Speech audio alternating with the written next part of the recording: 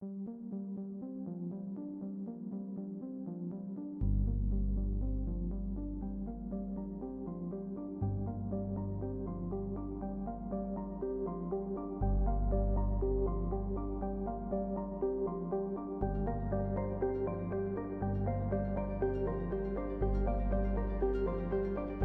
speech volume is now +10.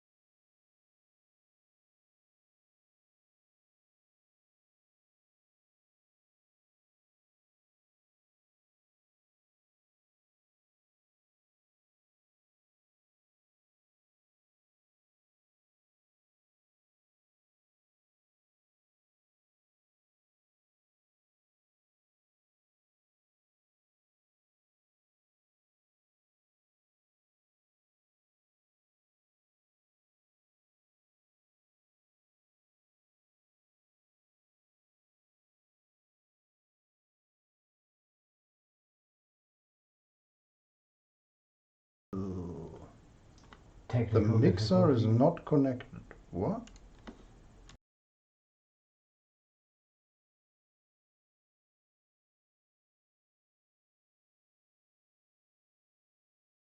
Wait, is it now? It's okay. This is the wildest stuff I've ever seen. It only works. Sorry. The mixer only works as long as I have the properties for it open. That's new. Oh, yeah, it seems a bit buggy. Let's use that one. USB. That should be good. Okay.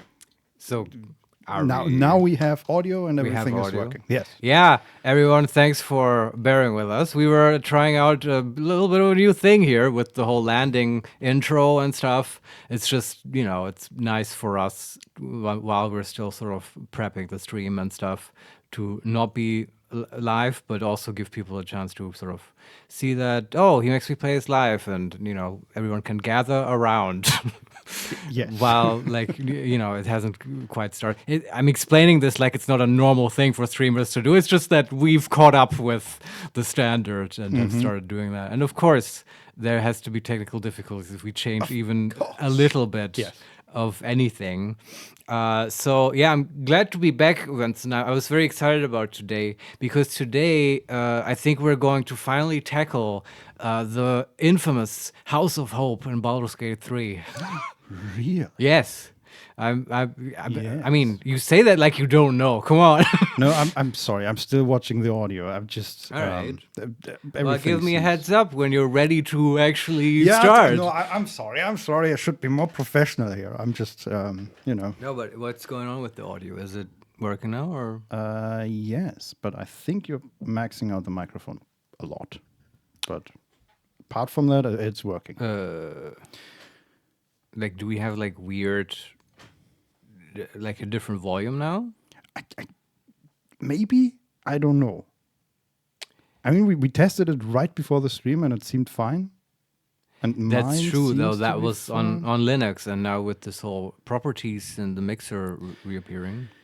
Like, can you have the laptop there? I mean, sorry everyone, we're just back in technical difficulty land. Don Solarione, hello guys, audio is fine. Hey, Perfect. thanks. That is Okay. actually the Yes. most like reassuring thing. Thank you very much. Welcome to the show. Okay, I'm just going to close OBS so I don't have to look at it. Yeah, that's good. Take a deep breath, Vincent. Focus, okay? Be present with me. Let me be your Rasputin for a moment. Wow, okay. And hypnotize you into the world of Baldur's do. Gate. Right, where we're going to. I'm really, really excited. I was looking forward to this basically since we started playing, because immediately, of course, on Reddit I heard about the House of Hope. And Immediately. pretty much, yeah. It's that? Okay. I didn't expect it to be that famous.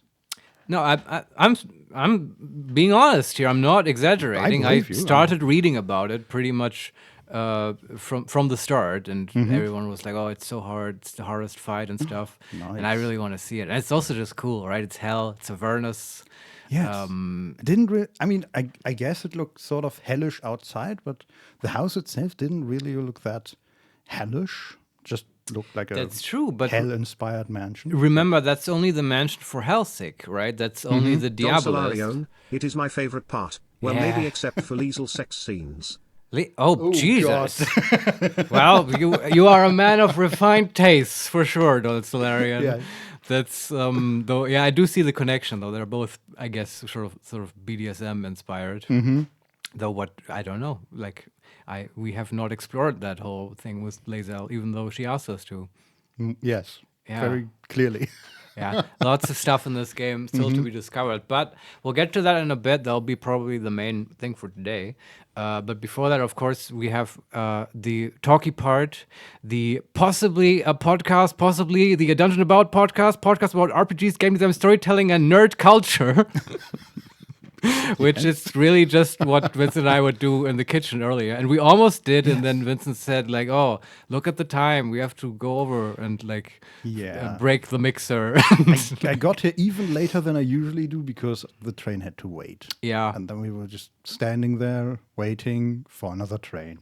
Yeah. That's always fun. So we do have a little bit of catching up to do. Although there's like it's again like last week, it's like there's no really focused topic. But I mentioned this earlier to you. The Summer Games Fest is coming up. And I feel like I don't know. It's probably one of those things again. We both know nothing about it. It totally caught me off guard that it's coming up already. I feel like it just happened, but that was last year. Yeah, and that was the Winter Game Fest or the Oh, there was also the Game Awards. yes, but that's a different thing, of course. yeah, no, but that's what I'm thinking about. Yeah, me too. But like I remember Summer Games Fest, we noticed it a lot because they featured what's his name? Our favorite game designer. Mars First Logistics. Ian McLarty. Ian McLarty, thank you. The name was escaping me. I think he was featured there, and then one of our videos sort of blew up because of it, and that was fun. Yeah. But that was a while ago, I guess, and that was last Summer Games Fest. This Summer Games Fest, I don't know if Ian McLarty will be featured again, which is the only thing I care about, really. Because like his game has been released, the Mars First Logistics. Yeah, still in early access, I believe. But Really? yeah. Oh, okay. Haven't been hearing much about it. Haven't, really. It's not really a game for us so much, even though I like the concept of it. Yeah, I've heard that there were regular updates, and it's interesting. The whole YouTube thing fascinates me because every time they released a patch, you could see a spike in our video. Yeah, it's really weird how that works and Yeah. stuff. And you can also get totally obsessed with it. But we do our best to completely trash our YouTube channel by just playing Baldur's Gate 3 exclusively Yes. all the time. Uh-huh. So, like we've got this whole be authentic thing down, I think. Yeah. No time for YouTube. We have to play Yes. more. If by authentic you mean unprofessional and disinterested in growth of any kind, then we got it down. But put a pin in that. Apart from Ian McLarty, I am sort of curious though about Summer Games Fest. Is there anything that we're anticipating? Any big announcements?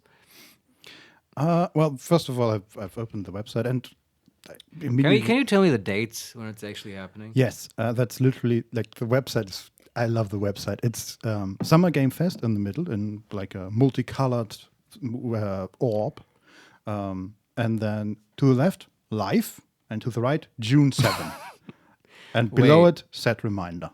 Oh, I mean, that's what you want from a website like this. But why live? Live as in Yeah. live. Okay, yeah, never mind. Yeah, and then on the top left is a countdown: 8 days, 4 hours. Okay, so it's like Friday next week. Mm-hmm. All right, interesting. Yeah. Oh, you can interact with the orb. It's like bubbles. It's like a out. JavaScript thing. Cool. Wow. What a good omen. Jeff Keighley knocked it out of the park again. Yes, fantastic. I mean, look, actually, do they say anything about? Didn't they release who was or which companies were there, or was that a leak? Yeah, no, there were lots of leaks from what I heard, and it's, I don't know, some people were a bit frustrated by it, I guess, and not just the people whose stuff got leaked. It's just, you know, because it defeats the purpose, kind of. You want to watch this together as a community, right? And then be surprised at the same time by, wow, they are making Baldur's Gate 4, amazing. No, they're not actually. That's not going to happen. Don't get your hopes up. But and then all the leaking sort of, like, I'm not interested in talking about leaks because it sucks all the surprise and fun out of it, in my opinion. And it's also just a shitty thing. And it's like, did you notice how that's been happening more often? Like, it used to not be a thing really at all in like the games industry, I mean. And now I keep hearing about it, and especially like influencers, like YouTube people like us, kind of, but bigger, I guess, like leaking shit and breaking NDAs. And it's really, I don't know, it's very unprofessional. Did you hear that about the new Valve shooter thing? Yeah, that was leaked as well, right? Yeah. The how do you call those? A hero shooter? Like in my day, Like those Overwatch and stuff like yes, in my day it was just Team Fortress, but I guess now it's called Overwatch. that. Like, Sure, right? but Team Fortress, I mean, It's ancient, I know. yeah, and it's also, you don't have abilities so much in Team Fortress, but I guess You kind of do though, yes. because they have Yeah, really yeah. weird weapons and stuff. Yeah. I mean, I see that. I totally understand that Blizzard with Overwatch, they've iterated on the whole thing, and it's probably more fun. But Team Fortress. Not anymore. Well, I mean, Team Fortress is also kind of dead though, right? It's You like would think that, but it's not. It's Is it? still regularly in the top 10 in Steam. The It's top awesome. 10 most played in the last week, day, whatever. So that's cool, but it's just that this was years ago now. But my experience with Team Fortress 2 was always that I would log in and go on some server, and then I'd play for a while, and people would even chat with me and stuff. And then eventually I would, in a disheartened way, would notice that, oh, these are all just bots. This is all just fake. This is not real. And that was a huge problem. Did they address that? But they did address it rather really? recently, like in the last 2 years at some point. Okay. And I haven't actually played it, so I don't know how bad it is now. But Well, maybe it's all different because you understand my problem, right? Because now I hear these statistics and I'm thinking, well, those are inflated. Those are probably all just bots. yeah, no, but I think that was sort of the how would you say, the resurrection of Team Fortress, Right. because I think a lot of people had the same problem that you had. Interesting, and yeah. stopped playing, and I don't know how technical they got, how advanced their anti-bot system Right. got, but I do know that they gave the actual players a lot of tools. So it is much easier to kick somebody off the server, for example, Okay. if enough people agree, stuff like that. That makes me hopeful. Well, maybe we don't need more action hero shooters then, because Team Fortress 2 is Unless- pretty good. Unless it's the same company that did Team I know, Fortress 2. isn't that weird? Yes. But it's maybe, it's so Valve is a weird company anyway that nobody understands, Yeah. and maybe it's just a different segment of the company and stuff. And it's Maybe. also like this, there's like space in the world for like 2 Doom games, right? Or like Doom-like games and 2 strategy games. You can have multiple iterations or versions of a hero shooter. That's fine. And Team Fortress isn't going away. That was also just it's one of those games that just makes me happy to think about Team Fortress 2 in particular because it's just like so full of fun, and you feel like the people who made it had a lot of fun with it, and just the whole vibe and the aesthetic is so wholesome. Yeah. In my opinion, I just love that.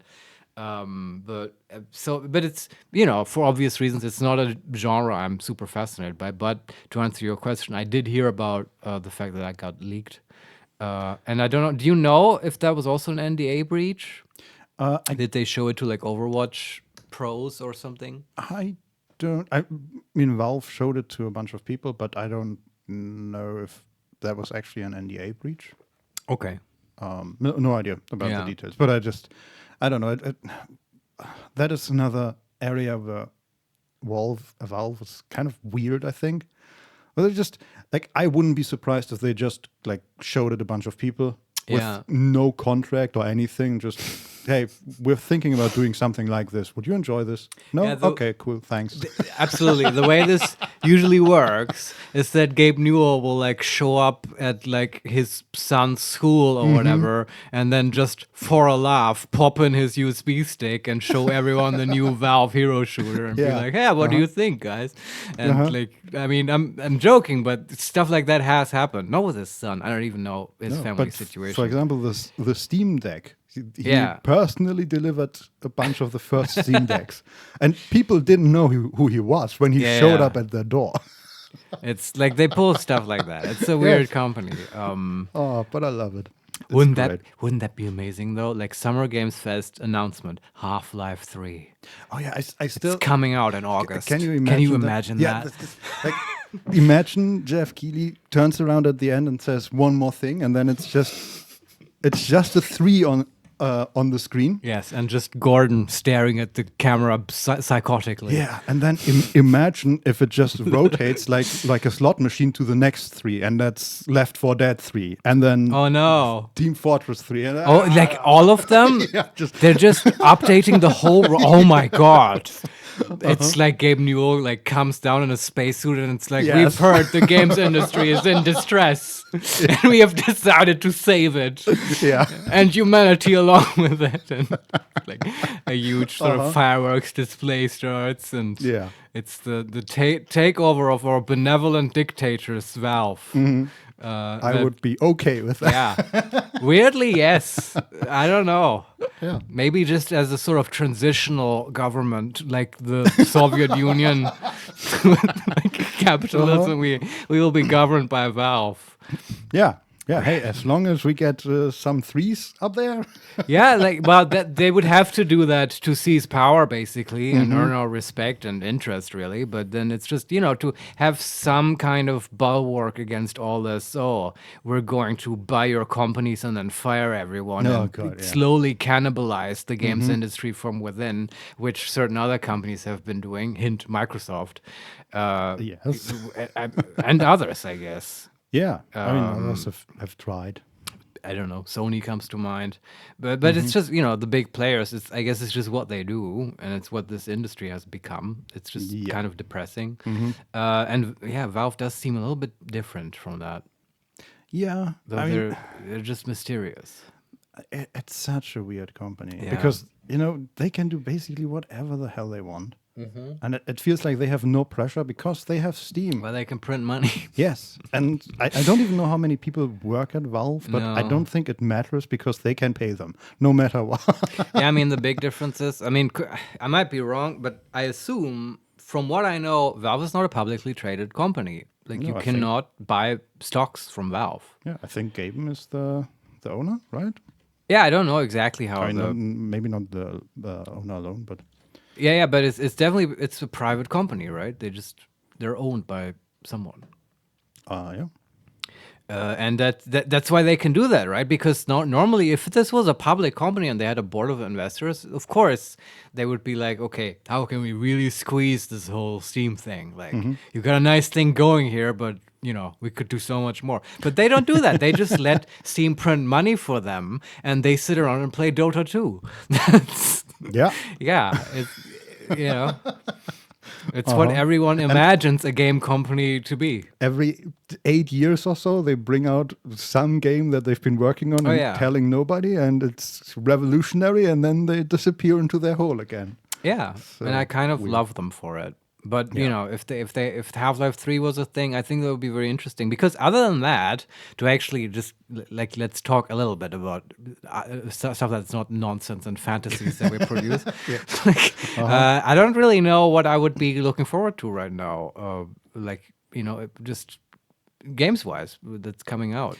Yeah, I think the stuff that I am looking forward to is not yet at all ready to be released. Like what Larian is cooking. What Larian is cooking. Sure, but that's like 5 years down the road. Sure. Mm-hmm. They also just released, so that's gonna be a while.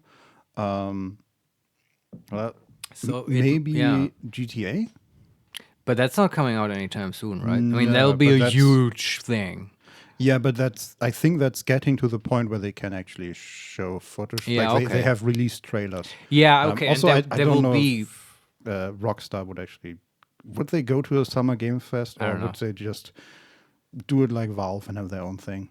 Or Blizzard, I guess. I feel like they are certainly big enough. They're almost like the biggest thing in games. It's just, it's not... Like I played GTA while I was growing up. Of course, I loved that series. Of course, I know it. It's just that you and me were not quite the demographic, I think, who is like super into those games. But I mean, I enjoy them. No, me too. But it's I'm making a different point, and I'm phrasing it badly. My point is the demographic that likes GTA and is anticipating GTA 6 is huge. Yeah. Right, and it's like. Yeah, it's just, orders of magnitude bigger than our little RPG scene, I guess, is what I mean. Do you know what I mean? I guess that's what I'm trying to say. Yeah. RPGs are a niche compared to GTA 6. Oh, absolutely. I mean, GTA 5 is, I think, the second most sold game ever. Yeah, what's the first one? Tetris? Minecraft. Oh, yeah, that makes sense. Yeah, and it's like they have, I don't know, when did they release it? Like 2014 or so? And... I mean, they did Red Dead Redemption 2, I guess. But basically, they've been living off GTA 5 money forever. Yeah. Though Red Dead is also big. Yeah, sure. But compared to GTA, it's... negligible. Yeah, despite the fact that compared to anything else, it's still huge. Yeah. It's like GTA is ridiculous. And I think the demographic is... neither of us or anybody in this niche area we exist our little corner is, I think, very interested in the multiplayer and the RP stuff that people do. All right, in yeah, GTA 5. I think we've talked about it before. I like that it exists. It's just not something I engage really. Totally. But I did, like, I think apart from San Andreas, I've played every GTA since at least Vice City. I played a little bit of 3, and I enjoyed all of them. Right. And I will probably enjoy number 6 as well. I'll definitely play it. So I will enjoy watching it from the sidelines and seeing it unfold. And I am interested in, like, Rockstar always had they had very interesting takes on sort of Americana, right? That sort of outside perspective on U.S. culture, and how they sort of like they do satire on it, right? And that's sort of interesting. And I don't know, the world's changed since GTA 5. I think that's fair to say. And I'm interested in what they have to say, honestly, because they're so big, right? I want to know what, I guess you could call it the story, but it's also about all the other stuff, right? The themes, the aesthetics of GTA 6 and stuff. Absolutely. And it's going to be on the East Coast. We know that already? In fictional Florida. Man. Oh, boy. Yes. But it makes sense. Stories to tell. I mean, come on. It's like, this is actually my secret favorite GTA, GTA Vice City, right? The one that's in the 80s. Yeah. And wasn't that already sort of set in Miami? Yeah. That's what it felt like. Yeah, definitely. In like 80s Vice City. Miami, right? And that's Florida. So, I mean, because when you said Florida, I thought, okay, are we going to like ride hovercrafts through the Everglades while like strumming our banjo, because that's Florida too, right? Yes. But you also have like cocaine-fueled motorcycles, in Miami. That's Florida as well. Yeah. Or are you going to ride Disneyland roller coasters in Orlando? I don't know. By the way, I looked it up. That is Disney World. Disney, is that the big? So, okay. So we're done with Summer Games Fest. We don't know what's going to happen. Yeah. But we do look forward to it. Yeah, I do look. Yes, I will say this. Okay, and then we have to talk about Disney shit for a moment. Yeah, okay. And I do promise we will play Baldur's Gate today. This is a wild podcast. I know. I'm just looking forward to be surprised from Summer Games Fest. I think it's going to be a fun event. Like Jeff Keighley has earned my trust, and I'll just sit back and relax and watch it, and hope there will be surprising things. And yes, surprising things, and hopefully many things. Because everybody... we're in a bit of a lull, right? Yeah, it sounds like the gaming industry is having trouble, and... Well, it's after that killer year last year, and now it's sort of, it's not that much on the rise. It feels like 2024 is like the last good year, and now it's sort of going downhill. Though I still don't know if I actually like fully believe that. We'll see, I guess. As I said, I want to be surprised in a good way. So, how do I couch this? So I guess we had a discussion about Disney, and it was really because of that huge Jenny Nicholson video, which I am totally happy, even though this has sort of, I guess it fits nerd culture. Like, I don't know how else. And I guess it's sort of about RPGs because... I mean, Star Wars. Yeah, and now, can we talk about this for a moment? Yeah. Now I have to go deep into this. Because, and this is actually relevant, because, Disney a while ago announced and also opened and had running a Star Wars hotel, right? In one of their Disneylands. Yeah. Like, I don't know where exactly. I guess in California, right? No idea. Yeah, but it doesn't matter. They had that thing, and what the idea behind it was that you can go there, and it's super expensive. Number one, like I don't know, think 4 to 6K for like 2 nights. You can't stay longer. It's not like a regular hotel. But while you're there, it's like it's extremely themed, and you're basically partaking in a bespoke role-playing experience that will, it's like you're not going to an actual hotel, you're going to a Star Cruiser, and you're like in space, and you have to get shuttled up to the cruiser and stuff, and then there will be actors, and there will be like sort of environmental storytelling and little games and events and themed food and stuff, and it's all like this huge experience, right? And that's why you pay so much for it, and so it was a very interesting thing to do by Disney, I would say. And apparently, famous YouTuber, I enjoy her stuff a lot, Jenny Nicholson, she went there and stayed there and tried it out, and apparently it was dog shit. I don't know. Well, yeah, at least. I mean, that's a bit not worth like 4 to 6K for 2 people. At least her experience was dog shit, I guess. I think not everyone out there had as bad an experience, and it's been closed by now, though, so it can't have been that great. No, I still think if you go there with your children and they just run around and do like little games and stuff like that. Yeah, but I think it could be fun. It could be fun, but do you want to pay like 6K for that? It's the thing. When you could go to, I don't know, like a park. Yeah. You know what I mean? And because depending on your kid's age, they have fun with anything, honestly. It's also like, I keep watching this one with my niece and my nephew, who are in like the 5 to 6 age range. And it's like, why do parents buy toys, right? It's like, you can just give them a plastic bottle and they will play with that for like half an hour. I don't know. It's, Yeah, but then you can't return the plastic bottle. Well, sure. No, I mean, I some things true. are more interesting to kids, and especially as they get older as well, they might be more demanding. But anyway, I was just trying to give context. That was like the video that came out. I highly recommend it. I will not retell the story of the video here. It's really good. And it also, I wanted to tell you this anyway. It also apparently got really big. I don't know. I opened up Twitter, I think yesterday, and I had a post by Jenny Nicholson where she was like talking about her interview with the Rolling Stone magazine, which was asking her or like interviewing her about her Disney YouTube video, which is, I don't know. That's the world we live in now, I guess. But I can totally understand that because I have watched stuff of her before, and though it's really well done, I never really got into it. And even after, like, I started the Disney video and just sort of watched it all the way through, and it's, I think, 4 or 5 hours long. Yeah, it's like a mini documentary series, basically. Yeah, and I still don't know exactly what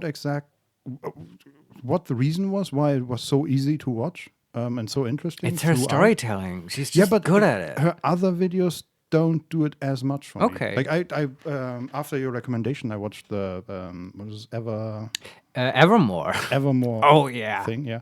And if you, dear viewers, enjoyed the Star Wars Hotel, you should also watch the Evermore video because it's also about a theme park that does role playing. But in that case, I felt like it was sort of depressing. Yes.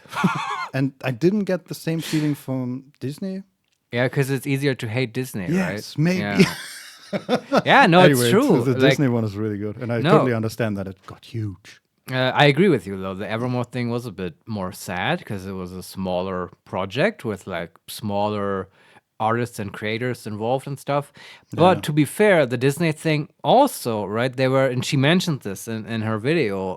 There were many like sort of very talented and passionate actors and creators and artists and stuff involved, and they all got sacked as well. And like, you know, and you can't just reassign them necessarily either, because you might specifically cast them to look like Rey from Star Wars or whatever. Totally. It's a really good video. Cannot stress enough how tiny that room looked in the Star Wars video. Looks positively criminal. For 6K, she should definitely not have had the experience that she had. Oh, you mean the cabin where she slept? Yeah. Oh, okay. Since we're now talking about this, Vincent, can you describe that room to me? Because I had a hard time imagining what that is. It like a literal cabin on a ship, like that small?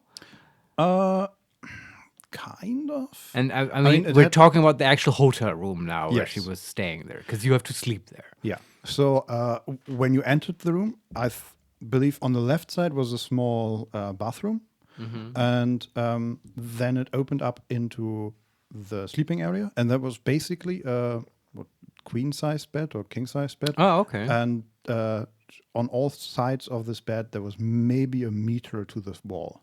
Okay, but that's a pretty big bed. I was imagining something much smaller. But it's for what, 5 people? But like for 2, it was okay, I would say. Wait, but do they sleep in the same bed? She made it sound like they have like bunk beds with like an upper and a lower. Yeah, that was in the wall between like the bathroom and the bed, basically. There was another bed in the wall. Yeah, and there was also where you have to climb up. Yeah. Okay. And there was also another one that you could lower down from, like that was flipped up to the wall. And I think if you lower that down, you can't easily traverse the room. For 6,000 American dollars, you two can live in a cyberpod. Yeah. Yeah. I mean, Like, the pricing is wild, right? Yeah, I think like for 2 people, that room was fine. Yeah. For 5 people, especially with children, that would be very small. Yeah. And it's for that price, it's insane. Like the videos she showed of comparatively priced rooms in cruise ships or in the Disney hotels, they're enormous. Like they're as big as your flat.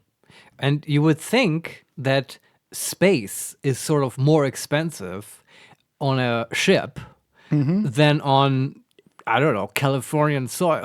Yeah, especially because she didn't really show what was in the vicinity of the hotel, but I think it was pretty much standing on its own.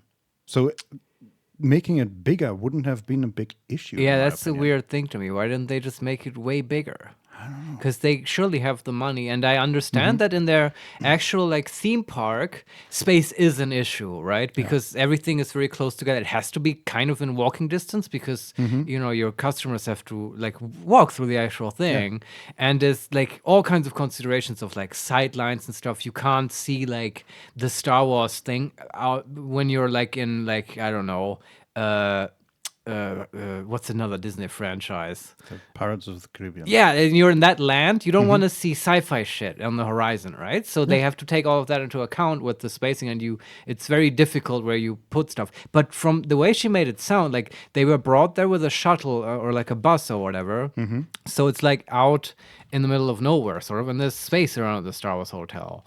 And then why not just make it way bigger? Like, are you really like? Why would you nickel and dime the construction, Disney? Why?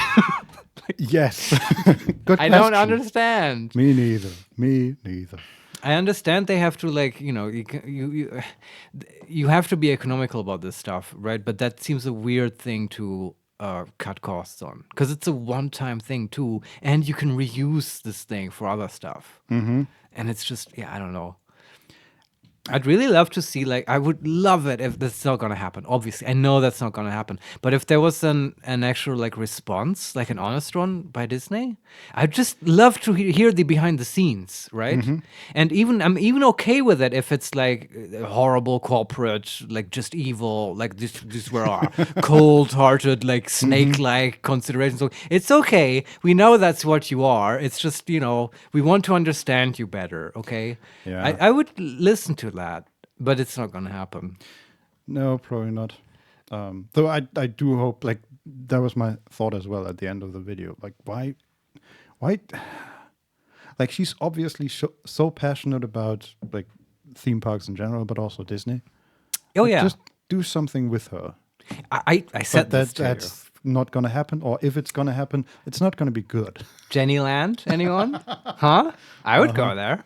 I mean, probably not because it would be in America, but like Jenny Land Europe, I would go there. I said this to Vincent, like they should just give Jenny Nicholson like a bunch of money. Like how much would she need? Let's start with like 500 million and then just somewhere in Utah open a theme park that is like her vision of what a perfect theme park would be. Because she is so Knowledgeable. yeah, she's so knowledgeable and she's so critical and like I mean that's why I love watching her. She manages to be I love some of the commentators accusing Jenny of, quote, having the wrong personality for her bad experience during the trip. The diplomatic version of have you tried smiling more? Yeah, that's yes, it's wild. I love seeing all of her Twitter posts because she says exactly that I don't know. There's just people out there who will they would follow Disney into death. I think. Yeah. I mean, even in the video, she showed a lot of posts from people that had similar issues, and the responses were, in very many cases, well, maybe you didn't play it right. Maybe you made a mistake. Maybe you okay. To be clear, in her case, the app that connected her with the Star Wars game that was going on and that was supposed to track her progress on different quests and with different actors and all that just didn't work. Well, but what the fuck? Like, why didn't that work, right? Yeah, That's exactly. not her business. And honestly, like, listen up. Like, if I'm paying upwards of $6,000 for a 2-day vacation, I feel entitled to make any fucking mistake that I want. And you bet I am entitled to, like, not smile at people because I am going there to Mickey Mouse Land, the land of smiles, in order for them to make me feel good, right? That's what I'm literally paying them for. Yeah. And so I expect them to be professional enough to, like, deal with that, right? And it's not, and that's very different from, if you're going to, like, Evermore or whatever, and they're they're being paid minimum wage to like do a role-playing thing with you. It's totally different. Yeah, Okay. where you can see the houses that are not yet complete before you even enter the park. Yeah, and it's then you might have to like actually invest a little bit and get participate more actively. But there, I don't know. I think it's so sad, her like talking about how she was so excited, very obviously, about her Amicia Taupe character, which to me is now Star Wars canon, right? Yeah. And she had a costume and everything, and would go up to those actors and be like, "Yeah, I'm Amicia Taupe, a sort of noble heiress from Coruscant," and they just looked at this adult woman with like confusion in their eyes and made her feel bad, like she's a Yeah. weirdo for doing that. When I don't know. I mean, they're all doing it. God damn it. Were they though? I mean, I could also see that many people, yes, will not do that level of role play. You know, right? I mean, like the whole experience is that basically, right? She's just Yeah. a bit more into it than I don't know the 50-year-old father of two Sure. who's sort of being dragged along. Or like kids who have never heard of Star Wars Yeah. and that's Are there fine kids too. who have never heard of Star Wars? I mean, yeah, if you're if you're a new human child that just out of the factory. yeah, that just hasn't experienced Star Wars yet. Like somebody has to show that to them. Like and the list is long of important nerd stuff. And like I keep Yeah. thinking about my nephew and my niece, like because they need to learn this stuff. Like where do I start? Lord of the Rings, Star Wars. There's like a billion movies and stuff. Like and Have you heard that they're making a new Lord of the Rings movie? who I don't even know. Yeah, apparently Peter know. Jackson is involved too, and I'm just But he's done them before. yeah. We have Lord of the Rings movies. Yeah, I don't just- need any more. yes. Who's making it? Disney? Are they behind this as well? I don't know any details. I don't know how much is known at this point. It's very early, and my reaction was the same. Like we I got the mean, Lord of the Rings. we even and have the then- Amazon show. Yeah, and then The Hobbit was not was problematic for a lot Yeah. of reasons. Also made by Peter Jackson, but not from the very start. Yeah, that was There- not his fault. Yeah, that was I don't blame the him whole for that. a whole thing. And then we got the Rings of Power, and no. Yeah. And now they continue to cannibalize it, and I'm just not into It's it. like everything else. Yeah. But oh well. I think that was my point, and I guess that's the last thing I'll have to say about this. But it's that would set everything right, I think. And that's my vision for the future. Valve takes over the games industry. Jenny Nicholson starts her theme park after the collapse of Disney. Yes. And like that like I don't know, that would make me very excited. Like and I like, why isn't that a real thing? Why isn't that happening? Because if she's so big, man, she gets interviewed by the Rolling Stone and stuff. If she just opens up a Kickstarter, like, hey, kick me some money, I'll open a little bit of a theme park. Yeah. Don't you think she would make millions? Probably, but I really have no idea how expensive a theme park is. Yeah, I don't know either, but I know who would know. Yes, Jenny Nicholson. that's maybe why she hasn't done one yet. Yeah, Also, maybe. Arione, so it was a realistic Star Wars under Disney experience after all. You expect to have fun, pay the money, and then get scummed. God damn it, you might be right. Well, yes. you mean because like that's the same experience we've had with all the movies? Yes. Kind of. Although I did like some of them. I enjoyed The Force Awakens. Yes. I thought Kylo Ren was a cool iteration on Vader. Okay. I mean, you don't have to agree. My point is I'm not like by default I'm not gonna shit on every new Star Wars thing. Like people like The Mandalorian, I haven't watched it. I know you liked Andor, Yeah. right? There are some good things, definitely. The Mandalorian, Yeah. the first 2 seasons were pretty good. I haven't actually watched the third one or the whole connection to Boba Fett because that, I don't know, Right. that didn't feel very interesting to me. But Andor is absolutely brilliant. And what was the other one? Solo, that was not so good, I think. No, there was Ashoka. Oh, was yeah. the other one. That was, I mean, And Obi-Wan.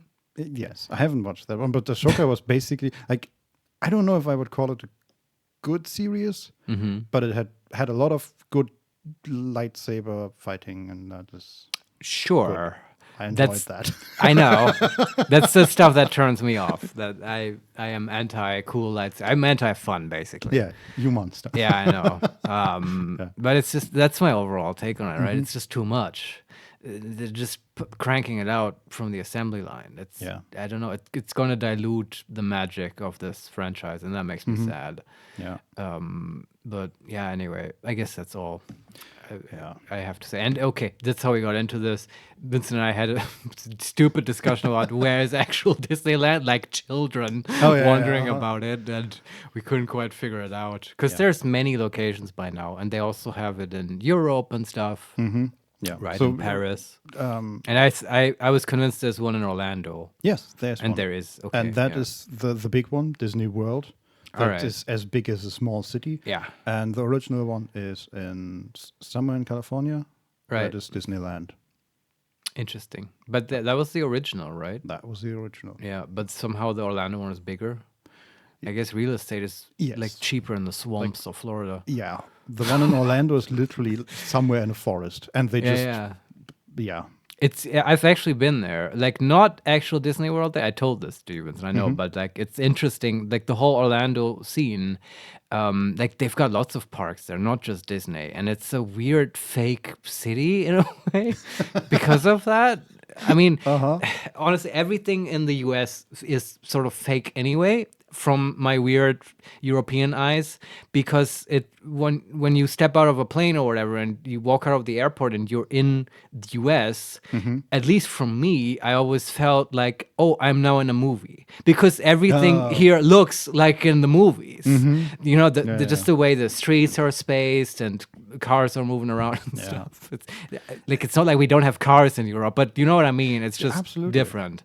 I mean, I only visited the East Coast, Right. and that has been like that was 15 years ago. But I distinctly remember walking through New York and feeling like this is like sci-fi bullshit. Yeah. Because the houses, like the skyscrapers on either side of you, are hundreds of meters high, and it feels so surreal. Yeah, it's wild. Because that's not how European cities work at all.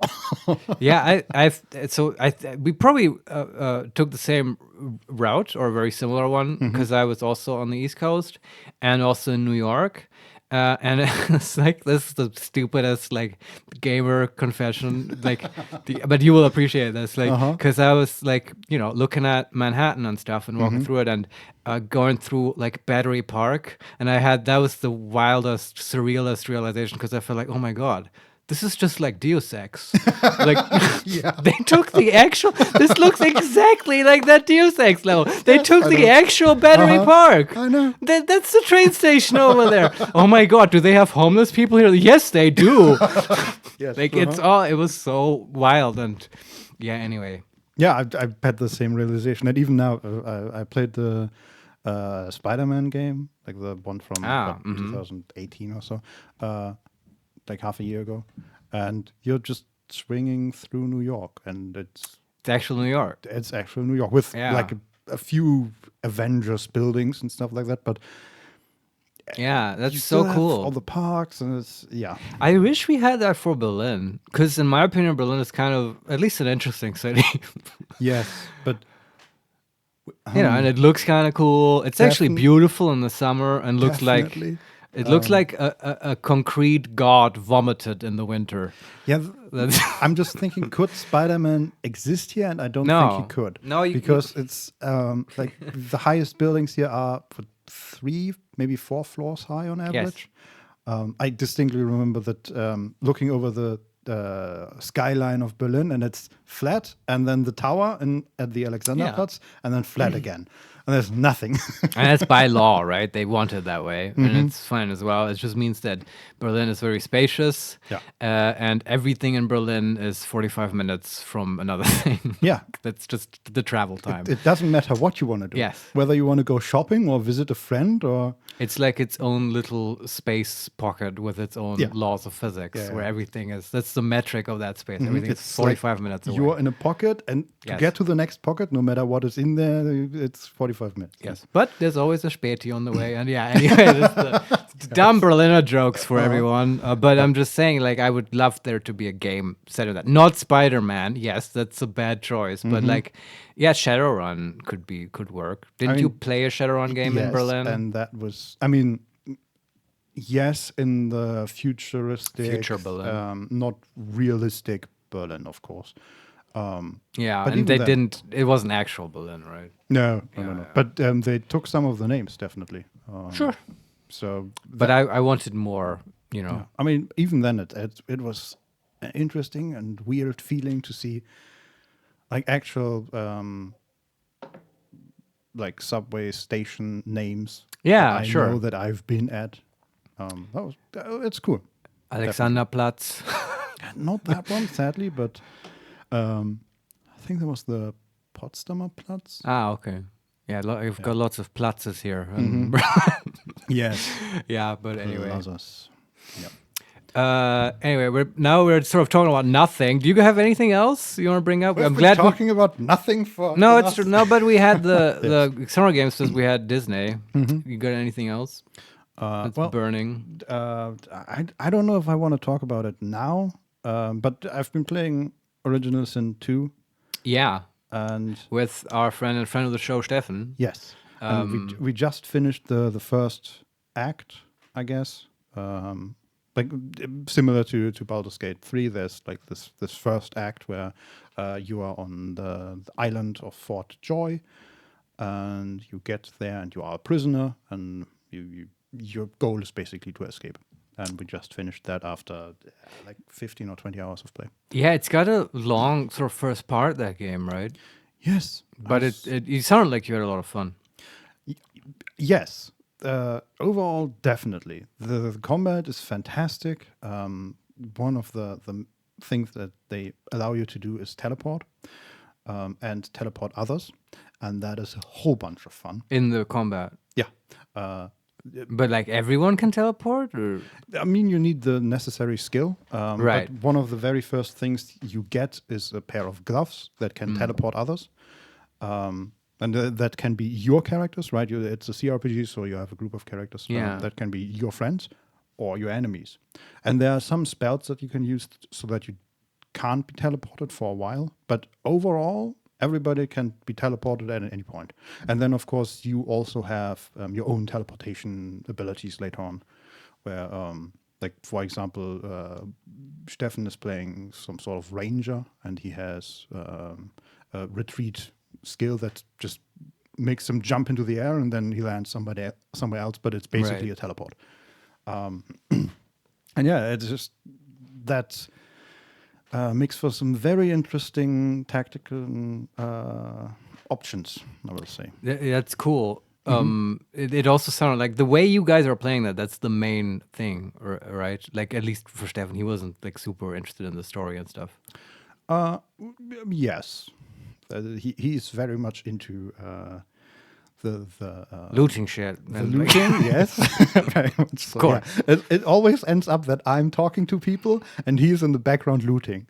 Yes, just but- like real life. Yes. It's weird. Though I have to say, in especially the last episode, we switched that or flipped that. for Oh, some really? reason. Yeah. What happened? He found a character That he and- really liked, and then he actually ended up talking to them. Yeah, it was just a very powerful trader, and that got him excited. And then he talked to the character, and meanwhile, I was looting the entire room and like finding hidden switches. And every now and then, Steffen would ask, "What was that?" I just found a hidden switch, opened another Oh, door. I was thinking like the trader asks like, "What was that?" And Stefan is like, "Nothing. Just keep keep talking to me." That is definitely something we do. Where Distracting people. Yes, he is the thief, and he also used to play a lot of thieves when we played TTRPGs. Yeah, it's weird. It's like everyone has their set archetype, right? Yes. Like I've played a wizard once, maybe. Yes. Yeah. So I would, I as the stalwart warrior would talk to people, and he would sneak up and loot all their shit. Yeah, it's great. That's It's pretty great good, if yeah. that works in the game. Yeah. And also we are both playing undead, and we're just Yeah, that always struck me as a weird choice. sort of evil undead who are very focused on just getting this shit done. Sounds almost like a sitcom. Yes, sort of. it's Yeah. really funny, especially every time like the game tries to tell us that we shouldn't be doing something. Like we find somebody that's just close to death already, and there's blood everywhere, and they say, I tried to open that door, and that cursed me, and you shouldn't do this. And we're both just looking at us already, reaching our hand out because we're undead. What are they going to do? Cool. Yeah, Like it's really fun. 2 ghouls, 1 loot crate. Basically. Yes. No, I guess you're not ghouls. Uh-huh. Yeah. Yeah, the combat system is really fun. What do you see as the main differences to Baldur's Gate 3 from DS2? So for one, it's definitely the game system is different. Of course, Sure. Baldur's Gate uses 5th edition, and Original Sin used their own sort of classless system. That is super cool. Like everybody can do everything. Basically, you just have to put the necessary points in the respective mage or fighter styles. Sure. It's sort of like I've never played 4th edition, but it's sort of like I imagine 4th edition was, where everybody has special abilities, even if you're a warrior. Yeah, like a daily ability, Mm-hmm. and just like everyone has cards, and like yeah, and as you said, everyone has the same. It's a classless system. 4th edition isn't classless, but Yeah, like yeah, all the classes they follow the same structure. Yeah. So as a warrior, I started with like 3 abilities Yeah. that basically work as crowd control. It's really good. They also have this, staying with the combat system, they have an interesting armor system where you have physical and magical armor that basically works as a shield. So as long as you have physical or magical armor, you can't be affected by certain abilities. Like my CC abilities Right. as a warrior can't CC you as long as you have physical armor. And then behind that, you have your normal HP pool. And compared to 5th edition and Baldur's Gate, I feel like the health bars, how would I say that? Like flip around a lot more. Like there's a lot more healing and Okay. gaining armor. Sounds and a losing bit armor. more like an MMO. Right, which would also fit with the 4th edition comparison. People said that's like Tale of WoW, and I just associate that with the raid situation, right, where the tank's health bar goes down, and then you have to heal it back up again. Yeah, kind of. I mean, it's still round based, of course, but Sure. apart from that, yeah, I think it is more akin to that. But do you think it's substantially different? Like, obviously there's mechanical differences, but do you think, like, especially playing with another person, multiplayer, with the dynamics of, like from a sort of more bird's eye view of the whole play experience, would the dynamics with Stefan be different in Baldur's Gate 3 because of the different mechanics? I think a little bit, because we often help each other out in combat. Right. So where in 5th edition, right, Butterscotch, for example, goes up and casts a spell and then CCs everybody, and that's sort of her contribution. In Baldur's Gate, in Original Sin, we encounter often situations where we actually spend half our turn just healing or supporting the other person. Where, like, for Right. example, Stefan would teleport me into a group of enemies. Or I would heal him or buff him or something like that. But I also have to say, we are sort of not playing the intended way, I think, because we're both playing without allies. And Yeah, both you ditched the other party, right? Yeah, we're playing lone wolf, so Yeah. either of us plays only one character. Yeah, that would not be for me, is all I can say about that. I have to say, I also started just to see what the other NPCs would do. I started a second campaign, I guess, in Original Sin, and I vastly prefer the sort of RPG version where you just play one character. Why is that? You didn't like the NPCs, or It's not that I don't like them. Some of them I don't like, but it's the same as with Astarion, for example, where characters that attack me when they meet me are not my friends. Sorry, Larry. But others are perfectly fine, and I enjoy them. But you still would rather play on your own. Yeah, it's just I still think it's basically the same problem that I have with the group mechanics in Baldur's Gate 3, where the setup is not that you have one character and then a group of supporting characters, but rather that you have 4 main characters. It's okay. I understand now. It's you want to be the main character. You want to be the hero in your story, Vincent. Yeah, and I also don't. For some reason, in this particular game, I don't really want to deal with all the inventory management and the skill Right. management and all that stuff. Okay. For some reason, I just enjoy the Krna, lone wolf. suppity sup. How are you gentlemen Hey, doing? welcome to the Hi. show. Doing good. We're doing splendid. We're looking forward to going to the House of Hope later. Yes. And I hope you will enjoy it too, and journey into hell with us. And right now we were just talking about a little bit of a comparison between DOS and Baldur's Gate. And I guess Vince prefers it's almost the Bethesda style of RPG, right? Because I'm almost the exact opposite, Vincent. And maybe this is why we complement each other so superbly.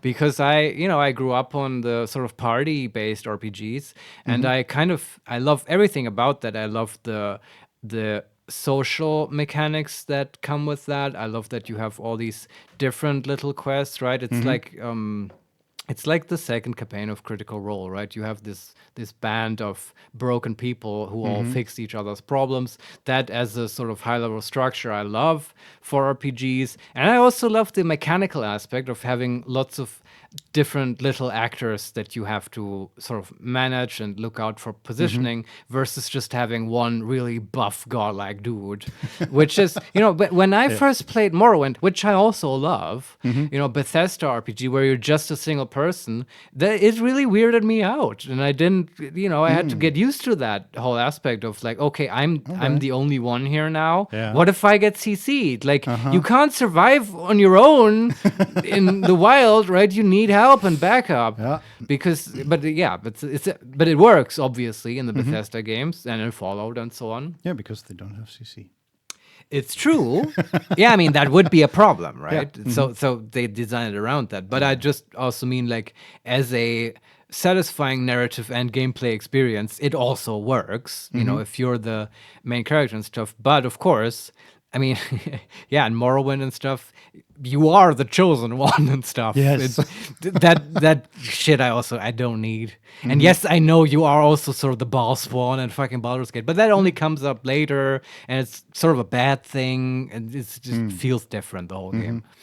In Original Sin 2, everybody is the chosen one. It's the chosen one, of course, yes. Which is sort of my issue with... I don't really have a problem with party-based games. I mean, I played Kingmaker and all that stuff. Or like War Tales, right? Which Yeah. I felt like you also like. Absolutely. Yeah. And there I didn't... Like, you don't even design a main character. You start with, I think 4 people. You already start with a group. For some reason in Original Sin 2 and a little less in Baldur's Gate 3, it bugs me. I think it's more the perspective change, where like we had that at the beginning of Baldur's Gate 3, where people would just approach us and then talk with other characters, or where we would talk as other characters, and they sort of fixed that. I guess that was a bug, or maybe that was something that they intended to do and then It figured has out. bothered us in recent times. Yeah. No, they at least. definitely patched that. Okay, so it didn't work as it was intended in the Yes. beginning, because I also thought that was a bit annoying at times. And in Original Sin 2, for example, there was a character that just wouldn't talk with my main character because they were an elf, by the way. The differences between the 4 different races they have are fantastic. In what way? Elves can eat people. What do you mean? People can eat people. Yeah, but they can eat people and gain their memories. Ah, And that is really cool. that is cool. I still remember that one time when I ate the leg of some enemy and I gained a skill. What the hell, man? Yeah, you was really definitely cool. play this game differently from how I would play. An undead elf who eats people. No, that is the second group. The undead are just Okay. undead. Right. That's their main Right. thing, and they heal from poisoning and they take damage from being healed, basically. Right. And undead. But yeah, these are the two that I've played, elves and undead, and they are very interesting. But yeah, because of the whole eating people thing, elves have sort of a bad name in the Yeah, I general could see public. that. I could see why. Yes, and there was a character that just wouldn't talk to my main character. Because you're an elf. Yeah, Yeah. Okay. no matter what I did. Well, you And, could have just eaten him, and you didn't need to talk to him anymore. I gotta go. Solution just came to you. Yes. Yeah. Yeah, but the solution to get the quest basically is then to talk with one of the other characters in your group with them, Sure. and it's You don't like that. It feels weird. Okay. I like that. I am Yeah, not only fair. okay with it, I love that you have to rely on other people, Mm-hmm. right? That's my whole point, that you can't just do this on your own. Yeah. You gotta, But weirdly enough, I don't have any problem with having that in combat. Right, I Right. generally enjoy having a party-based combat, but the RP. But this whole things- thing of, okay, now we have to like talk to the trader, let's send the guy with the most charisma Mm-hmm. and stuff, and like thinking about that. I don't know, I like that. Now we're talking to this kind of faction, better send the person who would have good standing with them, you know?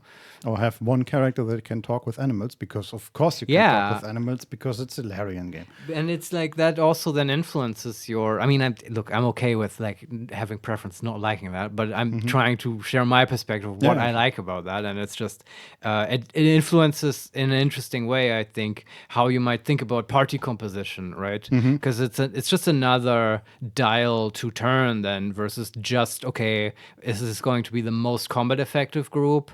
Like you might also consider okay, like this will tank our abilities in combat, but oh boy, having a gnome in the fucking group would be really useful when we travel to the Feywild or whatever. yeah. And Yeah. and then you can maybe just do it for a while and swap people out.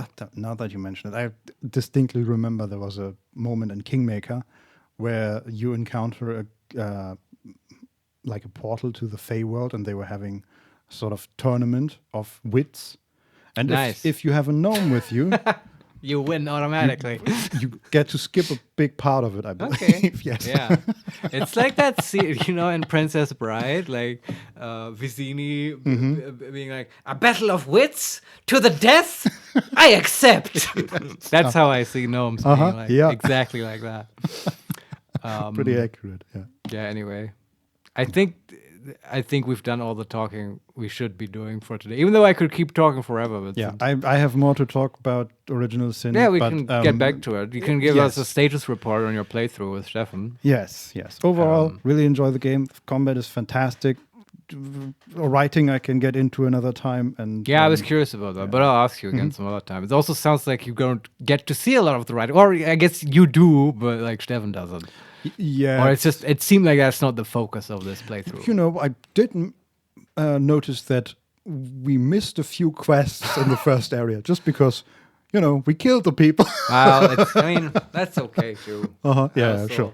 I've also stuff. Yeah, it's funny. We always go into this thinking like, we've got nothing to talk about today, and then an hour passes, Yeah. and somehow we've talked about stuff. But anyway, that's a podcast, I guess. Thanks for listening. We'll boy, yeah. hear you next time. I guess you will hear us. We will not hear you.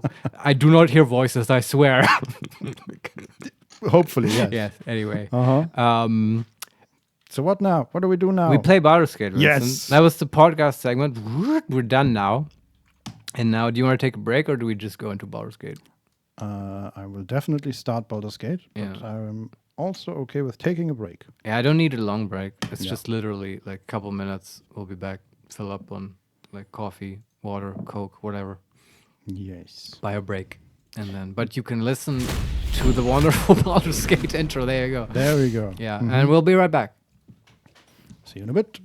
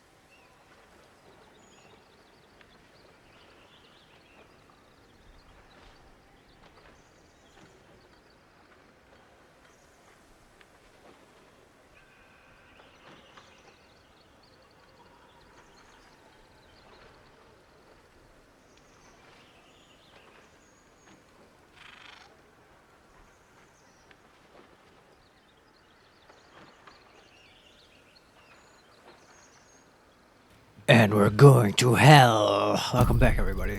Yes, chanting Yes, incoming. we are going to Avernus now. It's happening. You know what occurred to me, Vincent? What? So last time in Baldur's Gate, Yes. we were at the brothel Charez place, which was nice. And we met Raphael there. Right. And he had a discussion with the Githyanki and stuff because they were talking about the hammer. That's the whole reason we're going to his place. We want to steal the hammer. Yes. We can use it we can use it to free Orpheus and stuff. But that will Yes. probably be useful against the brain and so on. It all fits. But what I was getting at is the Githyanki there basically told us, meet me outside, we'll talk. And then we talked to Raphael, and we immediately left because we wanted to Did break he? into his place. Yes, we never talked to that guy. Whoops. I think it doesn't matter in the big scheme. He was just probably going to tell us, we need to get that hammer, break into his place. Probably. But it just occurred to me, it's funny how we just ignored that guy. Is it just a theme that we ignore Githyanki? Kind of. I mean, We were told that our longtime companion Lazelle has been kidnapped. yeah, it's And we true. sort of ignore Yeah, we're kind of ghosting her in the worst way. Yeah.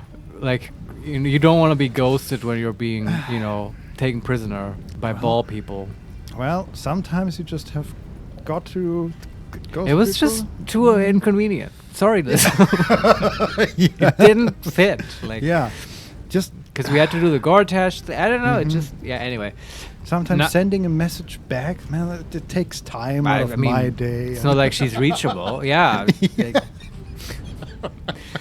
Well, I guess we are just horrible people. I mean, Oren probably doesn't have voicemail that we can. Yeah. Anyway, stupid jokes. Let's get into hell. Yeah, We're that- here now. We just got here through the Diabolist's portal. Yes, it's still burning behind us. We just have to remember to get her some ogre gloves. That's what she wanted. Gloves of ogre strength. Yes. Or I call them ogre gloves. giant strength, storm giant, something strength, giants, whatever. It's strength gloves. Yes. Maybe. Tomato Bee. Cheap viewers on tinyurl.com/J3TDDM3A. All right. Thanks. Not what we're looking for. Karlach wants to talk to us. Oh yeah, she's a hell person. Let's Yes. talk to her. Mhm. Gods, I can't believe I'm doing this. We're gonna get out of here, right? Yeah, I forgot about that. Whoops, sorry. She's like, we're now in the place where her awful boss / tormentor Zariel well- reigns. You can't be influenced by that, Karlach. Well, what can we tell her? We can say, of course, we just need to get the hammer and go. Sure. Number 2, only one way to find out. And number 3, go wait in camp if you're so nervous. Yeah, but I mean, Wow. can she? Is the portal still open? Could we Yeah. go back? Uh-huh. Okay. Yeah, but we'll be fine. Number one. Get in, get the hammer, and go. Easy. It is. Well, and the gloves. We won't get trapped here. We won't get dragged deeper into Avernus. We won't. She does sound On the bright genuinely side, my engine terrified. finally feels normal, like it isn't about to explode. Hmm. I got to admit, that's pretty nice. Let's find that hammer and get out of here before I get used to feeling like I might live. Interesting. Huh. Can we actually help her here to some degree? I mean, I don't think so. Probably I don't not. think that's in the game, but I know. feel it but should be. Yeah. Yes, I want it to be. Yeah. There are some. Again, we are in this. I think I described this last time. We are in this sort of square room. To our left and our right are elevated areas with 2 pillars of souls each, so 4 in total.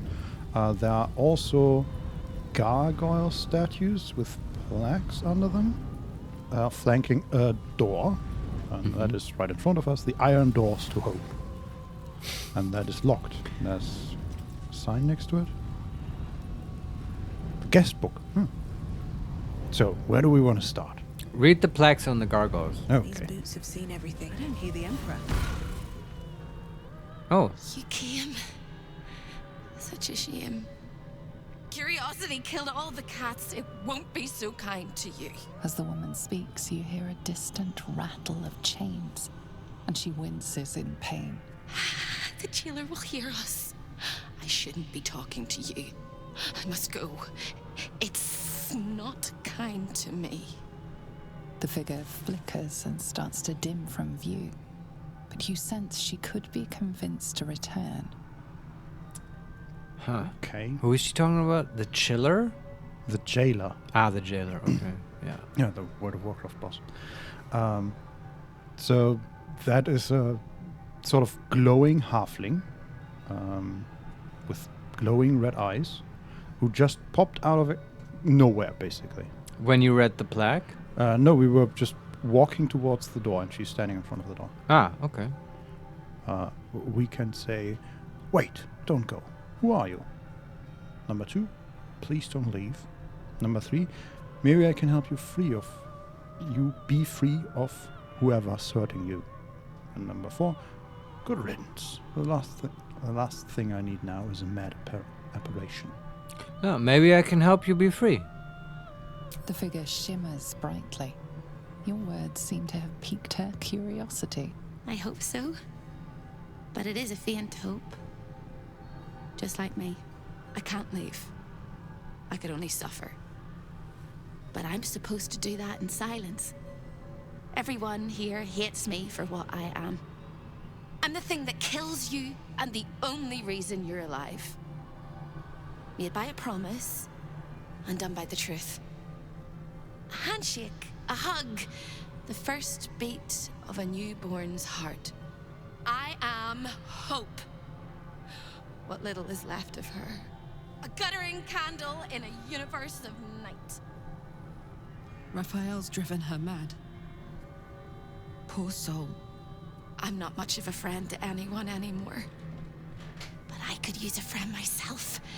Do you want a friend to guide you through this madhouse?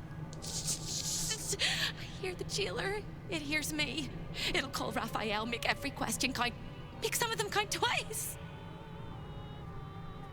Oh boy, this is intense. This is immediately so good. Yes. I didn't think this would be so allegorical, right? But it's like, yeah, hope is personified and it's chained up in this place. That's why it's Don called the Solario, House of Hope. Hope is the best NPC.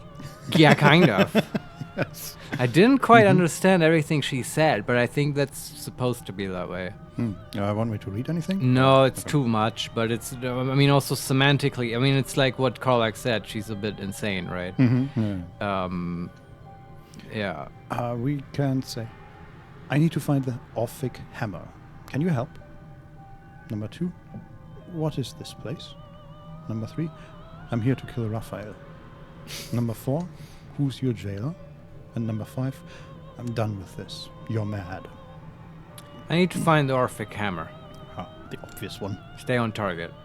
Discovered an ancient Gith prince in need of a savior? The Orphic hammer is the perfect tool for breaking all infernal chains. Hope can help. The hammer is here in this house. It's... You hear a sound like the rattle of a chain, and an agonizing scream in your head as hope flickers from view momentarily. Shh.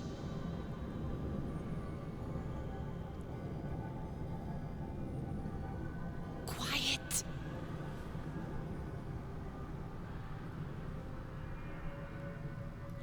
There it goes. Everyone here is mad. Even you, especially me. And that makes them dangerous, but it also makes them stupid. I'll make you seem as ruined as the rest of the people here. A simple glamour to make you a terrible wretch. She hexed us? Yeah. Now whisper your questions, little wretch. But really quiet and very clever. Concentrate. Okay. She's got a little bit of an Irish thing going on. A little bit, yes. So she changed our dress. So we were wearing that green dress. Yes. And now we are wearing a sort of leather cloak over some dirty grey-white rags, basically. Oh my god, do you have any idea how much we spend on that dress? This really is hell. Uh-huh. Oh yes. my, Jesus Christ. But we do very much still look like a halfling. Maybe even more so now. Yes. Well, I hope that turns back. Oh boy. We have number 1, intelligence. Focus on speaking as quietly and calmly as possible. Number 2, charisma. Prepare to speak in your finest stage whisper. Number 3, wisdom. Formulate your questions using as few words as possible. And number 4, wizard. History. Assume the familiar quietude of a student in a grand library. I mean, I always want to do the wizard thing. Mm-hmm. Feels similar to intelligence, but Yeah. I guess that works out. I mean, and it is- history will be rolled with intelligence. Yeah, exactly. So it should be intelligence plus a bonus because we are proficient in history, maybe? I don't know. I don't know if we are. I forget. We might be. Let's take wizard. DC 10. We have Yeah. plus 9. Yeah, and we're a halfling. We can't fail. Yeah. Okay, actually, like And we gain guidance. a 1 in 400 chance. Even then, it's not. Yeah. This is a pointless roll. DM, what the fuck? 9 plus 5 plus 4 plus 2 from guidance. 20 in total. Remember, quiet as a mouse. We can ask again. I need to find the Orphic hammer. Where is it? Number 2, what dangers should I prepare for? Number 3, is there any way I can help you? And number 4, where's Raphael? And now ask her about help. Can I help you? Mm-hmm. You can't help me. You can't even help yourself. You're gonna die here. Oh. You ask after me rather than your own heart's desire. It would bring a tear to my eye if I had not shed them all so long ago. The hammer is the key for you and for me. I was thinking that. Ah, we can use that to Yeah. free her. She said, right, the hammer is the way to break all demonic chains. Yes. And we can maybe use it on Will as well. Oh my god. We need this hammer, Mario. Oh my god, I could like dangle it over him for the entire marriage. Oh, I God. could have ultimate You power monster. over my husband. Oh my god, I think this is hell invading my thoughts. It is. This It is is. like I'm Ultimate thinking power. like an archdevil already. Yes. Okay, we have the other 3 questions left. I need to find the Orphic hammer. Where is it? What dangers should I prepare for? And where's Raphael? Ask about the dangers. Can the fly prepare for the spider? Can the soup prepare for the spoon? You're dead, dead, dead. All of them. The traps and the monsters and the humongous balls of fire. Well, Okay. that's you mentioned a couple things there. I'm gonna Yes, note that down. That's helpful. Karlach, do we have any resistance fire potions? Please hand them Well, out now. we checked that before, and we Yes. thought we Uh-huh. won't need them, which is probably true. Okay, next one. Where's Raphael? Behind you. Is he? I turn around. Yes, she Skipping did. across the plains, spinning plates, making deals with dukes and devils. He's a busy man. A busyness man. But not a man at all, of course. He'll be home soon, though, and you better find the hammer before he arrives. Well, final question. Yeah, Where is it?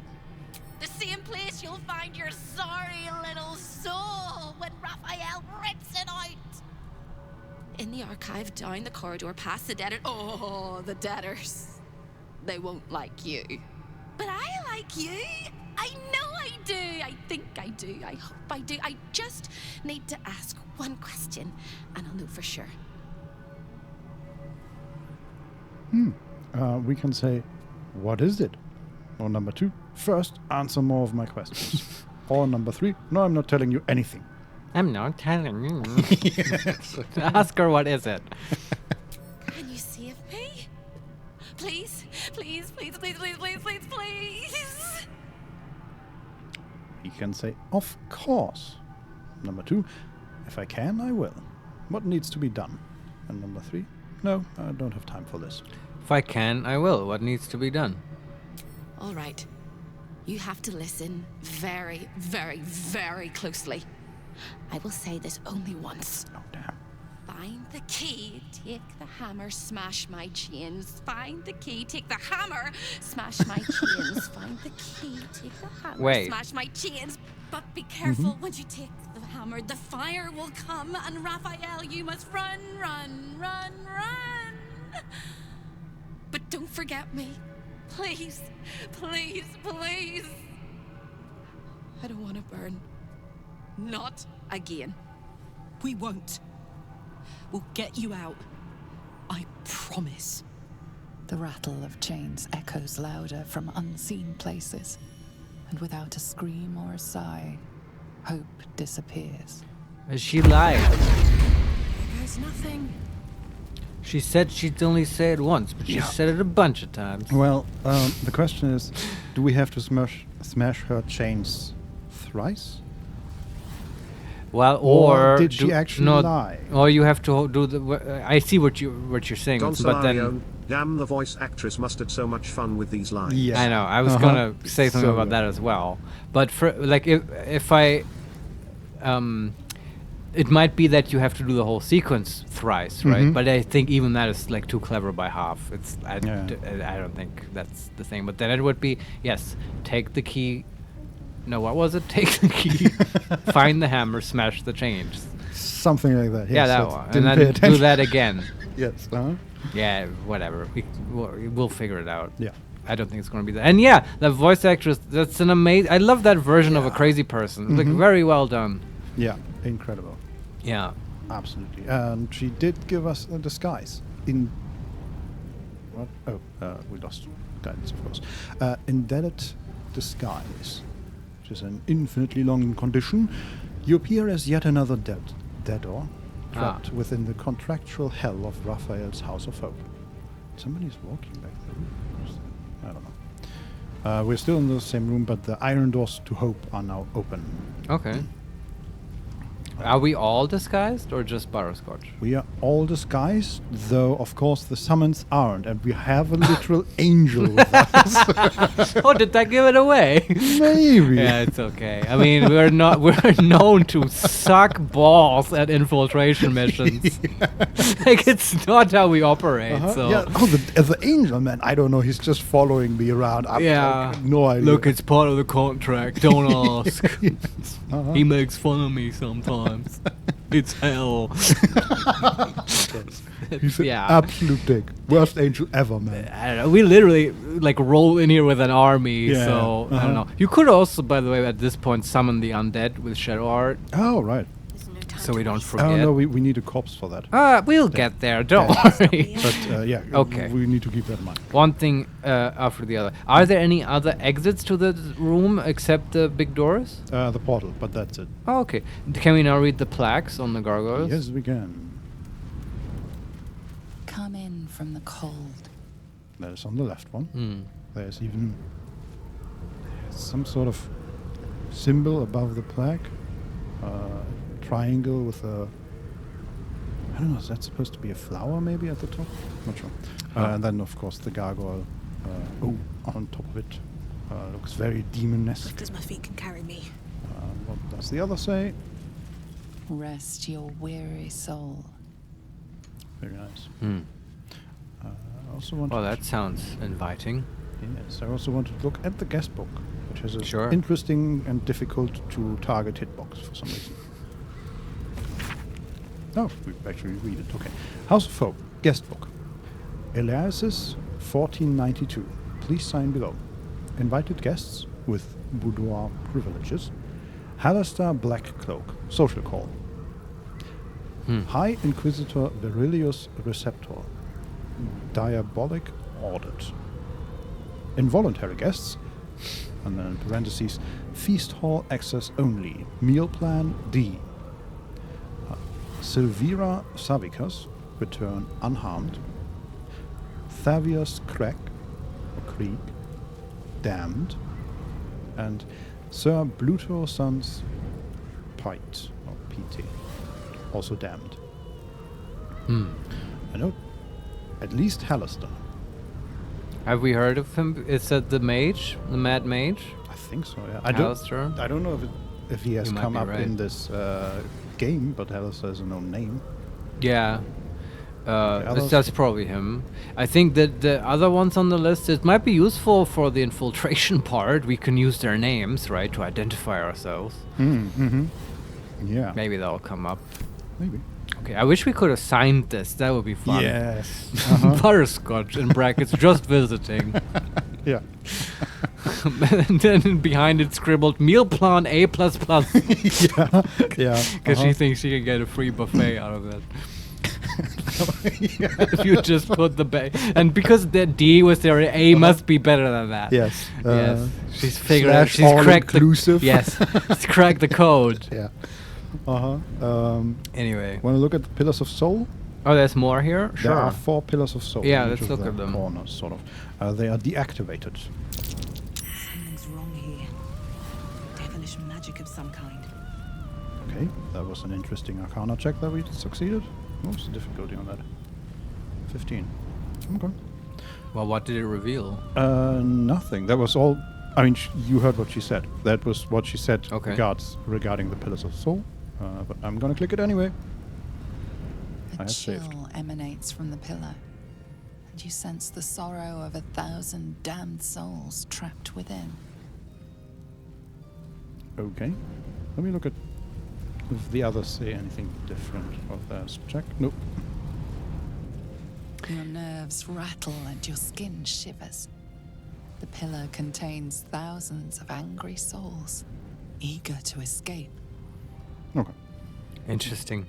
Reminds me of Planescape and the Pillar of Skulls. Mm-hmm. Yeah. And I'm also like they are deactivated. Well, how do we activate them? What happens if we do? Soul coin? Can we? Yeah, I mean we can't really interact with them. The only thing we can do Yeah. is click on them and then. You I'm heard sure what she we'll said. find something later that will. Yeah, but I'm bring us wondering back here. already. Right, this is the exit. Can we activate them to Leave? leave or create a distraction or something like I that? don't know. Engage the self-destruction mechanism. Yeah, basically. Okay. Ooh. So we exit through the doors. We enter rather, right? Yeah, we exit the room and Yeah, enter the House sure. of Hope. Yes, you're right. And there's a small bridge that gets us into the next room. And to the right and left of it is a chasm. And we see souls sort of in green energy. I assume souls. Yeah. Like rising. Do they out. look like the wisps that like Shadowheart's parents turned into? Kind of, very vaguely. They're Okay. sort of elongated green forms of Okay. mist, basically. Hmm. And flanking the next room are 2 devil statues. Look more, they're what are they not? Incubi, I guess. More human-like devils, and they're both holding up one hand, and an open hand towards the sky, and in the hand is. Just turn it around. Yes, that way.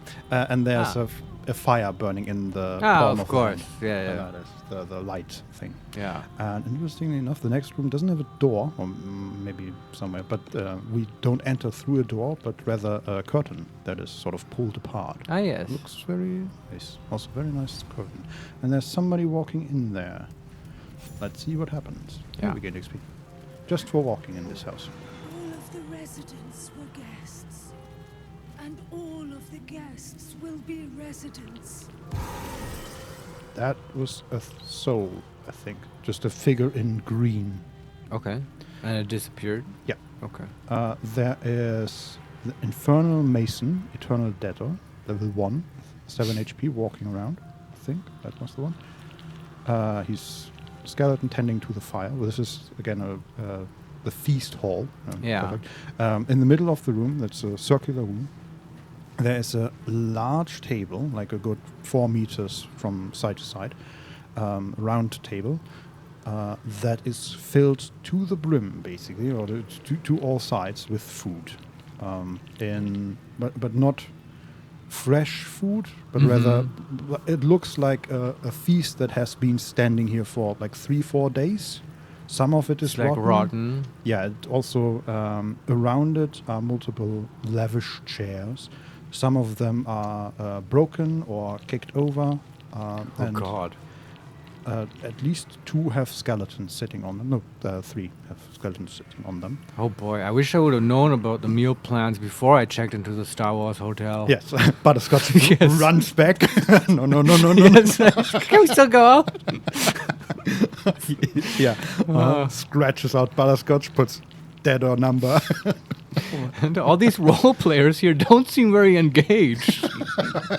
Talks to the Infernal Mason. Uh-huh. I'm a Methiatope. Okay, Butterscotch. Where do you think you are? I thought this was Disneyland. Anyway. No, it's not. It's Okay, very so much not. I guess we don't eat the food. Because this works, like, I guess this is one version. I was expecting a sort of super lavish, very enticing looking meal and food table. But then, you get cursed if you eat it and stuff, right? Yeah.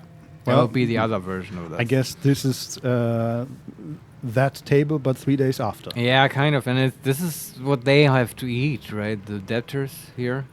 I mean, the skeletons are like they are called guests. Yeah, but they probably haven't eaten in a while because they're And- skeletons. They don't look like they're undead skeletons. They look like they're dead skeletons. Huh.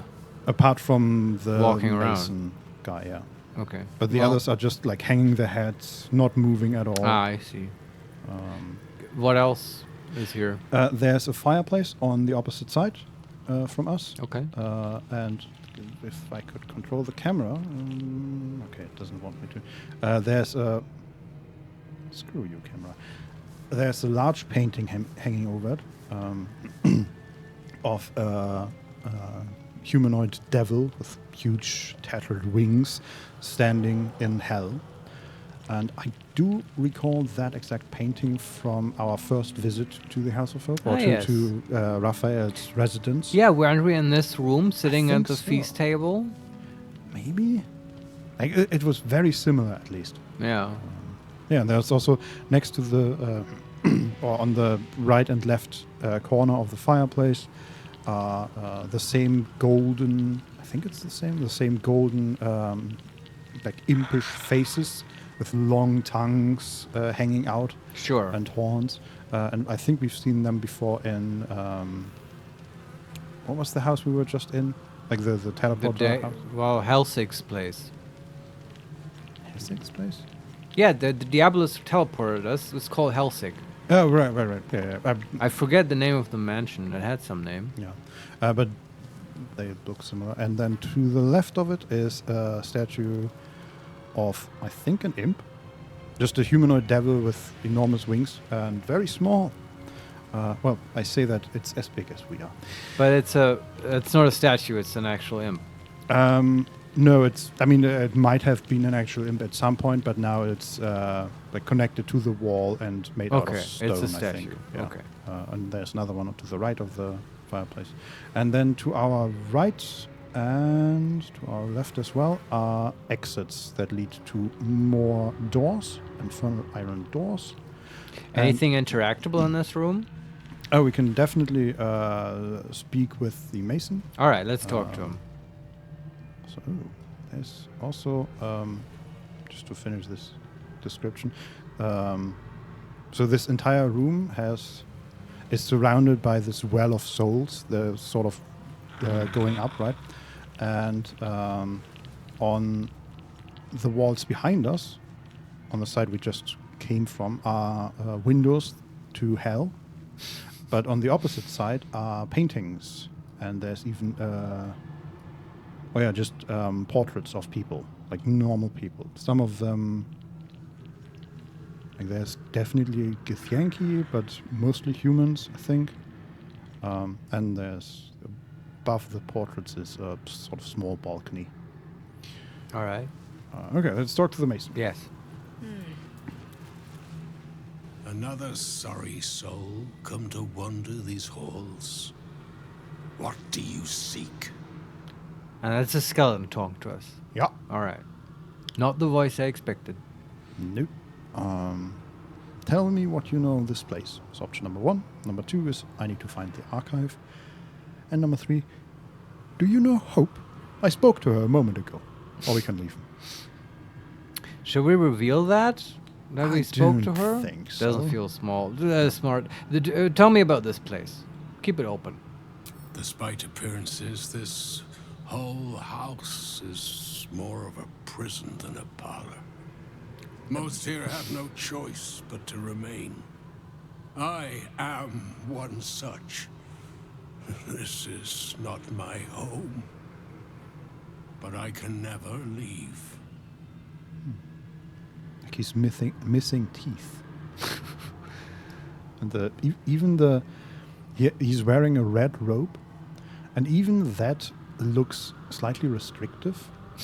Interestingly enough, like there are red bands woven into his skull, Right. and on his arms there are golden bands that sort of keep it connected to the.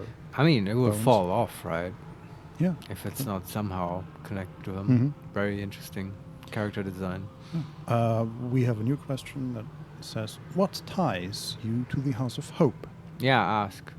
I was an architect in life, a builder of tombs and temples, but mostly of towers.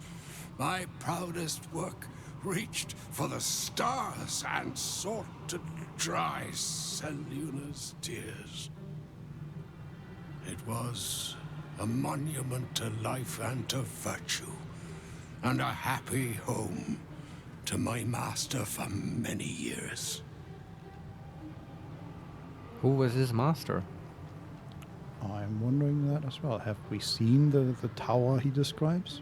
I don't know what tower, so I don't know. It might be one of the Moonrise Towers, but probably Maybe. not. Yeah. I was also thinking of sorcerer's sundries. Sure. I mean, or the other wizard tower. There's lots of towers. That's the problem, man. Yes. Be more specific. Yes. We can ask, what went wrong? Who was your master? And I don't have time for this. Who was your master? A great general, a greater man, Ketheric Thorn. Ah, Let's throw him into When the well of tragedy souls. came, my master fell into darkness and despair. He marshaled a great army to ruin the world and bring all into shadow. I could not let it happen. I sought out the devil, Raphael, and signed an infernal pact with him.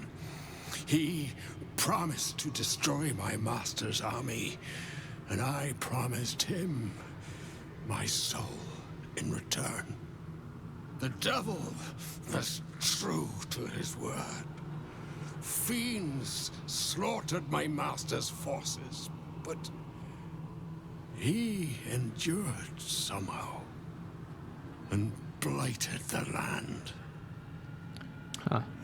So that's how he died the first time, or Yeah. sort of lost the first. that was time. sort of unclear to me, that whole period in Catheric's grand history. Yeah. But that is an interesting thing I didn't know about. Interesting. Yeah. Also, how depressing. This guy did basically a selfless, good thing, and this is what he gets. Yeah. It feels sort of unfair. Well, another- Normally, people make these contracts for their own sort of selfish benefits, and then it's different. Yeah. He was so good. Yeah. We'll put him on the list of people we Yeah, need yeah. to rescue. We'll sort this out. Don't Yes. worry. We can say, Ketheric is no more. I killed him. And number 2, your intervention pushed Ketheric deeper into darkness. He became a chosen of Mirkul. I don't say it like that. like you're blaming him. Wow. Like that's the thing. Like you were saying, oh, throw him into the well of souls. I think he's as low as he's gonna Yeah. go. Like even Yeah. if you want this, if you want to dig this guy over, he's Yeah. already had. He's drawn the short stick. And for a good deed as well. Yeah. Okay. So what's the other option? Ketheric is no more. I killed him. yeah. Or Let's we say can that leave. one. We can also leave. No. Just Catholic is no more. Then all came to pass as I had hoped, though a century too late for my family and friends. Your actions may have justified the price of my soul. I thank you. Tell me, what became of my pride? What became of Moonrise Towers? Well, last time we checked. Yeah, we weren't there long, but We can say the tower still stands, but it is a hollow place now. Number 2, we healed the land and lifted the shadow curse. Moonrise will be a beacon of light again. Yeah, but I want to say that one. And number 3, the curse is no more, but Moonrise is tainted. It would be best reduced to rubble.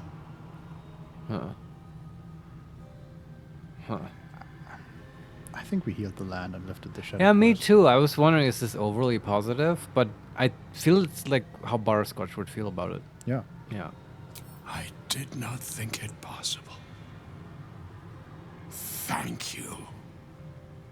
My spirit smiles for the first time in a century. Now go. Finish your business here and leave while you can.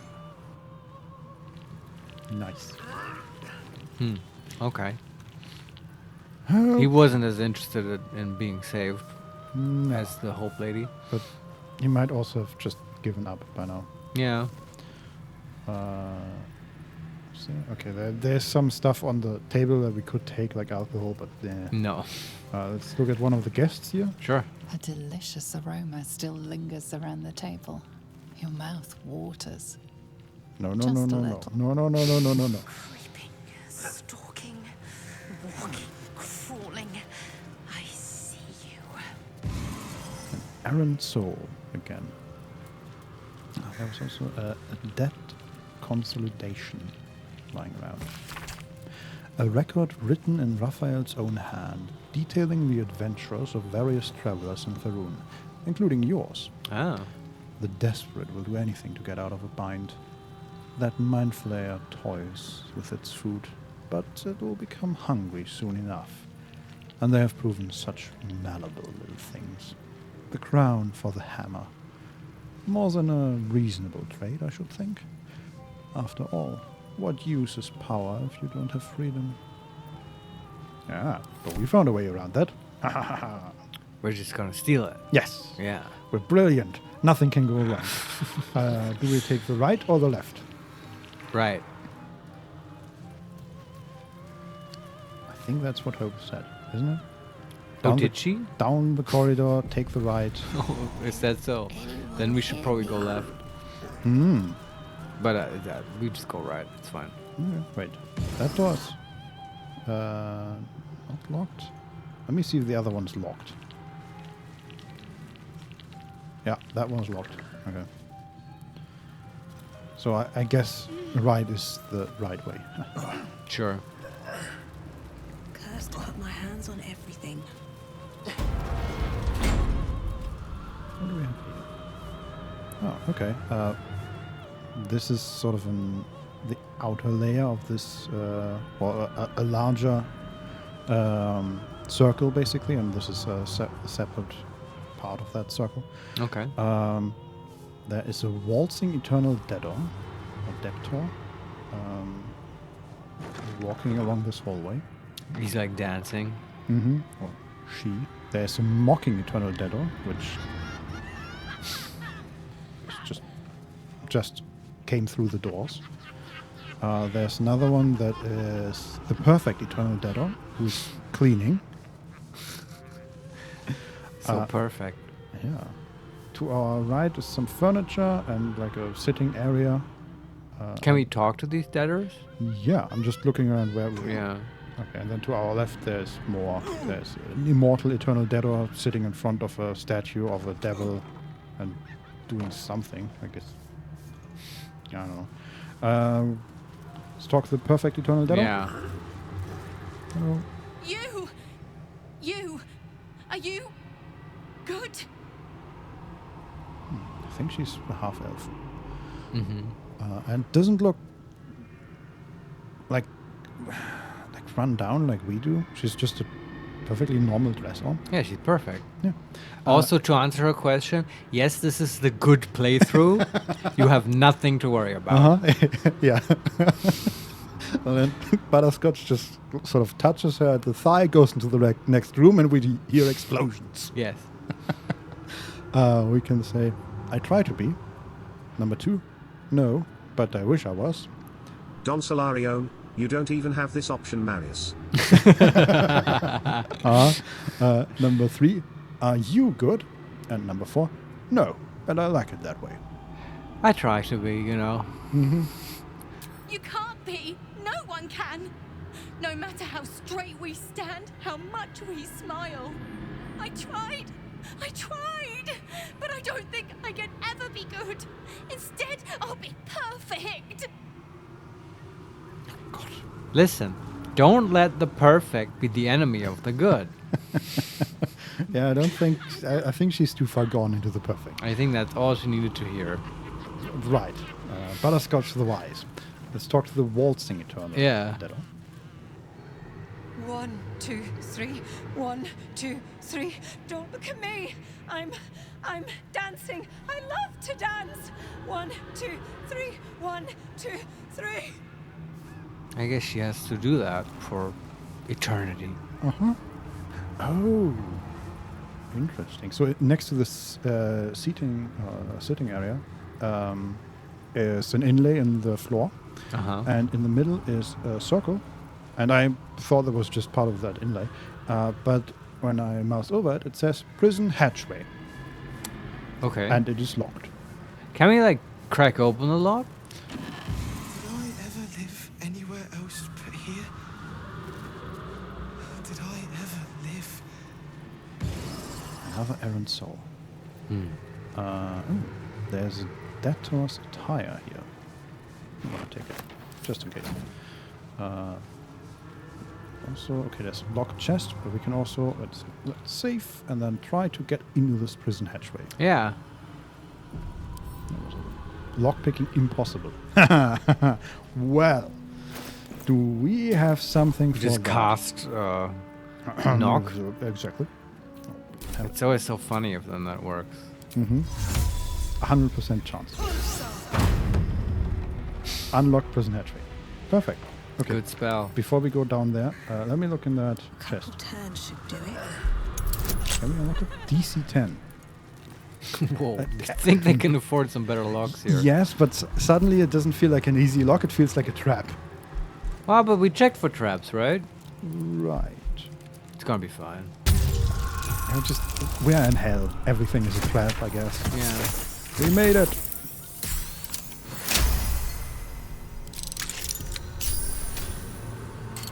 So, 122 gold. Scroll of Misty Step. That's useful. Yeah, because they are very rare. You can't buy them, yeah. Elixir of Guileful Movement. What does that do? Your movement speed can't be reduced by difficult terrain or spells. You can't be paralyzed or restrained. Replaces effects from other elixirs when drunk until long rest.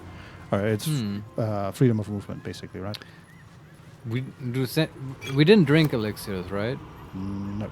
Someone could drink this. I mean, why not? Who do we want to not be paralyzed?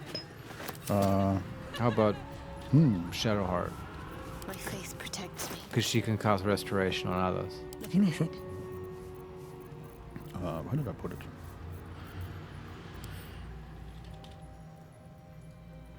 Oh, we have 3 of them. Oh, nice. And I guess who has freedom of movement already? I feel like Butterscotch has freedom of movement. From equipment, you mean? Yeah. I don't think anybody... Nobody? No, we have extra movement from a ring, and we have extra movement from the boots, but no freedom of movement, I believe. Interesting. Nope. I guess everybody could drink this. Though this was randomly generated, right? They didn't put this here for a reason. Yeah. But anyway, have Shadowheart drink it. Sure. Why not?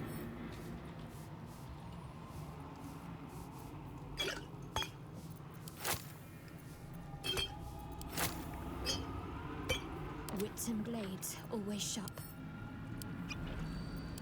There we go. Yeah. It's also there are other elixirs we might want to use on the other ones, like Arcana and stuff. Yeah. Okay. To the prison. Yeah. There's also immediately ahead of the door we came through is another door. To the outer portals. There is the double doors that the Debtor came through, and then to our left is like statues and more room and more people and I don't know, more. Well, we have to start somewhere, so start with the hatch. Okay, I'm going to save you.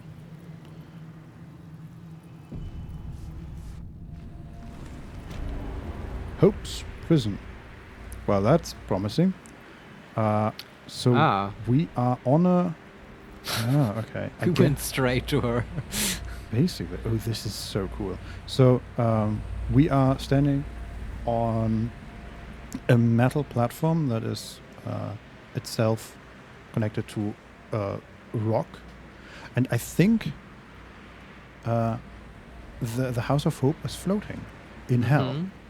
Because now we're basically at the lowest point and we can look below us. And it's just... Oh, that's so cool. You see the plains of Avernus? Yeah, well, it's very much just red mist and some mountains in the distance. But we can also... Like, we can see the... I guess either these might be engines, actually, like soul engines that keep us afloat. Cool. They look like giant rockets that spew soul energy. This is so dope. Yeah.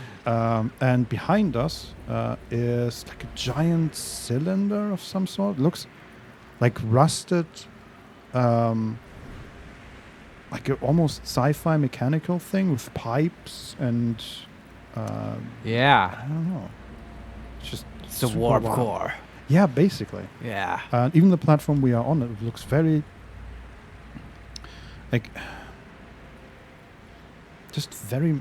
not modern, but way more modern than you would expect from something like that. But remember, we started this game on a spaceship, basically. Yeah. And also, that's part of pulp fantasy D&D, Absolutely, right? yeah. I've brought that up many times, but I love that, there's always... there have been sci-fi elements in D&D. Absolutely, yeah. Yeah, there's just not the same sort of fantasy that you would expect from a fantasy story, right? It's just this is... I know what you sci-fi. mean. Yeah. And in front of us is also part of the rock that this city is, or this house is built on.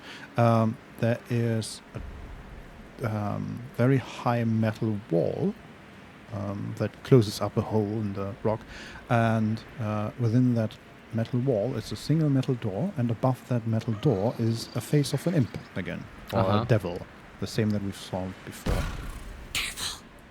The jailer will swallow you whole if you take another step. And you won't be able to see me while you're being digested! Wow. In my prison, my body is held in chains just beyond. Presumably you intend to chew through the chains, cracking your teeth like eggshells. It will work! The hammer is the only thing capable of shattering the chains. Okay. Yeah, let's go back. Like, I feel like it's better to go here when we actually have the hammer. Yeah. Lest we fuck it up for her. I agree. We can say, I'll go find it. Number 2, it's still in the archive. And number 3, freeing you is more trouble than it's worth. I'll go find it. I love that we just open a random door and immediately think, man, this is so much trouble. Yeah. I'll go find it. Yeah. Not here, you won't, you blundering cricket! It's in the archive. When you remove it, the whole house will go up in flames. Yeah. Raphael will fly home furious. Yeah, that's something to watch out for. I do want to explore the rest a little bit before we grab the hammer. But I definitely look forward to seeing Raphael angry. Yes. Yes. Kill that mofo. I'll make sure I'm ready. Yeah. Ready for Raphael's homecoming? He'll use you as a handkerchief. No. Don't listen to me. You're going to do just fine. I'll be waiting. Like I have a choice. Oh, also, I thought we can't interact with the door, but there's a button next to it. Okay. Let's go up again. Yeah. Maybe not. What? I'm not going up. Okay, there's a lever. Wait, what happens with that? No. Okay, something clunked at the iron lever. Can we go now? That opens the hatch, probably. Oh, yeah. I guess so. Okay. Weird setup, but okay. No, why? I mean, it's hard to push it open when you're on the ladder. I guess, yeah. This is a well-engineered place. Where do we go next? So we talk to these two. We can go to the outer portals, or we can follow this. Also, you didn't talk to the mocking debtor. Yes, she was further to the left. Okay. Now she's gone somewhere. All right. So outer portals.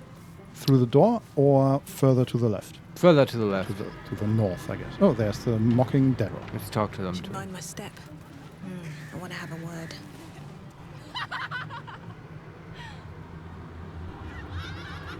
That's it? Yeah, she All just right. laughed at us. Makes sense. I don't know what I was expecting. Do we want to go through the doors that she came through? Sure. What's here? Oh, well, this is just a balcony. Can we go anywhere from here? So there's a small balcony that is basically on the level of...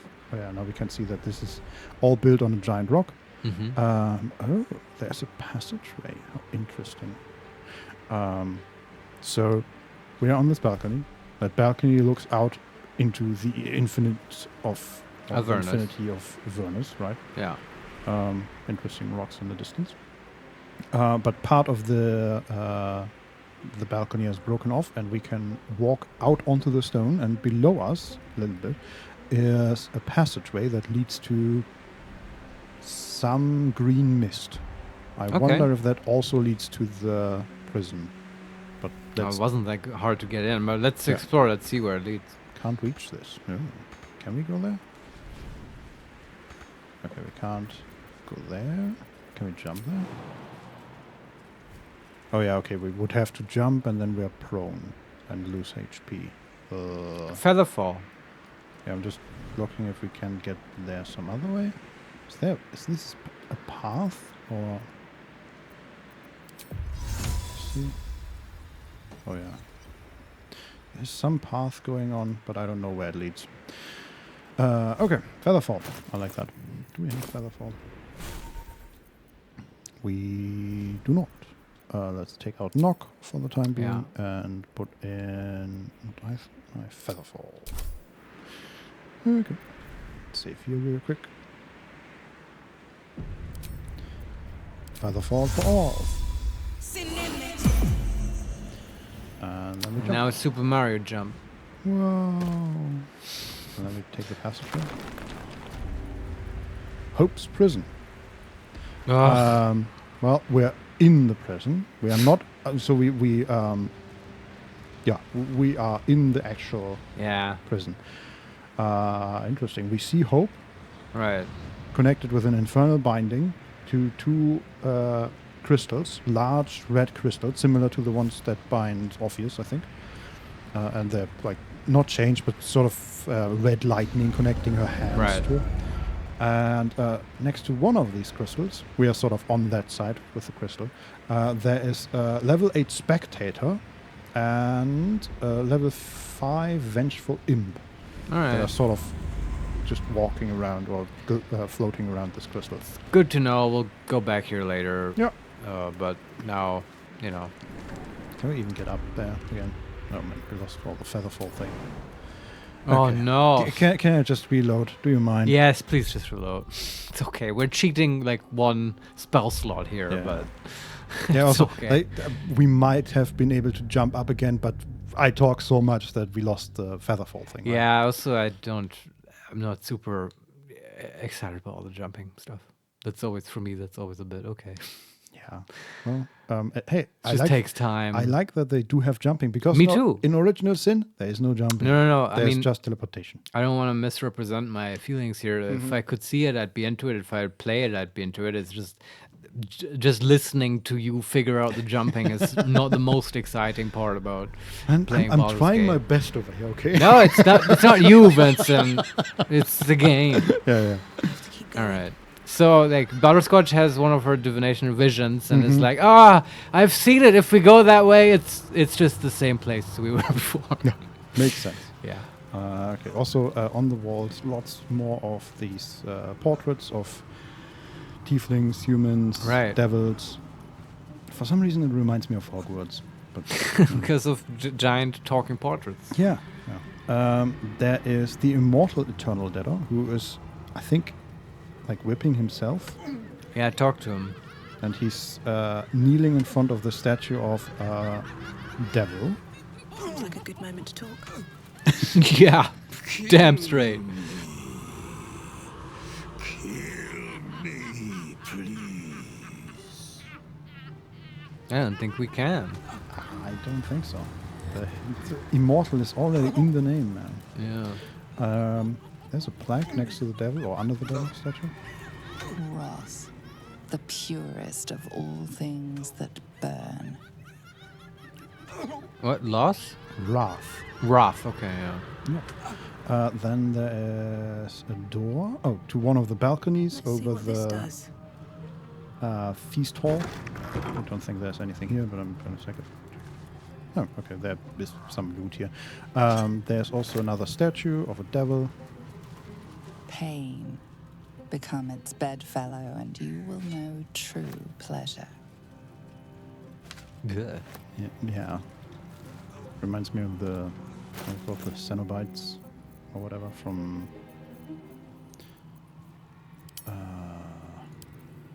What is that movie called?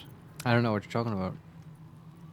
There's like a horror movie about a group of demon entities, basically. Ah, Hellraiser. Hellraiser. Yeah, of course. Mhm. Where he says, "Oh, some people summon us to because they enjoy us." I don't know. He says it better than that, but yeah, I know what you mean. And they are all into pain, and it's the whole thing. And they have the whole SM gear set up. There was also there's a small table here. I grabbed some of the chalices because I'm halfling and I'm greedy. And there's also a letter security breach. We are concerned to report a regrettable incident within our esteemed House of Hope.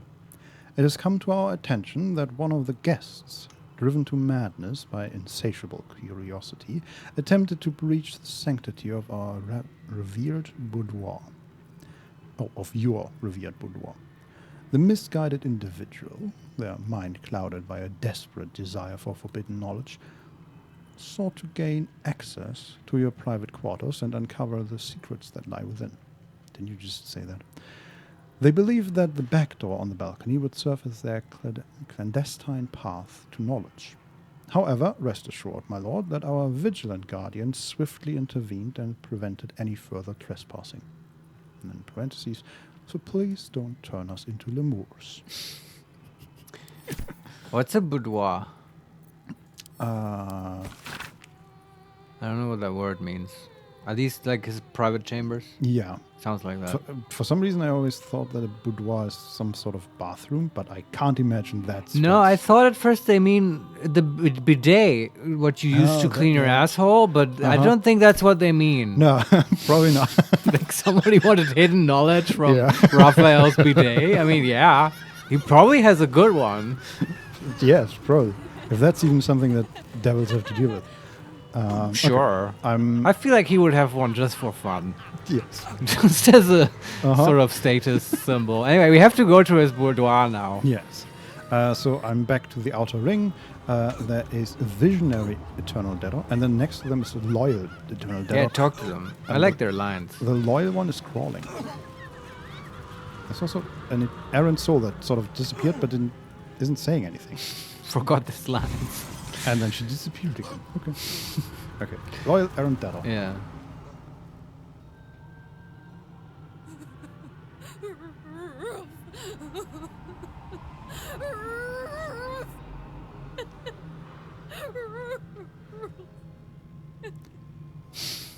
She has to pretend she's a dog. Mm-hmm. She doesn't seem to enjoy it very much. No. She has the what do you call it? Collar? The collar, yeah. Yeah. And I am wondering if we could talk to animals. No, it's not an animal. No. Okay. I'm just checking the wardrobes here, but they all have debtor's attire. I don't know. Do we want like a set of debtor's attire? No, we're already disguised, and it's also useless. Mm-hmm. So. He said he'd turn my eyes in on themselves. To see inside me. Rolling and rolling until they burst. That was the visionary eternal debtor. It's terrible. Why would you ever make a deal with this guy? Well, some may have a reason. Okay, we made it about halfway around. There is, to our right, towards the away from the center of the circle, is doorway or the portal way of opening that is blocked by a mystic force curtain and flanked by 2 giant gargoyle statues that have plaques.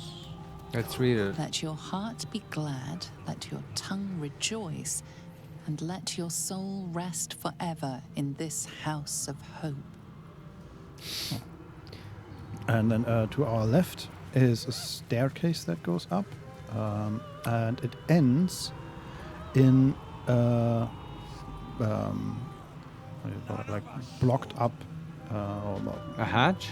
blocked doorway. How do you call that? If just a mason closes it. It's bricked shut. Yeah, exactly. Bricked up. And on that is like a golden circle with 4 points on each side, and in the middle of that circle is, I think, like a purple gem. And it feels like we could interact with that, but we can't. Oh dear. And walking between these 2 is the Voyeur Eternal Dead One. Let's talk to him. Yeah. We can see through the mystic force curtain because it's the Voyeur, right? I like to watch the door to the boudoir. Yeah. I like to see who goes in, who comes back out, and who never does. Yeah, it sounds fun. So it's the mystic force curtain. Is that the way to the boudoir? I guess so. I mean, that's what she was looking at. Yeah, let's go there. Can we go through the curtain? I don't know. We can talk to her. We're talking to her. Oh, okay. Normally they only have one line. Yeah. Okay. We can say, does Raphael mind you watching his comings and goings? And do you know what goes on inside that room? Or we can leave. Do you know what goes on? Oh, I like to peep through the keyhole. There's so much to see. So much to see. I know a guy in Ravachol who you might get along with. You two might exchange techniques. Does Raphael mind you watching his coming and goings? Yeah. Why? It was his idea. Here I watch. Forever and forever. Oh, I can never join in. But I'll always look. Why does she seem happy about that? Yeah, she seems more pleased about this than the others. That idiot thought he's punishing me. Yes. No. Okay, oh, you put me in horny jail? I was already there. Okay, we can interact with the Mystic Force Code. There's also the other plaque. Show your invitation. What? We don't have one. We can't reach that other plaque, and I don't know who just talked. Oh, I thought that was the other plaque. No, it wasn't. Okay. I also don't know why we can't reach it. No idea. Well, let's look at this Mystic Force button. Show your invitation. Ah, okay. I guess somebody ran up to it. Is it passable, or like do we have to find an invitation? Can't get there. And apparently the boudoir is a mix between a bathroom, like the first half is a large bath. Yeah. And the second half is the sleeping chambers. Okay. Of Raphael. Okay, let's, I guess, continue our So we walk. need to find an invitation, probably. Okay. Cool. There are other ways to explore, right? So I'm just gotta see what happens if we walk up to that purple gem. We can't interact with it, but... Also, we can go in through the balcony somehow. Perception failed. Perception successful. But Karlak spotted it. Yeah. It is an inert infernal gem. So Okay. now we can interact with it. Let's do it. DC 10. I don't know what we're doing. Yeah, what is this even? But it is a wisdom test, and we have +1 wisdom. We're Sure. not very good at that. Can we get guidance? We can get guidance. We could even get advantage if we cast Owl's Wisdom. I don't know. It's just DC 10, right? Yeah. So I hope this won't fuck us. So let's cast guidance. Yeah. And here we go. 9. Very good. That should 1 do it. plus 3, 13 in total. Success. Okay, now it's glowing. And now it's an infernal control gem. And can we use it? Now it's an Arcana check. DC 20. Ah, to actually use it, I guess. I guess. Hey, we're good at Arcana, though. Yes, and we still have guidance. Get any other bonus? No. Okay, here we go. This is a galaxy brain butterscotch. 16 plus 5 plus 1 from guidance plus 4 from wizarding Arcana. the shit out of this control gem.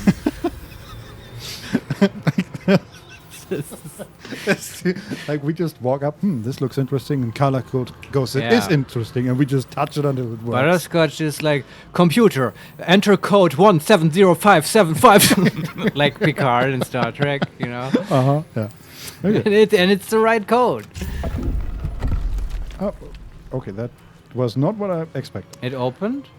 Yes, I expected it to interact with the curtain, but it did not. No. The wall disappeared, and now we're looking at a hoard of gold. Oh, cool. Which is all, yes, I'm not. Fill your pockets. I don't mind. Come on, guys. If you ain't first, you're last. Stupid. Okay, yeah, treasure crates. Yeah. What's in there? 666 gold. Of Of course. Oh, Raphael, you can't. And a Hell Dusk helmet. Very rare. What does it do? Infernal sight. You can see in magical and ordinary darkness up to a range of 40 feet. You cannot be blinded. Magical durability. The wielder has +2 bonus to saving throws against spells. That's good. Attackers can't land critical hits on the wearer, which is, I think, just a helmet thing. Yeah. And finally, class action, immolating gaze. What does that do? Like fire eyes. Seer, yeah. You threw fiery eyes at somebody. Seer and frighten a target with nothing but your glower. You deal an additional, so it deals 2d8 fire damage, and you deal an additional 2d8 fire damage against burning creatures. Lasts for 3 rounds. Fright, I guess, yeah, fearful. It has a range of 30 feet and recharges on a short rest. All right. And it also says, it is said that Carixim, the fiendish titan whose flesh squirms with 20,000 trapped souls, forged the pieces of this armor set. Interesting. Yeah. What is Karlak wearing on her hat? I'm going to give it to her. Yeah. I'd love to. Feels like an item for her. She's wearing the helm of Baldur. Oh, that's probably better. Is it though? Like, what does it do again? Baldur's Vitality. The helmet heals you for 2 hit points at the beginning of your turn. Right. Baldur's Favor. You have +1 bonus to armor class and saving throws. Yeah. Stun immunity. You can't be stunned. It's like, see, she has sort of freedom of movement. With that. yeah. Although stunning is more specific, I realize. But okay, that's better. Yeah. What's Will wearing? Quick equipment check, everyone. Shadowheart is wearing a headband that gives her 17 int. Yeah. That's from Act 1, and she's still wearing that. And Will is wearing Birthright +2 Charisma up to 22. Yeah, that's also good for him. And Butter probably has the cowl, I think, right? The Hood of the Weave. Yeah. Arcane enchantment, you gain a +2 bonus to spell save DC and spell attack rolls. Yep, no, we're all yeah. set. Yeah. I guess we can bring Halson a gift from this place. He can have it. The ogre gloves? I thought we were done here, but we are not done. What is it? So on the right is a pedestal with a staff of spell power. Spell power. It's purple. I don't know what it does. Let me look. I love loot, even if we can't use it. Yeah. Very rare. 1d8 bludgeoning damage. Arcane enchantment. You gain +1 bonus to spell save DC and spell attack rolls. Arcane battery. Alleviate the arcane burden of spellcasting with the power of this staff. The next spell you cast doesn't cost a spell slot. Okay. Weapon enchantment +2. I mean, it's good to have. You can always, wield this, cast a spell, and then, didn't cost you. But, I mean, the staff that we have has the same thing, but just better. Yeah, but I mean, you have one more go at it Totally, then, right? yeah. And this you can, of course, you can't do that in combat easily, but you can always use this for utility spells to Yep. get a free one, right? Absolutely. On the left pedestal is Contract Mall. Oh shit! Yes. Yes. I was hoping for stuff like this. Mole hasn't come up in a while. I'm going to grab it. Yeah. This is mine now. What does it say? Can we just edit it a little and put it back to fuck around? We can use it. What does that mean? Can we look at it? Yeah, look at it. Read it. We cannot just... okay, it says used, but we can't read it. Yeah, so okay, I'm going to... quick save, Yes. because so it goes up in flames or whatever. That's not fair. I have used it. Nothing happens. That is... Huh. How does it change in your inventory? No.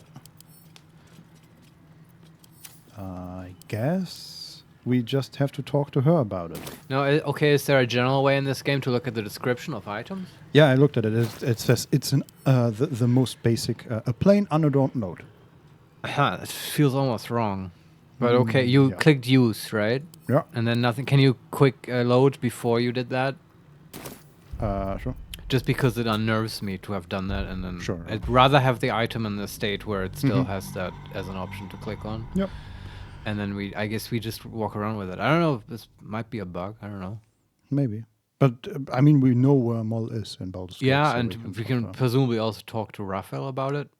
Yeah, I just feel like he that would. might not be wise, but yes. I mean, what's he gonna do? I mean, I was hoping you Strike could. us dead. Yeah, I mean, he will do that anyway if Yeah, we that's meet true, him. yeah. But I was hoping we could read the contract and know what she sort of sold him. You know. I agree. But then again, the last time we met Moll was also... I also expected more. Yeah, it's true. Okay, we've already looted it, but not interacted with it. One day I'll catch a Then break. I guess we are done here. All right, this was a good treasure hoard. Yes. Very good. There's the lawyer, and we go further to the left. There is the shameful Eternal Debtor. Yes, talk to him. Don't! Please don't! It's an orc with surprisingly wonderful hair. Okay. Why is that shameful? There's nothing to be ashamed of. I don't know. Okay, more wardrobes here. Yeah, okay, more Darren's attires. There's a gilded chest. Can we open that? Right tool will do the trick. DC 15. Guidance.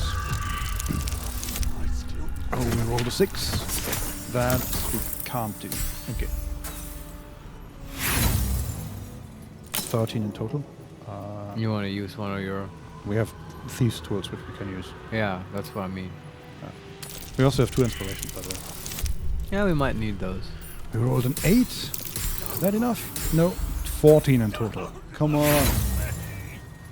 One more time. Rolled a 13, rolled a 14. Now it's a 13 plus 2 plus That 2 should do it. plus 3. Yes. 20 in total. Nice. Unlocked. First try. Scroll of Disintegrate. Okay. 42 gold.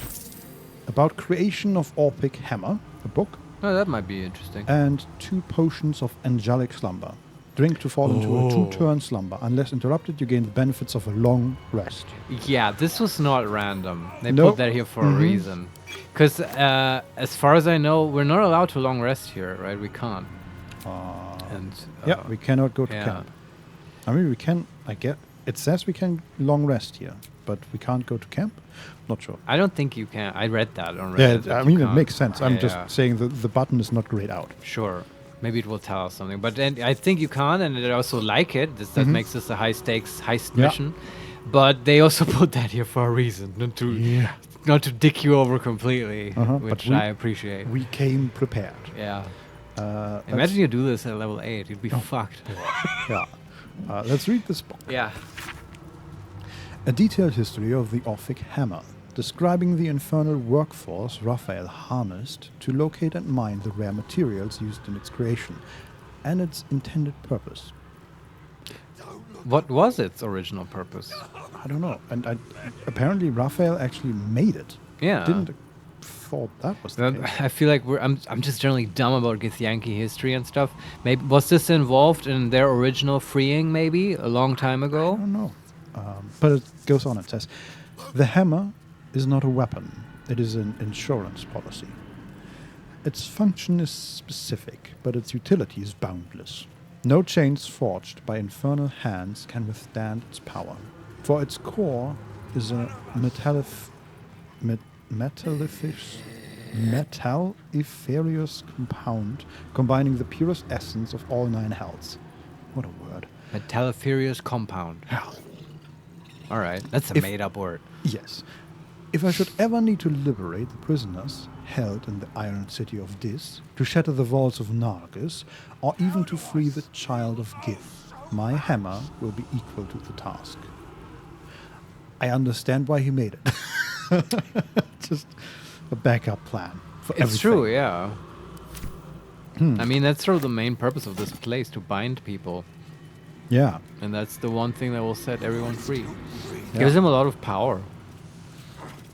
Yeah, I still wonder, like, who is he actually? Is he one of the archdevils? I don't think he's an archdevil, Probably because not. there's a very limited number of them, and like the archdevils, there's like 9, right? And each one of them has 1 layer of hell. And Zariel is the archdevil of Avernus. Mhm. So Raphael can't be that. I think he's just a high-ranking devil. Yeah, I guess. It's just like he seems to not have. I don't know, the way that he's portrayed so far. He doesn't seem to have any real duties or anything like that. I read a bit about in the monster manual about the like not the archdevils, but the devils sort of directly below them, and they all seem to have like a lot of duties in the Hell's armies, for example. Sure. And Raphael just is sort of just dicking around, kind of. Well, to me, the hells were always a metaphor for sort of corporate culture and capitalism. And I think that this fits very nicely, because the higher you go in rank in a big capitalist corporation, right, the less work you actually do, or tends to be that way, right? You get more freedoms to just sort of sit in your office and let things go. And then if things go wrong, you have all the responsibility, and that fits with Raphael. If shit goes wrong, he's the fall guy that Zariel will point to. Asmodeus comes knocking and asks why the armies don't work and stuff. Yeah. And also with these guys, I always feel like they sort of transcend our normal expectations of space and time. So I always assume that you can have a conversation with Raphael and he's in some form present with you, but at the same time is doing a bunch of shit elsewhere, right? And so maybe he is managing armies in his mind as well. Maybe. Yeah. Yeah, it's just I'm wondering. I what love is thinking about the that's hell stuff. It's one of the best Absolutely. parts of D&D, in my opinion. The 9 hells. Yeah. I mean, again, I didn't read a lot of.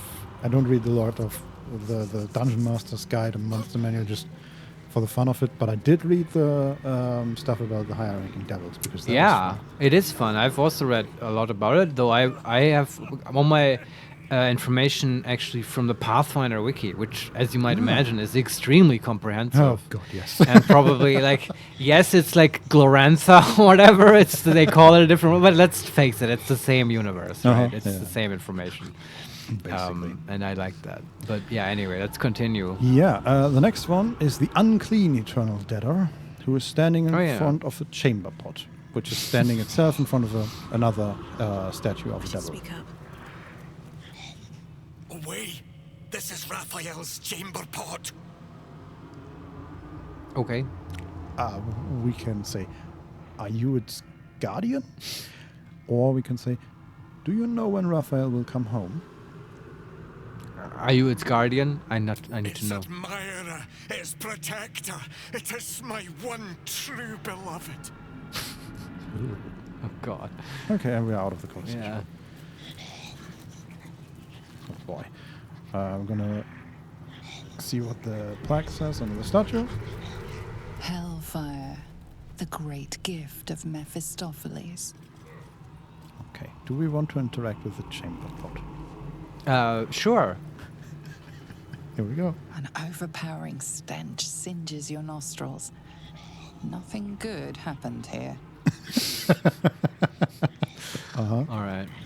Okay, then on the inner side. Don Solarione, are we sure this is hell and not the fetish house? Yeah, kind of. You get that both, vibe, right? Yeah. Okay, there's another. The second inner balcony. Taming Hope, Part 2. It's on the table. I've been awake for 100 years. Let me rest. Okay, Errant Soul. Taming Hope. This sounds like that book series. You know, Which what's one? it? Tributes to Panem.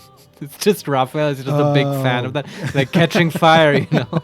Yeah. Taming Hope. But in this, I mean, I think he's talking about actual hope, right? I The know, character. but still, I like the idea that Raphael is a great enjoyer of you young know, adult literature. I think her sister was called Hope. Oh, yeah? In There you go. the Tributes of Panem, yes. I've never watched those. Oh. I bet I'd enjoy them. Anyway. Yeah, maybe. Let's read it. Yeah. Corilla's transcript of a conversation between Raphael and her sister, Hope. I love that Butterscotch is immediately saying, oh yeah, this was written by Corilla. Huh. I don't know who that is. I don't know. But did it say Raphael and her sister? Oh, Corilla's sister. Yes. Yeah, okay. Yeah. So Hope says, what's that? Raphael, good morning, sweetling. How are you? Hope, what is that? Raphael, this? Oh, nothing really, just a little curiosity. Hope, my tenacious petal, clinging to the flower despite winter, nature, and all common sense. This is an Omuan dream catcher. No recognition. Well, all right. This tinkly feathered device is a jar for dreams, currently full to bursting. I don't mind telling you. Hope says, stop. Stop what, dear one? Jangling it like that. I'd like you to stop. Raphael continues. You hear them, then? The captured dreams of frightened children. The Omuans were a clever people, Hope. Their children slept like stones. No boogeyman or creepers invaded their imaginations in the tenebrous dark. No. Those figments went in here, and they got to know one another. A social house for nightmares. These things that go bump in the night live inside this dream catcher, and they are dying to meet you. Hope says, Raphael, don't go. He says, serve me then. Damn your pride and serve me with your whole heart.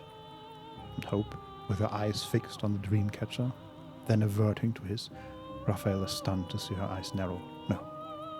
No, I won't do it. I see. How naughty of you. As Raphael and I left, I chose to linger and listen at my sister's closed door. She was alone with the dream catcher. I heard her breathing grow heavy, then sharp, frozen silence. Then Hope began to scream. Oh, man. What a riveting little short story. Yeah. I love also that we are dropped in the middle of it. It's part 2. Now I need to know part 1. God damn it. What is the connection between Corilla and Raphael? I think she was already a debtor to him, or a servant of some sort. Because she said she left with him. Yeah, definitely. I mean, they are working together to some degree, but why? How? What's going on there? Yeah, and why does he want Hope so much? And Yes. why does she resist him so much? And I need to know more. Yeah. So far, A+ dungeon. I This agree. is the kind of thing I want from Even a good though dungeon. all we've done is run around and look at things. Love it. Yeah, but it's engaging things, Yeah, right? absolutely. Yeah. There's also another plaque here under a devil statue. Guile, the face that masks 1,000 lies. Okay. And we should be getting close to ending the circle. There's another debtor. The smoldering eternal debtor.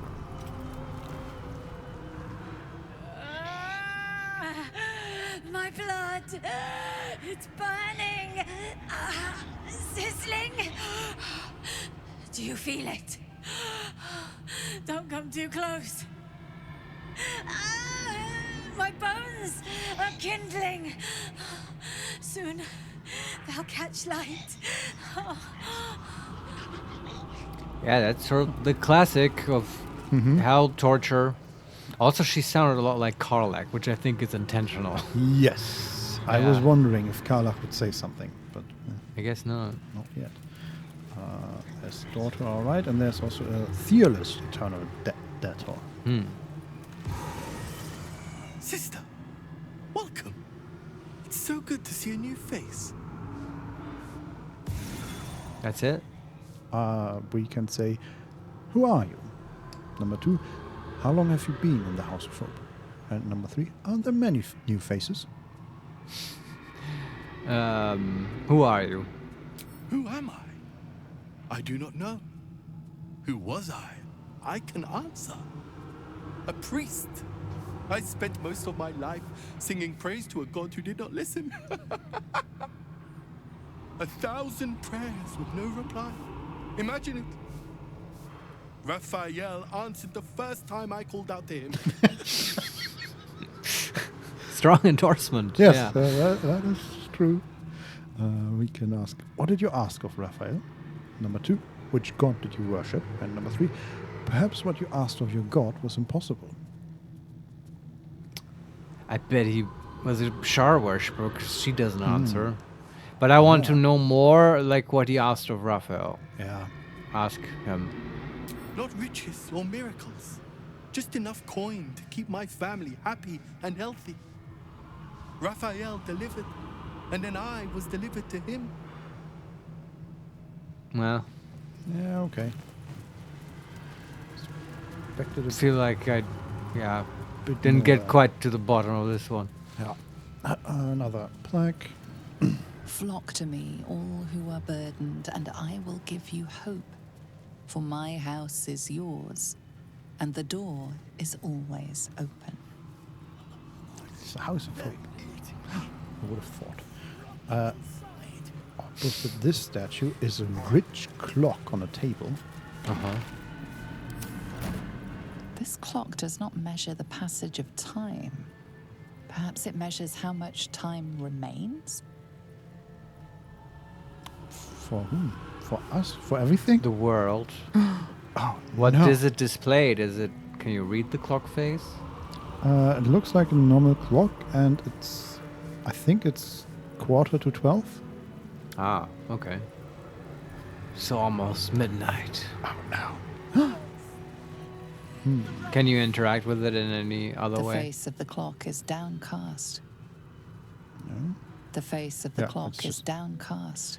That's it. Okay. We can pick it up. Do we want to? We can take it with us. Like in I your don't know. inventory? Yeah. Yeah, I mean, why not? Fair enough. Can we? Yeah, just. Well, it's pick mine up now. One rich card. That is such a butterscotch thing to do. Huh. Curious. I mean, he clock. just left it lying around there. in his so- house, Marius. Wow. Oh, interesting. This is a break-in, after all. That is true, yeah. In the inventory, it has the symbol of a chest. Oh, you can put stuff in it. I mean, can we? No. Okay, when we use it, it doesn't do anything. But is it a container? It has the symbol of one, but we can't. Like, it doesn't work like a container. Huh, okay. Well, whatever. Okay. There is another door to, I think, one of the outer balconies again. Open that one. Yeah, it leads outside again. And is there another? Is this like passage? above Raphael's boudoir? Or was it yesterday? Another soul. No, we are basically like a quarter turn of the circle away from it. Okay. Because think- remember, we might get to the boudoir from the outside. Yes, about a quarter turn away. Yes, we might. I still don't know. Okay, no, this looks all like there is no path. But we can definitely see from here. We can see the balcony of the boudoir. But I think if You we can see it from here. Could Yeah. you cast an arcane gate onto it? No, it's more like probably not. There's a statue between us. But do we have a spell? Because Right. this would be a really cool use of arcane gate. I agree. Arcane gate. We don't have a 6th level spell slot. Damn it. Well, we could use that staff we just found. That's true. Let me try. Quick save. Yeah. We're gonna cheese this. I don't think it will reach it, but we'll see. Arcane battery. Level 6, please. No. Doesn't What is- work. What is the range of arcane gate? I don't know, but it should be long. 60 feet only. That is. Oh, okay. I totally had misremembered this. I mean, there is a dimension door which has 500. But that's just a teleport for one person. Yeah. I need the whole party. Otherwise, it's not useful. Yeah, but while we are in this saved space, let me try that with arcane or dimension door just to See if it could. Yeah. Oh, yeah, Deva, you are my target. Even then, it's only half the Okay. distance. Sure. Yeah, But I'm glad we tried it. Just quick load. Yeah, I think if we actually, we might actually have a shot from the other balcony. Okay. Because there was like where we got to the prison. Yeah. Because it seemed like there was some path over the stones. I mean, it's not super easy to see where these stones are actually walkable. But it seems like there was some place we could like teleport to or something like that. Well, we'll see if we find other ways into a boudoir. Yeah. And if not, then we can try that one balcony, the first one. Yeah. Wait, do we have to spell magic or something? I mean, that's not in the game. Yeah. Okay. That was my question. That would have been, yeah, a solution to a magic curtain. Mm-hmm.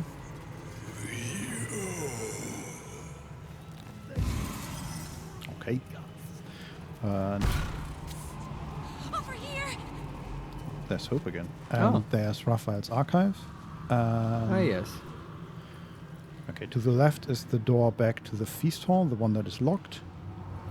We might want to open can we that unlock it just from this in- side? Yeah, I mean, it's You look positively wretched. Perfect. okay. Got DC lost and died. DC 25. Okay, that's rough. Not gonna happen. Let's Just cast knock. Yes. I agree with opening this. I think we still have Featherfall. Yes, we don't need that, but we need knock.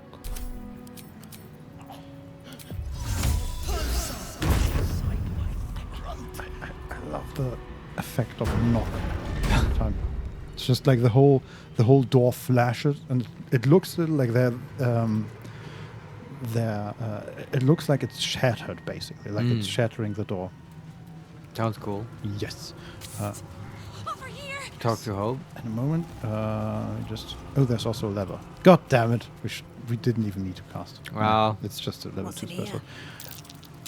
Something over there. What is that? A wine goblet. Why is that important? The spilt wine is laced with the perfume of an exquisite poison. An unexpected treat. Okay. Yeah, Why don't is- drink anything. We interact with it. The Okay. spilt wine is laced Okay, with the just as the perfume same. of an There's exquisite a gilded poison. chest, An unexpected treat. 19 gold, and a gold ingot. Cool. We'll take that. And then You look positively wretched. there is Perfect. a desk that is also locked. DC Thought 10. you'd got lost and died. Open that real quick. Roll 5. Does it.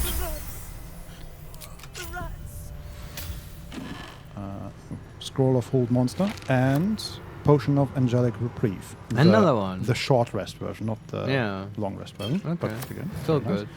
nice. And on top of the desk is a list of essential personnel. Okay. A record of various associates of Raphael's, listing their duties and their respective performance. Corilla Hearthflame. Fieldwork. So far, I've barely had to singe the tips of her fingers. This one shows promise. And that is Hope's sister, right? Yeah. The archivist. Naughty boy. Supposed to be looking after the collection, but has a tendency to drift. May have to start breaking his neck to give his spine a chance to recover. Whoa. And finally, Nubalden. Little shit let Gortash get away. Not letting him near the prisons ever again. Chambers of Egress will do fine until I find a replacement for him. So Gortash was trapped here. Oh, it said about Gortash? I heard a different name. Little shit let Gortash get away. So it's this is not targeting Gortash, but Gortash was involved. I think that he's talking about Gortash's heist, right? Because Gortash also broke in here. Yeah, exactly. And I'm just wondering. So it says, little shit let Gortash get away. Not letting him near the prisons ever again. Was Gortash imprisoned here? No, that's what I'm saying. Gortash ran a heist here. Yeah, right? but was he did he get caught on the heist and landed in prison here, and then he escaped the prison? No, it's more. I think it's meant like he broke in here and he was supposed to be security, but he let him get away, right? Yeah. He must have been one of the guards. Yeah. Either way, he's a little shit. Yeah. We all agree on that. And now he's in the Chamber of Egress. Okay. Yeah. Can we take that? Yes. It's mine now. So how much weight do we have? So much weight. Anyway, I'm going to save, and then we talk to Hope. And she's standing next to the archive. Yeah. Also, do we have to talk to the... Over here! Okay, there's one more Eternal Deader. The Devoured Eternal Deader. Let's finish that. Yeah. They're eating me from the inside. The rats. The rats. The rats. Ugh. That's not a nice image. No. You look positively wretched. Perfect. No, she has I'm gonna look at her. She has a buff. She's a level 12 shield dwarf, not a halfling. Okay. She has like a silver band around her head and intricate tattoos. Beard? Around her face. Yes, no? No beard. No beard, okay. No. And she has the condition House of Hope. Or Hope of the House. Same thing. Affected entity is immune to all damage while its soul is tied to this house. Okay. And she has poison resistance because she's a dwarf. Cool. Can we talk to her now? Yes. Hello again, little mice. The price for speaking is steep, but I must give warning. Your prize is just ahead in the archive, but you can't take it yet. And even if you could, you mustn't. Trigger the alarm, and Raphael will come swooping home on wings of malice to rip out your soul. In this house, thieves are melted like butter and spread onto toast. Shh. I'm doing it again. I'm doing it again. I mean, she did say get the key first. We don't have the key. I do want, I guess, to go to his boudoir before we go to the archive. Yeah. I would guess that that's where the key is. I agree. Also, I want to get in there. I'm curious. Sure, that too. We can say, I need you to stay calm, Hope, and guide me. Number 2, pull yourself together. Or number 3, you're more of a hindrance than a help. Yeah, just slap her. Like, pull yourself together. Hope. Do we say that? No, it's say I need to calm down, Hope. Listen to me. Guide me. I can. I shall. I can. I shall. The archivist is the key, but he's as stubborn as a king and as serious as a heart attack. Exploit his fiddling weakness and make him grovel! Oh no. They hear me. Speak quickly, speak softly. You know how this goes. Sure. Number 1, charisma. Concentrate on speaking softly and without emotion. Number 2, intelligence. Think 2 steps ahead, plotting out your queries in advance. And number 3, wisdom. Focus your efforts on formulating concise questions. Wisdom and intelligence here not super differentiated, I feel, but Yes, we'll just pick the mechanically most effective and go with intelligence. DC 15, we have +5 intelligence. We can gain guidance, of course. 4. +5, +4. We rolled well on guidance, but it's still only a 13. Inspiration. Yes, we have 2 inspiration. I feel this is a good use of it. Yes, we could also cast Fox's Cunning for advantage instead of guidance. It's a level 2 spell. I don't know. Hey, your choice. I'm but fine that with will just give us... We can still do that next time. I feel like we should use 1 inspiration. Okay. 3. Oh my god. And now we can do the Fox Cunning. Although, would that be Shadowheart casting that? Yeah. Yeah, her slots are a bit more. We have 1 more inspiration. Yeah, do you want to use that? We can definitely roll again. It's so tough. Yeah, do the Fox Cunning. She's got lots of spell slots. I mean, we have to use inspiration either way. Oh, we do? Yeah, we can't use Fox's Cunning after the roll. Ah, it's a buff like guidance instead of guidance. Oh, okay, right? so now we have to use inspiration. So use inspiration. Yeah, now we have the option to use Fox's Cunning. Yeah, do it. We're like in for $1 and for £1. Now we have to. Can we? Oh no. Okay, now that we've chosen guidance already, we apparently can't choose Fox's Cunning. Never mind. Never mind. Yeah. Just let the dice roll as they may. 19. Okay. Very good. And every guidance roll was a 4. Every single good. one. That's nice. Shadowheart's pulling through. Yep. 28 in total. You steady your mind and prepare your questions. We can ask, is there anyone else I should be aware of in the archive? Number 2, how should I deal with the archivist? And number 3, why can't I just take what I came for? I feel like we can deal with whoever else is there. That's not the problem. But like, how do we approach the archivist to have him cooperate best? I feel that's helpful. So number 2. He fears authority figures. Perhaps his teacher took a strap to him and left a deep impression at an early age. There's one regular visitor that he particularly fears. She is... A crack like breaking bone. Hope winces. She's what? We have a persuasion option. Who does the archivist fear, Hope? I need a name. Number 2, I need to get you out of here, Hope, before the jailer kills you. And number 3, you are about as helpful as a blunt dagger. Okay, persuade her. DC 18. Oh my god. Now can we do like a spell?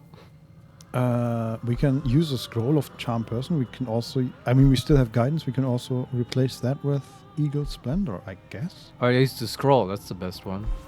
No, Consumable resource. I agree. Okay. Advantage, +4 from Persuasion, +4, 1d4 from Guidance. Come on, Hope.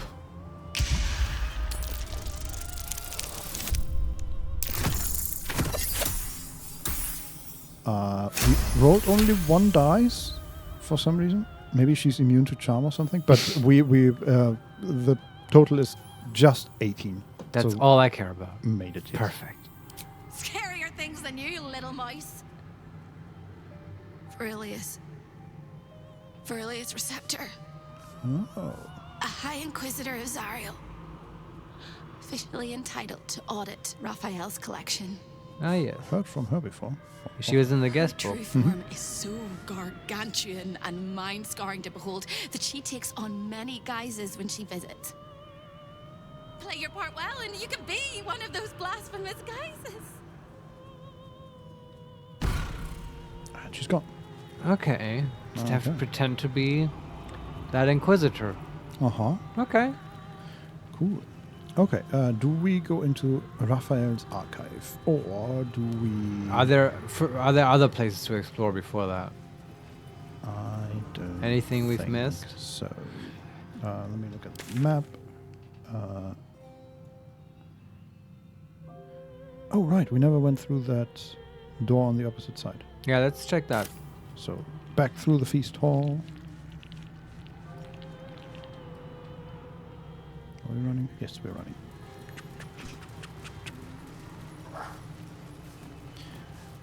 Butterscotch climbed on top of the feast table to get over it quicker. It's not like it's gonna ruin the food any more than it's already. But it's still a bit ridiculous. Okay, we have a door that leads to the outer portals. Oh, that one. Yeah, I remember that. Let's check the outer portals. Okay, large room with a lot of portals as well. I thought you'd got lost and died. Okay. Is Hope again? Hope appeared, yes. We just talked. Yes. A lot of portals here. Portal to Waterdeep, portal to Neverwinter, portal to Akatla. Wow, cool. You can go to all these places in this game? This really is enormous. I don't know, Marius. Menzelberazan, Luskan, Mephisto, and the main one in the middle is to Baldur's Gate. Of course. I don't know. What the fuck is Mephisto? I've never heard of that. I know all the other ones. Never heard of Mephisto. No idea. Maybe some hell thing? Sounds like it, right? There's also Nubalden here, who we've just heard. He's cleaning the floor. Ah. And, of course, Hope is standing here. So let's talk to Hope. When is a door not a door? When it's a jam jar! Yeah, we've heard about the You jar. won't find a way out here. Or a way in. Okay, you won't find a way out here, or a way in. And we can ask, what is this place? Or there must be something useful here. Yeah, there must be something useful here. Oh, there is. There is. If you stare into the portals long enough, your mind starts to do cartwheels and tricks you into thinking you're falling into a horrible, yawning void. It's one of my favorite ways to pass the time. But you have no time to waste, or time will waste you. What you need from the house is in the archive. Not here. And she's gone. All right. Okay, let's talk to the cleaning personnel. Yes. Nubalden. I need a quick word. Nothing can harm me. These errant souls are so random. Stay out of my way. Don't touch anything and keep quiet. I've had enough pests bothering me today. I don't need another. We can ask, what is this place? Number 2, do you know Hope? And number 3, what are you doing here? Or we can leave. What are you doing here? I used to work in the prison, ensuring no desirable people left the House of Hope. Now I guard the portals to ensure that no undesirable people enter. Well, apparently he's shit at that as well. Yeah. Also, he has a scar over his left eye. I'm wondering if that is from the heist before us. Right? Probably, if yeah. he got knocked out or something. So we can ask, what is this place? Do you know Hope? And why don't you work in the prison anymore? And I'd like to visit the prison. Where is it? Yeah, I mean, we know why he doesn't work in the prison anymore. But do you want to... Maybe we can get him to talk about that. It might be funny. Yeah. Ask him. Sure. I made a mistake. Raphael doesn't tolerate mistakes. We had one house guest by the name of Gortash. A mischievous little blot of a boy, and he slipped through my fingers. I think you are right, Vincent. This implies that he was like a prisoner here. Although I mean, they call everyone guests, so it's hard. Yeah. But maybe he was. We can ask, Gortash was here? Lord Enver Gortash? Or we can also say, Gortash is dead. By my hand. Yeah, we might get on his good side. Maybe. We told that this fits. We told the other one we killed Catherick. Let's tell him Gortash is dead by my hand. Oh, you fabulous jealous murderer. Oh, how I wish I could have seen him grovel and beg and bleed. Maybe his soul will come to us one day. Such a splendid deed deserves a splendid reward. Yes. And there's no better reward in the hells than the pleasures and pains of the flesh. There are few sensations that can't be indulged in Raphael's boudoir. Oh, yes. Yeah, yes. To enter, but I know a secret way inside. Oh. Make your way to the balcony next door, and you can find your way inside. Just make sure not to fall. It's a long way down. I like this guy. Yes. It's like you know that scene in Princess Bride when like the hero wakes up in the dungeon. Oh yeah. And like the jailkeeper is like, welcome to the dungeon. I get strong vibes like that. From Yes. this guy, yeah. So good. Okay, but I guess really all he told us is something that we've Yeah, it's already true. kind of I wish knew. we didn't know this already, and I wish maybe he Yes. would have unlocked like the perception check to find the rocks or whatever. I don't know. Yeah. I thought he would give us an invitation, but oh well. Yeah. Well, he's not allowed inside, so No. Do we want to ask anything else? Yeah, what can we ask? What is this place? Yeah. Do you know Hope? I'd like to see the prison that held the former Lord Gortash. Where is it? And how did Ooh. Gortash end up here in the House of Hope? Oh yeah, ask him how he ended up. That's what we want to know.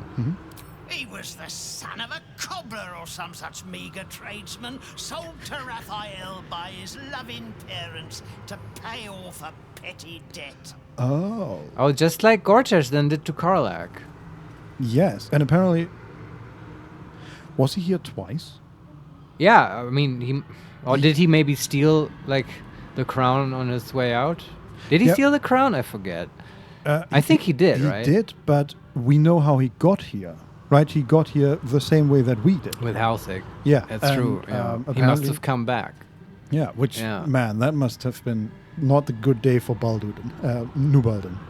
No. Like, No. He disappears, and then he comes back, steals one of your most important possessions, and gets away again. It's true. He must really hate Gortash a lot, and I know we all do. Although hearing all of this, I kind of think he's a little bit cool, that Gortash. Yeah. What a rogue, Yeah. right? He gets imprisoned, here, sold by his parents. Awful. And then he figures a way out, but is also clever enough to be like, oh yeah, I spotted like a cool crown in there, by the way. I need to go back there. Like the balls on that guy, I have to Yeah. admire. Yeah.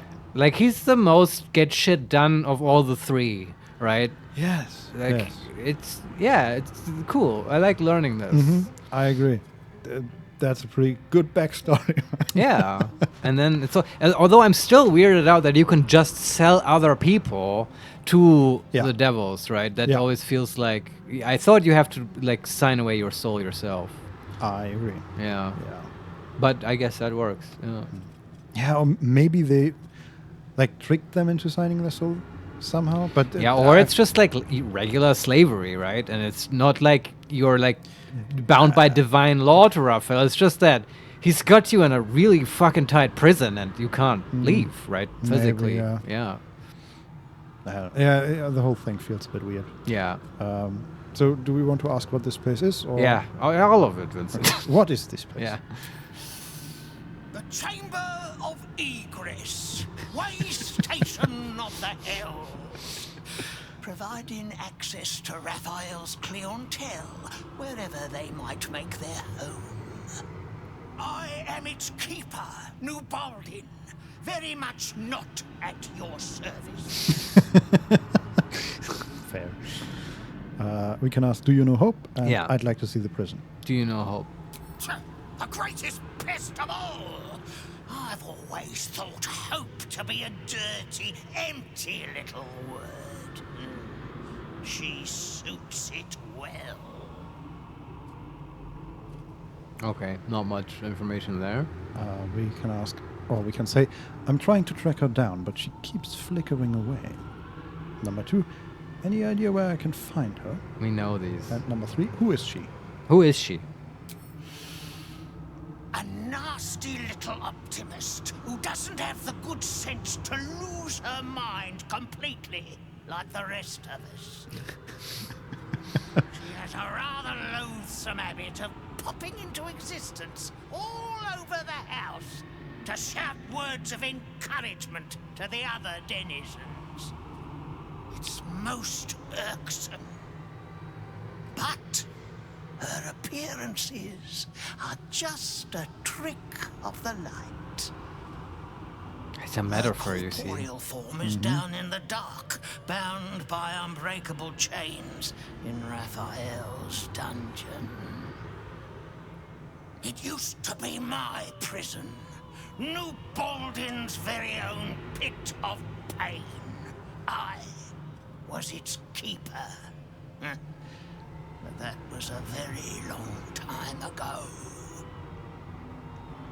Well, not that long. Yeah. Not in Hell's terms.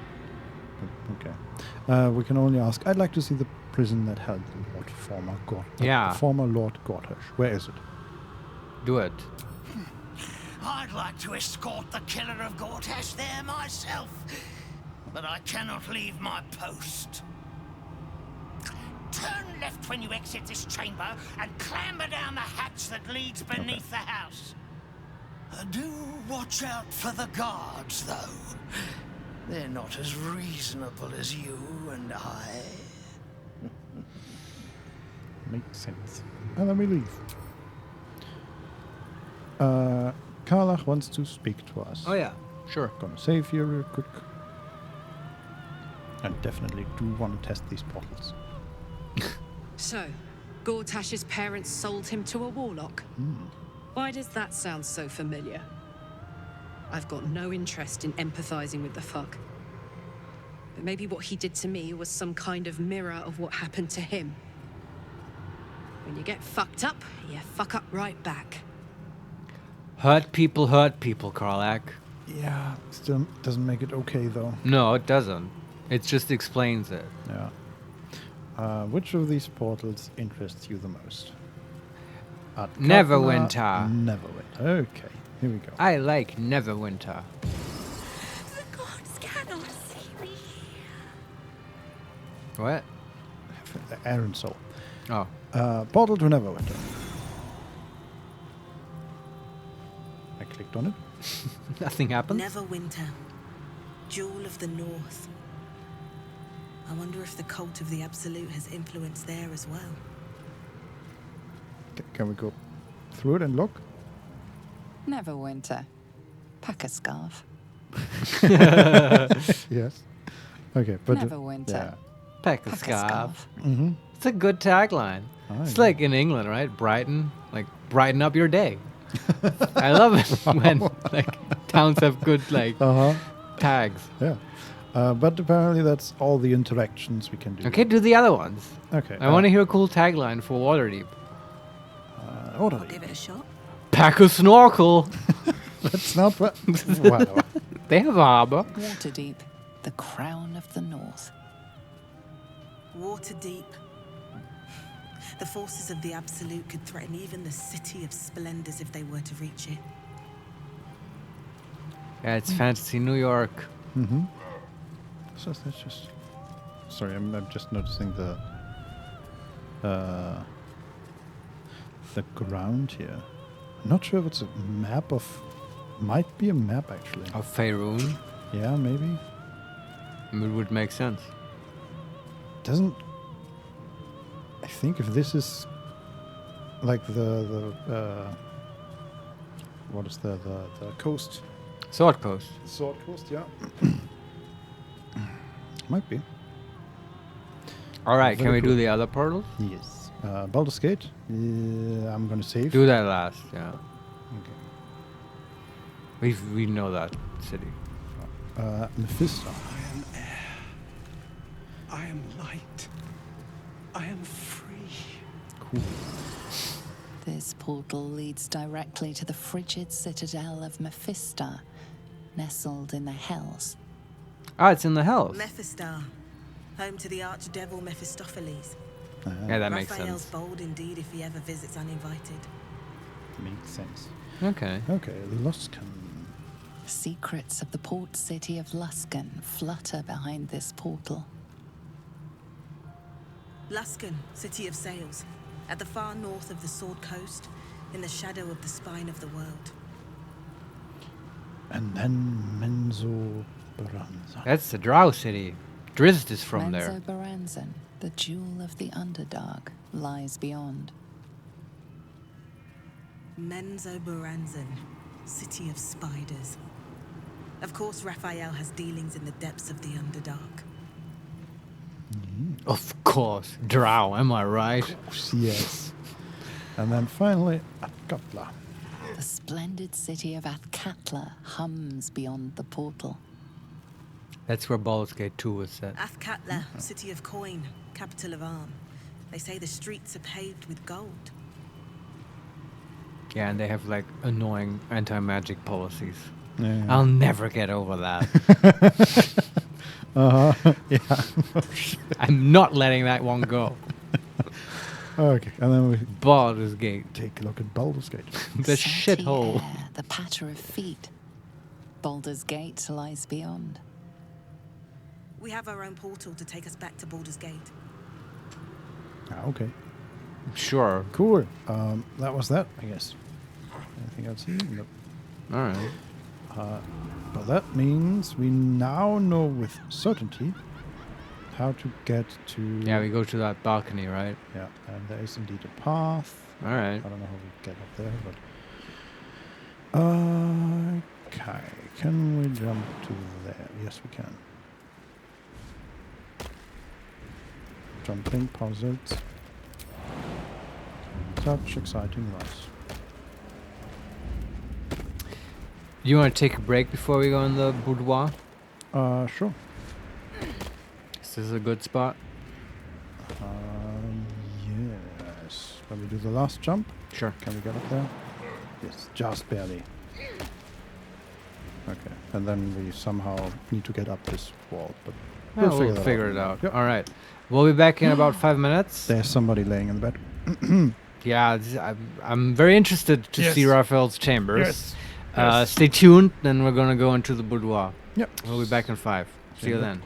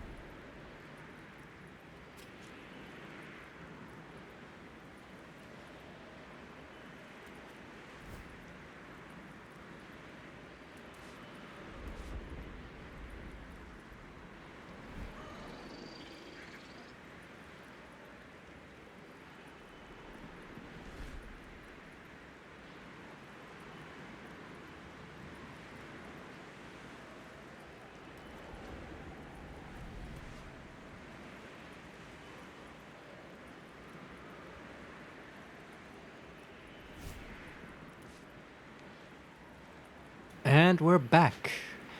Ready to break into his room. Yeah. The boudoir. Because bedroom isn't devilish enough. Certainly is not. How do we get out there? Damn it. So there's just a wall? Yeah, we are standing basically next to his balcony, and there's just a 3-meter drop that we need to get up somehow. Yeah. Okay. Can Karlak just throw you? Not enough. Did you jump there? So also, I just have to take this opportunity to say again how this sort of, genre-defining game and like technological marvel is a game that doesn't have rope. I mean, it has rope. Yeah, but it's useless. It's fake rope. Like, because this would be a total rope situation. And ropes are sort of like a thing in like fantasy RPGs. Absolutely. Okay, it's definitely. So I was just testing. There was a large vase blocking us, and I jumped up with Kara to see if she could move that out of the way. Yeah. But that wasn't enough, so we indeed have to throw ourselves. Wait, giant form? She's a giant form? I forgot about that. Oh yeah, it's from the sword or something. Yes, throw this little halfling. You can also cast Featherfall, and she can throw her much further. I mean, it's definitely far enough. Okay.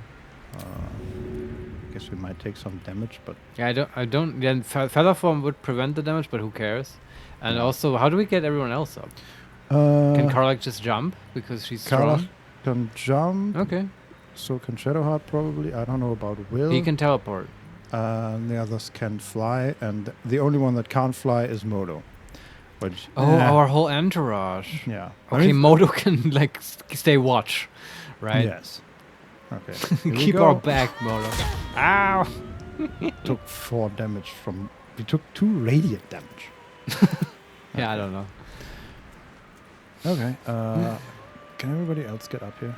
Also, okay. So we are on this balcony. There's not a lot of space, and I don't want the game to go into cutscene mode or anything. Yeah. Leave that vase. Nothing in there. We are basically next to the bed, and there is almost naked devil on there sleeping. Right. Called Harleb. I bet she will want to fuck you, and you shouldn't do it. I think that always happens. I think it's a guy. Sorry, was making assumptions here. Yeah, I mean, still, that looks very much like some sort of incubus or something. Yes, just like that was in Baldur's Gate 2 at the very start. Irenicus has a weird sex dungeon, and there's a lady in there, and like she offers herself, and she's a succubus who will kill you. And that's what I was thinking of. Yeah. Yeah. There's also apparently, maybe he's a painter. Raphael? I don't know, but because there's a devilish still life. Like rotten flowers and a skull and I think wine or some other red liquids in a bottle. In the twisted strokes of the artist's brush, you sense the fragments of a forsaken soul, laid out in reds, blues, and yellows. Oh, okay, maybe it's not Raphael that painted that. All right, before we explore further, can we get the rest of the gang up here? Yeah, I just wanted to explain because I have... A lost little mouse is running through the house. Oh, gods. What the fuck have I stumbled into? I think it's... A thief in the night, greedy and here to take. Why are you here, little thief? Yeah, I think it's just Butterscotch and Karlach now. But there's also, like, there's room for maybe 2 other people on that balcony before the game jumps into cutscene mode. But is Karlach up? Yeah. All right. And the others aren't far away. They're just down that. And we're talking to, like, Raphael now? What's going on? No, that is Harleb. Okay, because the voice sounds exactly like Raphael. Mm-hmm. Right. But it's a red devil in BDSM gear, basically. Yes. Let me see. Can we character select? Can we... Oh, yeah, perfect. We can select one of the other ones. And just move out Don of the Solarione, okay. boy, it is good that Will stayed behind. Well, just stay here for a while. I gotta talk. What are you implying? Oh, so that we can fuck the hot guy and he won't get... Yeah, I see. Okay. But we're not Shadowheart doing that. can jump in and is immediately teleported into the conversation. Sure. Perfect. But look, I mean, if the Drow twins in the brothel didn't do it for Butterscotch, I don't think this guy will. Probably not, but you never know. Okay, and Will can also jump up. Don Solarione, I'm not suggesting anything, but if you agree, it later unlocks probably the best dialogue option in game's history. How dare you tempt me this way, Don Solarian? No, but it's not in the character. We have to come back with the bow spawn next playthrough. Yeah. And yeah. Okay. I bet you can have. Let me fantasize about it, Don Solarian. I bet you can have like a cool one-liner then to Raphael, like, "Oh, I fucked your, like, consort." Do you think he would mind? No, but I mean, you would say something cleverer than that, right? But something like that. Yeah, I don't know. It's probably even better than that. I don't know. Ugh, it's this game. Yeah, but we're not doing that. Anyway, what's going on? I forgot what Don the guy... Solarione, it is even better. It is even better. Stop. God damn it. Well, something to look forward to, you know? Okay, so I've moved at least all of the main Very characters good. up here. The others are just sort of still on that cliff, but Yeah, I mean, they can fly again. So he just said, a thief in the night, greedy and here to take. And we can say, number one, Raphael, you're looking very skimpy. Number two, I seek the Orphic hammer. You can't stop me. Number three, it was an accident. I botched teleportation. Number four, I won't tell you. And number five, to kill you. I won't tell you. Sounds good. Somehow ridiculous. I love it. I won't tell you. This is very naughty. Whatever are we to do? Why don't we play a game? You win, I give you everything you desire. But you'll enjoy yourself more if you lose. We can ask, what's the game? Yeah. We can say, I'm not going to play with you. Or number three, attack. What's the game?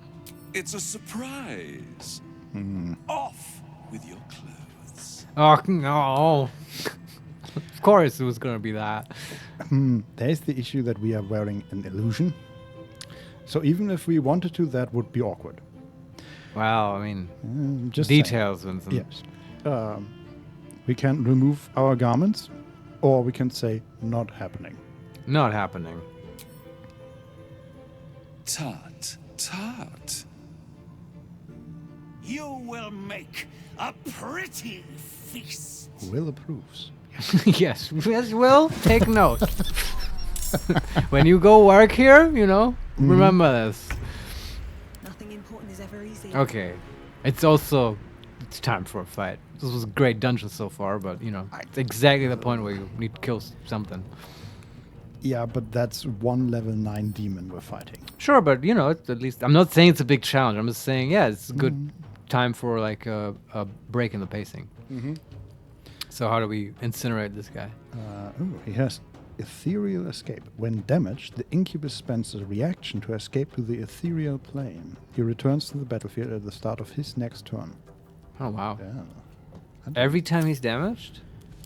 Apparently. Wow.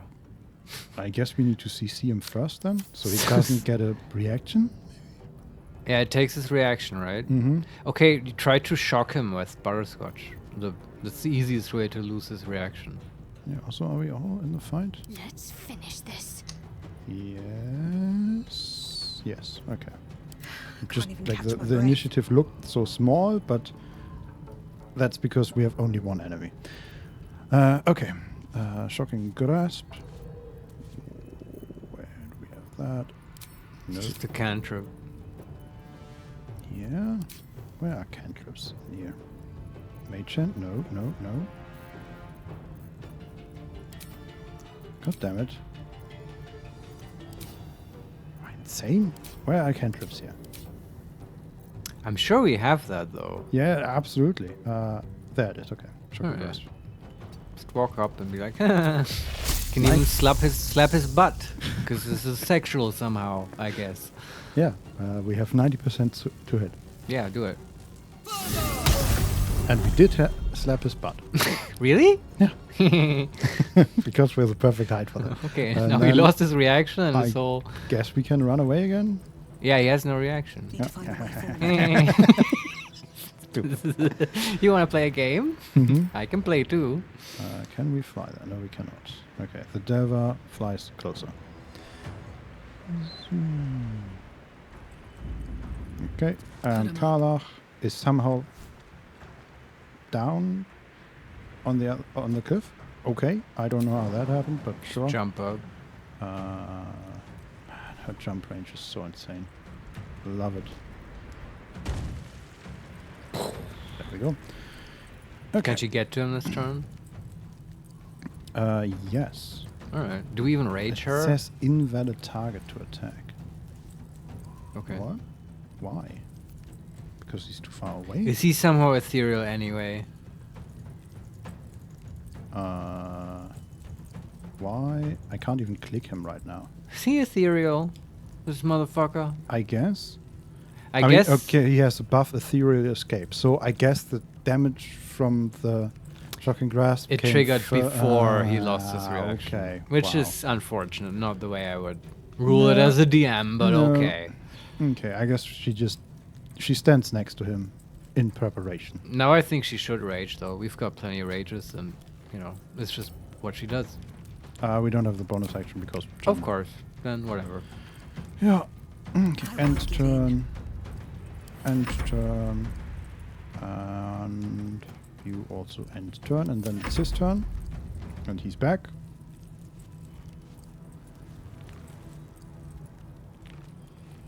Takes an attack of opportunity with reckless attack. And no important die, I assume. No. We miss. Okay. And he runs away. Incubus Charm on Butterscotch. Is that the same? But she has the ring from the Mind Flayer. Yes. She has advantage. Butterscotch needs 19 to save. They roll 17. Oh, she didn't save? Yeah. But we could portent. Yes. DC is 19. We have +5. Oh, okay. Yeah, we can use the portent die 18 or 20. But those are so useful maybe later. Yeah, and it's... What is magically charmed? A humanoid and afflicted target can repeat the saving throw each time they take damage. Okay. And does he... What is it mind control? It is charm. What does that mean? The only annoying thing is if he has mind control over her and he makes her cast high-level spells. Yeah. And we lose those slots, and that sucks. You are charmed by a devil and must support it in devil. You can make another saving throw against this effect after taking damage. Well... You know what? This will be annoyingly complex. Let's just use the 18 and... Yeah. Nope, you don't Save. charm me. And then he runs a little further. I mean, that was all he did now, so... Okay, there we go. We just had another 6 Vengeful Imps, level 5, join the fight. Okay. And 3 of them are on our balcony, 3 on them are on the other balcony, a Alright. little to the left. Yeah, now we're talking. Yes. Interesting, because we also have a devil, right? The It's true. Cambion. Yeah. And he also has Fiendish Charm. But that only says charm a humanoid to prevent it from attacking you, not to help you in battle. Yeah, but I mean, there are different charm effects, right? No, they're both called Fiendish Charm. Sure, but even if you called it charm, it's like sometimes different, right? It's always a very situational ability. The ability is called Fiendish Charm. Yeah, but I'm saying, like, it has a different description, right? Yes, that's what I'm saying. It feels like these should be the same ability, but Larian is not giving us the cool one. And it's true, but I'm saying there's precedent for stuff having the same name, especially if it's charm, because that's always a very specifically worded thing. Fine. Okay. I assume they have... Oh, they're blinded. That's no... nice. Yeah, fire. From Shadowheart. Yeah, fire immunity. Sure. That is great. And they also have fleeting protection. What is fleeting protection? If the affected entity is attacked with radiant damage, Raphael's protection reflects twice that amount as fire damage, and this condition ends. Okay. All right. And they have agonizing blast and repelling blast. So we might want to step away boy. From the balcony. Yeah. Okay. Good to know. Butterscotch might be a problem. Okay, but that means we can't use Rays of Fire, at least not against the imps. Can we use it against the against Harlep? He has fire resistance, not immunity. Yeah, this is not a fireplace. No. Fireplace. Yes. I guess we just fly and attack. Whose turn is it? It's the Cambions, and the Quasits. And the Quasit is just stuck down there on that cliff. I mean, you could try charming the guy. Use your worse fiendish charm. Or is he immune to charm? I don't think so. Yeah, it's a funny thing to do as well. Because our guy's charm will then enable him to do the kissing thing. Yes. That would be a great way to kill this guy. Okay, let's fly up there. Make a kissy face. Fiendish charm. Target must be a humanoid. Isn't he humanoid? Come on. Yeah, but he is a fiend as a group. Okay, I guess that I call bullshit. Yeah. But then just swing your goddamn saber. I don't care. Let's hit this blinded vengeful imp, I guess. Sure. For 2 damage. Just like kick it in the nuts. 2 bloody okay. Wow, what a turn. Okay, and Modo is, I think, just stuck down there. That's okay. Can't even get to the cliff next to the balcony. It's just Mama Modo. Modo. You can turn invisible if you want. I don't know. Oh, yeah, but that's gonna break the game again. I don't trust that. Yeah. Let's just end the turn and see what the... Oh, no. Oh, right, the Vengeful Imps are already in the initiative, but they don't take a turn yet, I guess. So... we have a very powerful water elemental. Hey, when's Shadowheart coming up? At the very end. Okay. After this. Yeah, he can just hit the incubus, right? Yes. So we port up there. For some reason, the water elemental was also very far away, but it can fly and teleport. Yeah. Very powerful. The question is, will the incubus just disappear again? Oh, is he still ethereal? Yeah, we should think about this. No. And I mean, he still has ethereal escape. But he's not ethereal right now. No. Okay, let me ask you something. Yes. How much movement does the water elemental have still? And can you get next to the incubus and then walk away, possibly triggering him to make an attack of opportunity, which will then he lost his reaction, right? I hope so. But do you have movement to do that? Yes, that should be good. And I mean, come on, it's guaranteed that he would lose his reaction if he does that. Yes, I still don't quite understand how attacks of opportunity work with reactions, but I guess so. Isn't that just... It takes a reaction to make an attack of opportunity, right? That's not different in this game. I think so. I don't think there was ever a case where that hasn't happened. I still feel that it's weird that they don't ask whether you want to use a reaction. That's true, yeah. And maybe I'm wrong. That's an assumption I'm making. That's right. Yeah. Flying near it. And maybe he will be smart and not use his attack. Provokes attack of opportunity. Yes, please. That's what we want. He misses. Perfect. And then we can blast him with bicycles. Yes. You made a mistake, fool. 35% chance to hit. That's not very high. Yeah, whatever. Yeah, whatever. Need 70 to hit. They rolled 7. Nah, no port. No. And he's knocked prone. That's good. That is wonderful. And not ethereal. Nope. That's the best part. Very good. Now we can all beat on him. Yes. This is my time. Yes. Although for him, it's of course bad that he's prone now. Mm-hmm. God damn it. He's also stuck at the end of the balcony and can't really, like Shadowheart is blocking him, and the imps are blocking her. And he can teleport. True. Can bonus action teleport, and you could also just have him shoot imps. don't hate that. Yes. Also because he has a 99% chance to hit that blinded imp. Yeah. Roll. Just Eldritch Blast. How do you say it like that? I don't know. Okay, do we want to hex first? Do they have like resistance against... You already used bonus action to teleport, did you not? No, he hasn't moved yet. I haven't done anything with him. Don't you need to teleport to get there? To hit imps? No. Okay, I thought he was far away. No, he is on the balcony. He's just... Do you want to get him more closer in there because he will fall off? Because he will get pushed by an imp? He would likely be knocked down to the cliffs. So he'll be fine. Yes. All right. Well then, hex, sure. They're not immune to necrotic. I just looked it up, but I forgot. They are immune to poison and to fire. Okay. And they had the radiant thing where it hexes necrotic, right? Yes. All right. Where was that? They have magic resistance. Huh. Fitting protection. Radiant damage, yes. Okay. So, hits on this blinded fella. Also, I looked, we can't kick any one of them off the balcony. We can't kick them off? No, it's just the angle is the wrong one. Okay. Okay. Hex through, and then we just blast the blinded one, yes? Yeah.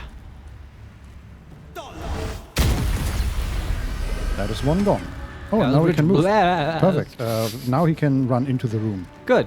Coming through. Carve your path, Will. Yes. How far can Blade of Frontiers. Okay, just run in. Pride of the Gate. Oh, boy. Husband of Butter. Oh, Shadowheart was going at the same time. I didn't notice. That's Whoops. okay. Oh, man, this radiant damage is unfortunate. She could, like, if it wasn't for the radiant damage, reflect damage, she could hit both these imps and then probably Harlep as well with the hammer guardians. But you can make them necrotic.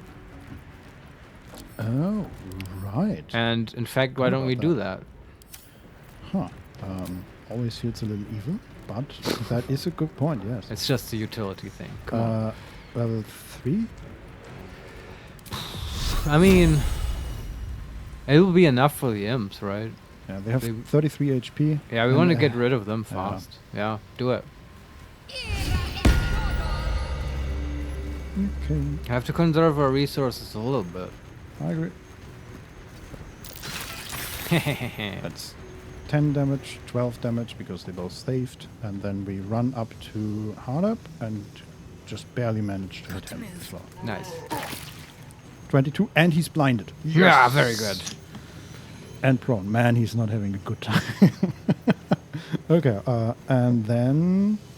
Do we also want to summon a spiritual weapon? I don't. Yeah. I feel like it's crowded enough. Yeah. Okay. Oh, now the imps go. This is so weird. Eldritch Blast on 2 targets. Does that hit Butterscotch? I don't know. We can counterspell it, but... Do we want to? No, that's a level 3 spell. Let them Eldritch Blast. Yeah. Okay. Not react. Not react. On will. Do we want to shield? That we can do, sure. You still hit for... Oh, he found something? He found something. But what? Oh, in the water, maybe? Huh. There's a restoration faucet. Wild. Oh, wow. I really don't want you to get fucked here. Yeah. Okay. Regarding opportunity attacks, Butterscotch is attacking one of the imps. Yeah, this is very annoying, right? Yeah. Yeah. There goes our next counterspell option. Yeah. But we do not want to use a portent die for her main hand attack. No, no.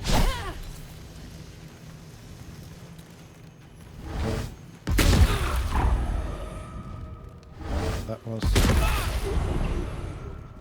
Who are they hitting? I think Carla. Okay. Okay. More attacks on will. Do we want to use a portent die to make them miss? No. Okay. It's just so funny how they're all getting kicked around. Eldritch Blast on Shadowheart. They rolled 27. Important die. I mean, she has concentration, but come on, she can like do it, right? I agree. Right? She made the save. Oh, thank God. Did she? How that failed the saving throw again? I don't even know. Okay. I'm gonna save you. Just in case. It's Shadowheart, the Deva, and Karlach. Karlach lost like 23 HP. She rages. Will took 7 damage. I say Karlach rages. Yeah, it's also Butterscotch's turn. Oh, okay. And she definitely wants to move away from that balcony. The Incubus didn't get a turn yet, right? He's still not he has his reaction back. He doesn't. I mean, I'm not making sense. Halep, you mean? Yes. Yes. He does not have his reaction back. That is correct. Okay, we can just hit him with stuff, right? Yeah. So like, I don't know. Rage. Okay. Does she hit an imp or the incubus? I would say go for the imps. She can probably kill them, right? And get a bonus attack. Oh, no, we already used the rage now. So now I say incubus. Okay. Really chew into him. Yeah. She also has advantage because he's prone. Yeah. Which is great. Beat on that guy. Topple big folks? No. Bolt of Celestial Light. That is radiant damage. Oh, and then it's range weapon. Okay, never mind. Come on, Karlach. Show him who you are. Oh, she moved. 31 damage, very nice. Yes. She also, like, at the beginning of running, she moonwalked 4 halves. Okay, but that's probably a glitch. And another 30 damage. Alright. 60 damage, casually. Very nice. Okay, then we have the Deva, who I guess just does the same thing, right? Yeah, we just beat on him and then this fight is over. Wrathful Smite, does he also have that reflection? I don't think so, right? No, he just has the escape, and that doesn't help him. Yeah, that's 22 damage, and he's frightened. So he's prone, encrusted with frost, threatened, and frightened. And blind. Not anymore, because because Shadowheart was kicked away. Ah, I see. Well, so much for peace. What's his HP now? Question 100. 102 HP. Yeah. All right. Okay, and Butterscotch. Just Shocking Grasp? If he's still prone, you'll get advantage. Right, but will that take his next reaction as well? I mean, he doesn't have one now, so he can't lose one. Okay, then I will say she is standing next to an imp who will attack her if she runs, so we could also Shocking Grasp that imp. Yeah, I mean, is there anything else she should be doing? Probably not, right? Probably not. Yeah, just Shocking Grasp the imp. 95% chance. Yeah. For 17 damage. The imp has 4 HP. Ugh. You can walk away from him now, if you want. Yep. Where do we want to walk? Okay, we can just walk over here. Swift as my feet can carry me. Yes, very good. Okay, that's her turn. And his turn, and her turn. And then he gets up, still frightened. Has a shit day. Incubus Charm on Shadowheart, she's saved. Huh, very good. Okay, Jason's He's been turn. completely useless. Uh-huh. Yeah, can he hit the 4 HP guy? He might. Yes. That might be in his damage range. Oh, he has rush attack. 1d4 plus 4 damage. Yeah, that's exactly enough. This is stupid. 75% chance to it. Yeah, do it. Kill the imp. Needs 13 to hit. They rolled 12. Well, then they miss. Jason, you're useless. He rolled a 5, Mario. Why don't you just stay here? We could dress you up as this guy, and then you surprise Raphael when he comes back. How about that? Because you look sort of... I mean, you are a devil. I mean, you know how this works. Yeah. And Modo is just sort of there. Good job, Modo. No, he's watching, right? So we don't get backstabbed. Yeah. Okay. How the imps go? Also, I moved everybody inside. Just... Yeah. More Eldritch Blasts. I assume we do not want to counter spell. No, I don't. Cast Eldritch Blast on Butterscotch. Do we want to shield? Yeah. Miss. Karlach was hit for 1 damage. And yeah, for another 4. No, don't hit Karlach! Oh no, that was Will. Never mind. Oh no, it was Karlach. Man. It sounded like Karlach. Yeah, her clothes are so dark. Okay, ice elemental. Yeah, water. trigger the opportunity to attack again. That's kind of his job now. Yes. Hit me, baby, one more time. Misses. Dance with this guy. Can we also Such a good trick. Can we heal here? Like, we all have taken a little bit of damage. I mean, Is that worth it? if you're not healing the imps. Yeah, but okay. Shadowheart has taken 3 damage. Will has taken 7. I mean, we also can just short rest. Yeah, I mean, we haven't really taken any damage. I Yeah. thought it was more, but okay. Let's just blast him with ice. Yeah. What's that?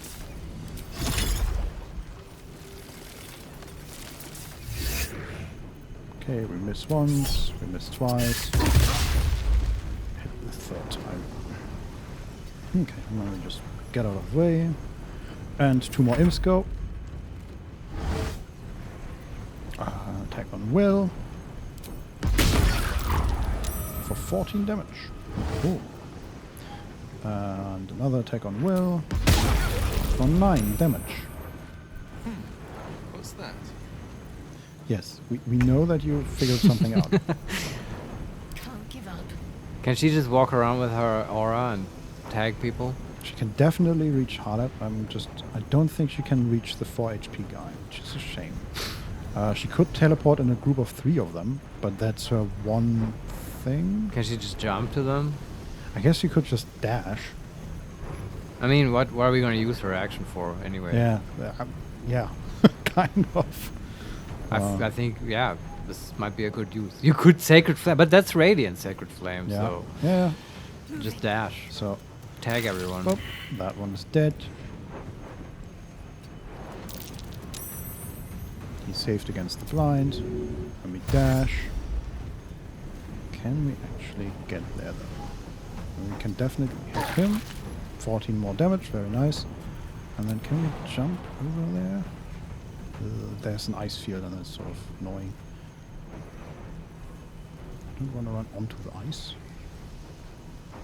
Okay, I'm gonna save just in case she lands on the ice.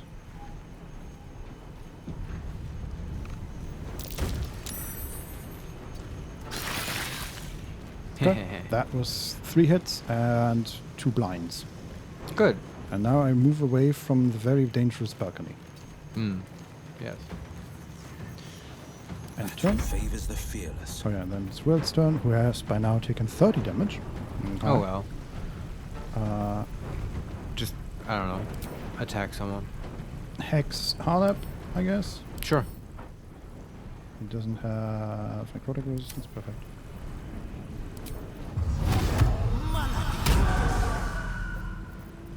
And then I don't think we want to kick him away. 70% chance to it. Here we go.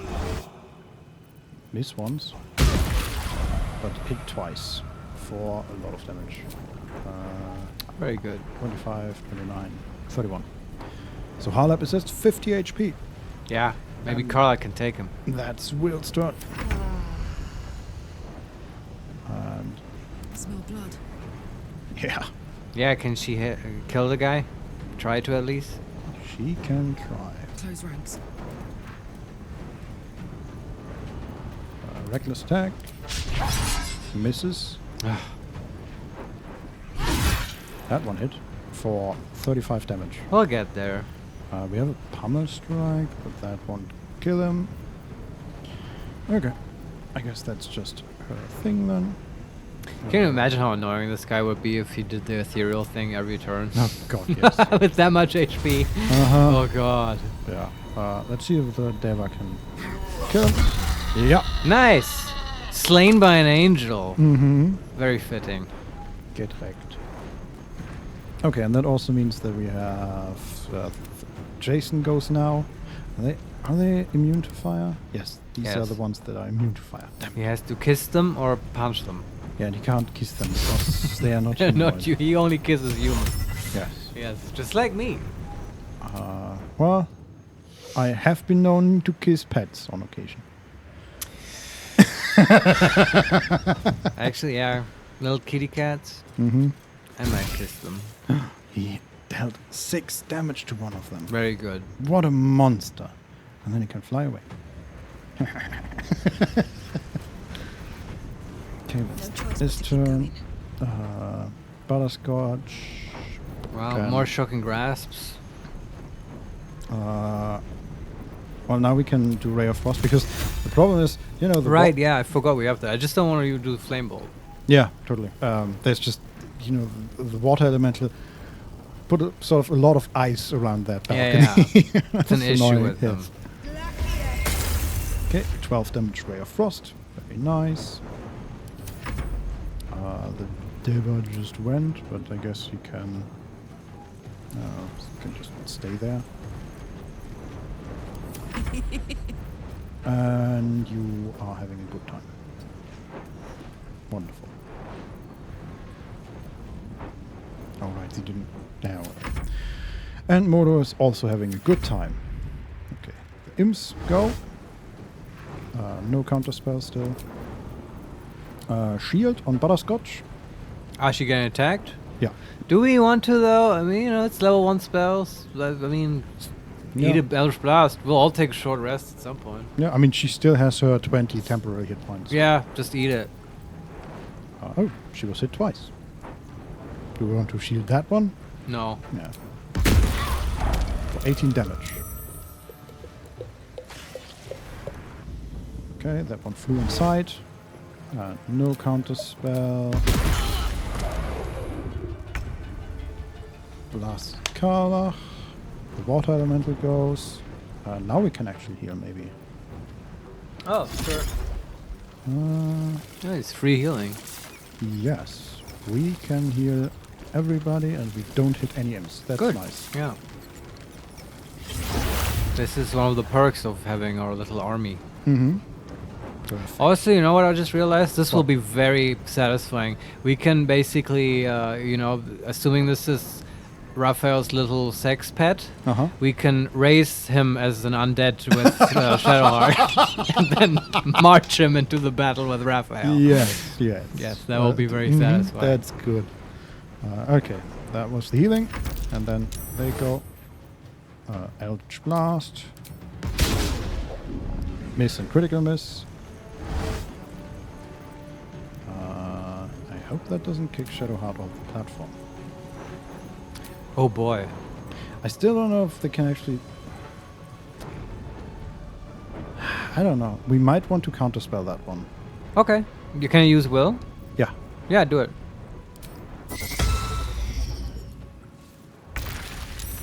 And then they die because they are in the Spirit Guardian. Very good. Yeah. My faith will protect me. Yes. How about you just hit that one? Actually, does she do radiant damage with her mace? No, right? I forget. I know it has that ability. Sunbeam. Once per long rest, when your hit points are reduced to 0, you regain 2d6 hit points. Allies within 30 feet also regain 1d6 hit points. They are on the slide. Nope. Nothing about radiant damage. Okay, just hit. You're safe to just punch people, Shadowheart. And now we could react and use Divine Strike Radiant. Yeah, maybe not. Do not react. Thank you. Also get maybe a little bit more on the inside of that balcony. That would be nice. Yes. No, no, no, no. I tried clicking on Will and I clicked somewhere else and she ran. And now Okay. she's taking an attack of opportunity. Oh well. She gets it. Do we want to use a portent die for No. that? Okay. Now we can use Shield Blow. When struck by a melee attack, your attacker must succeed to his dexterity saving throw or fall prone. Sure. Yeah, why not? Well, that imp is now prone. Wow, look at that. Shadowheart, martial arts pro. Uh-huh. What a wild day. Okay, Will. Can you kick that one off the balcony? Hex first. I don't think he can, but it would be funny. Yes. Well, he killed it. That works. Yeah. Alright, let's kill the other ones. Okay, that's well done. That's Shadowheart. Okay. Now this is my happy place. Color I'm control going to over enjoy there. this. Okay, that one. Can she reach that? No, but she can jump to that. Stop looting. Just attack. Yeah, that's it. Nice. Still breathing. Very Good fight. Yes, let's loot Haleb. Yeah. Key from Raphael's safe. Nice. Elaborately gilded key. That's what Hope told us. Get the key. And regain his underwear. Nice. And he also has Hell Dusk gloves. Very rare. Infernal Acuity. You gain a +1 bonus to spell attack rolls and spell save DC. Wow. Infernal Touch. Your weapon attacks deal an additional 1d6 fire damage. Your unarmed attacks deal an additional 1d6 necrotic damage and can possibly inflict bleeding. Alright. Strength saving throws +1 and Race of Fire as a cantrip. What? Is that just... Yeah, hurl 3 rays of fire. As a cantrip?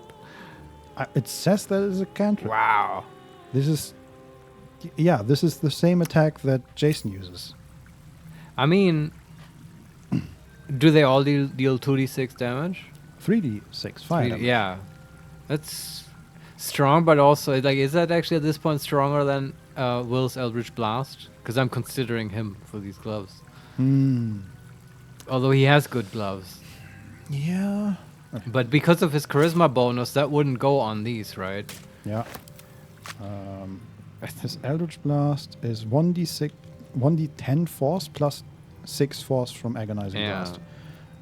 So that's higher than 3d6 if it's just a flat 3d6. Right, 3d6 is 10.5 average damage. 1d10 is like 5.5 plus the 6. Yeah, 11.5. So it's just higher. Yeah. And this is... It's also fire damage, which tends to suck. Yeah. Definitely sucks here. Yes. Yeah. And with Eldritch Blast, you also have the utility of... knocking people and stuff. Exactly. Yeah.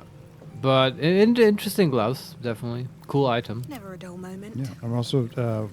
we could, in theory, put it on Butterscotch. What's she wearing? The Dex gloves, which are... like Dex is pretty good, though. Yeah, the utility is also like... She does all the thieving stuff. It's just... it's AC. It's initiative. I think I like Dex better, even though that would boost her spell DC even more. Yeah. But that's also at some point it's just a win more thing. You know what I mean? It's better to have a more balanced character that doesn't have any weak sides. Yeah. But yeah, it's something to consider. Okay, Mordor is just stuck down there, right? Oh yeah. Okay. No one back home will ever believe this.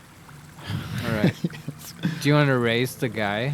With Shadowheart? I kind of want to see that in action. Yes. I wonder if he... Okay, create undead. Right. I don't know. I wonder if he just turns into some random generic... I think so, because that happened with the last zombie we summoned.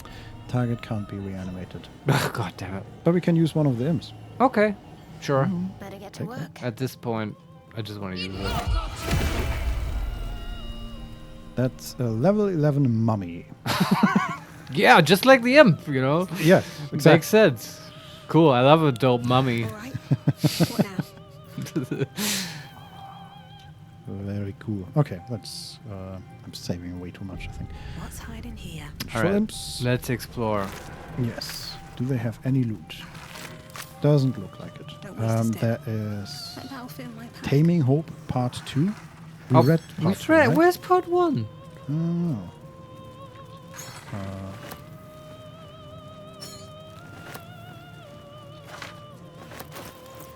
Yeah, okay, it's literally the same thing. Then I think what Will found is... so there are... right, there's Raphael's bed and all that. There is a painting of Raphael. Raphael bears flame. Him standing in his not human but devil form in a large hall. We see behind him is a gate to hell, and he is holding a fire in his left. Left hand. And below that, I think that was Will that found it. There is a button. Ah, I don't know what that does, but I'm curious to click it. Yes. Also, Vincent, Yes? how many paintings of yourself in cool poses do you have? Because for me, the answer is 0. I think it's 6. 6 paintings of yourself. I didn't know this about you. Interesting. Yeah. I was just thinking it's a very narcissistic thing, sort of. What do you mean? Sorry, throwing some shade on Vincent here, but No, it's actually probably also 0. I mean, I haven't checked in a while, but no, I mean technically I also don't know. I have at least I have some paintings in here, but I don't think they depict me. Yes, you've replaced all of them with paintings. Sprayed them over. So want to hit that button? Yeah. Ow. Okay, so the painting slid up. We got hit by fire. Ah, god damn it. Raphael Bear's Flame uses explosion. Kind of obvious when you think about it. Yes. And there's also Raphael's save. Oh, okay. We get something out of it. Yeah. We use the key. We have Raphael's notes and 5 souls coins. Oh, wow. Can get car like all juiced up now. Yeah. We did try that once, right? What did it do? I just remember Gives that her 1d4 fire damage or something. It wasn't very impressive. No, but I don't know. Maybe for the fight. If we just give her more, it gets... Yeah, does it I get think you can better? stack it. But it's useless like here. 5d4 fire damage might be interesting. Not here, but in general. Against the Cobalt, it would be very effective. Okay, let's look at the notes. Yeah. The actors have finally reached Baldur's Gate, so I can commence the next stage of my play. They have learned the Astral Prism's secret, but I will tell them that I have the key, the Orphic Hammer. The only thing that can break the prince's chains. The hammer will be kept safely in the archive, protected by a password. What shall it be? Perhaps give me my heart's desire? So there is a password? Yeah, but he... It's in the archive. Okay, all right. Apparently that is just the password. Because he was being vague about it. He was Yes. asking, shall it be this? Uh-huh. Yeah, But apparently he's just someone who puts his password... Consolarion, paintings are one thing, but why does Raphael had his double in bed? Yeah, I was gonna say that actually. That is so weird, and I love that they did that. But he's so narcissistic. He's fucking himself, literally. Of course, yes. It's so What a weirdo. Yes, he definitely is. Yeah.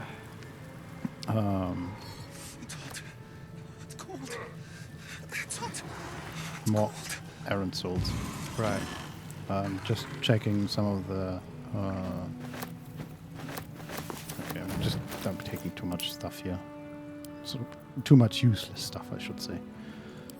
Here, We probably don't need to loot anything at this point. I know. Unless it's just like... I just played Original Sin, and I want to loot everything again, and I shouldn't. Do you, Vincent, though? Do you want to loot everything? No, not in this game, but I do want to loot everything in Original Sin, and that's I need to get. I need to switch body. Yeah, a different game, and more importantly, high level. Yes. Okay. We found a chest, and we fucked it up. We rolled a 2, and the difficulty class was 15. Yeah, and this probably also has just random crap loot in it, but I do understand wanting to look into every container.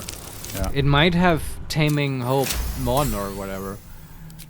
Yeah, and these, flesh to stone. Scroll of flesh to stone. This goblet and 131st. I enjoy looting scrolls. Yeah. Might be a misty step. There's another chest. We also just used our last thief's tools. Oh crap! Yeah, okay. Or did we use them? No, I guess we didn't use them up, but We're this running is our... out. Yeah. Well, we solved that chest as well. First try. Easy. This time we used them, I think. Arrow of many targets. Deal additional half damage to 3 other targets in range. Yeah, that's useless to us. A sapphire, some gold, arrow of darkness, And Potion of Angelic Slumber, the long rest one. Oh, that's very good. That is very good indeed. How hard is this place gonna be? I don't know. If they're pumping us fully. Okay, and that's last wardrobe, and that's that. Is there anything up here? No. Did you check under the bed? I did not. Let me look. I think that's where people keep their sex toys. I bet Raphael has some bespoke sex toys. Well, I'm definitely going to lay on there. It allows you to? Yeah. Oh, that's cool.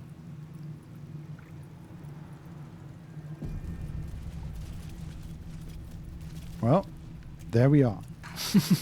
Just snuggling in there. It's presumably giant bed. Yeah. She doesn't even use the blanket. She's just like sort of laying on top of it. Which isn't the case someone was lying in this. In Original Sin 2, they used the blanket. I tested that with my undead dwarf. Well, Vincent, if you love Original Sin 2 so much, why don't you marry it? I would if I could. Okay, I think we've checked everything here, but the bath. Yeah. Right, we found these restoration faucets, and there was also I want to something see about- if he has a bidet. Oh boy.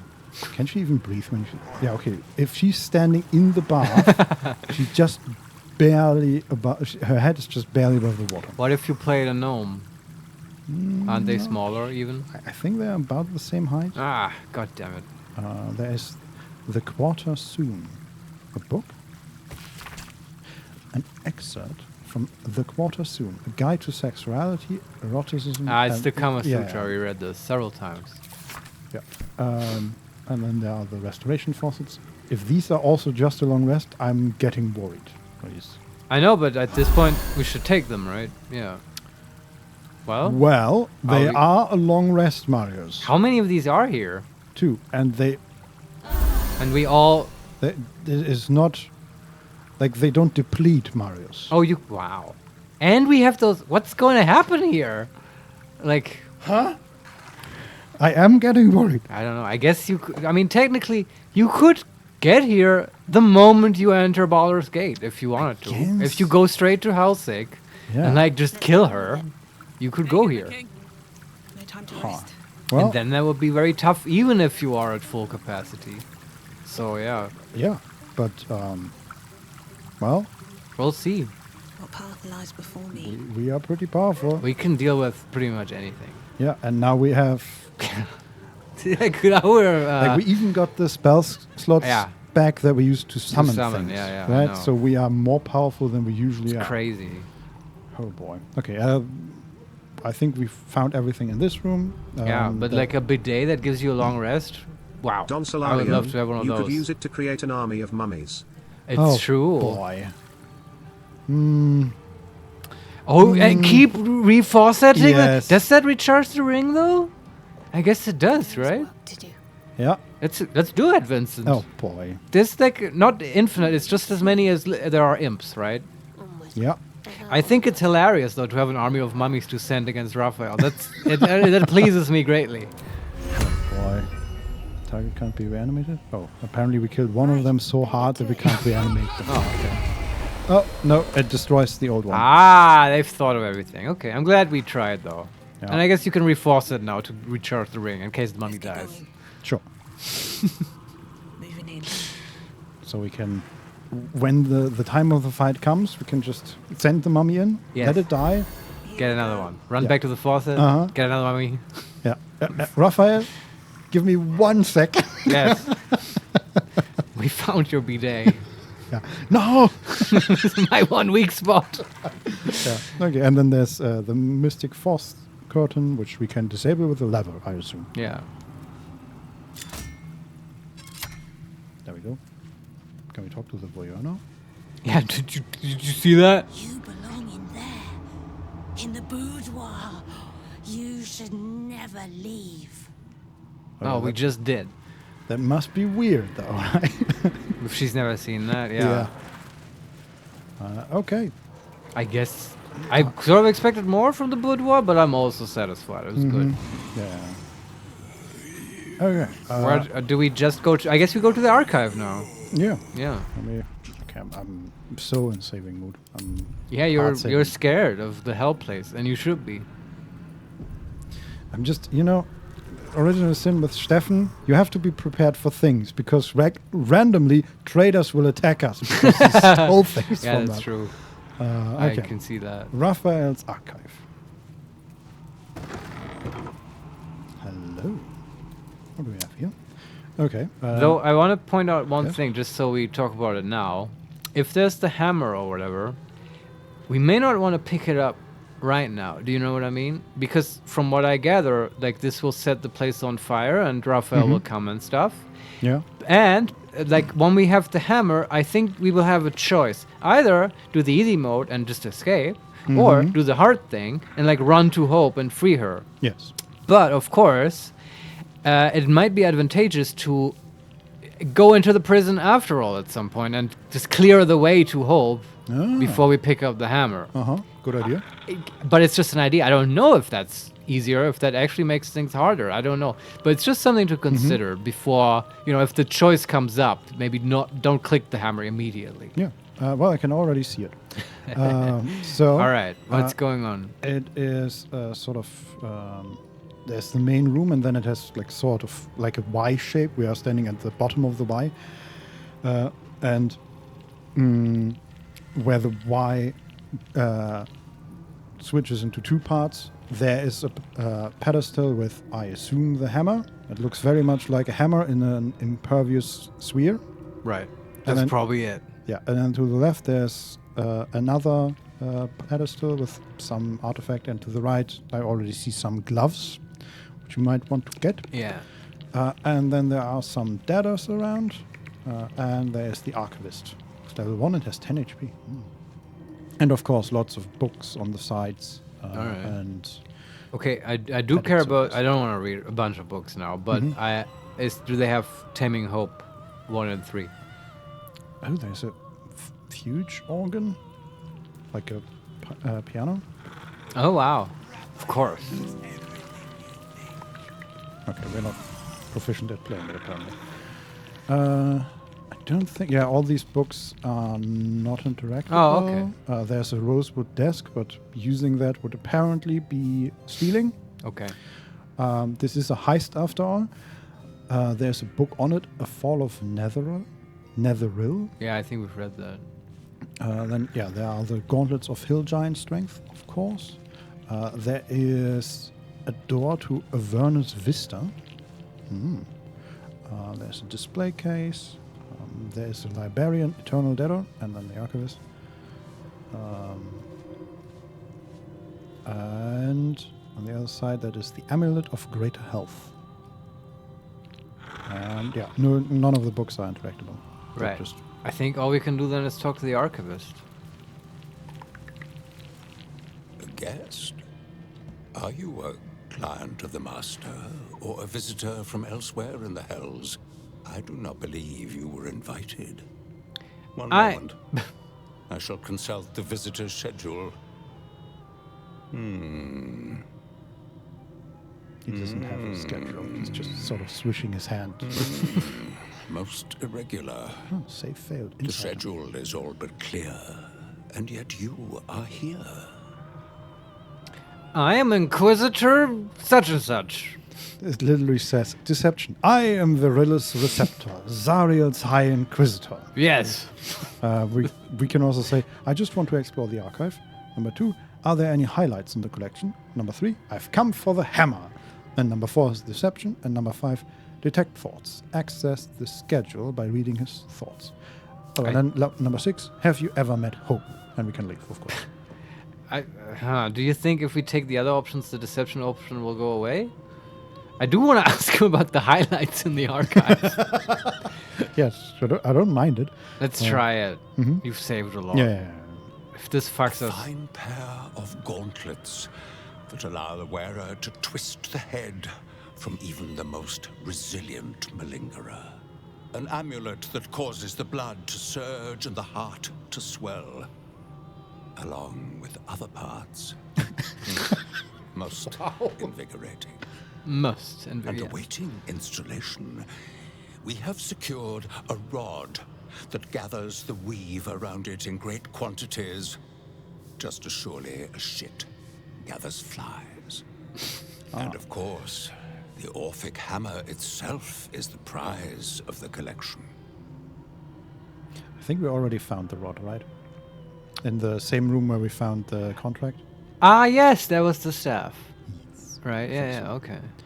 Okay, we still have the deception option. We can also still say we want to explore the archive, we come for the hammer, or we can detect thoughts. Yeah, I don't think we need to detect thoughts, right? I mean, Nope. we got the deception option because we aced the thing with hope, I guess. So let's do the deception. DC 15, 0 bonuses. Yeah. Do Baldur is not very deceptive. either guidance or advantage on the test with Eagle Splendor. Yeah, sure. Now, since we have infinite faucets here, apparently, I'm much more happy just using spells. True, yeah. Okay, DC 15, here we go.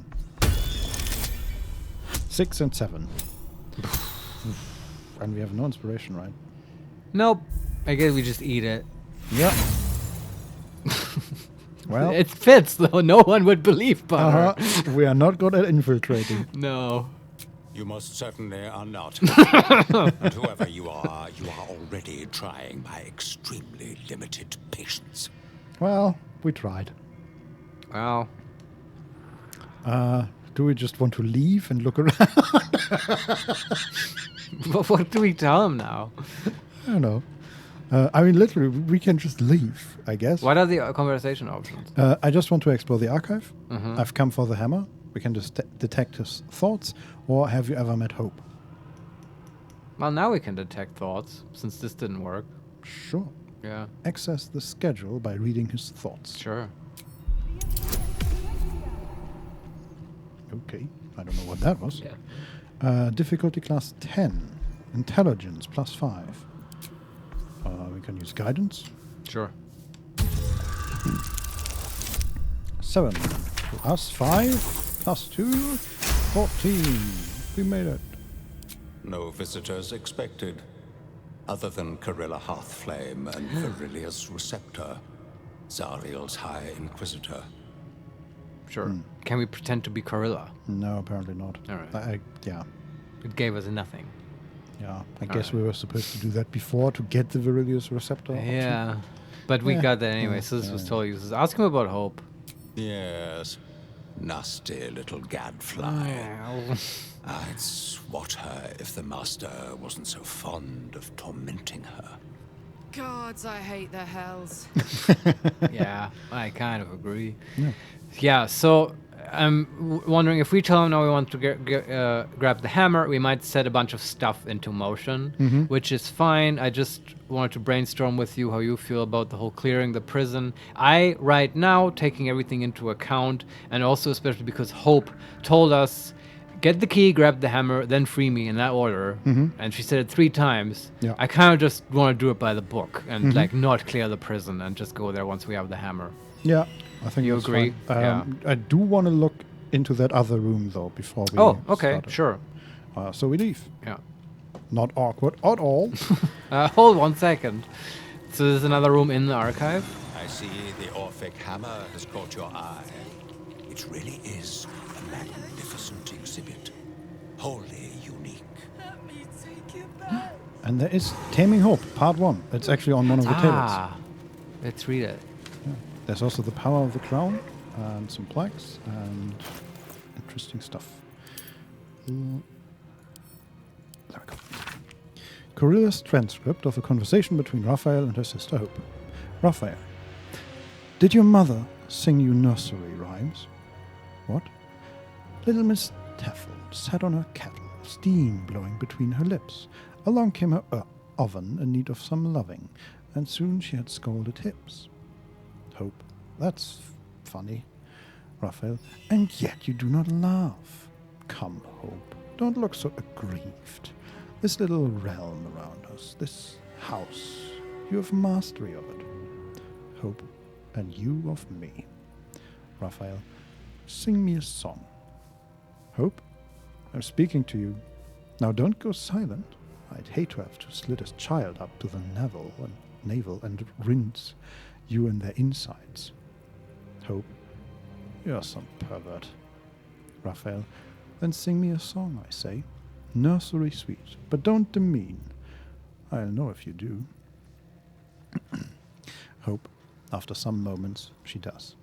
I remember our mother used to sing it to us, a gentle melody laden deliciously like plum young arms laden with autumn-ripe apples. When the song concludes, Raphael sighs and looks at my sister.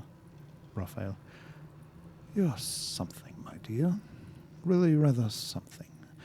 I would have you master your own fate. Let me give you free rein to do so. Let's abandon this whole ugly imprisonment. Serve me willingly. Things would be as merry and jubilant as that song you've just given me. Hope. Sweet Raphael. Raphael. Yes, Hope. Eat shit. Raphael. But stuff your maggoty tongue in some other woman's ear. Raphael. Here he looks upon her with such longing and hate, I think he might actually kill her. Oh, that was in error, my dear. In grave error. I shall see you soon.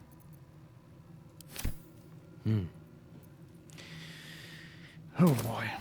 That's not a good relationship. No, I'm still not clear though how the whole thing started, even though this was number 1. Yeah. But I guess we'll probably learn. Maybe we'll meet Corilla. That would be interesting. Yeah, it feels like it. I mean, we just learned that she's planned to be here. Yeah. Right?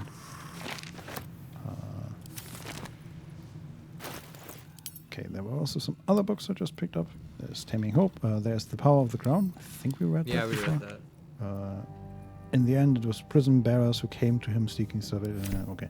The Tourmaline Depth. Yeah, what's that? Like that? The Tourmaline Depth by Lady Incognita. It's just a pseudonym, right? It's Yes. Just, yeah. It was Master Vampire Donella Czar who reopened the vast blue-green halls beneath Baldur's Gate and brought them under our control. But what is the history of this subterranean expanse, and how far back does it go? Not even Donella, the architect, knew for certain. But in her notebooks she speculated that the depths were originally dwarven built by exiles from Bererinden, though she admitted she was no scholar of dwarven history. Though deeply delved, the halls were certainly more of an outpost than a city, Donella wrote. Though if it was established as a facility over a mine, what were the dwarves mining here? A larger question in this writer's mind is, how did these abandoned depths go undiscovered for so long under a great city like Baldur's Gate? Were they deliberately hidden by some kind of persistent glamour that finally wore off? We may never know. All right. Okay. That's, I guess, what you would find in an archive. Yes, apparently. I also wonder, is that the... like we found a dragon under Baldur's Gate, basically, right? Yeah, yeah. And there's the whole Baal temple and so on. Yeah. Is that all part of the depth? Maybe. I don't know. Yeah. Then we have The Fall of Netheril. I think we read that as well. A first-hand account of The Fall of Netheril, written by Raphael. Oh, it's written by him. Yeah, now I want to read it. Even a Maragon could not have kept a smile from creeping across its face when walking through those fields of the dead. Bodies broken, the land painted crimson from horizon to horizon. Curses brought Netheril city tumbling from the skies, and for a brief, glorious moment he created a spectacle of such utter horror. It was worthy to be a 10th hell. I delighted in it, until I realized that the one thing I thought was not to be found among that delicious carnage. The crown. It had been stolen. Yeah, he wants that thing. Uh-huh. But he's Very not much. gonna get it. Nope. There are the gauntlets. No, we're encumbered. Was that Larithian? Have you read that? What? The introduction to Lerithian by Palmer Junisuga reads, "It is no exaggeration to say that Corellon Lerithian is the primary figure in the pantheon of elves. It is said that his tears, mingled with those of Sahenian Moonbow, actually created elves. As in all myths, the psychological reverse oblation God gives to his people is interesting.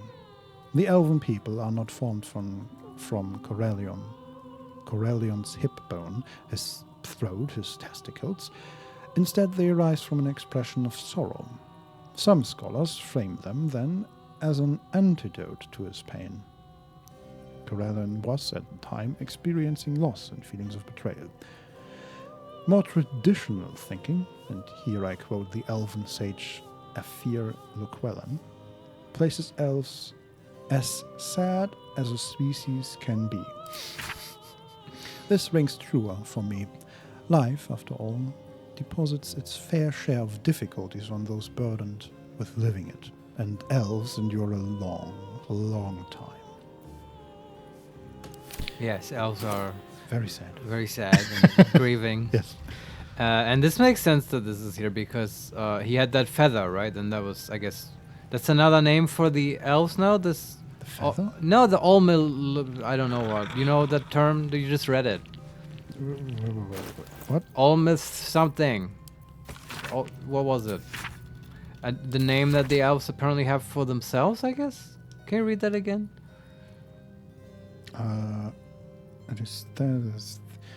That his tears mingled with those of Sahenian Moonbow actually created our relation God gives to his people. The elven people are not formed from Corellion's hip bone, instead they arise from an expression of sorrow. Some scholars frame them then as an antidote to his pain. Corellon was, at the time, experiencing loss and feels of betrayal. I think it came before that. The introduction to Lerithian by Palmer Junisuga. It is no exaggeration to say that Corellon Lerithian is the primary figure in the pantheon of elves. It is said that his tears, mingled with those of Sahenian Moonbow, actually created elves. I'm sorry I'm making you do this. This is not interesting or good. No, this is fine. I'm curious. But I'm obsessed with this word. Yes. That was totally in there. And it's the same word. Remember, he had that feather that he used to torture hope, I guess, from some kind of people who are very clever and protected their own children from nightmares, right? And that was a word that started with O. And I didn't know who that refers to. And I now saw that in this book, that group was mentioned again with the O. No. And it refers to the... That was the Omuan Dreamcatcher. Yes, Omuans, I guess. Yes, and but who are the Omuans? I guess it's not the same group of people, at least. And maybe I hallucinated the word being in this book. I don't know. I don't see it. There was Corellons, or Corellon. Yeah. Corellon Lerithian. I also, if it's Omuans, I think I know from that adventure on Chult, the Tomb of Annihilation. I think Omuans are on Chult. And it sort of fits them better. That's just like a people that's on Chult or has been on Chult. Makes sense. Like from catching nightmares and stuff. It's not super elvish. You might mean, and here I quote the elven sage Aphir Llewellyn. That's not the word no. Okay. I think I hallucinated it. It's okay. Hell is playing tricks on my mind. Yeah, maybe I'm also, there are so many names I might have mispronounced one of them. Who knows? But I think it cleared up the mystery of the Omuans regardless. I'm glad we had this talk, Vincent. Okay, let me check the other side of this room. Sure. The Nautiloid Adventures. Wait, what? Excuse me. Yeah, let's look at that one. And Orders for the Alchemist. Shut up. Yeah, seriously. These guys are... What piss takers, man? I don't know. Yeah, sort of annoying. Latest. The Nautiloid Adventurers. Adventurers or Adventurers? Yes. Cool. Attached to this letter is a map with a detailed list of locations, all of which are familiar. Oh, it's us. Yes. Raphael. As requested, I've kept a close eye on the infected adventurers who fell from the Nautiloid and survived. Impressive. They spent a while stumbling around like lost babes, easily distracted ones at that, but finally managed it to Moonrise Towers. You should have seen the mess they made there. Pure, delicious chaos. They killed Catherick. It was a hell of a show. It really was. Yeah, I know. I'm delighted I got a front row seat. And now they're in Worm's Crossing. If the last few days are anything to go by, I'm expecting more blood, death, and chaos. Which means they'll be running into you any day now. If anything changes, I'll keep you posted. Gorilla. Gorilla. Was that also the lady in the Sharez temple? Remember? At the bar? We met an associate devil of Raphael. She pointed out to us that he was there. And I think that might have been Corilla. Don Solario, Corilla is really spying on you in-game. You can spot her in the party after defeating the goblins and also in the second act. Yeah, I remember in the second act we saw somebody. Yeah, was that the red... At the Mason... Yeah, the wizard who... Oh, man. That's so... I didn't think we would clear that one up. No, me neither. That's so... Oh, God damn you, Larian. Really You're cool, yeah. thought of everything. Yeah. Why are they so good at this? I wonder if you can kill her. Catch her early? I don't know. Next playthrough.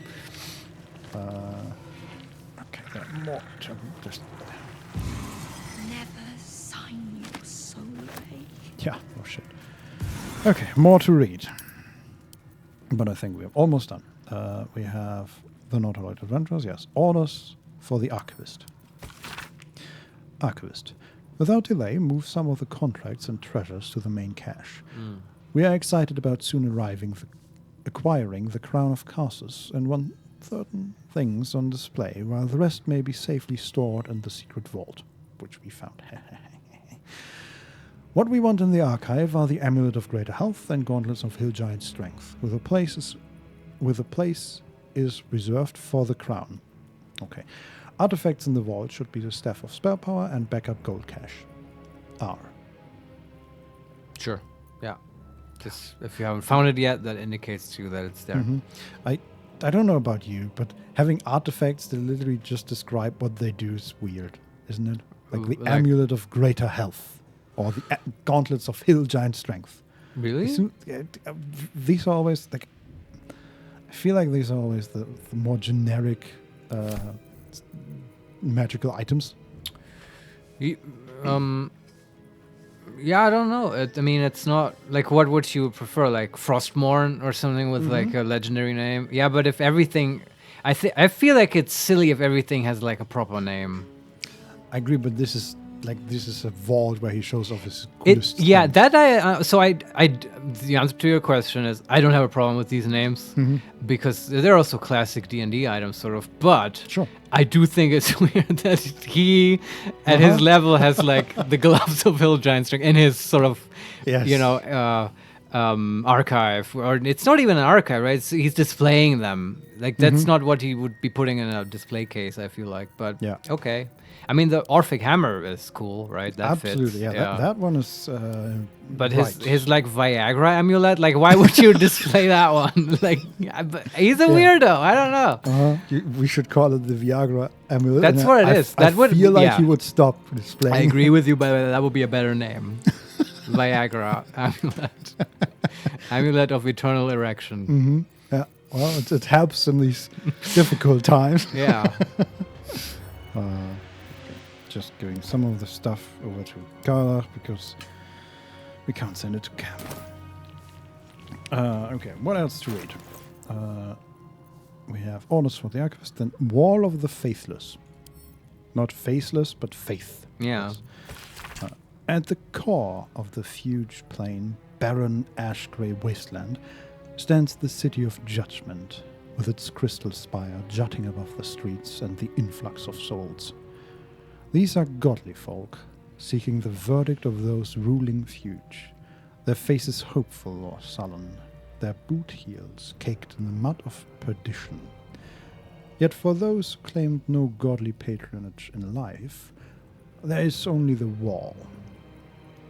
The wall erected by Merkul, Lord of Bones, to keep those of insubstantial faith from any possible form of peace.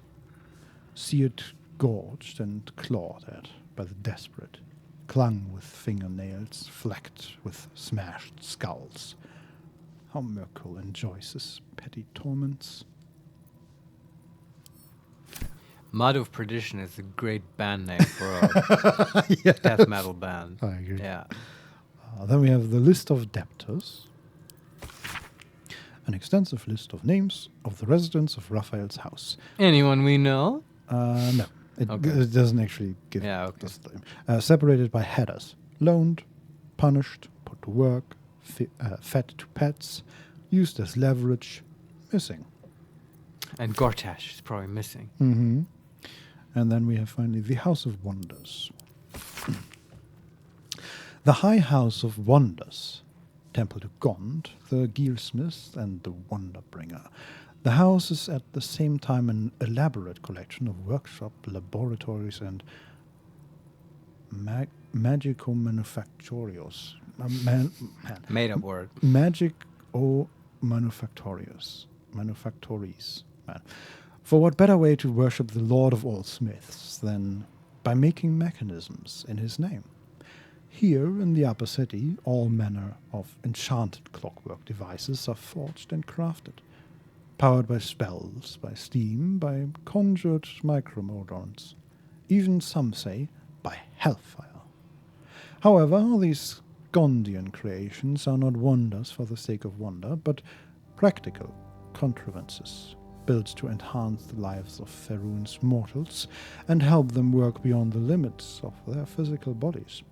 Take, for example, the mighty cranes that line Baldur's Gate's docks, loading and unloading ship cargo with speed and strength far beyond the capacity of ordinary stevedores. These cranes originated in the workshops of the High House of Wonders and are Gond's gift to the trade and prosperity of the city. Oh, that's cool. I didn't know the cranes are from the Gondians. I want to go to the upper city. Yeah. Damn it. So I like that he has this here, because that's like what he's going for, right? They have the House of Wonders in Baldur's Gate. It's like a cool museum, and he's building his own cool museum. Wants to be better than that one. Ah, yeah, true. Kind of, maybe. I don't know. Here, Gala, take all that stuff. Very good. Okay. That was all the things we can read. Now we can just steal things and open this door. Okay. I'm just gonna save again. Let's see. Avernus Vista. Is it just... Yep, just another balcony. So many pretty things in the House of Hope. You're the prettiest of all. Okay, Iron swords are still weird. Okay. So there's a balcony looking out over Avernus. And this time we can actually like see a bit, and we can see the shadow of the House of Hope. That's cool. Nice. Yeah, but it's basically just empty wasteland. Yeah. Stretching to the horizon, ending in mountains. This used to be a paradise. Well, it's not anymore. No, certainly. And then there is another... oh, there's a painting here. Tiger Mist. Can we take that? Or is it... Am I alone here? I can't feel. Okay. Just we found a painting, I guess. Yeah, Carla, take that. Now we're art thieves. Yes, we are thieves of everything. There's also a telescope looking at, I'm not sure Through what. the telescope, a sinister vista sprawls before you. Boiling rivers and sheer crags. A sight of the hells that you'll never forget. You know what I just realized? What? Modo is still in that fucking cliff. Oh boy. Can we... Okay, yeah, he's still on that cliff. Let me just rescue him real quick. No, I don't want to... It's like people forgot to tell him to that he can stop watching now. Oh, and Quoth is here as well. Why is Quoth here? You can fly. Well, you know, somebody needs to make sure that Moto is doing his duty. And we all know that Quoth has been much more disciplined. That is He has true. been the better servant throughout the whole Definitely, game. yes. I love the fiction that they have their sort of little bond, and Uh-huh. you know, they're a group apart from all the new hires that are much more powerful and cool, honestly. But they're like, you know, they were the first ones. Yeah, they were there from the start. Yeah, they're cool. So they're always gossiping about Jason and stuff. Yeah. Did you see that? He tried to kiss the Cambion. Yeah. Yeah, and then it totally didn't work. What an It's like idiot. Jason doesn't even know that that's not a humanoid. Yeah. What an idiot. Yeah. And then he missed twice against Yeah. imps. Did you see him use his ridiculous little saber? Yeah, I totally did. Oh boy. Okay. Then through. Always read the fine print. Okay. There we go. Now we're all happy. There is what else? The Tour of the Tempest, another book. This book. Many pretty things in the house. Yes. These errant souls are getting tiny bit annoying. This book, long as an encyclopedia, but written in an untamed, barely legible style, describes the Tempest domain, from which some clerics can draw power. And look, when you are whipped with the wild winds or stricken until stick-like and burning from the god's lashing lightning tongue, are you not suffused with the power of Tempest? Aye, how Queen Umberly and Lord Talos fight and fray over its dominion.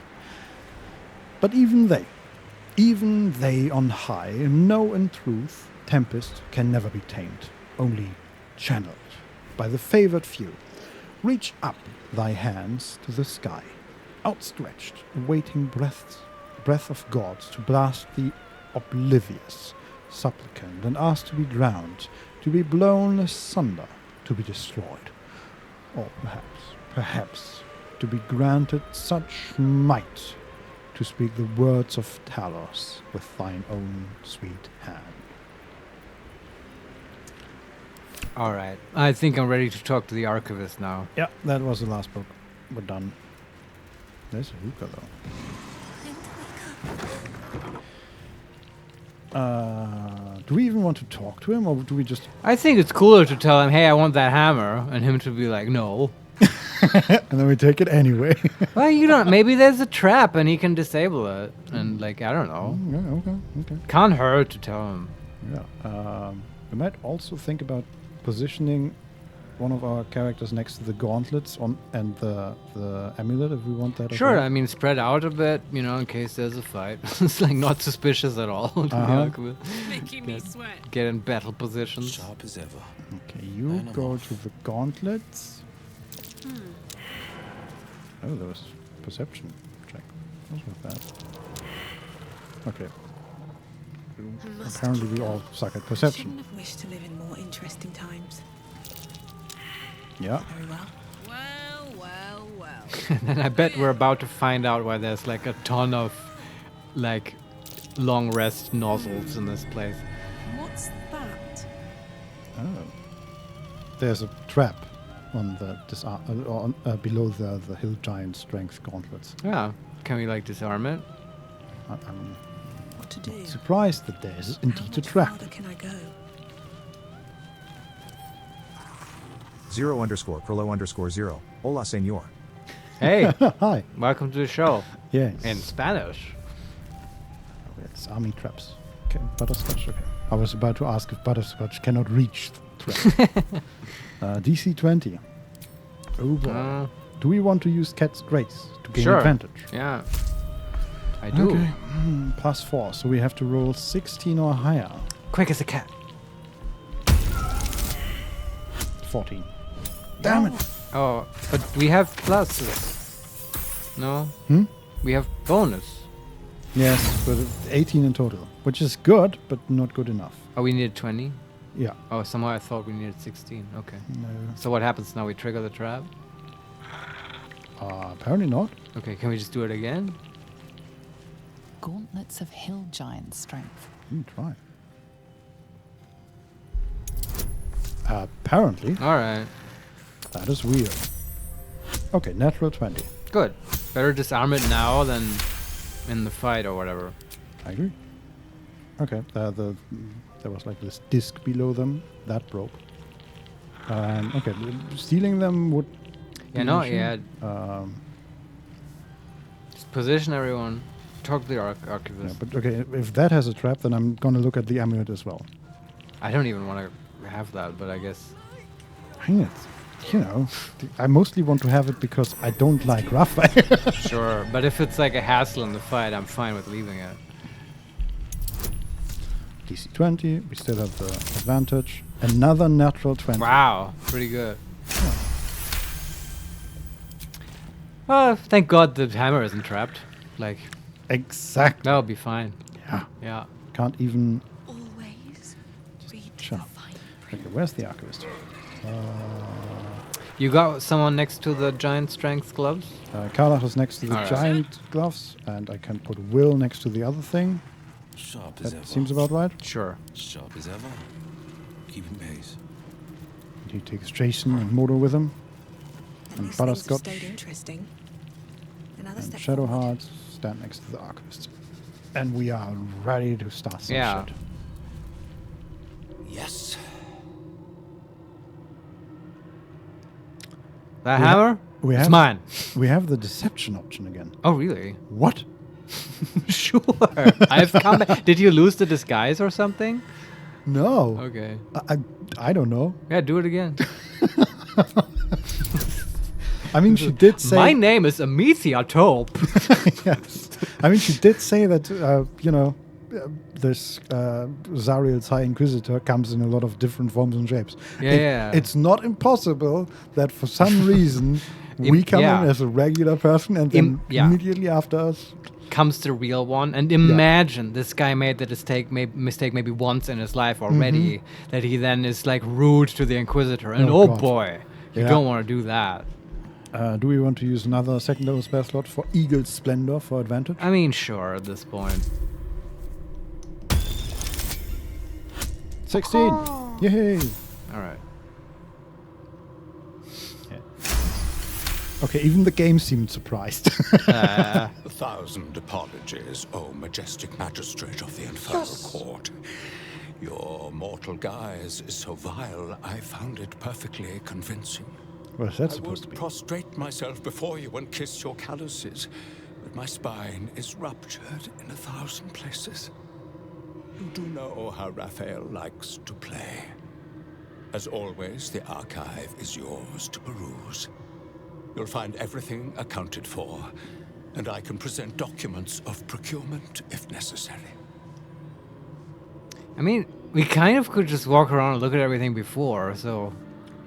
What's yeah. changed now? It's not like we can take the hammer, Raphael will appear. 100%. Probably. I'll read you the options. Oh, okay. Number 1, I'd like to see the hammer, please. Number 2, could I take a look at the Crown of Curses? Number 3, I might have to confiscate some of these artifacts. And number 4, any new highlights in the collection? We've asked that before. Yeah. Tell him we want to confiscate some items. Yes. You may examine them, O diabolical dominatrix, but they cannot be removed unless you present a writ of infernal requisition with Article 152 correctly filled out. Yes, that's right. I was just testing you. Yes. You passed. Yes. Okay, but What else? back to the start. Okay, hammer. Say the hammer. I'd like to see the hammer, please. Show me the hammer. An exquisite and most unique artifact, crafted with materials hewn from the depths of the hells by Raphael's Merrigan labor force. As it was created by Raphael himself, we have no documents of procurement, nor do we require any. But if you wish to examine the artifact itself, you are more than welcome. As part of the special collection, that item is guarded by a master word that even I do not know. I suggest you wait until Raphael returns, and you can discuss the matter with him. You are welcome to relax in the boudoir until then. It is where Raphael conducts his most private matters of business and pleasure. Oh, I guess You will maybe. need this All right. to gain access. Okay, I see. Yeah. This is The how you would resident get of the in there. boudoir will wish to explore every inch of your new form, and I'm sure you will be happy to share. Yeah, okay, I get it. Item received. Boudoir invitation. Okay, but we already figured all that out. Yeah, and we already... also know the house password. Yeah. I guess now it's actually time to pick out that damn hammer. Mhm. But do you want to take a quick bio break? Actually, Yeah. that's not a question. I need a quick bio break. We'll Yes. be right back. Okay, see you and in a then bit. we'll fight Raphael. Mm-hmm.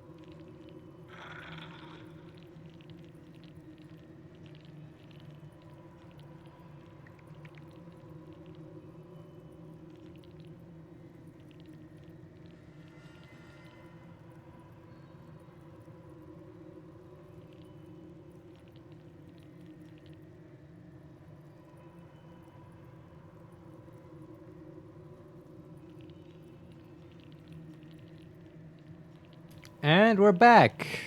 Hello, everyone. Now it's actually time. I'm gonna grab that hammer. Yes. So it's a hammer. Oh.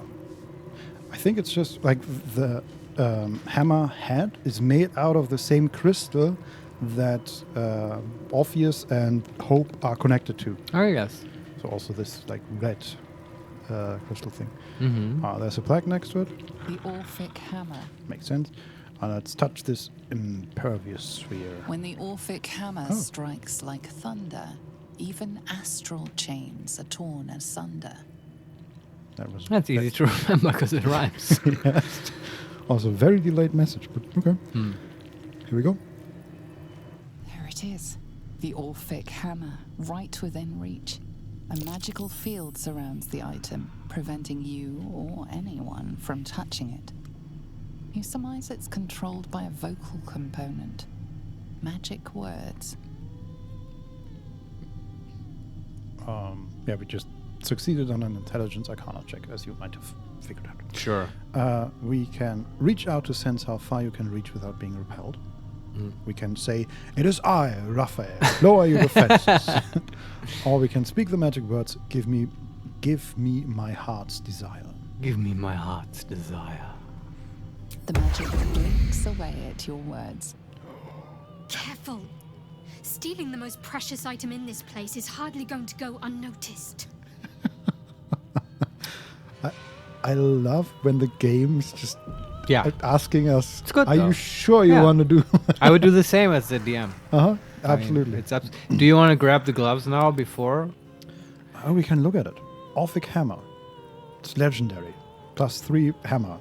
Spell resistance. You have advantage on saving throws against spells and unshackling strike. Smite the magical bonds, keeping a creature restrained, paralyzed, stunned, freeing it. This is Pretty cool if you're a dwarf. Maybe you wield this. Mm-hmm. It's worth 700 gold. Seems a bit low, but okay. Yeah. Okay. Grab the gloves first, just so we don't have to do it in combat. Can we do that stealthily? Probably not, right? Isn't it? We've never actually done stealth, I think, so I don't know. We've how. done stealth sometimes. Time for a soft touch. Cool. We got the gauntlets. Okay. And want to try that with the amulet as well? Sure, if you want it. And this will be the time to grab it. Mm-hmm. Oh, this is gonna be. Okay, there's somebody. Silence is gold. Got it. Just robbing him blind. Yes, and then finally, let's see if we can Master Thief Butterscotch. hide. Okay, we're the archivist is looking directly at us. Wow. Give me 1 second. This won't stay secret. I No. mean, yeah. It's just. But now, okay, because we have the other items, we can actually connect our party back together. I think that's. Yeah, do we want to? I think we want to, right? Yeah, at least like in the same area. maybe not directly next it to tends to work out. He's still looking at us. God damn it. Okay, well, here we go. Yeah. We grab that hammer. You just rang Raphael's dinner bell.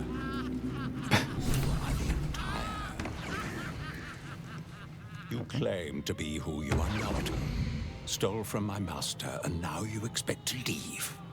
The moment you step outside this room, all hells will break loose.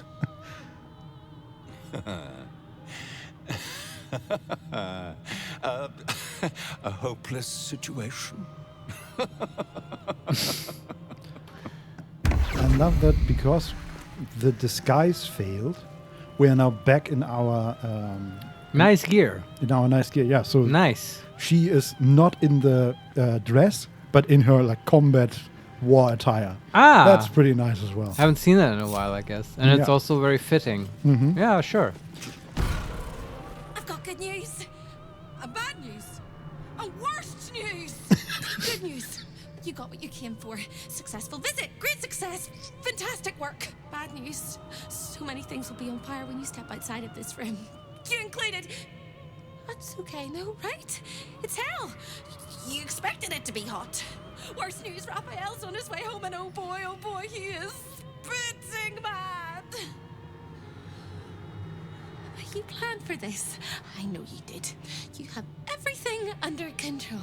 We'll It's see. really important that you don't panic, even when your eyes evaporate from the heat. Come to my prison, bring the hammer, break my chains, and then we exit stage any which way. She's great. We can say, I'll be there. We can say, I'm leaving without you. And number 3, you're making it worse. I'll be there. Quick as a cockroach, lickety split if you don't mind. Okay. I hope we don't regret not having fire resistance and stuff. Yeah. Although we could probably cast something, but I mean, how bad can it be? Yeah. I mean, yeah, we can probably change Shadowheart's spells to something that gives fire resistance or anything. But even then, it's just resistance. It's kind of hard to get immunity, right? Yeah, and like Karlach already has resistance. Jason already have resistance. We have a water myrmidon that can heal us. Like, it's gonna be fine. Yeah, we'll be fine. Ready to open the doors? Yeah, yeah. Okay, 3, 2, 1, here we go. So far, so good. Yeah, they keep like delaying it. They keep just getting threats. Okay, ahead of us is the Smoldering Eternal Debtor, level 1. Alarmed Debtor. Is that? This creature has spotted you as an intruder. Okay, whatever. I mean, at this point, just book it to the prison, right? Yeah. No lollygagging about. There's also, like, hope is still there. Okay. But I'm just gonna run. Yeah. There we go. Okay. Hellsphere. Okay. Okay. Yeah, hit me, Vincent. What's going on? So that's a giant boulder that started on, like, the right. We circled this room, the outer circle, and it's starting at the far end, so right next to us, basically. And it is blocking that little door that we have opened. We can't take that path. Not yet, Okay. but I assume that it is doing that at the end of our turn. This is so cool. It's a level 12 elemental, AC 16 with 250 HP, and it has a fire circle around it. And I'm just gonna assume it's gonna move every turn and leave fire behind it, right? Yeah. And but it's so interesting. Does it have any like auras or like buffs? Can you read that stuff? Hellish Sphere. Enemies and objects within 10 feet of the sphere are at the end of their turn take 66 fire damage. Yeah. Okay. On a successful save, they still take half damage, and it's a dex save. It's a little 2d6 less than a fireball each turn, I guess. Yeah, and it has necrotic immunity, fire immunity, psychic immunity, poison immunity. You know, it has an opportunity attack, which is wild. Yeah. But okay. And it has attacks presumably in turns, but it's mainly like an AOE thing. And I guess you could just kill it like this. I mean, this is how the game always operates, right? You have many options. You could just let Karlach beat on it 3 turns and then it would be kind of dead. Yeah. Or we just are quick as a cat and we like run past it, go through the door, and we're in the feast hall. Yeah. And I guess it depends on what your party is capable of doing. I mean, or you can, I guess, just outrun it and do the entire length of the corridor. Yeah, I mean, it's my least favorite option. Whoa. Okay. The camera just did weird stuff. If we run through this corridor, like all the debtors that we have seen are now hostile. But they're level 1 and have 15 HP. Like, this doesn't seem too bad. Yeah. But I'd love just running past it through the door. Is that possible? We're all pretty fast. Hope so. Like, some of us are pretty far back, but if we just dash, I think that's possible. And we can teleport. Many can. And Butter has the clickety heels. Yes, I will use them, and then Butter can kill this, and these doors have the Smoldering Eternal Debtor. Do they have fire resistance? That makes sense. And forever indebted, a debt to Raphael must be paid, even in death. Upon dying, the debtor explodes in damaging flames and is reincarnated as a fiendish creature bound to Raphael. Why even bother killing it? Yeah, just because they're in the way. Sure. But in that case, click heals. Yes. And get the fuck out of there. Run. If you ain't first, you're last. We take an attack of opportunity from this level 1 creature. I think that's fine. I think that's fine as well. Yeah. Run, Butter. Oh, there. Okay, there are a lot more debtors here. In the feast hall? Yes. Yeah, okay, but I mean, just have to deal with them. Does Butter still? Is she there? Does she have an action still? She has an action. Yes. Can you like control them? Cast a hypnotic pattern or something? That is a good question. We could hit them all with a hypnotic pattern. Let's do that. Do they have anything in regards to against charm or whatever, or magic? They don't have anything. They have like 10 or 8 on every ability. Yeah, but I mean, they all pop back into fiends when they die, right? Yeah, I don't want to kill them. One more question. Yes. Can you get the +1 DC bonus by getting into threat range of one of them? She has moved all sure. her Yeah, movement speed. Then, well, let's just hit them with hypnotic pattern. Well, they're all hypnotized. Very good. I think this is the play, right? To keep them all out of the fight. I mean, you don't know. They might kill themselves or whatever. Like, yeah. This will buy us time. Good. Now the rest of the party. Yes. Deva goes first. And then dashes. And goes again. And catches up with Butterscotch. This also is sort of, honestly, is trivialized with haste potions. The already best item in the game. Yeah. Isn't everything. I mean, I know we're also kind of cheesing it with lots of movement, right? We all have Longstrider buff, but I feel like we've earned that.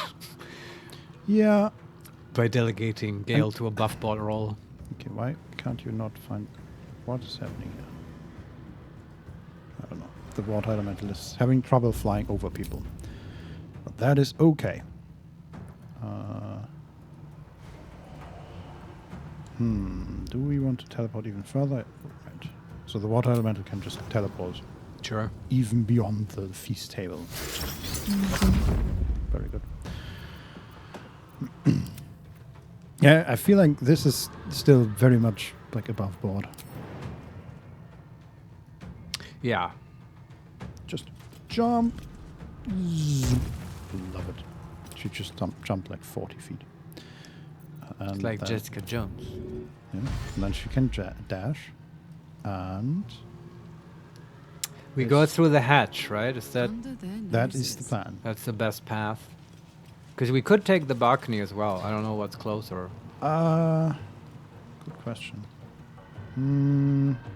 I think the hatch is a little closer. That's from here. It's 150 feet. The balcony is 200 plus the jump down to the thingy.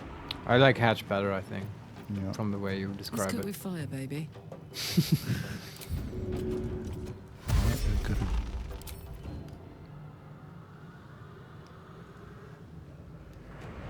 Okay, that's Jason. Everybody fly. Oh god, the mummy. What does the mummy actually do? We might lose the mummy, Vincent. Well, okay. The mummy is not... She can attack. Hold the line, mummy.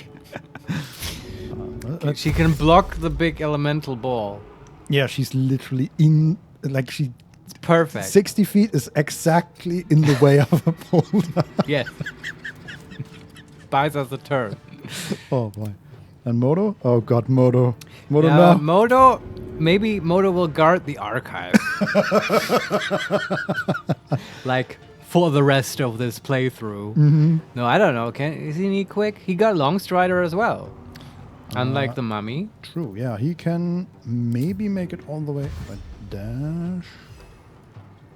Yeah, he's gonna end up next to the Detour, basically.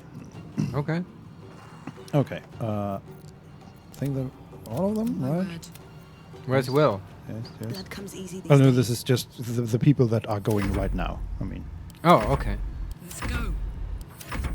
Oh, will the ball move before Shadowheart and Will? No, the ball is at the very end of the Okay, turn. good.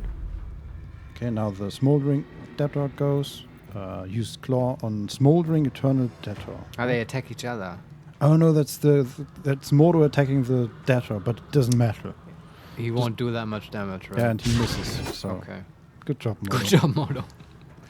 And then the Detour does nothing. All the Detours in the room are watching TV. Yeah. And then you can fly. Flying downstairs is weird because there's a circle around the character that shows you how far they can go, and when you move it to the step, it just gets a little bigger every time because you fly flying down. is weird. Yeah. Okay, and then dash. And fly again. And fly away. Okay, Shadowheart, you can do this. Dash.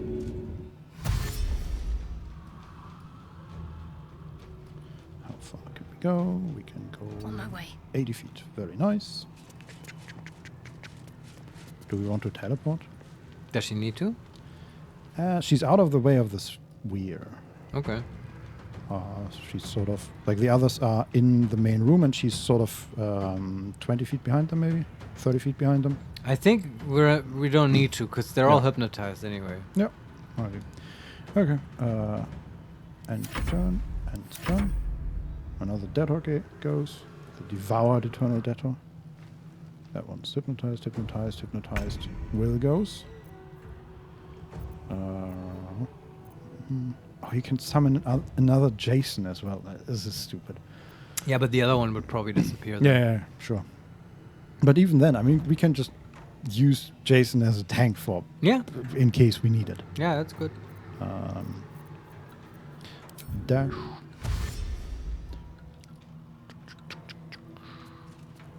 Take opportunity. Oh, from the dead. Finding my way. Whatever.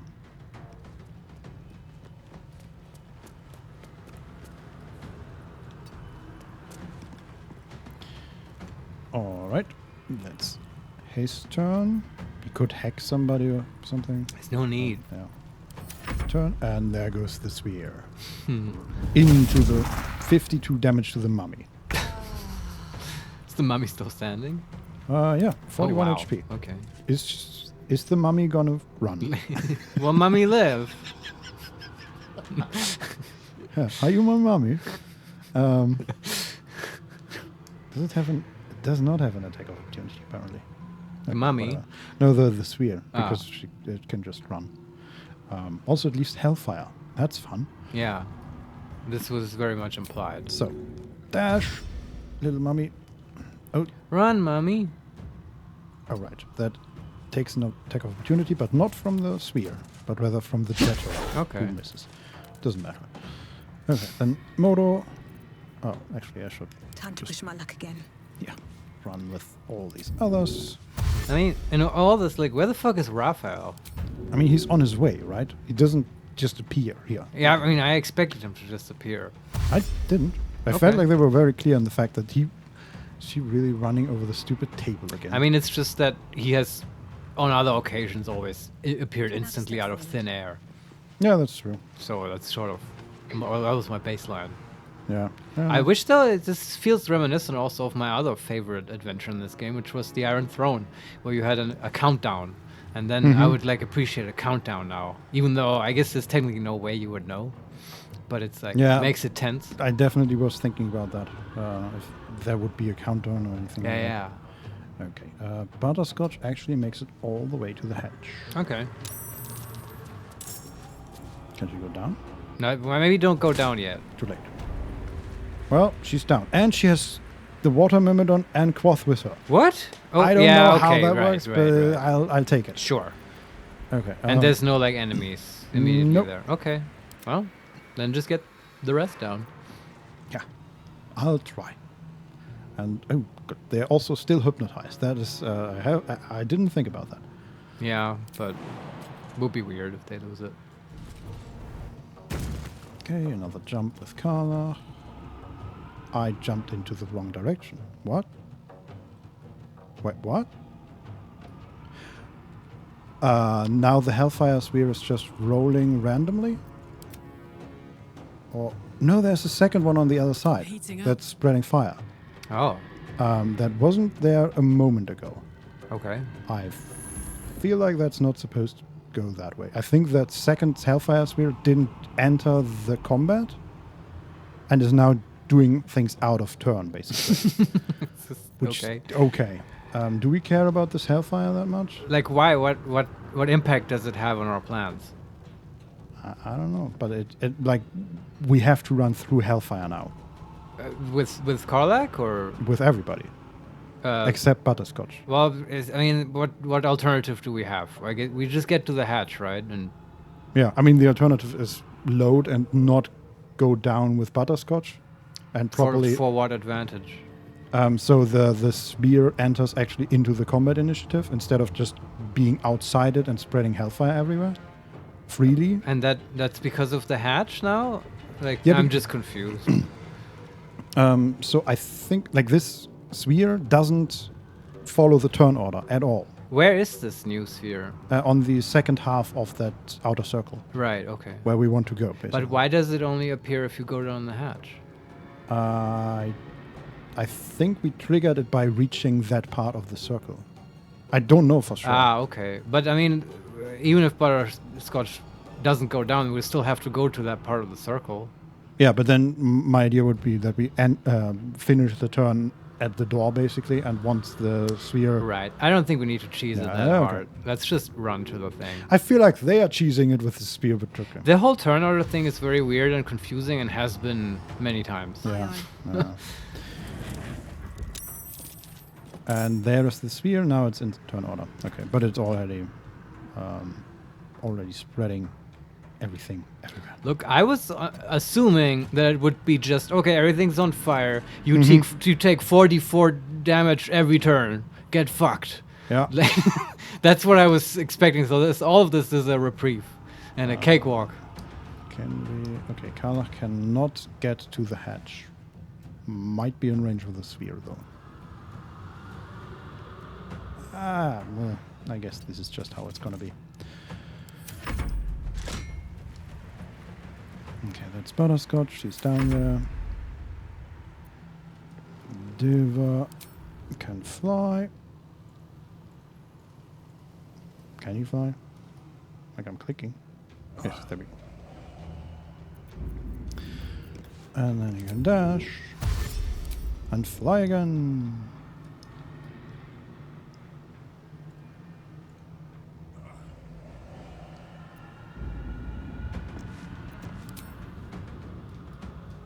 And then fly one more time to there. Okay.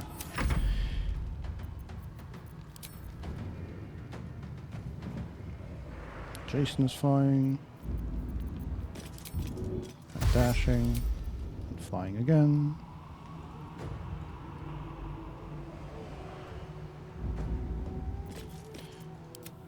Where do we actually exit this place? At the portal we came in?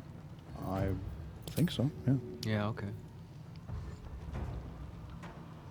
So I guess eventually we might need to fight these debtors here in the middle. But I mean, if we can just run past and get out. Yeah. Okay, and Jason and the mummy. And then they are still hypnotized. Very good. That one attacks Shadowheart. And explodes. Okay. Okay. Shadowheart succeeded at concentration saving thing. I don't know what she's even concentrating on. Hmm. Oh, Eagle Splendor. Right, okay. Nice. Good. Yeah. So now next to her is a Vengeful Boar. Ah, it's like a pig? Yes. Okay. Just burning pig. And there's it's really vengeful. Fire on the ground and all that. Alright. I guess we just run. Yes. We take an attack of opportunity. Do we want to teleport? No. Okay. But it's Vengeful Boar, Marius. But I mean, it just deals normal attacks, right? I have no idea. It's burning. And it also has this fleeting protection thing where it, Have to keep going. it misses. Yes. Okay, in that case, can we jump? Yes, we can. Can we jump over the table? That would be fantastic. Yeah, or like slide under it. Okay, we climb onto the table only to then... jump. Whatever. Okay. Yeah, Shadowheart is kind of lagging behind, but we can teleport next turn if necessary, I guess. Okay. Another Deador goes. They're all hypnotized. And Will goes. And he's just gonna dash. Very, very quickly. All the way... Finding my way. That way. Why is he so fast? Because he has momentum. Spurred on by a sense of urgency, the affected entity's movement speed has increased by 5 feet per remaining duration. Where does he get that from? I don't know. Yeah, it doesn't matter. But it's helpful. Yeah. And it's true. This is urgent. I agree. I'm sort of bundling our group up in this doorway. Alright. But I hope the health sphere doesn't deal like 500 AoE damage in a moment. That would be unfortunate. Okay, the other one goes the health sphere in the other room. Okay. Burn some candles. Then a dagger goes. Okay, the mummy gets attacked and... Mummy! Oh, there's a lot happening. This dagger exploded and is now going twice, basically. Right. Okay. What just happened? So, the dagger that was standing with us in the doorway exploded. Did like a little bit of damage. Turned into a vengeful Maragon. And then went again, which... Sure. Doesn't feel okay to me, but... It's new in the initiative. I guess. And then Carla can finally reach the prison hatchway. That should be good. What is it? Okay. She's down? Yes. Alright. She took 23 fire damage. From... Yeah, it's 66 fire damage. Okay. From the sphere. From the fire on the ground. Right. Butterscotch is also here. Okay. Do we want to do anything here? Do we want to open the... or press the button to get to Hope? Don't you want to assemble the party first? Get everyone down? That's the question. Do we want... Like, it's Butterscotch and Carla's turn and a whole bunch of summons. So... Like on the second level already? Yeah. Do we just skip Butterscotch's turn? Like, are there hostiles in range right now? No.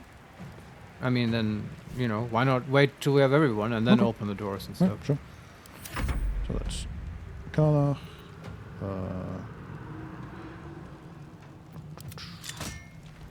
I mean, you could have Carl like next turn or whatever, drink a potion or something. I don't know.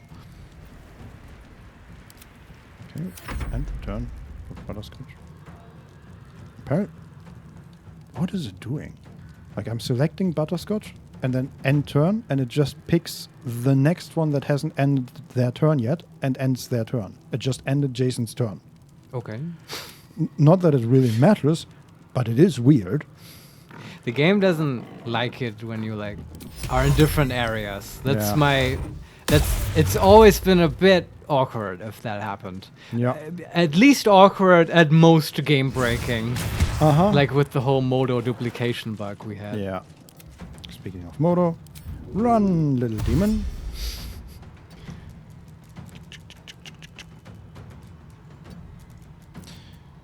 Okay, it's your turn and your turn. Okay, people around Shadowheart are exploding. She's still concentrating, but there are some vengeful imps now next to her. We might want to teleport now with her. Question is to go where? Do we want to run first? I think we want to run first and then teleport to the hatch and then go down. Very good. Also, I'm just gonna save here because I haven't saved in a while. Okay. So, dash. Run through fire. Get there-ish. And the Misty Step to the hatch. And go down. Perfect. Is she the last one? Is anyone else still up? Will is still up. Alright. Come on, Will. That's it. Okay.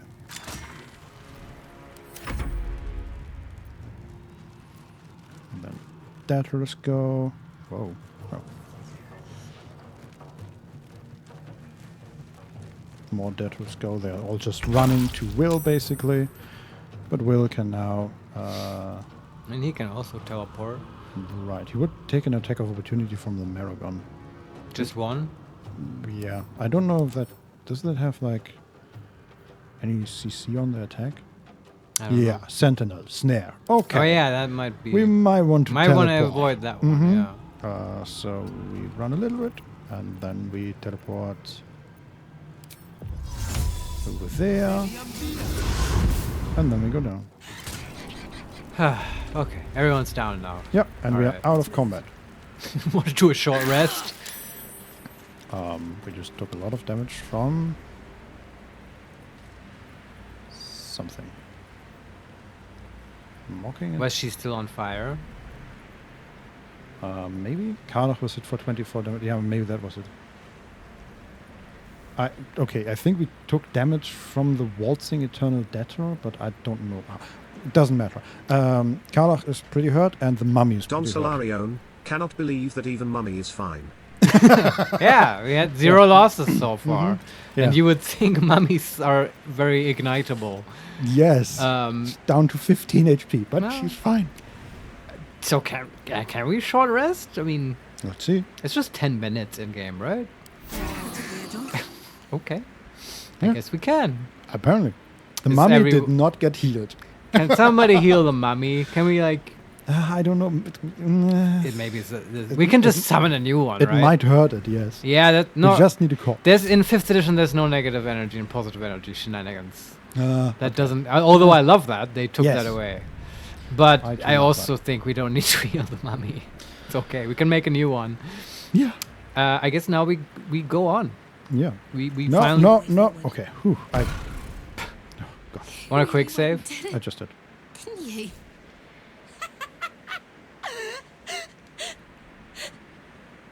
The whole house is tumbling down, and Raphael's striding across the plains to come catch a mouse. Now swing that big, beautiful hammer, crack open my chains, and let's get out of here. It's time to fly this coop on a hope and a prayer. We can do say, let's do this. Number 2. Yeah. Any advice when it comes to fighting Raphael? Oh, that's good. I feel like her advice would be don't. Run. Yeah. Number 3, I'm getting out of here without you, which is sort of or we can just leave. Flaunt the hammer in front of her. Just throw it off the cliff. Look, I don't even want any advice. Just say, let's go. Yeah. Let's do this. You sound so brave, but we really don't have a choice. Okay. Also, Why are you killing my vibe? Does somebody need to use the hammer? So we can actually... Where's the hammer? There's the hammer. I mean, you can just give it to Karlach. She'd be probably the best to wield it. If it needs that, I Yeah. think you can probably just use it. I don't know. We'll see. Is it? It's one-handed? No, it's versatile. So she could use it, but yeah, she has Baldur's Giant Slayer, which... Yeah, I mean, but if we need to, Yeah. she can just equip it. Mhm. All right. Okay. Probably gonna have to fight some weird devils in there. Yes. I mean, we already saw the imps and the... What was it? Spectator? Some yeah. beholder thing. Yeah. Okay, there's a button. I'm going to press the button. Press the button. We're ringing at the prison door. Yes. Hello. Oh no, it just opens the door. That's very nice. Okay, and inside is a petrified debtor. Ugh. Okay. Level 1 human, petrified. No, Is okay. he actually in stone? Yes. We could flesh to stone. I mean, no, stone to flesh him. But why? Yeah. I assume that they will, in a moment, Yeah. attack us. Okay, and then we have on the inside a spectator. So there are these 3 platforms, right? Yeah. The main platform with Hope in the middle, and then to the right. Oh no, there's one between the platforms. Then to the right, there's a vengeful imp, and another vengeful imp, and a spectator, and then the crystal. There's another petrified debtor somewhere behind, and then to the left is also a spectator and at least one imp. So let's do In this. this case, I think we should kill them, right? This is not just Yeah, free yeah. her and run. I don't know Seems how like the it. whole escorting her out of her situation is gonna go. I'm expecting not terribly because Larion has been good about that, but we've also had to, your father, when you escort him out, he Yeah. can die. Mm-hmm. So let's create a little bit of safety for her. No idea how we're gonna get her through the hellfire, but we'll cross that bridge when we get there. Do we want to attack this petrified debtor? Yeah. Okay. From a distance, preferably. From a distance. Ray of Frost. Sure. 99% chance to hit. Yeah. 11 damage. It is done. All right. Okay. We Right. gained 1 experience. He did not spawn a No. Hellbore. Okay, everybody get in here. I kind of expected the fight to start here. Yeah, but me I too. guess not. Okay, do we need to smash these crystals, or do we need to... Oh, there are more vengeful imps. Do we just Do we want to to kill those guys first before we smash the crystals? Can we talk to her from here? Something's on Ah, there we go. Don't talk to the prisoner. Yes. Now you crossed the line. Are we all... Okay, we're all in combat. Very good. Yeah. Can we even jump there? Yes, just barely. Okay. So her platform is a bit far away, but we can just barely jump there. Can we... Okay. I assume that our job here is to smash the crystals. Yeah. but- Are we on the same page, Vincent? We want to kill those guys first, right? Yeah, I'll just... I want to see what is the objective of How this do you fight. actually? Yeah. How do you actually free her? Yeah, and someone has to smash the crystals with the hammer equipped, presumably. Yeah. Also, if we at some point find out, hey, these enemies are endless or something, right? Yeah. What do we do which then? That would be messy, but Uh-huh. then we have to smash the crystals and run. Yeah. Yes. Okay. So. Can you butterscotch. refresh my memory? Can you look at the spectator? What are their abilities? Is he like magic immune or something? Does he have spell reflection? No, he has nothing. He has nothing. His little, aberration level 8 beholder, 14 AC, 170 HP, 14 strength dex con, 13 int, 14 whiz, 11 charisma, no resistances, no notable features apart from dark vision and opportunity attack. Feels like a classic monster. I love it. I mean, he does have his rays, right? That's gonna be the thing. Yeah, and the other one, same thing. Yeah. We should kill those guys, though. I agree. Can Butter they're not bunched together, right? Are they? No, they are on one on our left and the other one on our right, both like about Okay. 60, maybe 90 feet apart. I think it's worth it to just control one of them, just maybe hypnotic pattern. I agree. There's nothing that says that he's immune. I agree. Let's try. And we even get, with this one, we even get an imp maybe. Ah, We okay, get yeah, more sure. There, yes. On the other side, we get 2 imps. That sounds great. I hope that works because it's different levels. You know. Quick save. For that shit, I'm always willing to Yeah, reload. I agree. Because that's bullshit. Hypnotize. This Butter is such a killer, Yeah. man. And then she's just gonna stand over there in the corner. Yeah, I did my job. Now you guys, Karlak, smash those chains. I mean, don't actually yet, but you know what I mean. Okay. The Deva can just, I guess, function Can as she fly next to the other spectator? Oh, he. We can definitely fly over to that platform. Yeah, just tank those rays, Deva. Yeah, and Tank then we could dash and fly next to the spectator. I don't think we can actually. Yeah. Just really get up in his business. It's already good. Okay, and I'm gonna position them on the back of the spectator, away from us, just in case, ray attacks and stuff Yeah. like that, or cone attacks. Okay. And then actually, if yes? Jason's turn comes up, here, like the beholder, the spectator, isn't fire immune, That so is correct. he can use his rays. Yeah. Same for the water elemental, who can use ice. I Sure. guess. Yeah. Teleport there.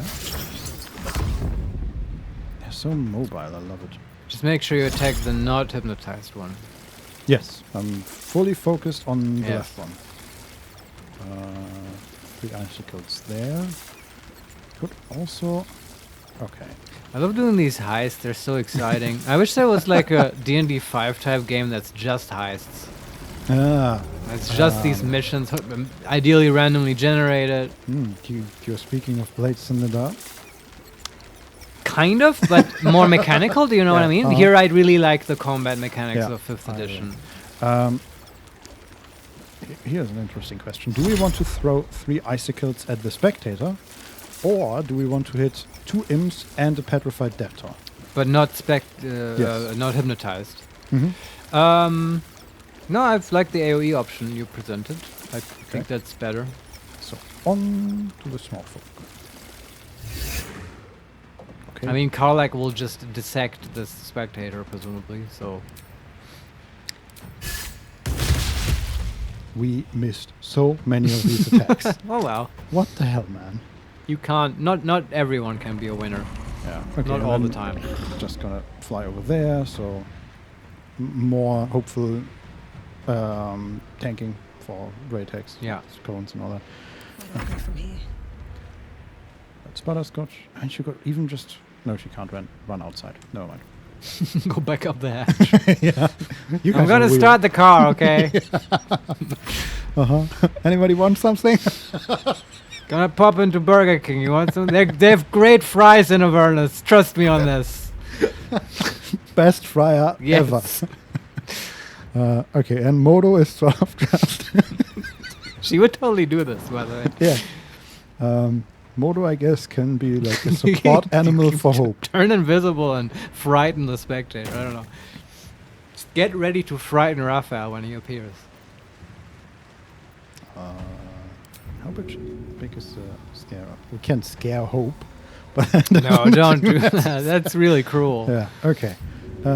Invisibility.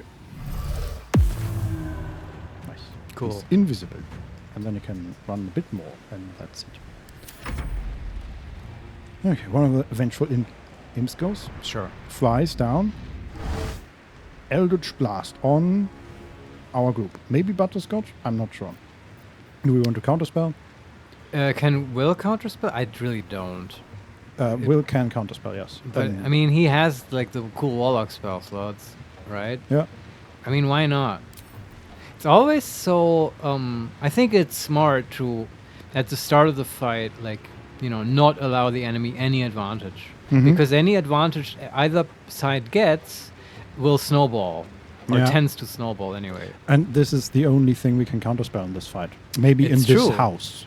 So I bet Raphael will cast a spell. Probably, yeah. But you're right, and it's like, what if Butterscotch gets hit and she loses the hypnosis, and then it gets more complicated? Yeah. So yeah. Counterspell. Fuck you. And now Will can fly. That's right. I believe I can fly. I believe I can touch the sky. Do we want to counterspell again with Butterscotch? Is she getting hit now with... I don't know. I mean, he's just targeting the group, so it might be Butterscotch, might be Will. So it might be the 15 HP mummy. Oh, not the mummy. Counterspell immediately. Are you sure? Yes, I'm sure. Okay. We did it for the other one. We have to... Yeah. Okay. There. You don't get to do anything. Yeah, that is basically true. There's one Vengeful Imp and one Spectator coming up, and that's their whole thing. Yeah. Can you jump there? No, you cannot. God damn it. Okay, I'm going to save here just to see how the movement for Karlach works.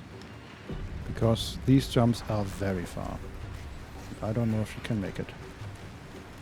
And I mean, like, she can definitely jump to the middle thing, but can she jump Soldier to the Spectator? I don't think she can. No, there's stuff in the way. Okay. What if she turns into a giant? Would that change anything? Or is that a bonus action? Good question. It is an action. Whoa. Weird. I mean, so far it looks like this turn she can attack a Vengeful Imp. Okay, that's fine as well. Do you then want to just rage? Then she can't attack because she... You have to jump to get to the... Okay, well... She could rage and attack with a bow. Do we want to do that? What if she gets targeted by the Spectator? It takes a lot of damage. Yeah, no idea. Let's rage and attack with a bow. Yeah. She has... Celestial... She can haste herself? My god. Yeah, we got lots of stuff. Yes. But we don't use haste here. No. Haste is considered bad form on HeMakesMePlay. Yeah. So I guess we just... Shoot him with a bow. What do I have? Hamstring shot? brace, spend 20 feet of your movement speed. For the rest of your turn, roll at ranged damage twice and use the highest result.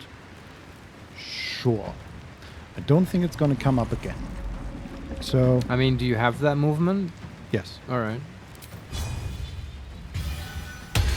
I mean, she literally, like, she cannot move because She's every at the move would edge. be... Yeah. Okay.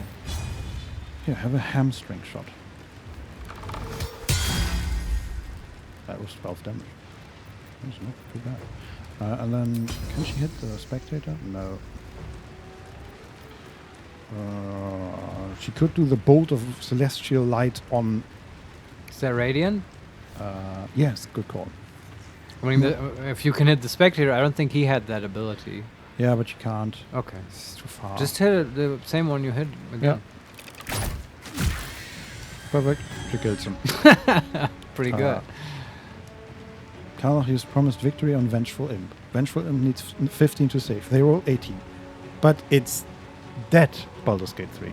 We don't need to use a portent die to make them fail a save. Oh, it was offering that? Yeah. Interesting. It is very dead.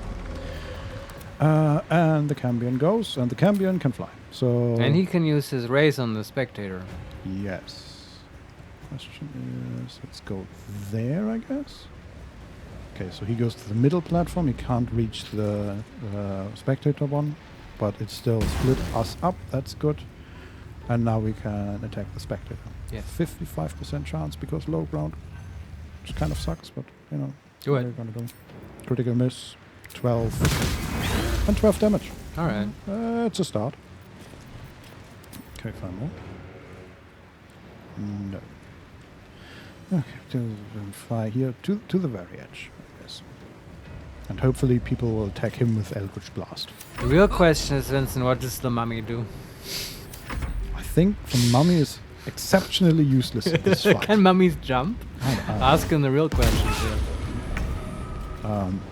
Karlach was attacked for 2 force damage and thrown against will, and that didn't do anything. Yeah, just don't get too close, Karlach. Yeah. He's mine. Quoth can fly up to the spectator. Yeah, blind him. Can't attack this turn, but Okay. he's gonna be ready next turn. Yeah, he'll just get hit with a disintegration ray, and he will have done his part. Hey, that's fine, man. Yeah. Okay, and then dash, and we can move next to the spectator for possible opportunity attacks. That one is hypnotized, and here goes the spectator. Yeah, I want to see what he does. Wounding Ray on Butterscotch. Oh, god damn it. Used Wounding Ray. They need 14 to save. What does that actually do? 4d8 plus 3 necrotic. Shoot an eye ray that deals immense damage. Okay. But immense meaning the 48? Yes. Okay.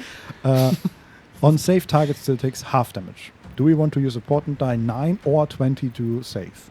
9 would suffice? Yeah. It's a 14 to save. And we rolled... But is it like, what's the big deal? It's max 18 damage. No, average 18, sorry. Yeah, so max is 35. And that might be interesting for the concentration check. Yeah, that is the only thing to consider here. Yeah. I guess the 9 is fine. Yeah, I agree. Yeah. I want to keep that 20 for Rafa. Hey, we made it.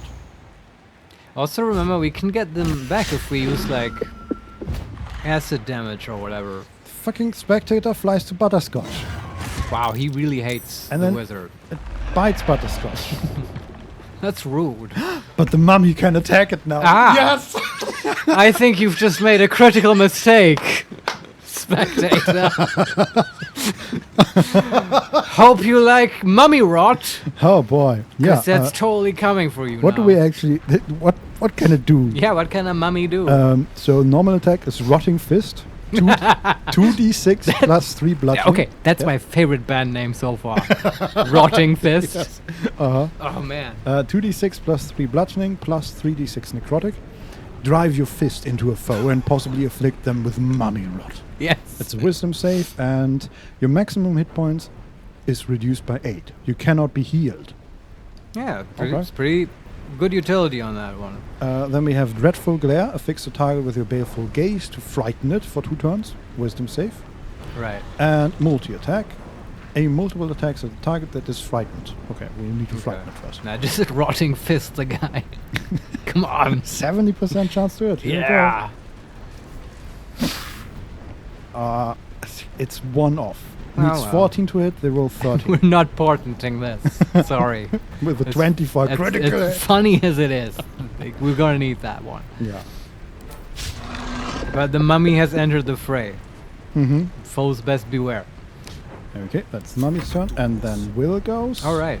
Can you kick a beholder off a platform here? I mean, beholders can fly, so I don't know. But that never mattered. That didn't help anyone so far. That is true, yes. Yes, there is a spectator directly in front of them. I'm gonna activate Repel. And we should watch out that we don't get kicked off by the imps. Good point, yes. What am I looking at here? Oh, we can reapply Hex, and I was looking if they have resistance or anything to necrotic, but they have no resistance to anything ever. Hex him. That's great. Strength. Hex strength. And here's Eldritch Blast. 85% chance to it. Here comes the pain. Yeah, it's literally kicking them in the void. Let's see if it works. Needs 14 to hit, they rolled 13. Now we're not doing that. Okay. Oh, well, that is anticlimactic. It just gets teleported back to us. But, Okay. I mean, we kicked it off the platform, it just... This is how flying works, I guess. It's okay. Yeah. Okay. Does Will want to move anywhere? He can't jump now because... Get away from the edge? Yeah, we can just... I don't know. We're already with our back to a wall, so there's not... Okay. It's a pretty good position. Then We could move into the other room, but... No, then just stay there. Yep. And Shadowheart. Oh yeah, Shadowheart. We have so many people. Yep. We do. What could she do? Divine intervention. I know that we have that. I'm Uh-huh. saving that for a good time. Yes. Does she have 6 level spell slots? She does. We've never used 6 level spell slots. What would that be? Flame Strike? We always use Planar Ally. Yeah, I know. We have Hero's Feast, okay, and... Oh no, okay, we have Planar Ally and Hero's Feast. That's our level 6 spell slots. I mean, we could probably at some point switch out Hero's Feast to Flame Strike again, right? The buff doesn't go away if you do that, right? We didn't know, so we didn't at the time. I know that I thought about it at least. Yeah, I just forgot about it. Yeah. Because, we never use 6 level slots. Mhm. But anyway, I was thinking anyway, not 6 level, but maybe a bless to just make things easier.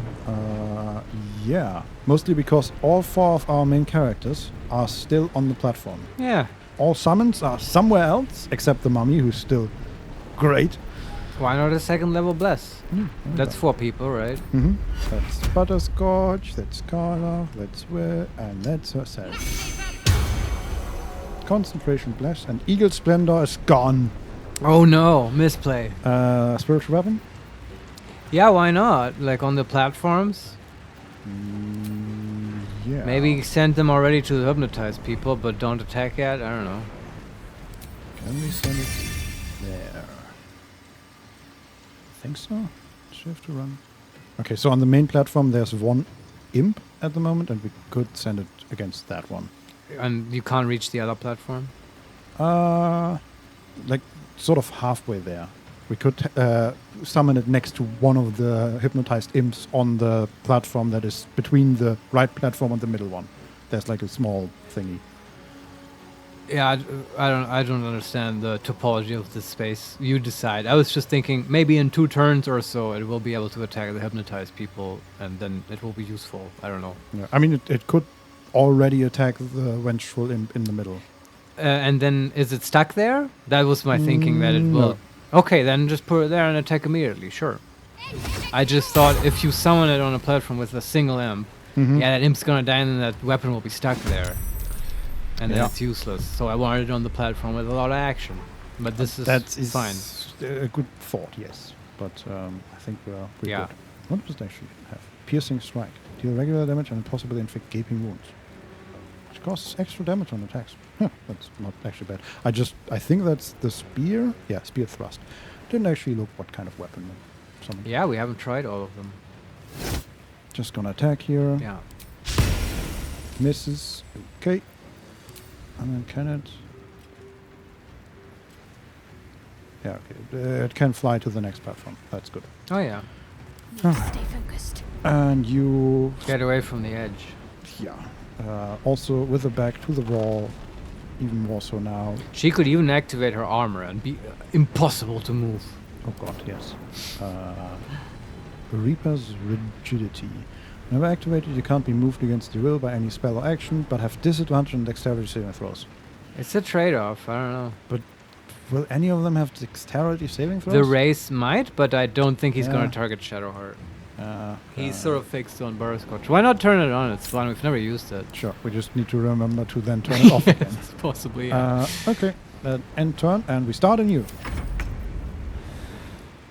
Okay. Butterscotch and 3 summons. Okay.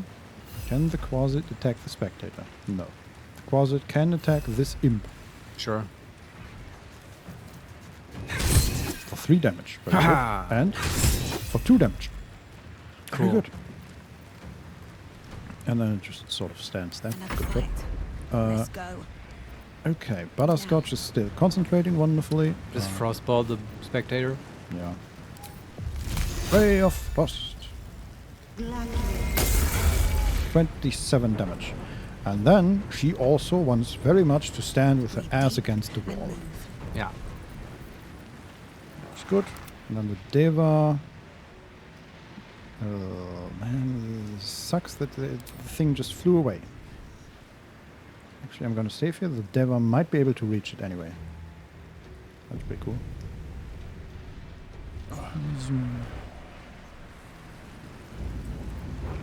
Wrathful Smite. Yeah, 75% against the Spectator. Very good. The 28 damage. But he did succeeded on a saving throw. Alright. And then we have the Water Myrmidon, which can attack one of the imps, I guess. Yeah, I think Sure. that's best. It can attack the imp, yes. Misses, but hits for 16 damage in total. It's not bad. And then it can fly down to the middle platform, I guess. Or already to the hypnotized people. Yeah, either is fine, I think. And by this point, I'm assuming because it can fly, right? And we just learned that flying people can't be kicked off. That it's fine even on a platform. It'll be 100% fine, I'm sure. Yeah. Okay. That's good. Sometimes the only way out is through. That's correct. And also done. And the Deva is also done. Imp time. Eldritch Blast. Do we want to counterspell? No, not anymore. Yeah. I think we're all good. Yeah. Yeah, should be good. Do we want to shield? Sure. Will gets hit, but we use shield. Yeah. Misses. Very nice. Okay, they're hypnotized. Karlach and Jason. Jason is here and can just blast. Why is it not? Okay. Takes an attack of opportunity, but who cares? This is perfect. And then you can blast the Spectator. 65% chance. Misses. Hits once for 7 damage. Okay. What's the Spectator at? 73 damage. Oh, God. Forever, pal. Well, Karlach will help. We're about to change that, yes. Is she raging? Yes. Okay. Can she? Oh boy. So to attack, she would have to stand right on the edge, and to get away, she would take an attack of opportunity. It's just a bite from this thing. Who cares? No, I'm just informing you. Also, right, we have Topple the Big Folk. Deal additional damage equal to your proficiency bonus. Cool. On a hit, large, huge, or gargantuan creatures take an additional 2d6 slashing damage and must succeed strength saving throw or fall prone. And he's like large, right? I would expect so, yes. Alright. Here we go. 41 damage. Nice. That's not bad. Another one. And then we can lacerate, because why not? He did? He did. Ah. No, don't fall. I want that loot. That's right. He's The ice like dogs. he's dangling over the Yeah, edge. we need the ice dogs. I'm gonna save here, and I don't know if looting takes an action, but 250 gold. Very good. Okay, Get Karlach. Karlach away from the edge. Yes. Question is, do we want her on the middle platform in the middle? I don't know what that means. So currently she cannot attack the hypnotized people, the other spectator, Yeah, all of them. I think that's where you want her. Next to the hypnotized people. Yeah, I mean that's where the action is going to be. I agree. So my idea is, okay, then we don't want her somewhere near an edge, so I put her Mhm. on the middle platform, in the middle of the platform. Yeah. So there's a maximum distance to every corner, basically. Maximum safety. Yes. Can I jump there? Not enough space. Stop telling me what I can do. Okay. And that's her turn. It's good. Jason did his spiel. Imp goes. Takes an attack of opportunity from the deposit. Misses. But takes 3 damage from Jason. Eldritch Blast on 2 people. Okay. Do we want to counterspell with No. the 4th level? No. Okay. Misses twice on Karlach. Very good. Okay, Quoth can fly down to that exact imp and hopefully blind him.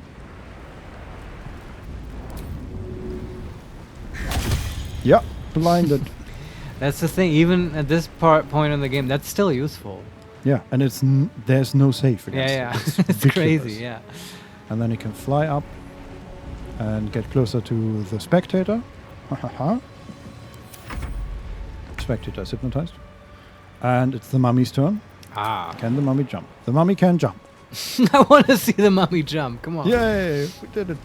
Might also you could get the myrmidon to the mummy so the myrmidon can heal the mummy. Maybe we can get it home. That would make me happy. Yeah, okay, I'm getting Yeah, it just, closer to the mimicry. You know, think about that. And then we can it? What? Dreadful glare. Fix a target with your baleful gaze to frighten it. Ah, that's ranged, right? That is range. Yeah. How about we do that on the spectator? It is. But won't that wake it up? I don't think so. It's 'Cause not an no attack. damage. I mean, I Yeah. can save and try. I mean, you can save, but let's try. It's also not the end of the world as it wakes up. Yeah, I agree. 50% chance. Let's see.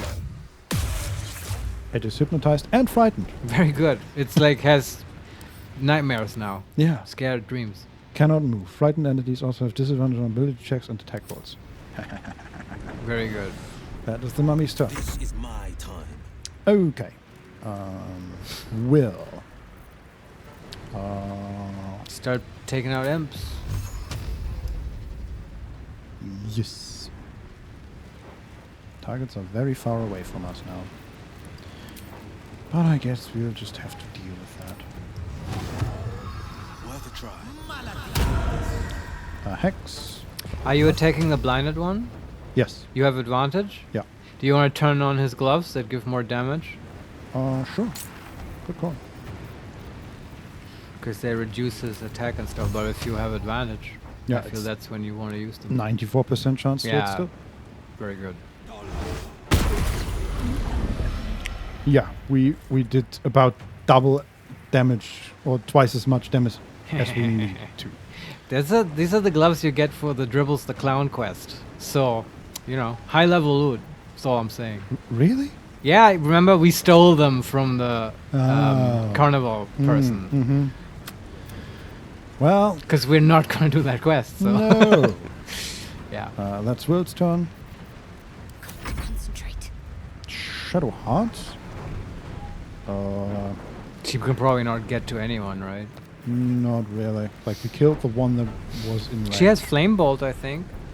They're all immune to fire. Oh, right, and the other one is Sacred Flame, so I really don't know what she can do. She doesn't have to do anything, I guess. Can create water. Just rain on them. Yeah, I don't know. We're all okay. Butterscotch has lost a bit of health. Who's right? And there's another vengeful imp. Can heal the mummy. Just cure wounds on the mummy. Sure. Actually, healing word. Because you can't really. Yeah, sure. Why not? But level 1 healing word can't target undead. No. Oh, that's how they do it. Okay, good to know. Yeah, whatever. Just skip her turn. I don't know. Or start moving in that direction. I guess. Does she have a crossbow? No, we never gave her any. Like, she has sunbeam, but that's also No, none of radiant. that Yeah, stuff yeah. works. So it's like, Yeah, damn it. even what's it called? Spiritual guiding bolt. That's radiant too, right? I believe so. Yeah. So it's all out of the picture. Can command. Command the imp that is. It's not attacking worth a us. spell slow, honestly. Just move or skip. Okay. And weapon. Yeah, can that attack? Not currently, but it can get closer. Very good. Can we find him there? No. Damn it. Okay. That's it for the weapon. That's it for us. And then we start anew. Butterscotch. And the diver. And the watermelon. Yeah, I mean, shoot people. Yeah. And they're all out of hypnotized thingies. Okay. Let's attack this spectator. Yeah.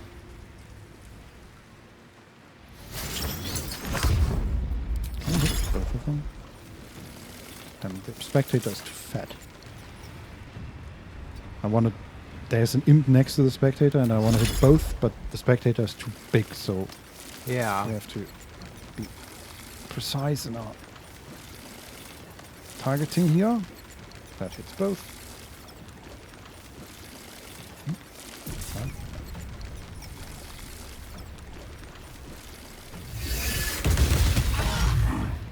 Okay.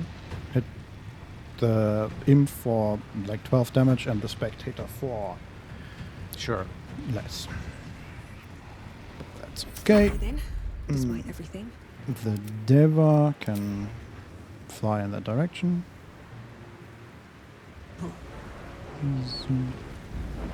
And actually hit this imp. And almost kill it. Vengeful imp lost. Deva failed a concentration saving throw. Oh, because he took 34 fire damage from the radiant thing. Ah, Yeah, sure. whatever. Yeah. Motor sort of lost there. Deva can stand there. And Butterscotch. Crossbow. Can she hit anything? Like we were too effective at controlling them, Marius. They are not getting closer.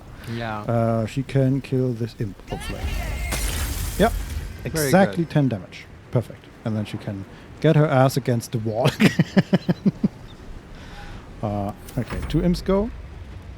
That one goes. Oh yeah, I always forget that is there. Targets 2 of our main cast characters, but I guess we do not want to No, counterspell no. still. Shield on Will. Sure. Takes 8 damage. Makes the concentration save. Eldritch Blast on summons. Maybe Kara. No counterspell. Okay, that almost kicked Kara off the platform. But it didn't. We'll manage. Can you look up something real quick? Yes. On Butterscotch? Like, can you look up her prophecies? Yes. What does she have? Yes. Holy Epiphany. Deal 1 radiant damage. Oh, god damn it. That's the worst one right now. Uh-huh. Also, she has a hard time dealing that damage type, I think. Yeah, that's the only one. Yeah, I okay. think.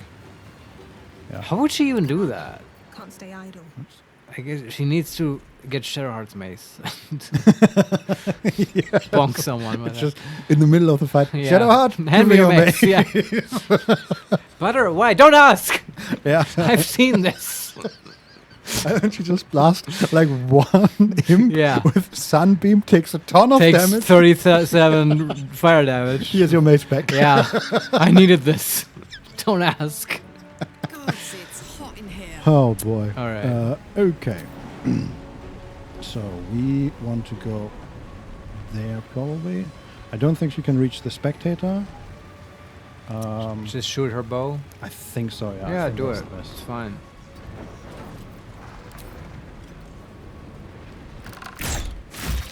10 damage.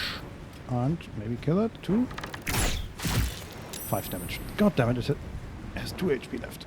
Alright. Next. Jason goes.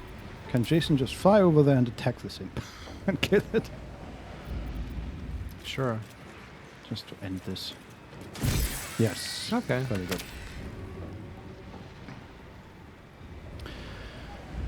Okay.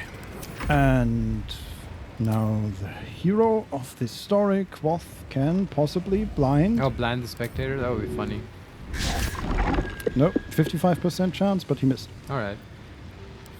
Spectator goes. Let's see. Wounding ray on Carla for 4 damage. And attacks Quoth twice and misses both times. Oh man. Okay, no. Quoth succeeded on a saving throw against paralyzing ray. And used bite on Quoth, misses Quoth. Wow. Not his best performance. No. I feel like Raphael should have really invested a bit more in a security detail. This Yes. is not a stellar performance. Mm-hmm. Quoth has an armor class of 15. Yeah, I mean, It's not bad. yeah. Can we frighten it again? No. It's not double frightened by the mummy, but you know. Alright. The weapon cannot fly up to the spectator, but gets closer. We're just killing things too fast. At this point, I think it's just one imp and the spectator left. Yeah. No holding back. Yeah, I don't even think... Just kill the imp so nobody gets kicked around. Yeah, can you reach that? I hope so. Making my move.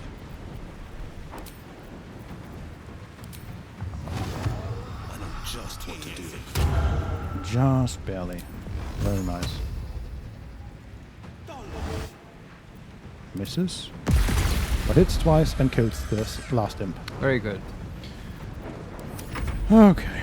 The mummy did a turn. Shadowheart is far too far away for anything. The weapon already went. Now she does that noise. I've been wondering that why does she keep making that noise? But she has that item that heals her at the start of the turn, and okay. Okay. No blinded spectator. Fuck yes. I got this. Can she jump all the way up there? Yes, she can. God, I love this woman. So, main hand attack. And attack the spectator, please. With the +10, right? Yes. Very good. 80% chance to it. Reckless attack. 30 damage. Very nice. Nice. Let's see. We have a water myrmidon who can blast this thing for 17 damage. Not too bad. Butterscotch can actually jump in range and blast it with Ray of Frost, I guess. Sure. Can she actually get there? I hope so. A running start, a jump. 95% chance. For 20 damage. Very nice. Come on, die already. Seriously. Wrathful Smite from the Deva. It's down to 32 HP. Molo is not gonna do It's go anything. time. Do a thing. Okay. Maybe with Rays of Fire. Let's fly there if you can. Yes, Jason, come on. 2 HP. Yeah. God Didn't damn. think it would do it. Just move a little. Wounding Ray on Butterscotch. Do we want to use 20 to save? No. Not really. Take the immense damage. 12 damage, yes. It critically hit the Raven, but the Raven is still alive. What? I guess it's because of Hero's Feet. It's a beefy quad. And 8, yes. Yeah. Quoth has 28 HP. 27 of those are buff. It's like a flying beefy, basically. It's a beefy with wings. Yes. Okay. Well, come on, do the honors. It's like Quoth has huge muscles. Just keeps flying around with a protein shake in his hand. Listen, I'm no pushover, okay? Yeah. I'm not like the other Ravens. Oh boy, yeah. It's like massive aggression problems. Like way too much testosterone. Keeps asking about Raphael's Viagra amulet for like we don't know why. Yeah. Okay. That's it. Hey, we did it. Yeah, we sort of aced this fight. It was almost too easy. Yeah. Sorry to brag, but I feel like if you are not very careful with your positioning and you don't have like 12 summons that you can send in without any regard for their survivability. Dude, I'm so curious about playing this game without having like massive control and like wizard powers and stuff. It might be a very different experience. Yeah. All right, let's smash these chains. Or is there anything here to loot? I guess. Oh. We always should ask that. We get a Burnished Ring, very rare. Lets us cast Paralyzing Ray, level 3 necromancy spell. Oh, okay. Cool. Might look at that later. Yes, I saw that. There's a Petrified Debtor over there, which we do not want to approach. Is there anything else to loot here? Just some skeletons, and we looted the other thing already. Okay, I'm assuming that the Vengeful Imps don't... Okay, that one had a bunch of alchemy stuff. So I guess I will dump. Do you want a short rest right now? Not really. But I mean... The only one that took damage is Butterscotch. And Quoth. And just to get Will's spell slots back? The pride of the gate. He still has both Warlock spell slots. So we use the Sorcerer slots? Yes. Okay. Then I guess we don't need to. Butter could like get healed or something, I don't know. Sure. Just to have, you know, we're about to probably again go into a big fight or something. Yeah, no, totally. Take you. Okay, that's 15. Alright. Can't heal the mummy, so I guess now Karlach smashes the crystals. Let me heal her again, just to be full. And that's like level 1 cure wounds. Right? Okay. That's it. Alright. I'm gonna shave.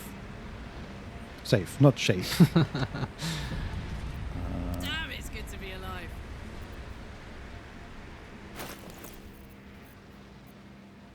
Is it? There's it. Orphic Hammer. Ready for this? Oh, actually, I think it's it. No, we can just attack it. Nice. Cool. I thought it was a special ability, but no, it's just attack the thing.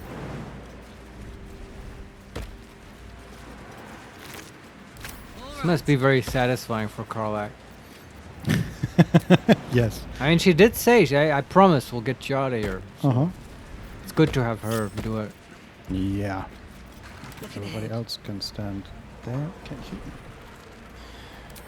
Oh, God. Jumping is not fun. Oh, God. Butter? Butter? I think I just froze butter. What do you mean froze? Well, it's better for cooking and baking and stuff like that, so... Very funny. No, she's supposed to jump, and she doesn't jump, and I can't interact with her. Oh. Okay, I just pressed escape. No, she really doesn't want to jump down from that thing. She's just refusing to jump. Can you, like, go into combat and back out again? Turn-based mode. Even then. But, I mean, can you move her otherwise? Yeah, no, she's just, like, as soon as I click, hey, jump down to that platform, she doesn't. She's just standing there like she's preparing to jump. Does that mean she can't get out of this room anymore? I think so, unless, I mean, there's this, right, we can take the other path out of this room, but I don't want to do that. Okay.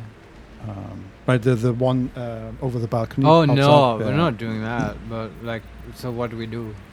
Good question. What if you? So weird. I mean, okay. Obviously you could teleport, but I'm thinking now. Okay, well, is it a bug? Is she like bugged forever?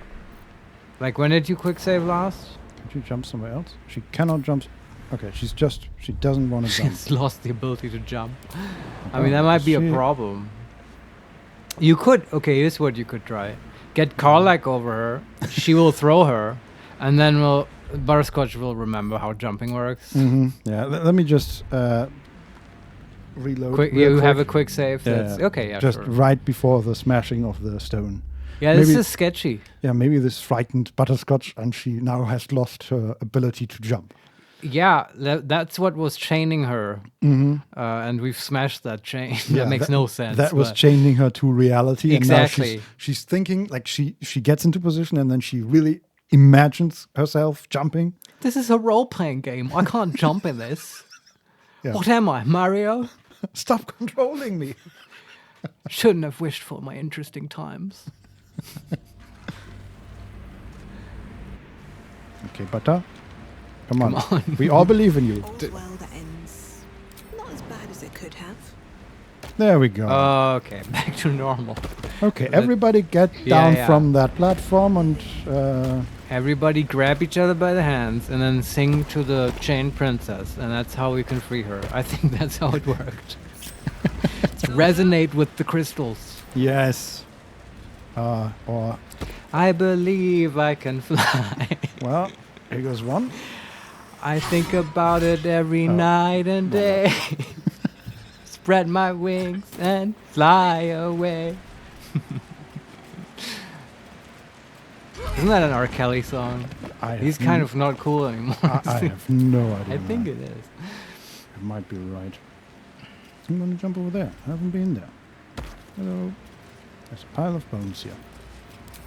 How exciting. Okay. Saving again. Second crystal coming up.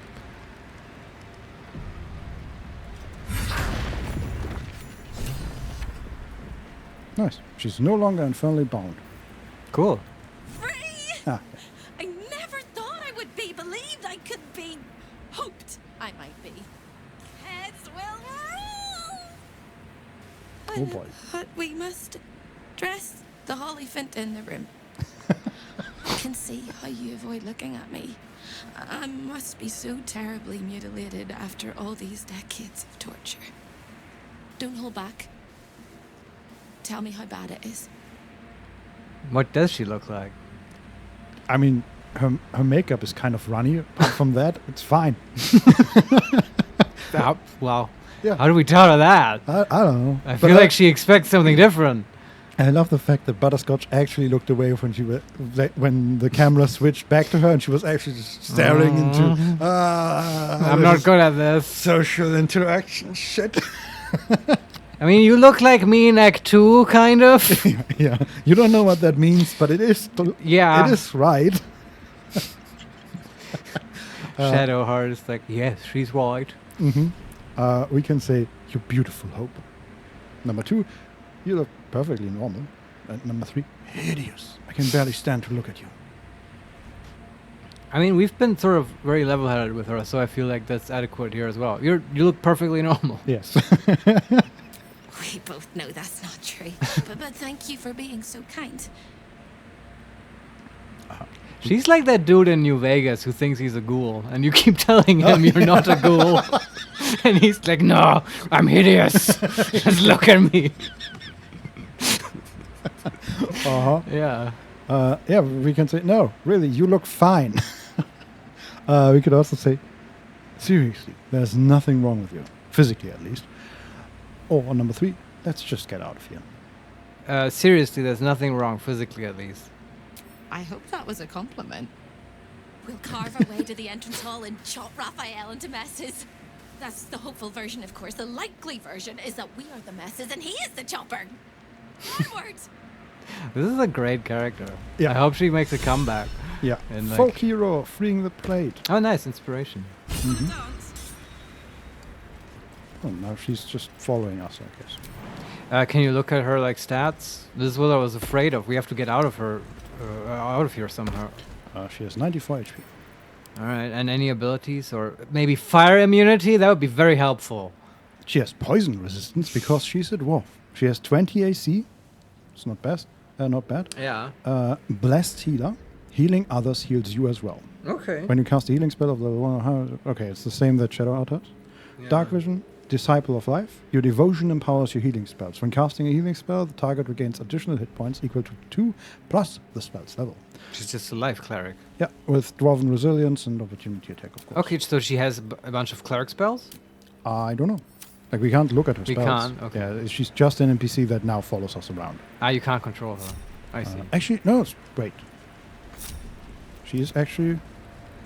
She's a follower. I didn't notice her because we have so many. Yeah, that makes sense. What's she have? She has a quarterstaff +2, a light crossbow. She has level 5 spells. Okay. Yeah, she has the channel divinity that Shadow Art has. Yeah. She has Cure Wounds, Guiding Bolt, Healing Word, Remove Curse, Mass Healing Word, Mass Cure Wounds, Bless, Revoke Guest Status. What does that mean? Hope banishes one of the unwelcome guests from her house forever. Oh, that's so cool. What level spell is that? 5. That good to know. Yes. I want to know what that does. And she has Mage Armor for reasons I Right. don't understand.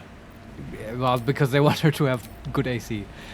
But she has, like, she has 20 No, but 20 AC. is it a buff right now, or is it a spell that she It's can a spell. cast? Oh, maybe she should cast it on herself. But she has armor on, right? I thought she had robes or something. It looks like armor. What's she actually? Do you see her equipment? No. But yeah, I mean, she's okay. wearing a shield and a spear, and she has like a sort of thick robe that has pauldrons and I guess leather vest. Yeah, there's no way to tell, I guess. I don't know. Oh yeah, 18 from armor. 18 armor class from armor. Yeah, and 18 is like at least some kind of metal armor. Yeah. All right. Is that blood? Good to have her. Does she have? Does anybody have like fire Consolario, resistance? I believe she also has one special ability. I think we discovered that. Isn't that the what was it called? okay. Banish the unwelcome guest. Divine Strike Radiant, Divine Intervention.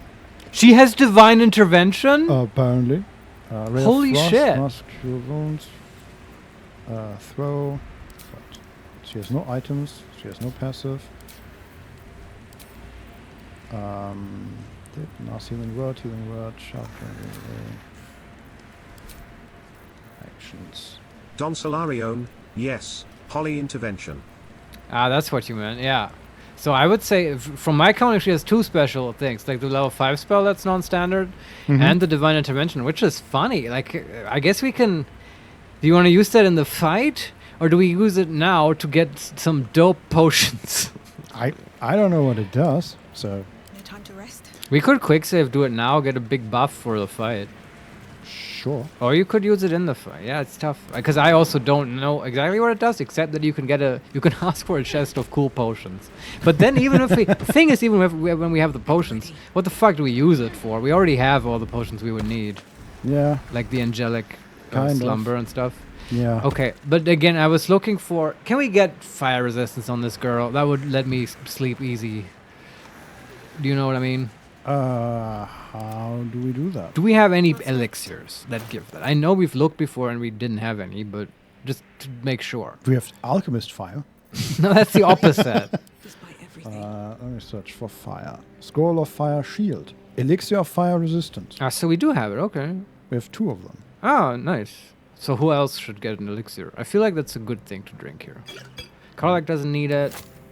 Butterscotch seems like the obvious answer. She might benefit from arcane elixirs, though she has a lot of spell slots. I feel like if anyone's going to run out of spell slots and wants to drink an arcane elixir, it's Shadowheart, right? Yeah, probably. Yeah. So yeah, why not put fire resistance on Butterscotch and on the lady? If we can. I wonder. Can she drink potions? Yeah. Okay, but I'm gonna drink on Butterscotch, yes? Yeah. Drink. And then you. I don't think we can give it to her.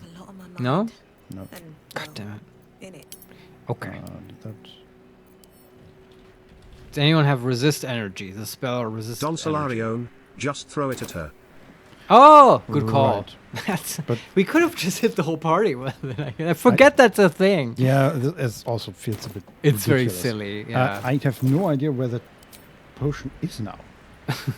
But you can find it in the inventory. I'm not sure. It says that Butterscotch picked it up, but it's not there anymore. So How did you find it before? Just by searching for it. And if you search now? It's not there. Oh. Oh, did we really have two? Yes. I. It's weirdly buggy. No, it's just gone. And it's not on the ground. Oh no, Carla picked it up because I guess okay. it's her, the new NPC. Hope is her follower. Oh, okay. Makes sense. Also, Karlak is good at throwing, so I guess she can throw it at the dwarf now. Oh, I could go for a good meal. Oh right. Let's change her back to her usual weapon. That's I forgot right. about that. You can also disable the fortified movement on Shadowheart. Right. Cool. We will probably want her to have good deck saves Mhm. for what's about to happen.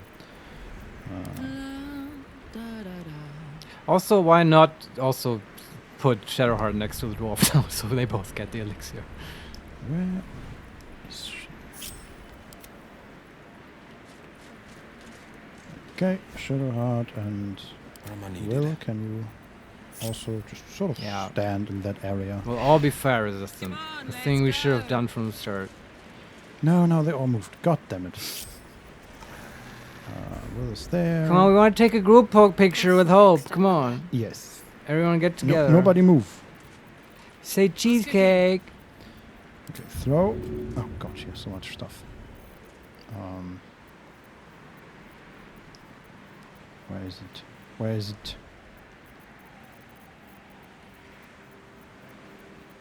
This is riveting. There it is.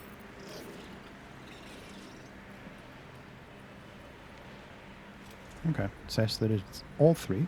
Let's see. Let's see. Yeah. All three. Shadowheart already had an elixir of guileful movement. Ah, yeah, that's whatever. right. I forgot about that. Yeah, Doesn't okay. matter though. Shadowheart, Will, and Hope all have fire resistance, which means everybody has fire resistance. Okay. Seems good. Seems good. I agree. Yeah. All right. Okay. Now. Saving one more time. Yeah, I'm very excited now about what's about to unravel. Here we go. Iron ladder, attempt number 2. Do we need to pull the lever again? Let's see. No, we don't. We're back in the fight. Yeah. And okay. Is there anything? Has anything changed? No. I think Just time was frozen. it is exactly the same, except the enemies are all full health again. So there was the vengeful Maragon was at like 13 HP, and Oh, okay. it's back. There's also a hell spear coming right at us. Well, our objective now is to head to the exit, right? Yes. That's what we want to do. Butterscotch can't move because she's surrounded by people. God damn it, people. She can teleport. She can also. Is this an arcane gate situation? We can't see where we need to go for the moment. Okay. Because it's sort of just around the corner. Do we want to teleport or just jump? Our boots. That's also bonus action. God damn it. Okay, wait. Maybe I can use some of the others here. You fly there. That's the water elemental flying like a champion. I'm just going to go as far as I can, right? Yeah. Just towards the exit. Yes, more people enter the fight. We don't care.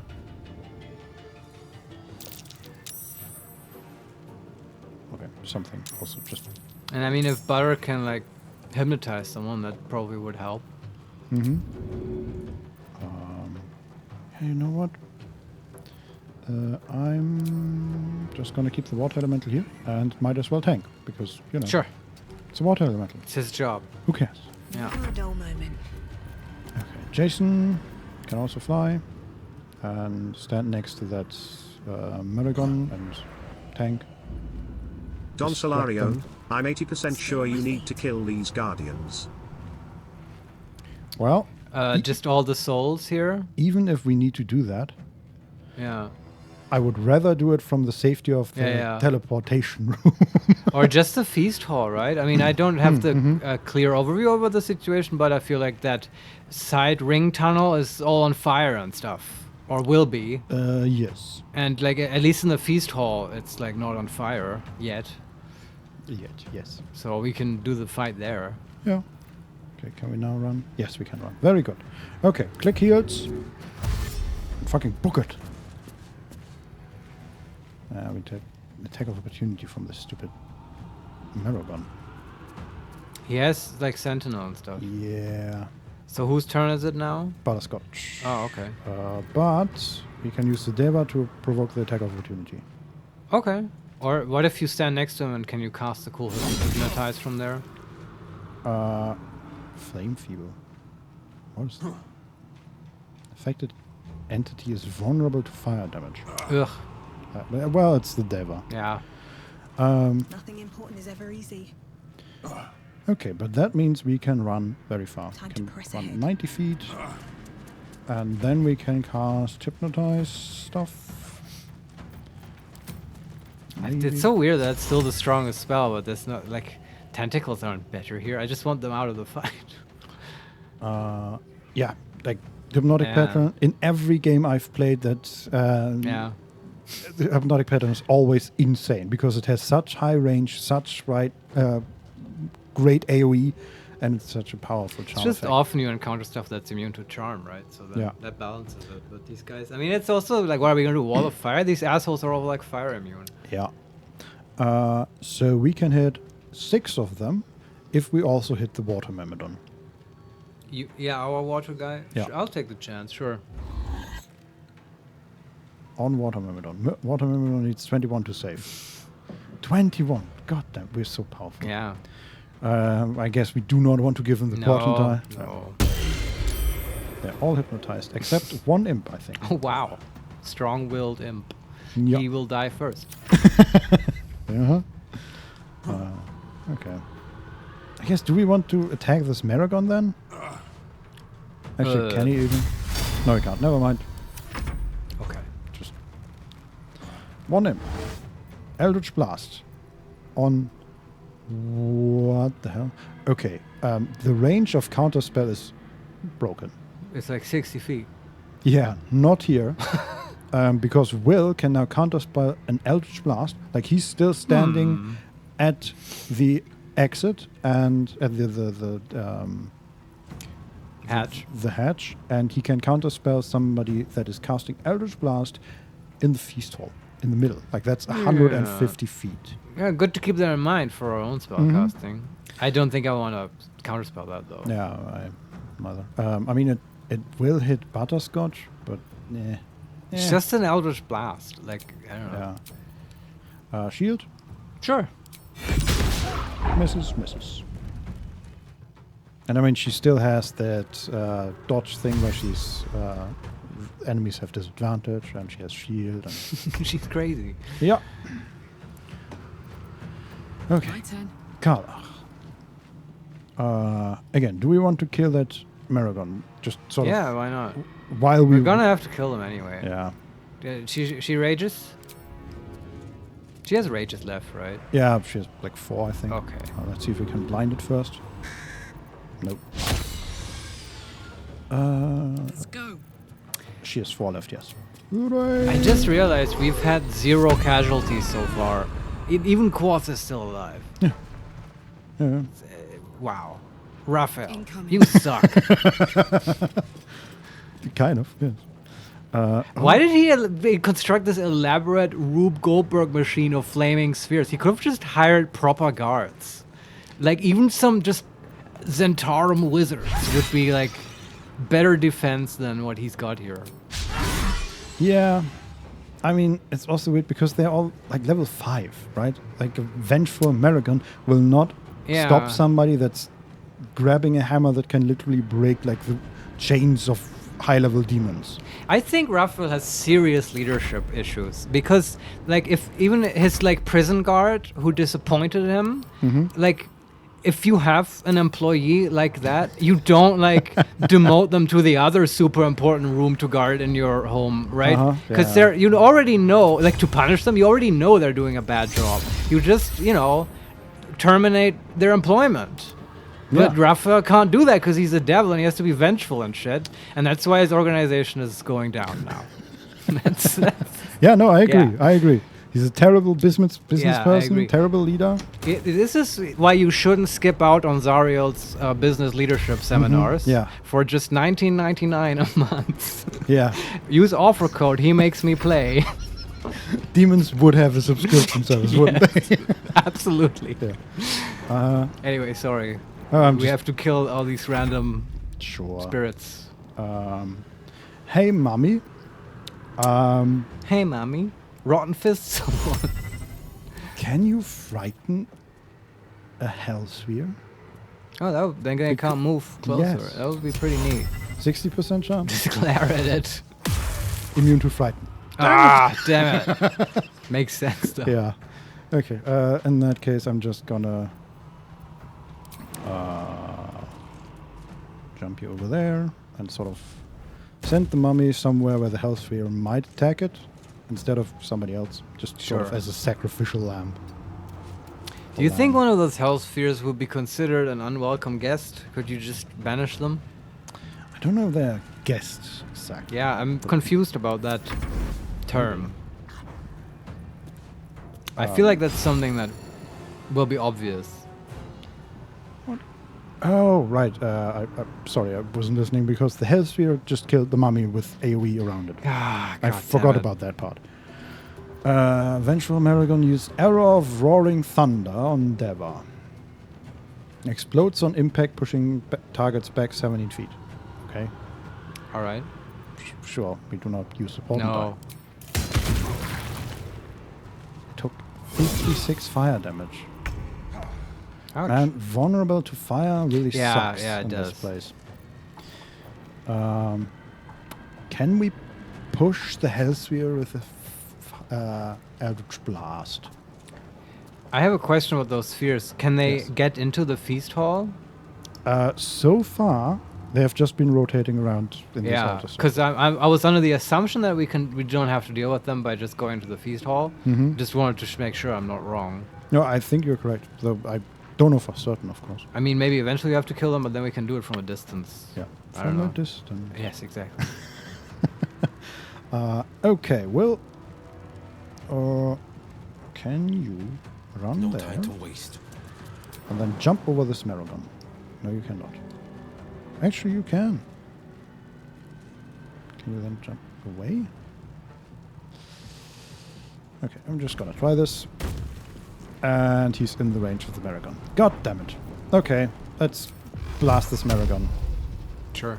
Because I don't want to run out of Yeah. this Maragon's range and take vulnerable to fire and all that bullshit. You may want to turn off your gloves if you have disadvantage. I've already turned them off. All right. Miss. One hit. It's down to 5 HP. Damn it. We'll get there. Okay. Vengeful Boar. Takes 0 fire damage. Dashes. Stands there. Is thinking really hard. Intruders! Dashes. Stop them! Climbs on the table. Like, Protect master! that one also runs. We have a second Vengeful Boar, apparently. I love fighting pigs. There should be more pig. In my my next D&D games, orcs Yes. will be pig people. Just calling it now. Yeah. Because I want to keep making that voice of it. Yes. I can tell. I seem to enjoy it. So, what does our new cleric friend do? And, oh, actually, Sherrod is also going. Should Cheddarheart just bless people? Because, I mean, our new cleric friend could bless people. Yeah. Shadowheart could Yeah, does she do spiritual guardians? Not now. Yeah, because we want them hypnotized, right? Yeah, and she's like 150 feet away from everybody. Well, then she should just run into the room. Yeah.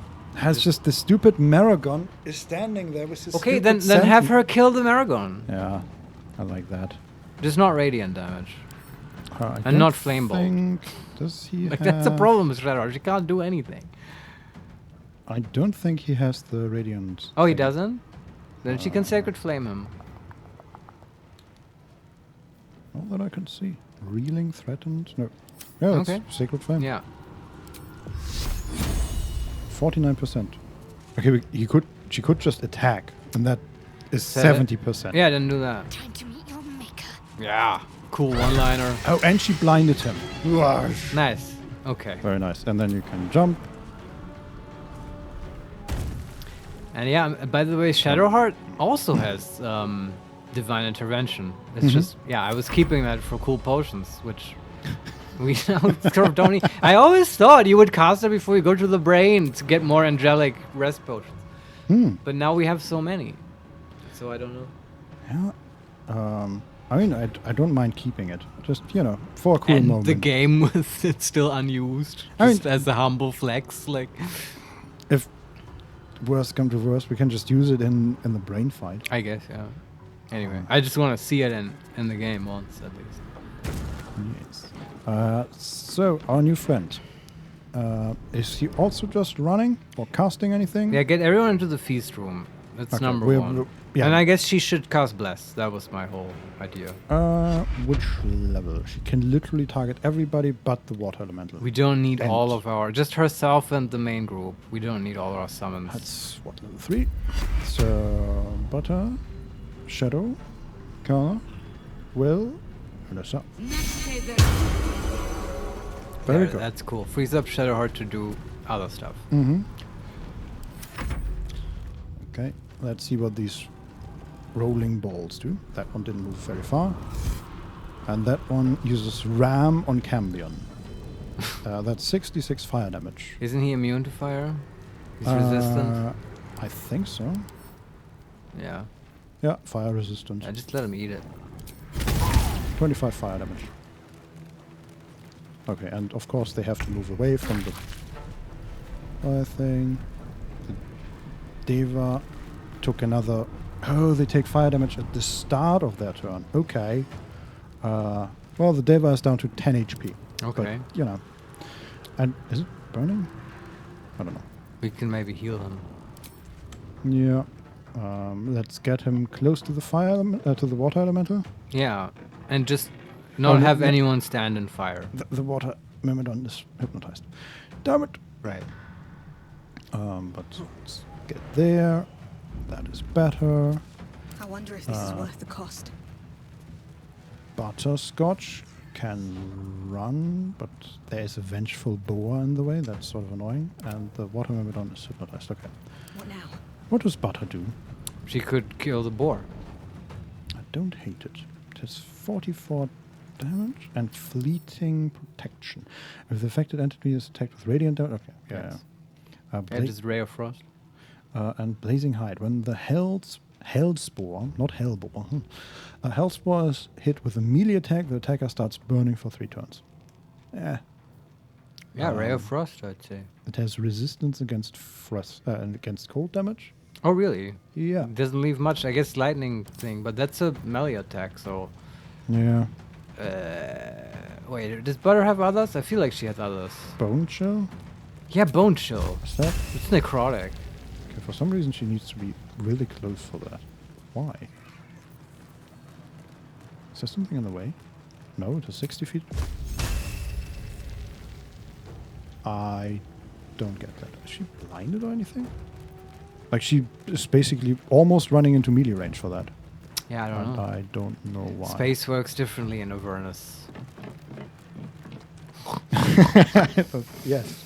Apparently, the people agree. That was a good one. Okay, I guess we just run up. I mean, it's not a melee attack, so... Yeah. May the gods take you first. 14 damage. Alright. Okay, she could teleport over it and just run to the exit. But Yeah, but what's the point, right? yeah. I also, like, even if we, like, Ruffle's gonna come, I Mhm. don't want to fight him and all these nerds in here. So we're gonna clean house now. Uh-huh. Yeah, okay. Then, in that case, I'm gonna run away from the pig a little bit. Yeah, yeah. That seems reasonable. So can they kick us off this bridge? Oh. Yeah, just don't go on the bridge. Well, the bridge is the one that is connecting the outer ring with the feast hall, so... Yeah, but we don't have to go there now, right? No, we are on the bridge. Oh, okay. That is the path. Ah, that the we outer, I see what you Yeah. mean now. Yeah, but we can just cross it and then we'll not be on it, right? Yes. I just position Butterscotch badly if they can kick us off. Just But the imp can with those blast. Yeah. Right, that was radiant damage. The Deva is dead. Ah, god damn it. Always forget. Eldritch Blast on 2 people. Might kick them into the Hellsphere. That would not be great. But even then. I mean, can you not just counterspell it? We could, yeah. With Will? Yeah. Yeah, just do it. He still had all his slots. That is They're true. problem solved. Raw. Okay. And the other one flies closer. I think that's hitting summons. Might hit Butterscotch, but not off the bridge. Okay, just eat it. Okay. Shield, I guess, for Sure. Butterscotch. Miss. Very nice. Okay. The rest of our party, everybody except 2 clerics. So let's start attacking people in that room, right? Yeah, like the imps preferably. Mm-hmm. The Cambion can again... Actually... The Dateros only have resistance. Okay, so we can attack the Dateros. And I want to attack them before I run in with everybody because they explode, right? Okay. So let's go there. Okay. We could also just melee attack an imp. Yeah, I mean, why aren't we killing the imps? They're already unhypnotized and they can kick people around, which is annoying. Yeah, it's just, Jason deals 9d6 fire damage or like 4 physical damage. Yeah, it's true, but yeah, I don't know. I'm gonna attack an imp. Yeah, I just feel 3 damage. Yeah, it's a big difference. I mean, it's This just, is my happy place. they get Karlak and their Ready for this? shield deals some damage. Oh yeah. It's dead. Okay, very good. Yeah, she took 3 fire damage because radiant damage. But Who cares? Okay. Quasit can maybe kill the boar? Yes! Fists of Fury. Kill a character with an unarmed strike. Good Okay. job! Wait, what was unarmed? The Modo's attack. Oh, he did. Yeah, okay. Of course. Cool. Yeah. Okay, and where's the other imp? The other imp is there. See if we can reach it. Yeah, 3 That damage. feels good. All right. It's you, and then we have Quoth, who can not reach that imp. I guess then he just flies closer. So he's ready for next turn. Gods, it's hot in here. You still have an attack, but you can't reach anybody. We could. Okay, she can definitely not. Can you switch to bow at this point? I always forget. Yeah. I mean, we could do that. Yes. Can she attack? Yes, she can attack the Vengeful Imp. Even though target is outside normal range, we still have 81% chance. Yeah, sure. We critically miss. You plan on playing Hellblade Senua 2? Hellblade is a very interesting game. Yes. I was super keen on playing that, and then I heard about sort of how it's been received, and I'm not so keen on it anymore. Though I was always like, I might play the first one at some point if I find someone to play it with. I think Vincent might not enjoy playing those games with me because they're scary, and Vincent doesn't play scary games. Yeah. Also, I'll be honest. What I've seen from Hellblade, Yeah. didn't really seem that super exciting. Do you mean 1 or 2 now? 1, actually. Yeah, okay. Yeah, I mean, I think the thing that excited me most about Hellblade was the story of the main character actress. And how she was like an audio engineer or something, and then they discovered she's an amazing mocap actor and stuff. And it just, that whole mental illness in video games is like almost one of my obsessions, right? I loved it in Indica, I loved it in other games. I think video games are very well They're equipped. scary, but there really isn't anything scary. It's just like you fighting demons. With I a sword, believe it. basically. Deep. But you have to convince Vincent of that, and I don't know if he sees it the way Scary you do. games, scary. It's like, what is scary to people is extremely subjective, right? Like, I remember going to see Pirates of the Caribbean 1 with my sister, and she was scared. Like, she thought skeleton pirates are scary, you know? They are. Like Barbossa. You better start believing. Sure. It's just, I was not scared, but that's what I'm saying. It's subjective. Totally. But yeah, as I was saying, it's super interesting. I mean, would you recommend it? Is it like, and if you would you recommend Hellblade 1 or 2 or both? Or neither? You have all the options. Yes. Speaking of options, we have killed everybody that isn't hypnotized. Do we want to, like, it's just the 2 clerics. Yeah, now we have to... We could attack the sphere. Just to start it. Vincent, you will love the game. It isn't like a horror game or anything, no jump scares. Nothing. I love the whispers voices in head that tell you what to do. Yeah, that is the aspect that I also find. Just this sort of simulation of mental illness, of schizophrenia, perhaps in particular, I found super interesting. And also, I was also always intrigued because it's so, from what I gather, it's very audio focused, right? And you have to hear the voice and stuff, and that works well with sort of our setup and me being blind and all that stuff.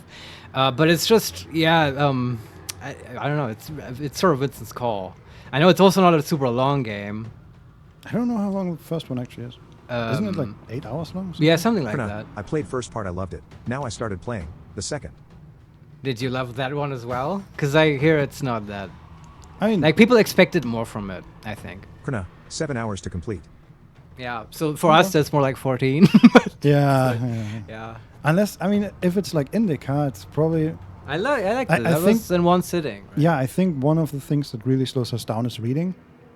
That's true. That would probably not happen. Yeah, and Instead, Indica didn't really have that. Maybe we should just do it someday, Vincent. Yeah.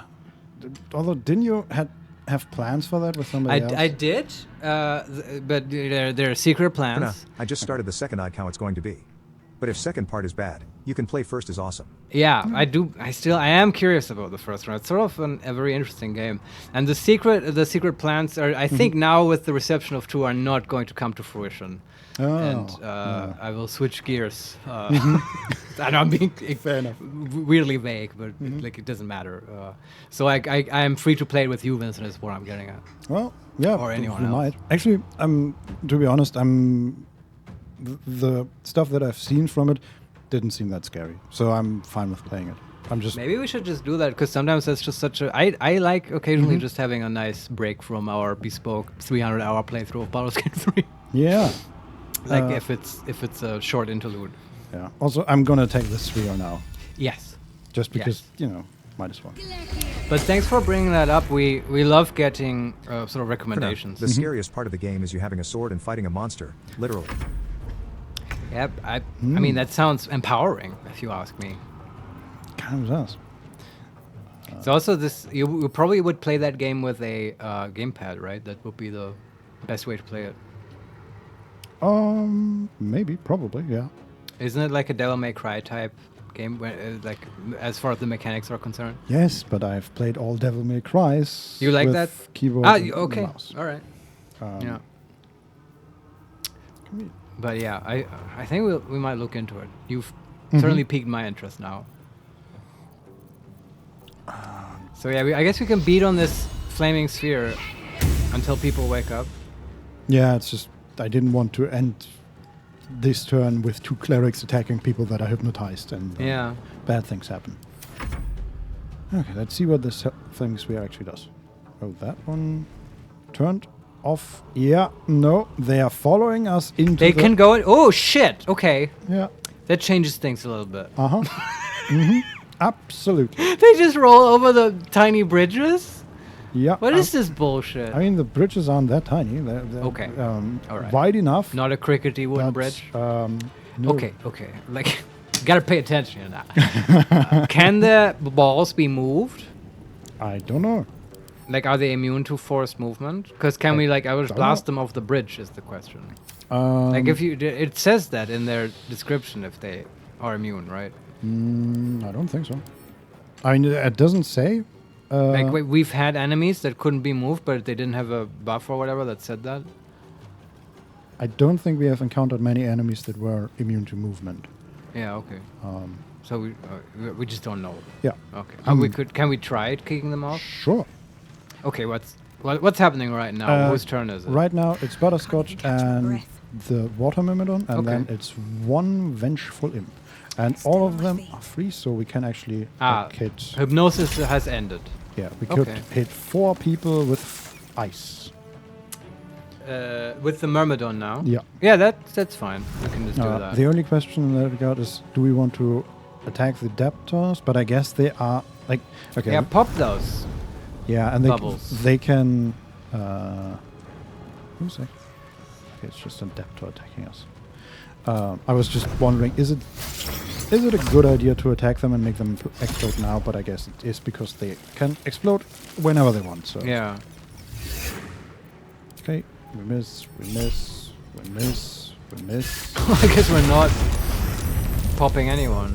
Well, we popped all of them. Oh anyway. yeah? They have 15 HP. Yeah, okay. Right. Okay, we are facing 2 more boars and another Maragon. Whose turn is it now? Still the Water Elementals and Butterscotch. Still breathing. But the Water Elemental is done, right? Yeah, I mean, it has movement. And do you want to move it? Sure, we can move it, actually. Let's move it further into the room. Actually, where? Okay. Let's fly there. Okay, and then I have a suggestion. Yes, I'm listening. If you're done with the Water Myrmidon. Yes. Maybe, we've seen it once before, basically ace a potentially very difficult fight. Uh-huh. Is this a Wall of Stone moment again? Where we can just wall off that damn sphere? No. We cannot? Because, like, we could wall it off, but remember, it does 40 damage AoE around itself. But the Wall of Stone is not, like, resistant or whatever to fire? I don't know, but I know that these stone blocks have, like, 30 HP. Yeah, it's true. I'm just, in my DM intuition, I would say, okay, a structure doesn't take the same damage from AoE. Oh, yeah. Hey, in your DM intuition... Go fuck yourself and your DM intuition. Wall of Stone is a lot more powerful. That's true. Yeah. And in this case... And in reality, too. Yes, it's not. Yeah, okay. So, okay, scratch that idea. What else? Like, I want to deal with this ball, right? We can cast Globe of Invulnerability. We have a 6th level spell slot, Marius. I am aware. Never do. I am aware. We will do that to, like, mock Raphael or whatever. I don't know. Like we did with Catherick, remember? We have shenanigans for that. But what if we restrain it with the tentacles? Can we cast tentacles on it? Or does it have a ridiculous strength score? Or it will... Or like... no, 10 across the board. Okay, so it can be restrained? I don't know. Does it... Yeah, okay, I'm asking you, Vincent, when... Like, I understand the game will sometimes, like, not say these things. According to its sheet, it is just... just a ball. Just a ball with 10 stats, and 16 AoE. AC, and Hellish Sphere. Enemies and objects within 10 feet of the sphere at the end of their turn take 66 fire damage. No, I understand. Just to be clear, when I say these things, I mean, like, does it have a buff listed that says cannot be restrained? Nope. But it doesn't. So that might be an option, right? Do you want to do that? Is that... What's the other... We could command it, I guess. Do we have... The tentacles? I don't think we do. Oh, really? We have web. That's a bad idea. Yeah, but that would go on fire. Oh, yeah, we do. Everett's Black Tentacles. I mean, why not, right? I mean, the problem is that it's pretty close to our 2 clerics. We could hit it like that, maybe? I mean, so what I'm saying is we can't, like, cast it on the sphere. We have to sort of cast it in a way where it only is just barely within the tentacles. And like, yeah, it's at the edge of it. It could easily go out. Mhm. Yeah, okay, but what are we gonna do? What's the alternative? I don't know. We could do something to control the group that we just spawned, the Boars and the Maragon. You want to ignore the sphere? I was sort of trying to keep it from. Am I understanding this correctly? The sphere will spread permanent fire under it where it Yeah. moves, and that's sort of worrying to me. Mhm. I want to prevent that. Yeah, no, I agree with that. That is And not we have bad. other people to do AoE to the group. Uh-huh. But it's okay. I feel like there's a spell that Butter has that might work. just- What about the ice stuff? Doesn't that also like We have Ice Storm it just and Cone of Cold. Cone of Cold just deals damage? I think Ice Storm will slow it down, right? But not freeze Yeah, it that in would- place. Striking all objects, breathe within range. I would also think because it's ice that the fire might just destroy the ice on the ground. Unlike Yeah. the It's true. tentacles. Question: does Butter have Banish? Did we give her that? Oh, we have Conjure Elemental. I don't think so. Banish. I don't see it. That's so. Why? I guess wasn't there something about that spell where it's bad in this game? Do we have a scroll of Banish? Because just getting rid of that sphere for 2 turns or whatever, that would be ideal. If it even worked, we have one scroll of Banish. Can you yes. look at that spell real quick? Temporarily banishes your target to another plane of existence, and banish is banished from this plane of existence. Can't be targeted, can't move or take actions, bonus actions, or reactions. Counts So- as incapacitated. And there's no downside. Because I feel there was something bad about this spell. I mean, I feel like if it counts as an incapacitation, these orbs, as if they are objects, they might be immune to that. But I don't know. They have nothing like that listed, and like But the way Marius, like there was one case where somebody had like the Duragar said they couldn't be charmed or something, and apart from that, I feel like most of the times they don't list that. what do they not list? Like that if what something they is an are object? immune against. Like Oh, what really? kind of You feel CC. like that? Yeah. Because I feel like they always list that. I feel like that's true for charm. Well, they can't be charmed. Yeah. And restrained, right? I've seen that. Like, can't be restrained. Yeah, sometimes. All right, but do you know what I mean? That's not helpful by that logic. But then we can never do anything. That's true. So I would say we just try to banish it because it's also from a scroll. Who cares? Invalid target. Okay. Glad we cleared that up. Yeah. I guess then we can go back to the tentacles. Don't hate the tentacles. Yeah. yes. It's also difficult terrain, so it'll at least slow it down. Yeah. Also, tentacles are funny. Yes. It's also on a staircase, so I hope this actually. Oh boy, it's getting worse and worse. Don Solarian, you have Phantasmal Killer. It should restrain it. Wait, We does haven't that- looked at that spell. I thought that just deals damage. Wait, do we have that as a spell or just as a scroll? We probably have a scroll. Yeah, I don't think we have. Nah. Or are you thinking of Phantasmal Force? Or that's actually not in the game, is it? Phantasmal Killer. Haunt a creature with its worst nightmares. It takes 4d4 psychic damage per turn, cannot move, has disadvantage on ability checks and attack rolls. But I mean, it was definitely immune to psychic, wasn't it? No. No? I thought I remember you reading that. Right. Oh yeah, no, you're right. Psychic immunity. So that implies to me that then it will also be immune to the effects of a sort of psychic spell. Maybe. This sphere is like this breaks our whole code, Vincent. It's Well, okay, you can definitely cast it on this thing. So this works, but the banish doesn't. Maybe because Should we are just try in it? hell and it can't be banished from hell to hell. Do you know what the real hell is? Not sticking to the fucking D&D 5 rules. God damn you, Raphael. Yeah. Do we want to try the Phantasmal Killer? Sure. Let's do it. It's Mhm. fun. Yeah. Immune to Phantasmal Okay. Killer. Well, I mean, glad we cleared this up. Yeah. It's fine. We just move on. Yeah. This goddamn sphere. Okay. Butterscotch. What does she do now? Does she run away from the sphere? I guess. We all run away from it screaming like it's an Indiana Jones movie. Yes. That's the plan now. It sucks. Look, we have more options. can do this. Yes, but the issue is the flaming sphere is behind us, 20 feet behind us. Yeah. And there Don are... Solarione, okay, at this point it would be easier to cast 5 disintegration scrolls. I guess we could just try to kill it, but it has a lot of HP, right? We're gonna need a couple turns to kill 230, yeah. Yeah. Yeah, the question is just, do we mind... Like, we have to run into this group of enemies, right? Yeah. Do we want to port over it with Misty Step, or... Only if we want to AoE the group, right? And the only AoE that I think is coming up... No, none of them work. I was thinking Flame Strike, but it's Flame, and they're like... Are they fire immune? Some of them certainly are. Okay. Or maybe all of them.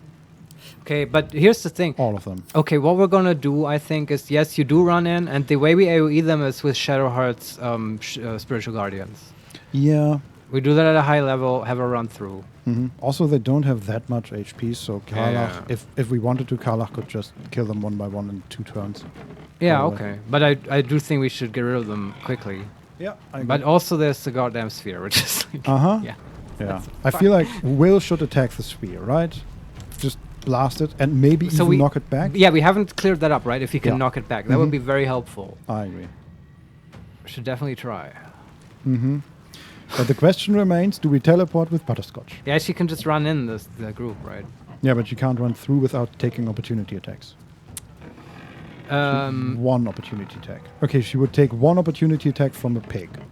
I don't feel like that's bad. No, it's fine. Yeah. Not enough movement? Well, click them here. It's Butterscotch. And run like your life depends on it. Immune to burning. Misses. I'm a powerful wizard. Yes. Okay. Actually, I'm just gonna position there so we don't get blasted off into space, hopefully. Okay, that was a very long turn. But Yeah, but I love having this problem. It kind of makes it very exciting. And ideas keep coming to me. I need those clerics, Vincent. When are they coming up? Eldritch Blast on people that are maybe getting knocked off or maybe into the Hell Sphere. That also sucks. Yeah. Counterspell? Counterspell it. Yeah.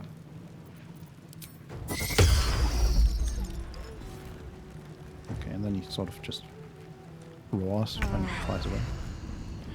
Okay. Will? The blade will not bend. Very important question here.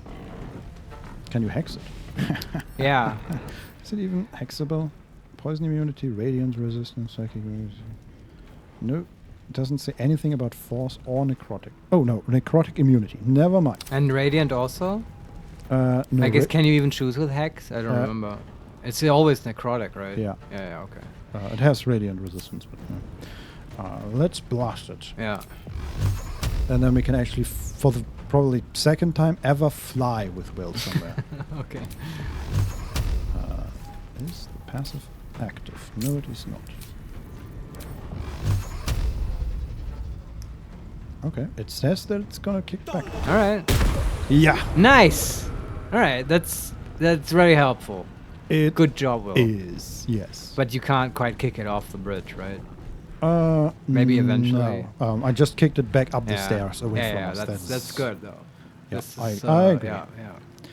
Okay, and then he was sort of runs forward, flies over there. I believe. I'm sorry. And is standing next to Butterscotch, sort of. I like that. The couple together in hell. Okay, let's see. The Vengeful Maragon. I would like to destroy him first because of this makes you vulnerable against fire. Yeah, that sucks. Yeah. That is a very bad idea. Let's see if we can... Whose turn is it?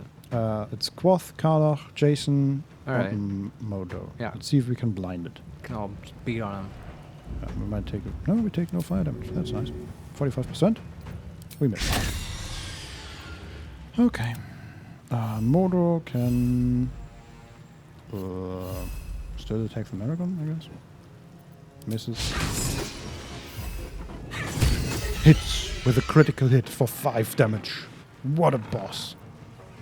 Yeah, it's good. He contributes. Yep. Jason can not really do anything.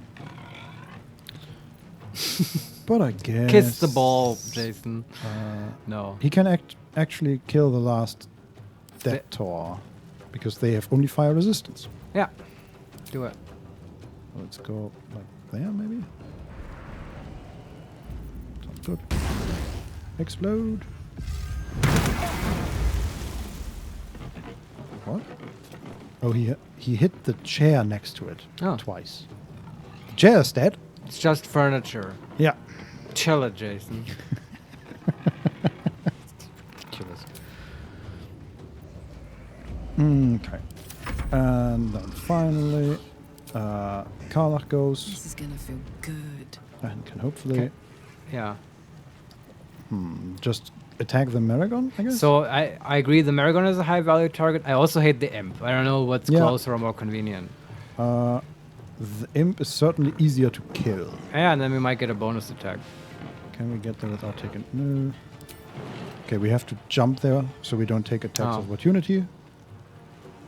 But why don't you just eat the attacks of opportunity? Because it's a Maragon, and the Maragon stops our movement. Yeah, that's true. And I really don't want to be vulnerable to fire. Yeah.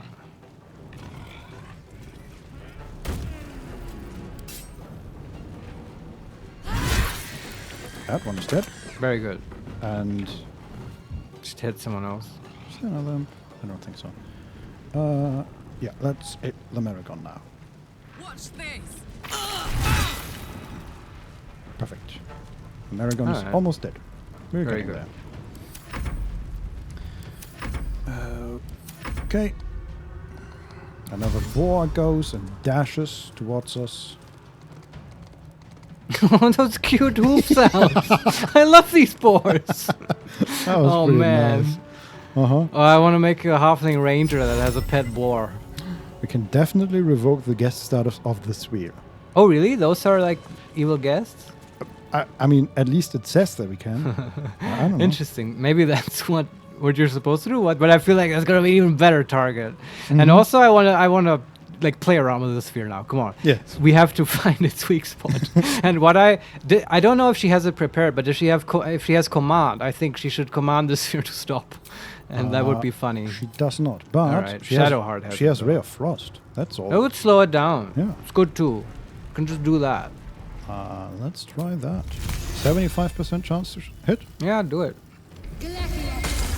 Miss. Well. Oh well. Good talk. Yeah.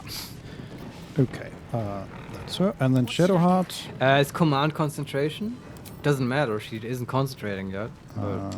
Command is not concentration. Yeah, I mean you could do that unless you want to start the whole spiritual guardians thing. If we even need to do that. I feel like these pigs are not really a big deal. I don't know what their point is, honestly. Blocking and stuff. I don't know. Yeah. Yeah. Then try commanding the sphere. See what happens. I'm just kind of curious now. I agree.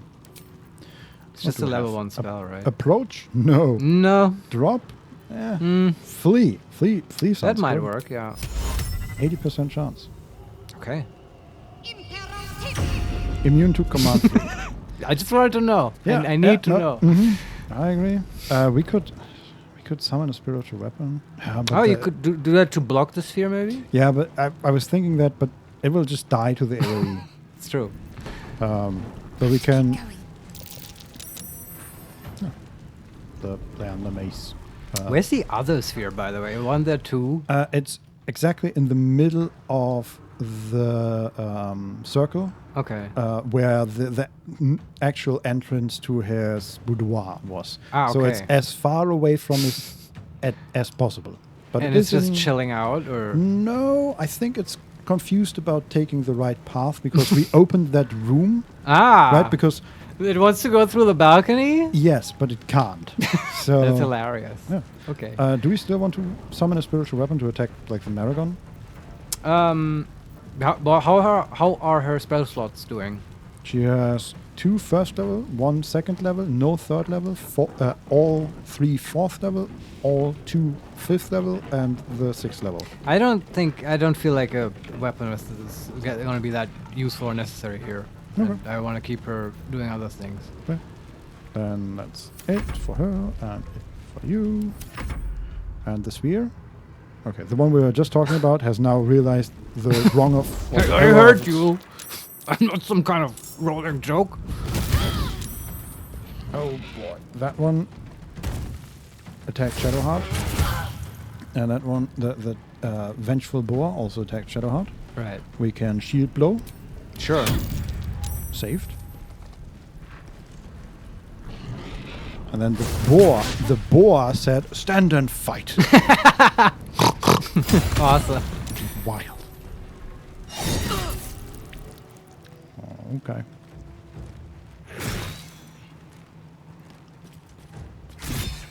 Just the vengeful imp is now flying away, trying to hit. I think Will maybe and Butterscotch.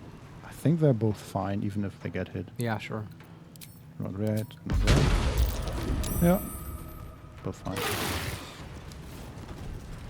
Okay. So Shadowheart took some damage. Apparently that knocking it back and freezing it, or not freezing it, was not enough to stop the Hellsphere. Damn it. What does that mean? The Hellsphere attacked Shadowheart, or? Yeah, it rolled up to Shadowheart. Okay, can we just start moving people away from the sphere? Like, I or is mean, there no more space? I did. It's just dashing, right? Right. I guess it always can move further. Yeah. All right. So as long as we do something, and even if we don't do, even if we also just dash, like it's gonna follow us and then code. Although we are everything pretty into fast, right? We're faster than normal. Yeah, but we have limited space to go to, right? So we can, if we wanted to, we could go back to our portal in 2 turns.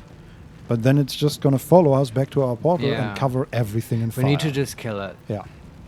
Like, I think that's the play now. We've played around with it long enough. Yeah. Where do I go from here? But also good thing the fire elixirs are doing their part. Absolutely, Yeah. yes. I don't even know how much she actually took. Shadowheart succeeded on a saving throw against Ram and took 8 fire damage. Yeah, okay. I mean, why even worry so much? Like, the pig probably does more at this point. Maybe, yeah. Yeah. But still, I don't want to fuck around with the sphere. I'm annoyed by these assholes. Yeah. Can Baldur just cast a fat disintegration on that thing? I won't give in. She has her... I don't think we have it prepared, but she might have a scroll. Don Solarione, one last idea. Do you have telekinesis scroll? I think we've used some of those. We might have another one. You want to, like, is that the idea? Kick it down the... I mean, I appreciate wanting to kill the sphere in creative ways. That's what we've been trying. Forever dauntless. Forever dauntless. Like, do we have a telekinesis scroll? We might. And wouldn't it be... Isn't it like large? Can you move large creatures? I don't know. Throw a creature or object up to 60 feet with a thought. Once per turn, you can use telekinesis again without expanding a spell slot. Yeah, that's a great idea, actually. If that works. Can we actually throw things into nothingness, though? I feel like we've definitely done that in the Catherick Thorm fight #1, where we threw people off the tower. Man, that was fun. Okay. Yeah, I just don't know if you can throw the sphere, because it's... No idea. The DM is sort of dickish about his precious sphere. Yes. This is my cool sphere. Stop! You can't banish it. Yeah. No, you can't. This is hell. Like, you're already in another dimension. You can't banish it again. Anyway, let's do the telekinesis. Why not? Yeah, sure. I mean, also just save here again. Yeah. What are we afraid of? Taking another 8 damage? No. What is the range, actually? 60 feet, I think. Okay. It's also, if that doesn't work, you can still throw around pigs, which is fun, so why not turn on telekinesis? Fair.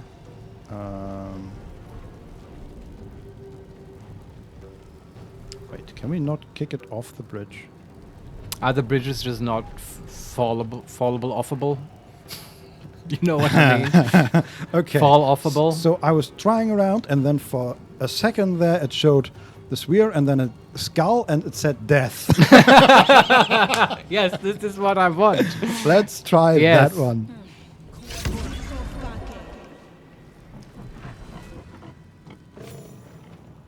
We gained 400 XP. Nice! Yes, Don Solarione, you did it. Thanks. Thanks for the hint. Good That's call. the play. I think that's a great, fun way to just, just to solve this encounter throw. Yeah. Just have telekinesis. Oh, yeah. Oh boy, we can do it to the other one as well when it comes. Yeah. It's Oh just boy. Like rolling. Yeah. Ah!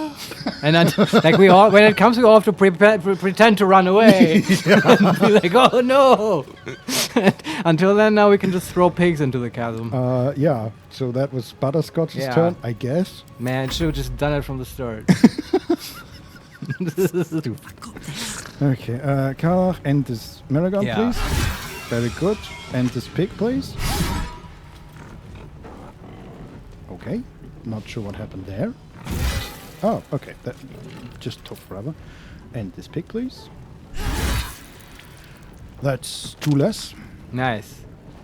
And then you can go there, and where's even? Oh, there's another one. Okay.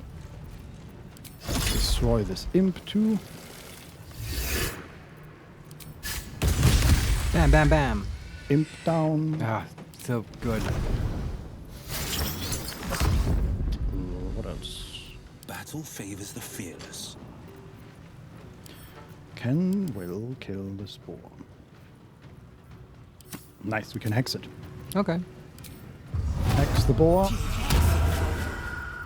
And then blast it. 99% chance. Time for the gloves. 96%. Nice. Lots of damage. So now we have a different problem because we've run out of enemies. Why is that a problem, though? Because we have nothing to do. Well, you wait till the sphere comes, right? I guess. Okay, that's just everybody sort of just waiting, I suppose. How long does telekinesis last? I think 10 rounds. Yeah, Yeah, 10 rounds. Alright. Oh, there's a pig. There's a I can pig. hear it. Yeah, very good. Hey, piggy, piggy, piggy. And you grab it. Can and you throw it now? Okay, we have sort of 2 clerics just standing there. What do they do? I don't know. Exchange religious orthodoxy. Yeah. Oh, she can actually hit the pig from there. That's very Okay. nice. 5 damage. Cool. And she can heal herself. Cure wounds. I guess. Right? I mean, you could drink potions. We have many potions. Yeah. We also have... I guess we're running... Like, there's still the Raphael fight coming, right? I mean, if we can get to a refresh nozzle now, this matters. I know. But I'm operating on the assumption that we can't.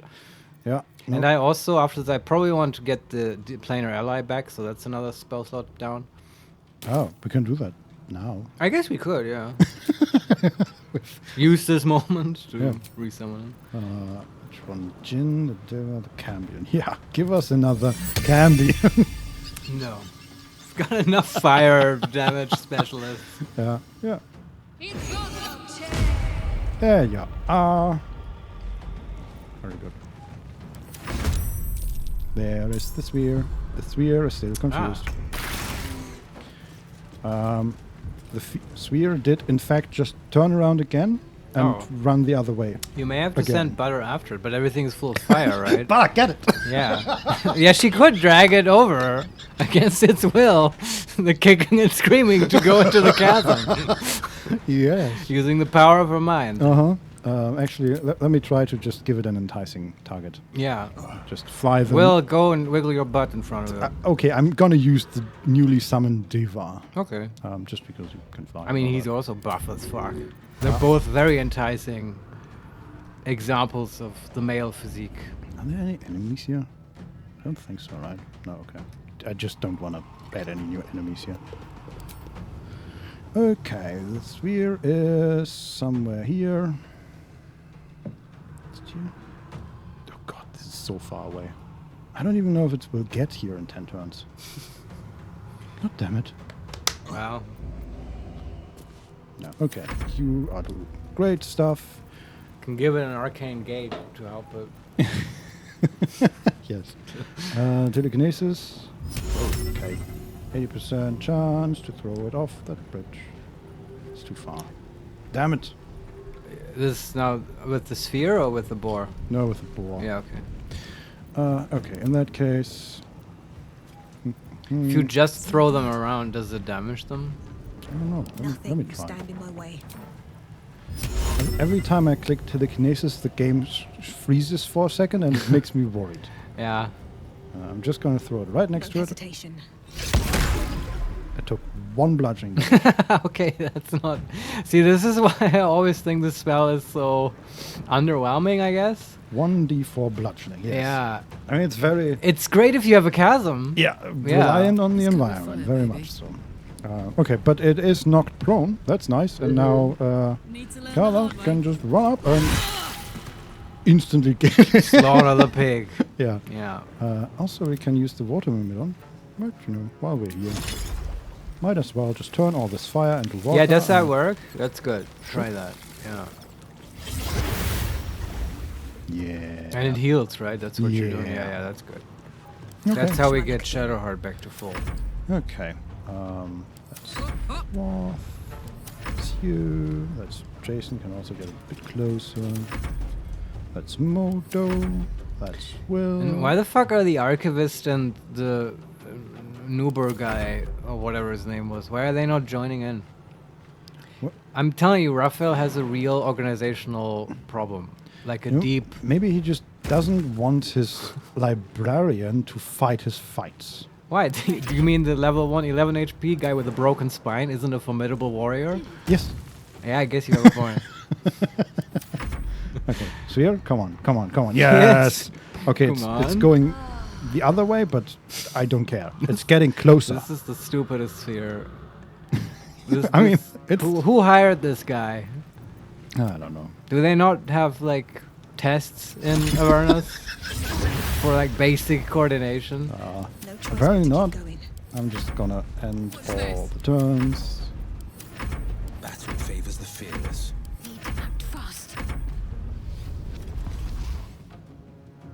Oh, Carla lost her rage, but Yeah, I would too. Yeah, at this point. Never a dull moment. My turn. No holding back. It is getting closer. I mean, Very it gives us the slowly. opportunity to really abuse that healing spray. Yeah, that is true. Also, wait, where is... Wait, the Deva just left the fight. He was like, we're done. Yeah, there's nothing happening, man. I've been standing here for hours. You summon me for pigs? What is this? Yeah, okay, there he is back. All right. You're done. You can heal again. That water elemental is really... it's not really doing work because everybody is at full HP Yeah. anyway. But imagine this was harder. Imagine we actually needed it. Yeah. Come on. Yeah, okay. It's reached the door. Survival is all that matters. Actually, I should probably have brought butterscotch closer to it. Doesn't matter. Alright, Karlak. It's go time. Need to stay focused. Come on. Yes. Well, Okay, butterscotch. You know the drill. with haste. Grab that one. Please tell me you can throw it off the bridge. Target is blocked, target is blocked, target is blocked. Path is interrupted. That's not good. We can't throw it over the bridge. Well, just get it closer then and do it next turn? I mean, it's gonna move, right? All right, then just wait one more turn. I think we still have one more turn of telekinesis. Oh yeah, we have 4. Yeah. I just don't want it off the bridge, right? Because the bridge is not very long, and it's gonna roll off the bridge. It is on the bridge right now. Yeah. On the victor's path. Let me just... Okay, instead of throwing it off... You could also knock it a little and then maybe throw it. Mm-hmm. Let me try that. Okay. Oh, no gloves, please. Yeah, the gloves are off. Yeah, and also no scorching rays immediately below Eldritch Blast. That would not have been very effective. that was also not very effective because it Sometimes the only way out got is through. stopped by the stairs. Ah. Wait. God damn it. Okay, I'm just gonna throw it back, I guess. And then Okay. hopefully That should work. it's immune to prone. There you go. But you could move it. Yeah, definitely. Alright, It's just yeah. like the bridge has like pillars halfway through it. Yeah. And I think the area where you can actually throw the hell spear between the pillars is not that large. Right. So it needs to be in the proper position. Okay. Let's end the turn. End the turn, end the turn. End the turn, end the turn, end the turn. Actually, everybody get away from there. Forever dauntless. Just a little. There are 3 things you need to know about Raphael. Whoa. Are we in conversation with He's her? almost home now, closer than a kiss. His favorite color is blood, Okay. Number and one. he probably knows 1,000 ways to kill us. Oh, these are the 3. This is going to hurt. Okay, I just moved her closer to the doors that lead to our exit, and I think that Okay. triggered the dialogue. Right. Okay, here comes the sphere. Turns around. Runs. Come on. Can't stay idle. I agree, Butterscotch. Okay, come on. Come on. Too high. Too far. Okay, throw it there. No. Man, this is finicky. Okay. Let's try that knockback thing again.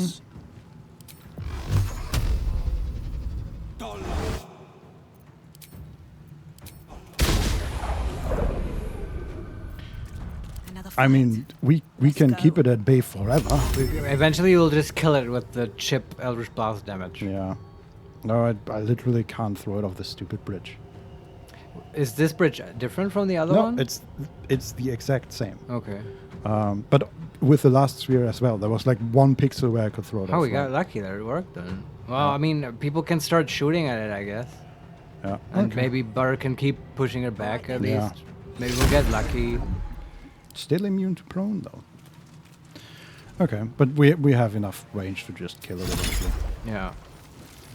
Just do it the old-fashioned way. Lame. 3 misses on a sphere. What are you even doing? I've got it.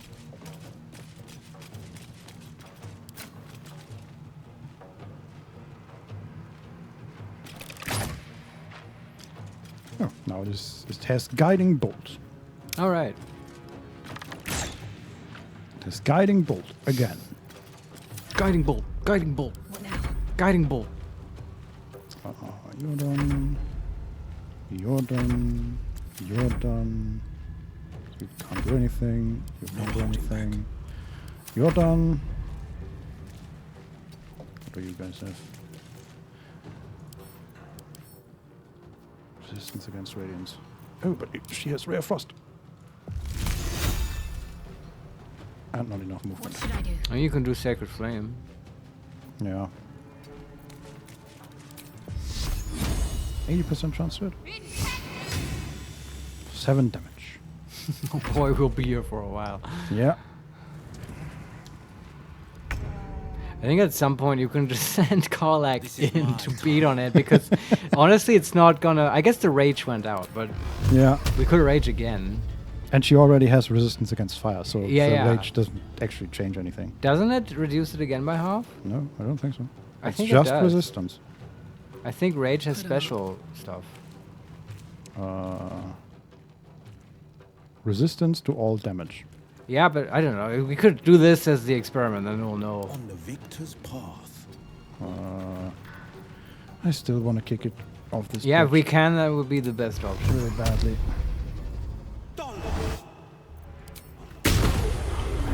A critical hit. Nice. Still breathing. Okay, this is despite very everything. close now. Come on, Bar. Target's blocked. Damn it. Damn it. Does it have anything to do with where Butter is positioned? No. All right. It's just like it needs to be in the exact perfect position so you can throw it. Right. And that is just annoying. Well, I guess we just continue throwing stuff at it. Like, what's his health? 140 HP. All right. Count on me. No. Don't run up there. Oops. We are getting there eventually. Okay, now it's slowed down. Deal some punishment. Okay, now it's at 100 HP. Sometimes the only So- way out is through. It's getting there. You have like a disintegration scroll or something? I'm just getting tired of this. What? Why? Isn't this exciting, Marius? No, it's not, Vincent. It's not exciting. Yes. I agree. Come on.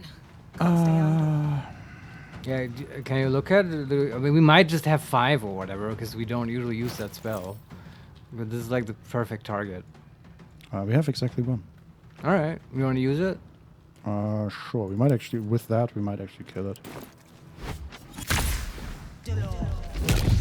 That's 69 damage. Nice. That's a nice number. Yeah.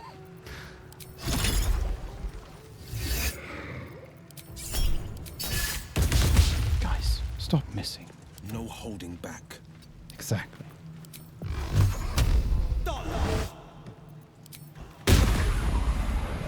Five HP. Come on. my God. Karlach, Messing up. shoot it with your bow. Critical miss.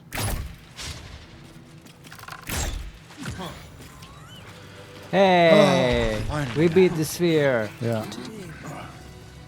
Wow, that is... It would be a crime to loot it. What could it have?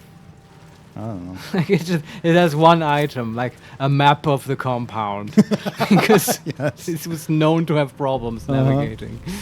Oh, and there's still hellfire around it, so I don't want to run up. Okay, gonna take the silver plate because fuck you, Raphael. Yeah. And let's go through these Iron Doors of Hope. You want to have... hold on. Yes. 1 second. Number 1, can you do Arcane Recovery on Butterscotch? Yes. Possibly to get back to third level spells? Yes. Because we probably used a bunch of those. Uh-huh. And then do we want to short rest? Does anyone need that? We're all full HP. I just spell slots and stuff. I'm just asking. I guess just will and spell slots. Will still has We both. just keep using the sorcerer one. Yeah. Yeah. This Okay. is stupid, but yeah. I guess no. We have a lot of resources. It's fine. I'm just checking. Yeah. I guess we're all set then. Okay. I need a quick bio break, but then I really want to kill Raphael. I've been looking forward to this all day. Yes. Like seriously. Okay. We will do this. We'll be right back, and then demon slaying and divine intervention will commence. Yeah. See you then. See you in a bit.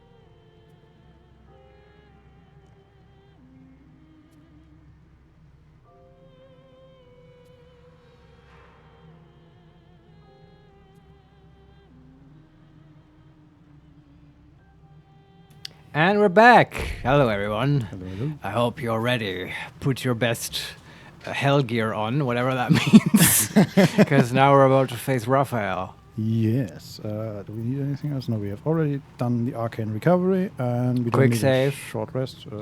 Sure. I feel like I've quick saved 60 times in this session. Yeah, good call. And then we'll do the divine intervention in the fight, right? That's cool to do it there, yeah. Okay, walking up to the door, iron doors to hope. Well, we have hope with us, actually. Yeah.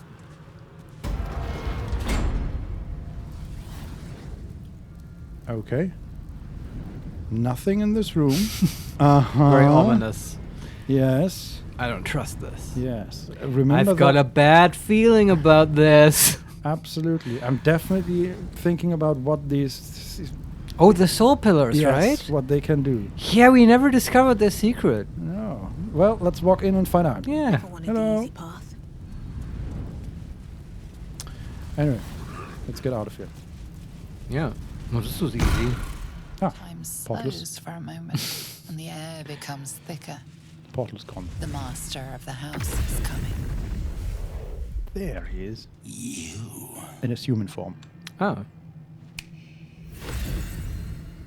And there's the dwarf. There she is. You were correct. Corilla? Mm-hmm. Nice. The one from... The brothel. Yeah, and a sort of demon, ogre demon. Oh, is that the one? No, we didn't we slay that one? Things in your world that I loathe. I thought so. Litters of kittens, chattering children, the noise and the chaos of it all. In my world, in my house, there is order and there is decorum. You came here uninvited and you stole from me. In doing so, you brought the chaos of your world into mine. I will not abide it. He's a scary motherfucker. I've never seen him angry, right? He was always so controlled. Yes. Now he's pissed. It really comes through. I love it. Butterscotch is just looking at him. Thank you. It's such a D&D moment, too. He has these cool henchmen. It's so good. Yes. This is what I'm all about. But just to clear that up, is that ogre demon, is that the guy from the Gauntlet? It looks like it. Like I mean, the guy from Act 2. Yeah. The Shah Gauntlet. Yeah, it looks like it, but I... Because they have a backstory, him and Raphael. And it makes sense, though, because devils never really die, right? I mean, you just send them back to hell. Unless you kill them in hell, which That's true. might be about That's to do. about to happen. Yeah, you're right. Uh-huh. All right. So what can we say? Your house is in disarray. The guards couldn't stop me from freeing Hope. Number 2, Corilla. This is your chance to be free. Help me take him down. Oh, that's cool. Number 3, it's over, Raphael. You can't stop me. And number 4, let me leave. There doesn't need to be any more bloodshed. That's what a paladin option. That is great. I broke into your house, stole your things, killed all your guards, but we don't have to have any more bloodshed. Yeah. Well, it's true, though. I mean, you can offer him a deal, you know? The Corilla option is interesting, but I don't know how you feel. I think there's zero chance of it, and it feels super naive, and she's way beyond this. Yeah, she seems like she's really into this. Yes, exactly. So I don't want to take that one. Yeah. What were the other two? Your house is in disarray. Right. The guards couldn't stop me from freeing Hope, and it's over, Raphael. You can't stop me. That's a very 80s action hero. Yes. Like, so what would Butterscotch say? I feel like this is an important choice here. I feel like it's over, Raphael. You can't stop me. It's kind of her thing. It's over, Raphael. You can't stop me. Also, you should get more cheese. I don't know. Yeah, I looked at your feast, man. Not enjoyed it. Yeah, it doesn't have to be bloodshed. That's really for a paladin. That's like not. Yeah, yeah. It's over. You can't stop me. That one. Let's pick that one. Yeah. I'm not entirely sure that he won't. Oh, Hope. You are such a piteous thing. All it takes is a crumb from the table and you forget the centuries of starvation. This insolence has earned you centuries more. Corella, tell our unwelcome guest about your role in their tragic downfall. I permitted you the freedom to decide your own fate. You could have been smart, selfless, saved the world. Instead, you came here and risked everything. It's the fatal flaw of mortal kind. Take away their free will and they call you a tyrant. Allow them to indulge it and they become tyrants. You would have been heroes if you'd only dealt fairly with me. Instead, you're not so different to doomed Carsus, overreaching your limits and burning your world to ash. Wrong! Wrong! Wrong! They will save their world and smash you to smithereens. It's this charming naivety that makes your company such a joy to me, Hope. I'll even forgive this little rebellion once you're suitably chastised. This isn't a rebellion. It's a revolt. I'm revolting. Then Hope dies today. Oh, the allegory is strong with this one. You can salvage a trophy from these insects when I'm done with them. These insects struck me down beneath the Shadowlands. It wasn't us. They are worthy opponents. Oh, that means Their skulls will make fine trophies. I mean, I like what you said before. The middle part was good. Mm-hmm. Not the first, not the last. Oh, okay. We can say, let's finish this. Number 2, afraid to fight me alone, Raphael. Butterscotch, we are never... What are you Such talking- sass Yes. from her in this one, potentially. And number 3, persuasion. Join the winning side. Raphael doesn't stand a chance against me. Like, who is that directed at? I think Jorgir, the ogre demon Right. thing. Him, I actually... I kind of want to do that, because he called us a worthy opponent. Yeah. And yeah, we fought him fair and square. And also, he's a real bitch to fight. I hated fighting him last time. Yes. He's also I agree. a worthy opponent because of But- the invisibility bullshit he pulled. But remember, we are... didn't we have no... Like, now we can see invisible enemies, right? Didn't we have... No, that? we could do that there as well. Oh, God. That's why I hated it so Yeah. much, because Mhm. the games still DM fuck off. Still gave him like a save to do it. Yeah, okay. Also, like, it just makes sense with Corella. I see Yeah. no way. He's already like enemies with Raphael. Mhm. Like, he hates that guy. I agree. He's just chained to him. So let's persuade him. DC 30. Oh boy. With persuasion 4.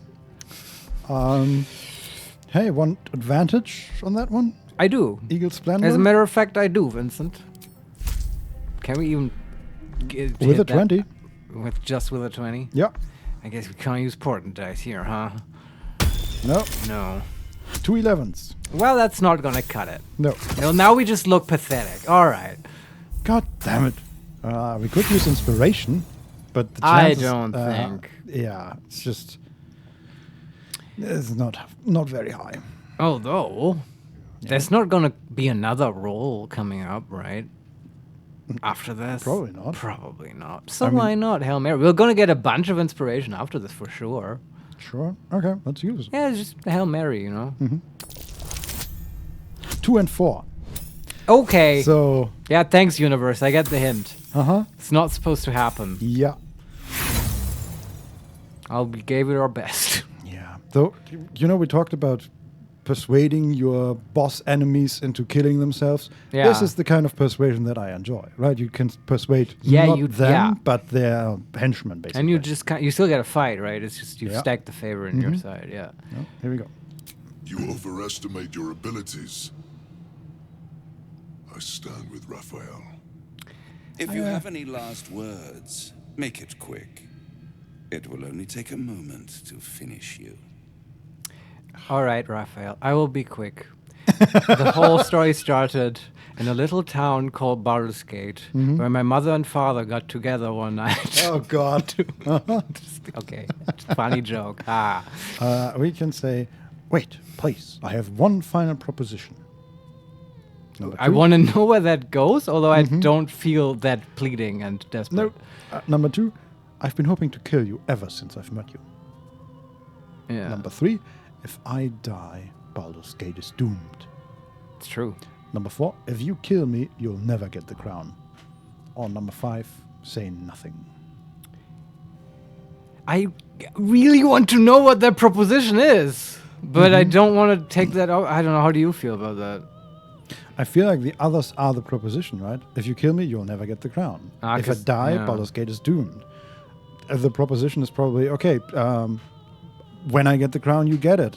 If you let me out of here or something like that. I want none of that. Can we just say nothing? Yeah. Just sharpen your sword. Yeah. No words? No matter. You will scream before the end, little mouse. Now, down comes the claw. He turns into a demon. Is this his real form? Yeah, baby. What's that singing? I don't know. Souls go to their doom. Oh, it's so good though.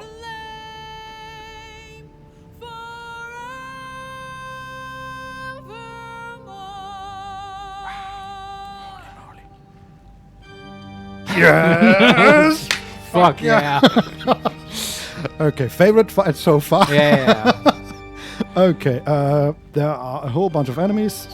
Raphael is a level 12 demon, master of the house, 666 HP. Nice. And soul pillar proximity 4 out of 4.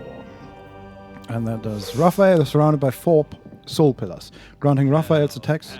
Hell has its laws. He's singing. Effect in the cause. What's up? Falls, but hold your applause. Squirm, squirm. For now down here come the claw. That's amazing. Yes, that is. Oh, it's like, fuck, that's he's got like this whimsical rhythm too. Yes, It's so good. When did this turn into a Disney musical? I don't know, but it's so fun. And this is Hope singing, right? You might be right. This is like some. I could not. I couldn't wish for something better. How do they know that this is exactly the shit I like? Do you know how I am into musicals? And this is the closest thing I'll probably ever get to a D&D fucking musical. Yes. Oh my god, I need to listen to this. Brave, but it's all been for naught. True souls that couldn't be bought, doomed, detected, and caused. Oh, it's so good. Just the balls on them to just choose this for the battle music. Yes, it's wild. Mike. No more deals, it's over. The final act, you're doomed. No more grace, it's over. This house of hope. Oh my god. I'll know what I'm gonna be listening to in the mornings from now on. Wow. That is incredible. Holy moly.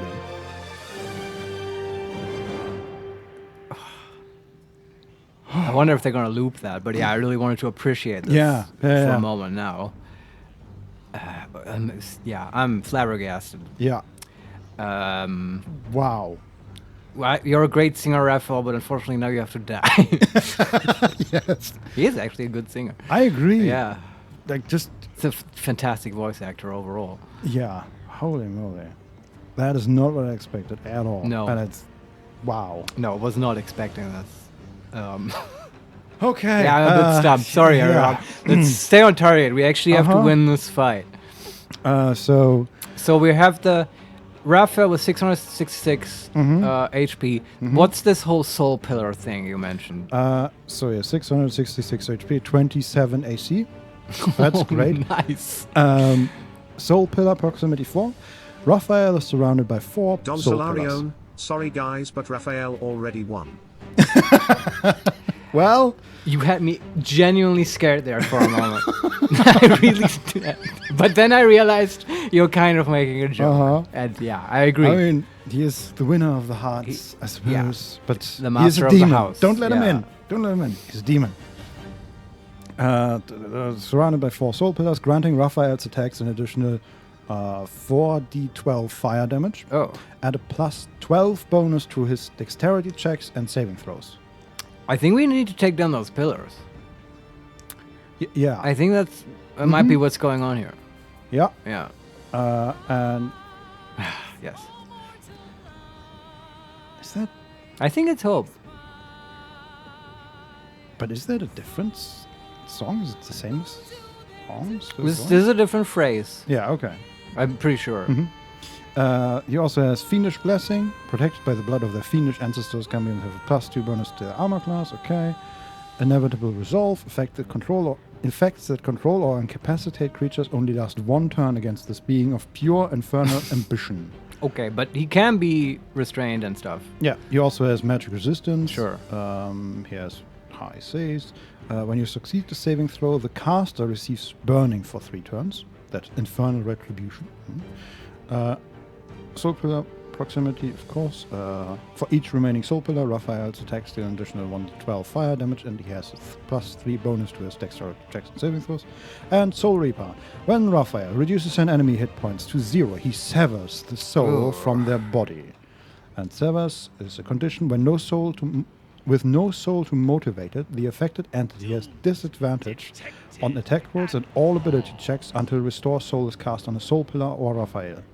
Ah, okay, so you can... It's not like you're forever dead, it's just a debuff, in a way. Yes. And what the fuck is Restore Soul, I have no idea. It says, overcome your soul wretch state by reclaiming... Oh, okay, I guess this is just a spell that you get. You get when this has happened to you, okay. Just don't let anyone go down by him. Yeah.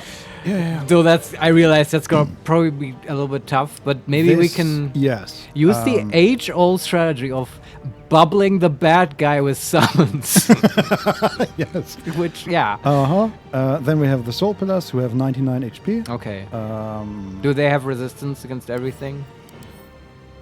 Against psychic immunity, fire immunity, necrotic immunity, poison immunity, force vulnerability. Okay. Bludgeoning vulnerability, and piercing resistance. Right. So, well, get on it. Just need a hammer. Then we have Gorilla, who's level 5 with 31 HP. I feel like there's gonna go. Oh wow! Final form in this one. Yeah. Has no special abilities here, like AC 12, nothing out of the ordinary. Yeah. Jorgia, level 10, 136 HP. Alert. You gain a +5 bonus to initiative and can't be surprised, of course. Extra attack, magic resistance, opportunity attack, devil's sight, dark vision. Poison immunity and fire immunity, resistance against cold. And that's about it. Alright. And then there are also 6 vengeful cambions that joined the fight. Of course. At least all? Yeah, I think they're all the same. They're level 9, 124 HP, 18 AC, fleeting protection with the radiant damage thing. They also have devilishly strong. While within 60 feet of Raphael, this creature's weapon attacks deal an additional 3d6 piercing damage, and it has advantage on strength and dexterity checks and attacks. Yeah, this feels... Oh boy. Feels like a tough fight. Yeah, I agree. Well, the thing is, somehow Butterscotch and the Deva managed to be first in initiative. Yeah, obviously. Yeah, obviously. That's good though. Yeah, and especially then for Baldur. There's 3 of the enemies. Yeah. Then Karlach, and then other 3 of the enemies. So Alright.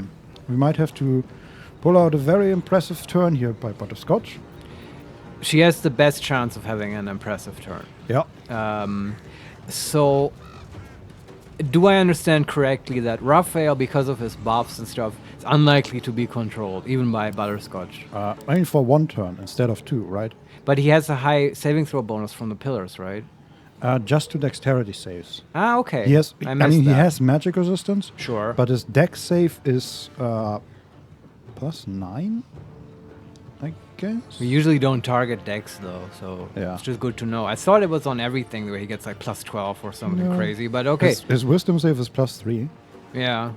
So it's possible to like hypnotize or fear him. That's my next question. I know it's an old trope, but does he have a weapon? Nope. Okay, he does. Yeah, he has claws probably. Yep. Does Yorgi have a weapon? Nope. Also, Yeah. he's not called Fuck, they know. Yorgi. No, he's Yorgi now. That's his name. You know, I mean, you knew who I meant. You instantly knew who Yorgi was. Yes.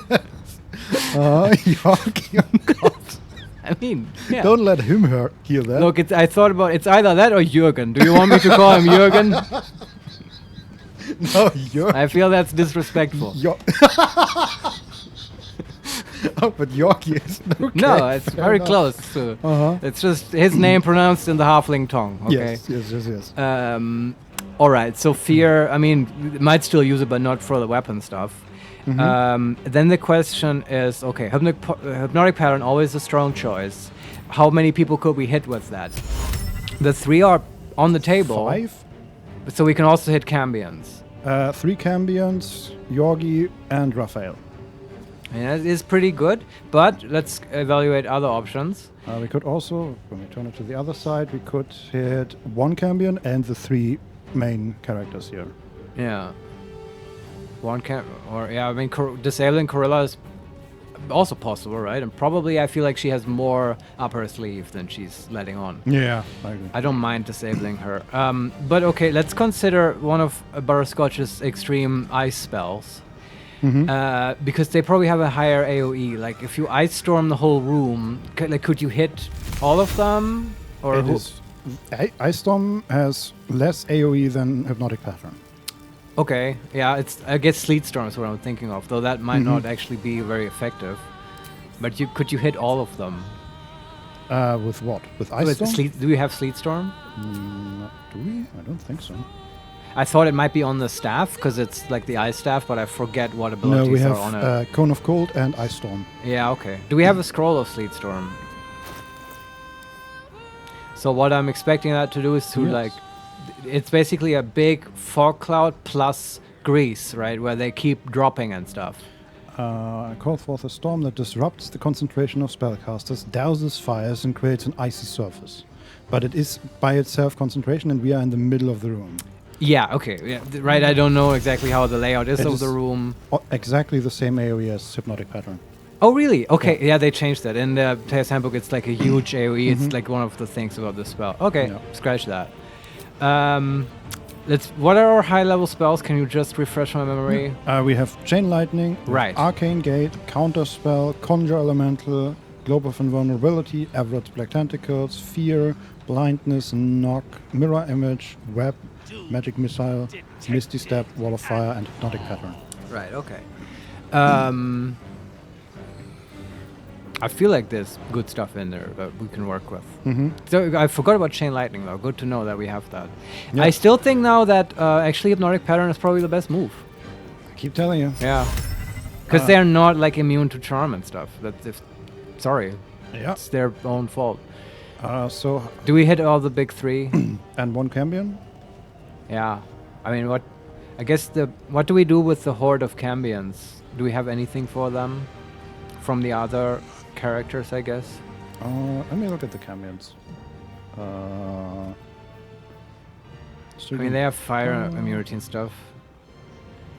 Yeah, they have no immunity. They have only resistance. Okay. Against poison, cold, lightning, and fire. Yeah. And then they have the effect entity is attacked with radiant damage, Raphael's protection reflects twice the amount is fire damage.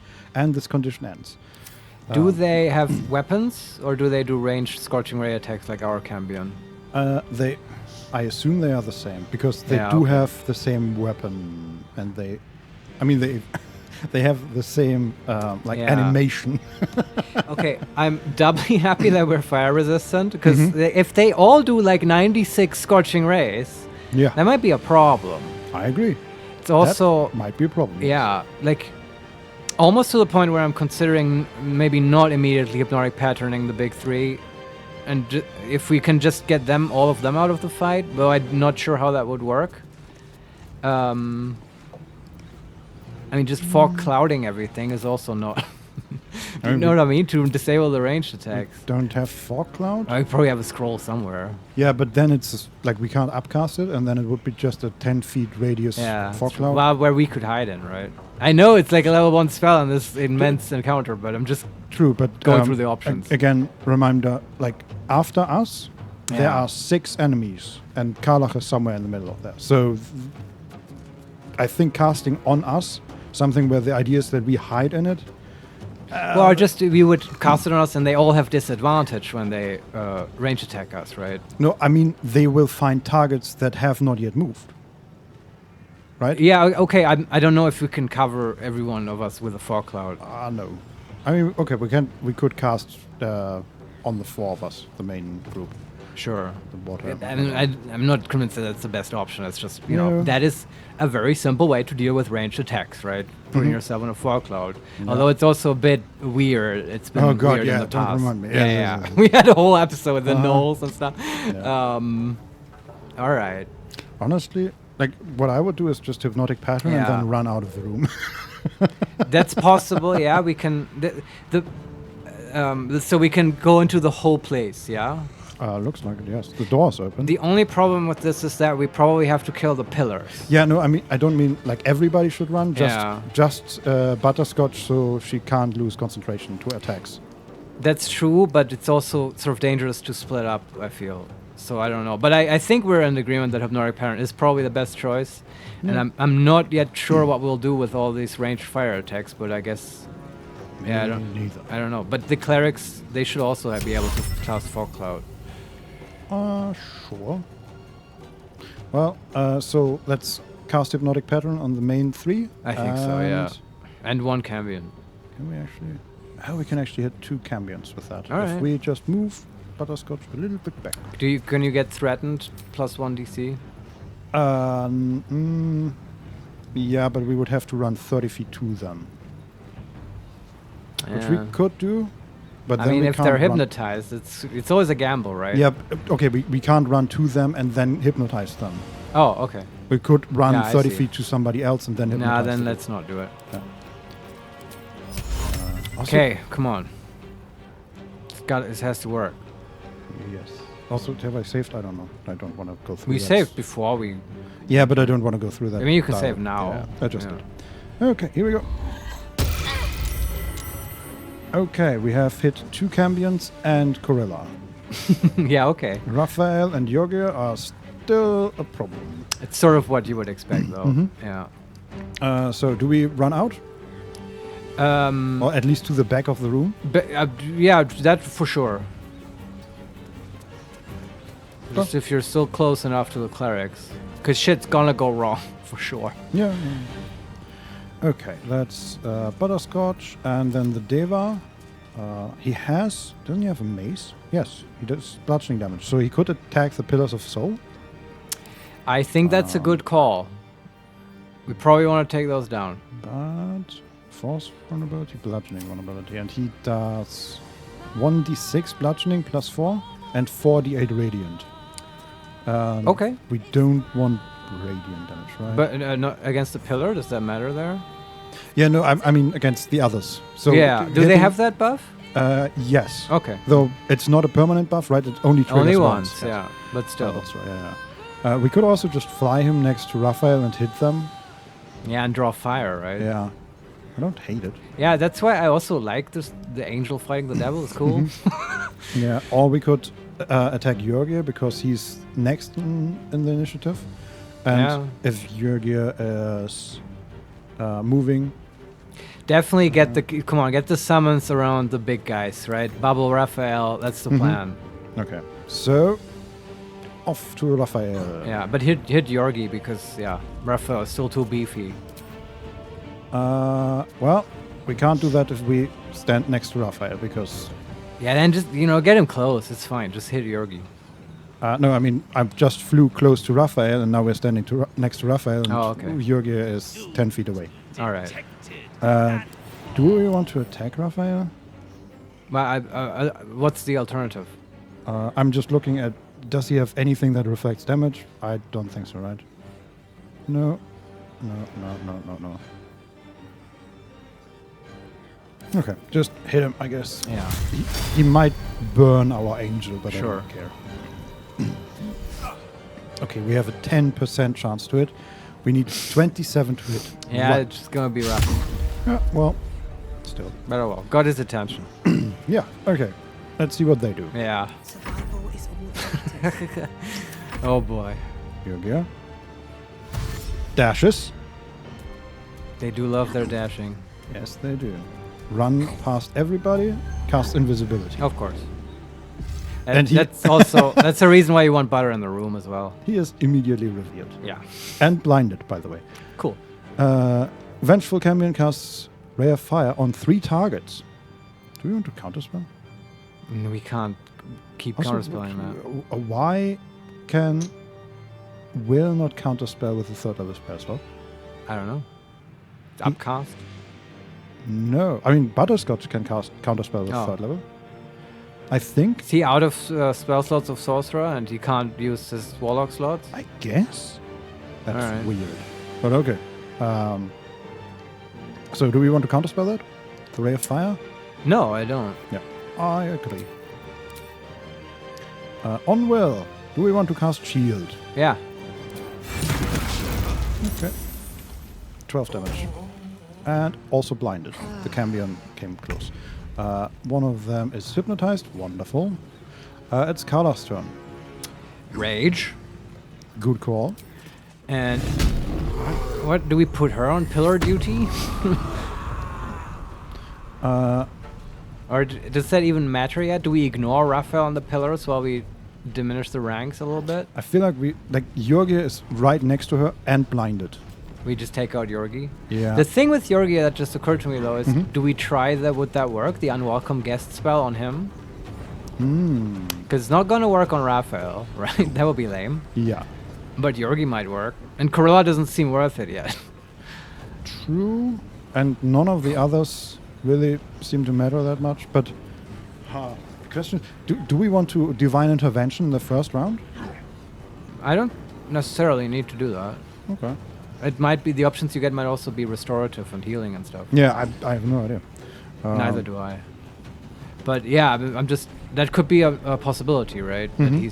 That he can just be deleted with that. Yeah. I guess in that case, we could attack one of the Cambions, also blinded next to us.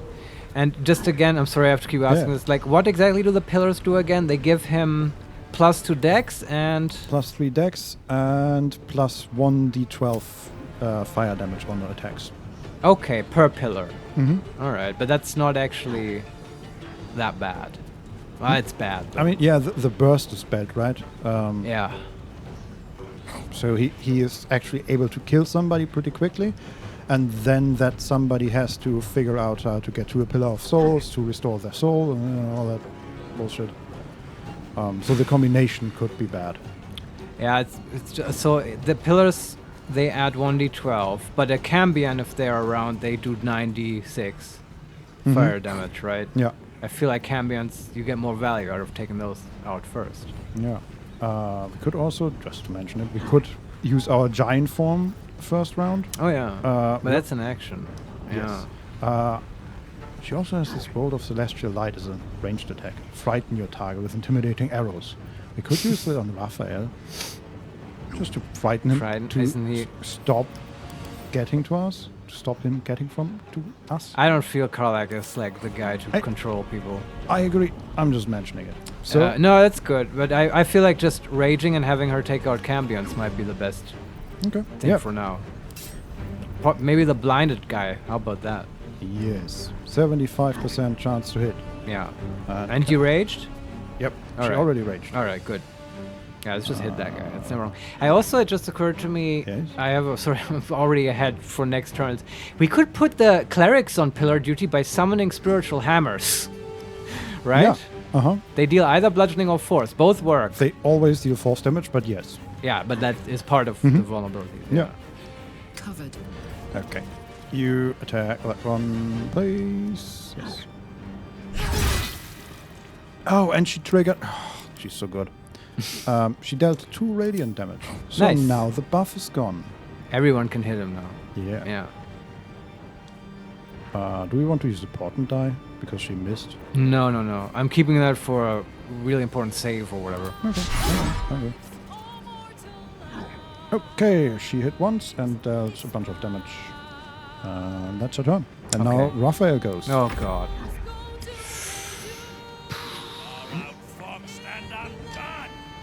Okay. Hey, the Deva hit a 25, but still not enough to hit the 27 AC of Raphael. Yeah. Okay, he moves up the stairs. Consume souls. He... Okay, what did he actually just do? He healed himself, so he connected with all 4 soul pillars Yeah. and healed himself for, I think, each individual ones. Looks like maybe 3d6. And he received condition Punish Divinity. When hit with radiant damage, Raphael can use a reaction to stun the attacker, leaving the impudent creature soul-wrenched. Okay, and now he's casting Incinerate on 4 targets, which deals 8d8 fire damage. Spend fire damage, soul to... spend 8d8 fire damage, soul to wreath a target in malevolent flame. And it leaves you burning. Okay, for 2 turns. All right. Do we want to counterspell that maybe? Can we? It is a 6th level evocation spell, but Butterscotch could counterspell it. We actually have no amazing uses for those high level spells, right? From our spell selection that we're running around with. Like this, like a Cane Gate. We never expect to actually have the 6th level spell slot, kind of, right? No, we do have it because of the amulet, but it's... I don't know, somehow, I guess there weren't, like, amazing options at those high levels. We just upcast shit, right? Yeah, and I mean, we always use it to summon the water elemental, which is great. Yeah.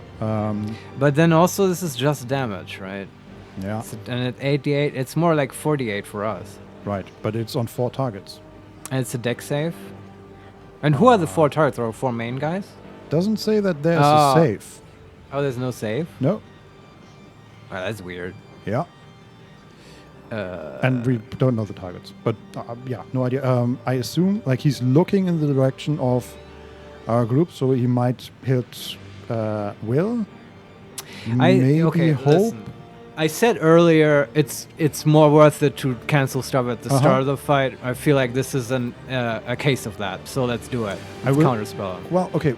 One counterpoint, we have 2 clerics and both can heal very effectively. I know, they both have divine intervention, but I mean, so the only reason I would keep this, right, what are we keeping that slot for? Well, like a counterspell for a big fuck you control spell, right? Yeah. Because that, like, dominate person or whatever, that would fuck us. Yeah. And devils do tend to dominate. This is just fire damage. We can take the fire, right? Yeah. No one will be downed from this in this round.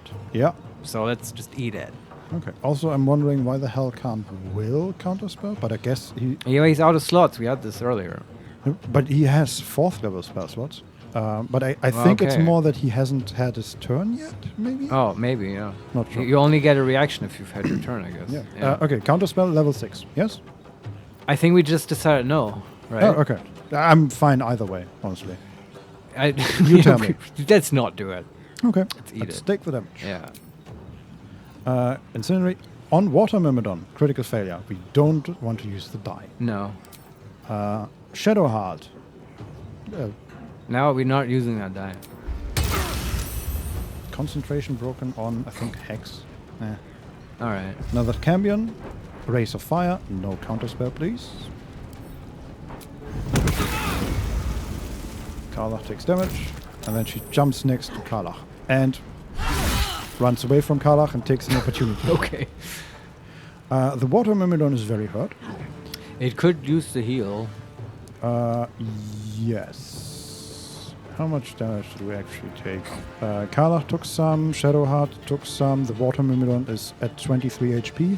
Yeah. And Hope took some. So yeah, Why not? The only enemy hurt so far is the Vengeful Cambion. I think it's a win for us. Actually, that's not true. 2 of them are hurt already. Oh, okay. I mean, but then you have to include them as well. One certainly if we want to heal Karlach. Who's coming up next? So now it's Jason's, Quoth, and the Water Elemental. Yeah. And then 2 more of the Cambions, and then the rest of our party. 2 more Cambions. So we the just question have- is, are those 2 Cambions going to kill our Water Elemental? Yeah, probably not. I mean, they haven't attacked the Water Elemental so far. Yeah, it's true. I feel like then we can let the clerics heal, right? It's got 2 Sure. of them. Mhm. Yeah. But then he can attack, so. Yeah. Ice damage, let me look. The pillars, do they have anything? No. Don't have resistance or anything against ice damage. But no vulnerability either. I mean, you could, but you can also hit the Cambion, right? Yeah, I'm just looking. We could hit 3 of the Cambions if we also hit Carla. I think that's fine. She's doing okay, right? Hit point wise? She's down 33. So she has a max of 140 and she's down to 107. She's above 100. I Yeah. think she'll be fine. Okay. Though I will say we might knock her to her ass. That wouldn't be great. We But could then she also- just gets up next turn, right? Yes. I'm just looking around. Okay, we could hit 3 on the other side, but we would also hit 2 that are hypnotized. That's not great No. either. So yeah, I just guess we hit Karlach as well. I think it's okay.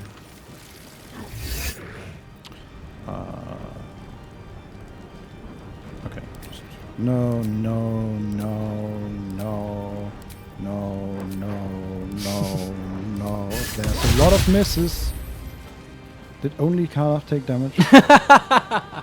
Karlach was hit for 7. Vengeful Cambion was hit for 7. Okay. Karlach was hit for... Karlach was hit twice. Everybody else dodged. And one of them was hit for 7 damage. That didn't turn out so well. Wow. Okay. Wow. Should have healed, man. Yeah. Well, better luck next time. Yeah. I can also bring it back a little so it can heal better, I guess. Okay. Or just keep get it in out range the of way. the clerics. Yeah. Just little back. There. Okay. Then we have Quoth, who can blind people. Sure. Blind someone.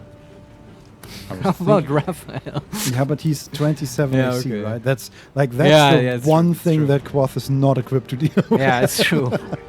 Okay, but he can... Just a Cambion is fine. Yeah. Let's do that. Fly over there. And blind that one. 35% chance. We Yeah. miss. All right. It's amazing that Raven is still alive. True, yes. Detected and Okay, Jason. Can he hit anybody here with fire Yeah, the damage? fire damage is not. What Dude, about maybe the pillars? no. No, fire immune. Yorgi? No, he's No, also alright. I just looked at him. Alright. I mean, the Cambions have resistance, I guess. Yeah, And okay. one of them is blind. Yeah, Let's yeah, hit just that hit one. him. Yeah. 70% chance. Here we go. Misses. Misses. Hits for 5 damage. Yeah, okay. It helps. Yeah. Okay, and 2 more Cambions go. Rays of Fire. No counterspell.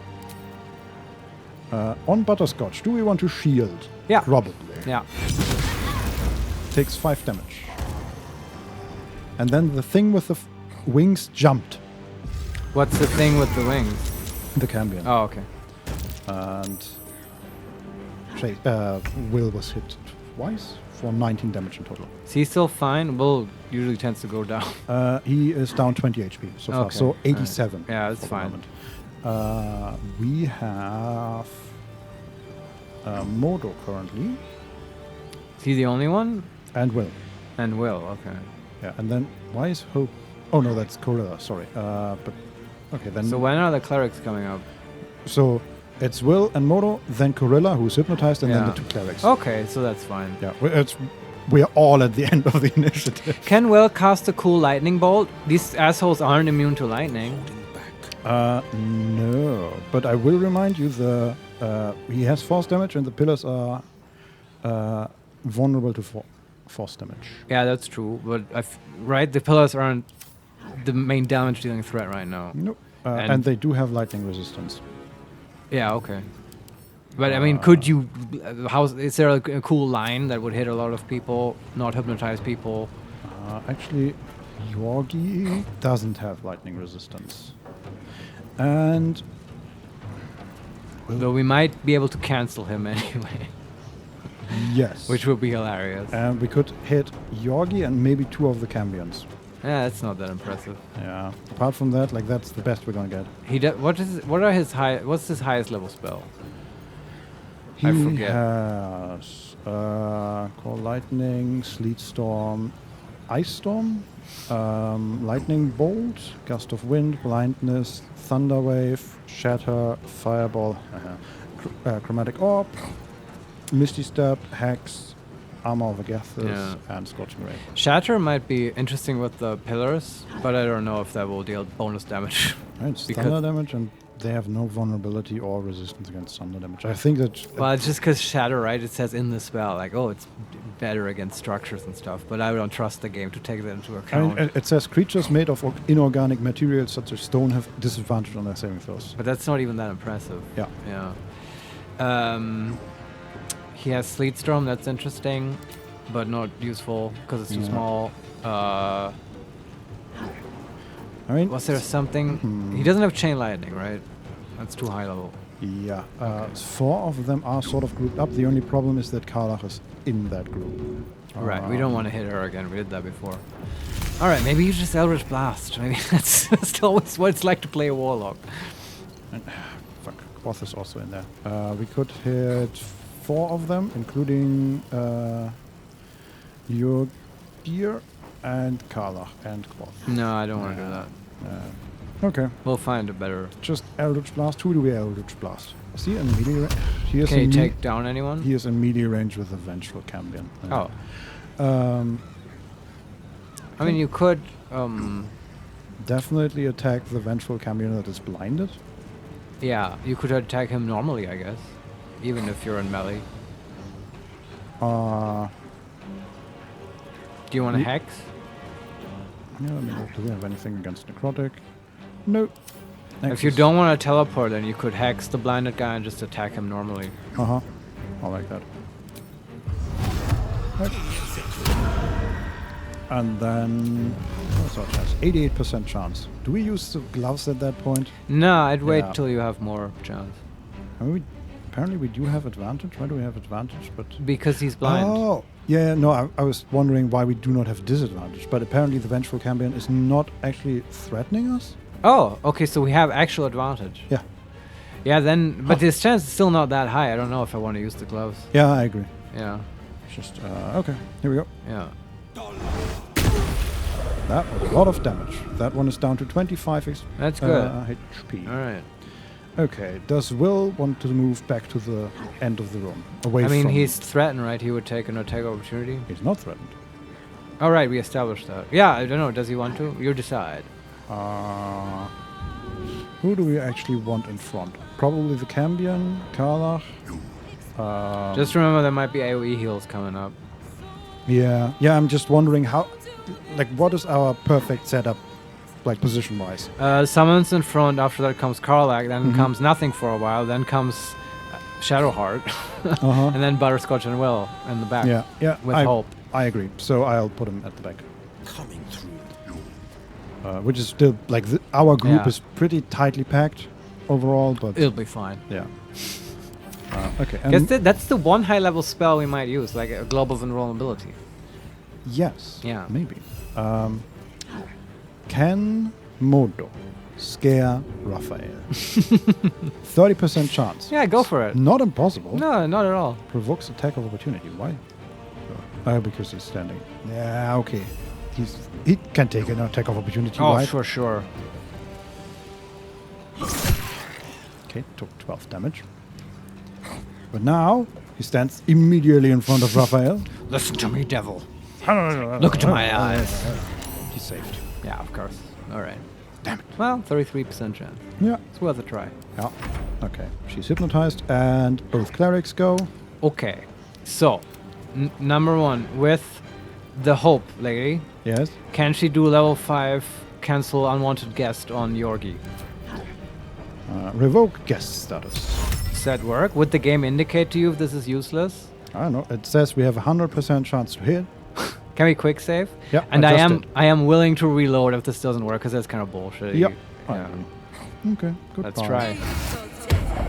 He's banished. It even says Georgia burned to ash. But the loot is... That's very satisfying. Damn it. The loot, though. Okay, but we killed him once before, Vincent. I like, know. We've gotten all the good stuff. I know, Yeah. probably, yes. Also, I will remind you, we have another 5th level spell slot for She later. can do that again? Yeah, I guess so. that's what's coming for her sister then. Uh-huh. That's perfect. Just Like, cancel his gets 2. out of hypnotize, Yeah. turns into a demon, gets banished. Yeah. Go fuck yourself, sister. Yeah. You had your chance, man. We offered you the option. That's so perfect also that she has these 2 slots for these 2 nerds. Yeah. So just cancel them. Yeah. Do we want to cast like Healing Word or Mass Healing Word or anything like Yeah, that? she can still do that, right? Is Mass Healing Word a bonus action? Yeah. Okay, but just not level 5. It's a level 3 spell. You could upcast it, but you don't need to. Do we even... I guess we need that sort of, right? It's not... It's useful. What do you mean? Oh, just... Do we need it at this point? Is everyone damaged? Yes. Kind of, right? Let's just do it. Also heals her. Because Yes. she's a live cleric. So we definitely want to heal Kala. Yeah. Oh. Okay, it just heals everybody. What? Well, it's Mass Healing Word, right? Yeah, I thought you can select... Oh, okay, like 6 Bless? characters. I think it's AoE. Heal your nearby allies, yeah. Huh. Alright. Okay, cool. Yeah. That's good. That was like a lot of healing. Yeah. Well done. We can do this. I think Raphael at this point, when he sees Yorgi go, he should be shitting his pants. Okay. And Shadowheart? Spiritual Guardians? Was a- necrotic? Yeah, but it's the big fat, just turn on the bright lights and just walk through people like a boss. Level 5? Yeah, sure. Every time I have to look which one. Just it make is. sure it's necrotic or she will suffer. Yeah. Where the hell is... Spirit Guardians, level 3. Yeah, okay. Necrotic, please. And level 5. There we go. That's 44 damage. Yeah. And then we hit the third one. That's another 14. And if you want, you can like do a level 4 or whatever spiritual weapon as a hammer. I know it's not necessary, but just it fits. Yeah. Next to a pillar, I don't know. Start hitting a pillar. Sure. A maul. Maybe I should cast it up there. Yeah, right? Okay. Waiting for it to join the initiative. There we go. Yeah, this is all the battle plan is coming together. Hit this thing for 28 damage. It'll get there. Yeah, that's not bad. Okay, that's the weapon. That's Shadowheart, who's still standing, surrounded by Cambions. Very good. And that's our favorite new cleric, who's still standing. Yes. I guess. She could actually... Oh, they're both blinded. She could actually move somewhere. I mean, she can get close to Shadowheart. I don't know. And she's standing in... Like this. Okay, currently we have like one group that is next to the door. Yeah. And then like 10 feet of nothing. And then another group with 3 Cambions and both clerics and Karlach. Yeah. And then like the group of hypnotized people and Raphael and Modo and Deba. Okay. Sounds good? Sure. Like, where is she gonna end up then? Where do you want her? Currently she's next to 2 Cambions. Yeah. Shadowheart, Karlach, and the third one that is a little further off. Yeah, the third I Cambion. personally would keep her in the group with Shadowheart and Karlach. Yeah, okay, good. We end the I turn. feel like having life cleric, 2 life clerics next to each other, very hard to kill. Yes. Okay, end the turn. We just took 2 damage from fire, and that broke our hypnotic pattern. What, Boris could lost concentration? Yes. Oh man.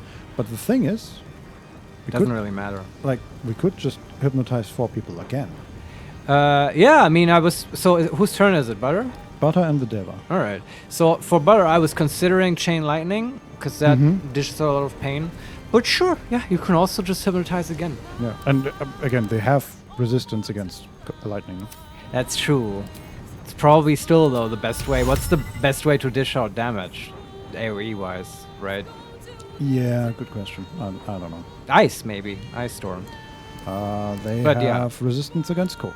They have resistance against poison. They have resistance against fire. Probably Shadowheart has the best AoE option. Yeah, and Necrotic is pretty good. Apart from that, I mean, okay, we have we have the super OP curriculum of strategy, artistry of war, which deals force damage, but that's a single target. We can save that for the 666 beefy dude in the room. Apart from that, we really just hypnotize. It's fine. It works. Okay. Well, let's see if we hit. Does that include Gorilla? Gorilla, Raphael, and 2 Cambions. Okay. Yeah. If I can position this properly. Can she get threatened? Yes. Let's do it. Every little bit. I'm just gonna save here again. Run up to this very. These boots have seen everything. That thing is not threatening her. Damn it! Why not? He's blind? Oh no, she is threatened. It Okay. just didn't drop. No. Good. Charging me lasers. Mm-hmm. There we go. 3 people hypnotized, and Raphael has survived. That makes again. sense. Yeah. Good. How is she threatened, but she can still run away without taking out the attack? Maybe he's already taken one. Oh, right, against Modo. God damn it, Modo. Such a hero, man. Yeah, galaxy brain move. In that case, run away? Yeah, sure. Okay, and the Deva just goes against Raphael again? Or It's would sort of you- useless. I mean, you can have him hit a pillow or like a Cambion, I guess. Yeah, do we still have... No, that one doesn't have a bonus. That's nice. Okay, let's just hit that Cambion. Yeah. Although, wait, that one's blinded, but he still has... The radiant damage bonus? Yeah, the other one is not, but he also doesn't have the radiant. Yeah, thing. let's use the opportunity. 55% chance. Nope, we miss. Alright. Damn it. Okay, that's the Deva and Butterscotch. Well, Shadowheart killed one of the Cambions. Oh, nice. And that's Carla. Alright. Can she go there? She could attack one of the blinded characters, or the one that isn't blinded. Blinded is fine, I guess. She'll have Yeah, but advantage. she would take an attack of opportunity for that. Alright, maybe that's fine. I don't know. I kind of, I kind of agree. I hope she doesn't slip on the ice. That would be. Oh, that would suck, yeah. Can she jump over there? When she loses her bonus attack. Is she likely to kill the blinded guy? He's at 94 HP. So Okay, not likely. Not likely. Yeah. I guess then that is fine. It's also though. Can she kill the guy next to her? That is the one that she can attack that isn't blinded, yes. She could kill him potentially. 77 HP. Probably I mean, not. Yeah, okay. Yeah, you're I mean, right. she's pretty consistent in doing around 30 damage it's per true. hit. Okay, let's do it then. Let's jump. Can't actually... Man, there's so many people here. Okay, but that should work. Ow. Still jump, please. Okay, here we go. Yeah, she took 1 fire damage as retaliation. Sure. And the dude is down to 29 HP. Okay.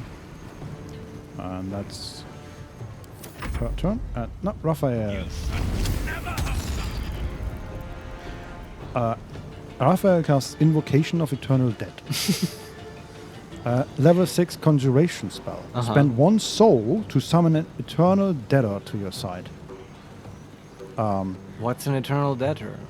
That is, I think that's the same one that we've, or the ones that we've seen earlier, right? 15 HP, level 1, that explode and then turn into a level pig. 5 demon. Yeah, but it's not very impressive at all. No, we just let him do that, right?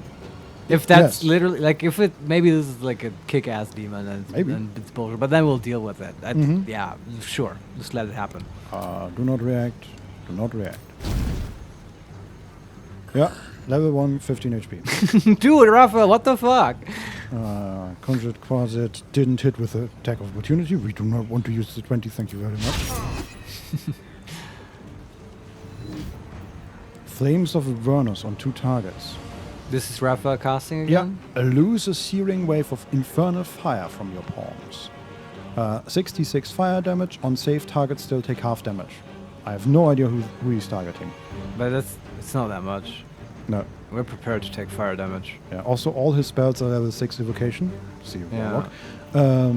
So we would have to cast a level 6 counterspell to Not make for 66. sure. Yeah. No. Okay. So do not react. Yeah. Do not react. Cast on Cambion. Cambion needs 15 to save. They roll 10. Yeah, that's fine. Yeah. Okay, the water elemental just disappeared. Oh, well. He literally evaporated in all this fire. Yeah. Oh, and right here, soul charges. Sorry, I missed that. Raphael has 1 soul to spend on powerful spells. Okay, so we just used that to summon a Deador. Yeah, very powerful. And now he has 1 soul charge remaining. Yeah, and he gets that from those pillars, right? I guess so. Yeah. So more. That's a good reason to kill them. Yeah. Koth needs 18 to... No! You do not use 20 for opportunity attacks. Kara takes more damage. Cambion's thinking very hard. Okay. It's Quoth and Jason. Quoth can... Okay, that one is already blinded. That one is already blinded. Everybody is already blinded. God damn it. This is just the Raven? I mean, just... Yeah, I don't know. Yeah, I'm just... Okay, flying to the third one that is not blinded already. Yeah. And blind that one, maybe, with 35% chance to hit. Nope. Okay. And Jason deals fire damage, I suppose, against the Cambions that are blinded. Sure. Misses. Hits for 5. Yeah. It's not terrible. I already forgot about the Eternal Death next to us. Yeah. Whatever. Okay, one of them goes. Hits Karlach again. Okay, Karlach is at half HP. Okay.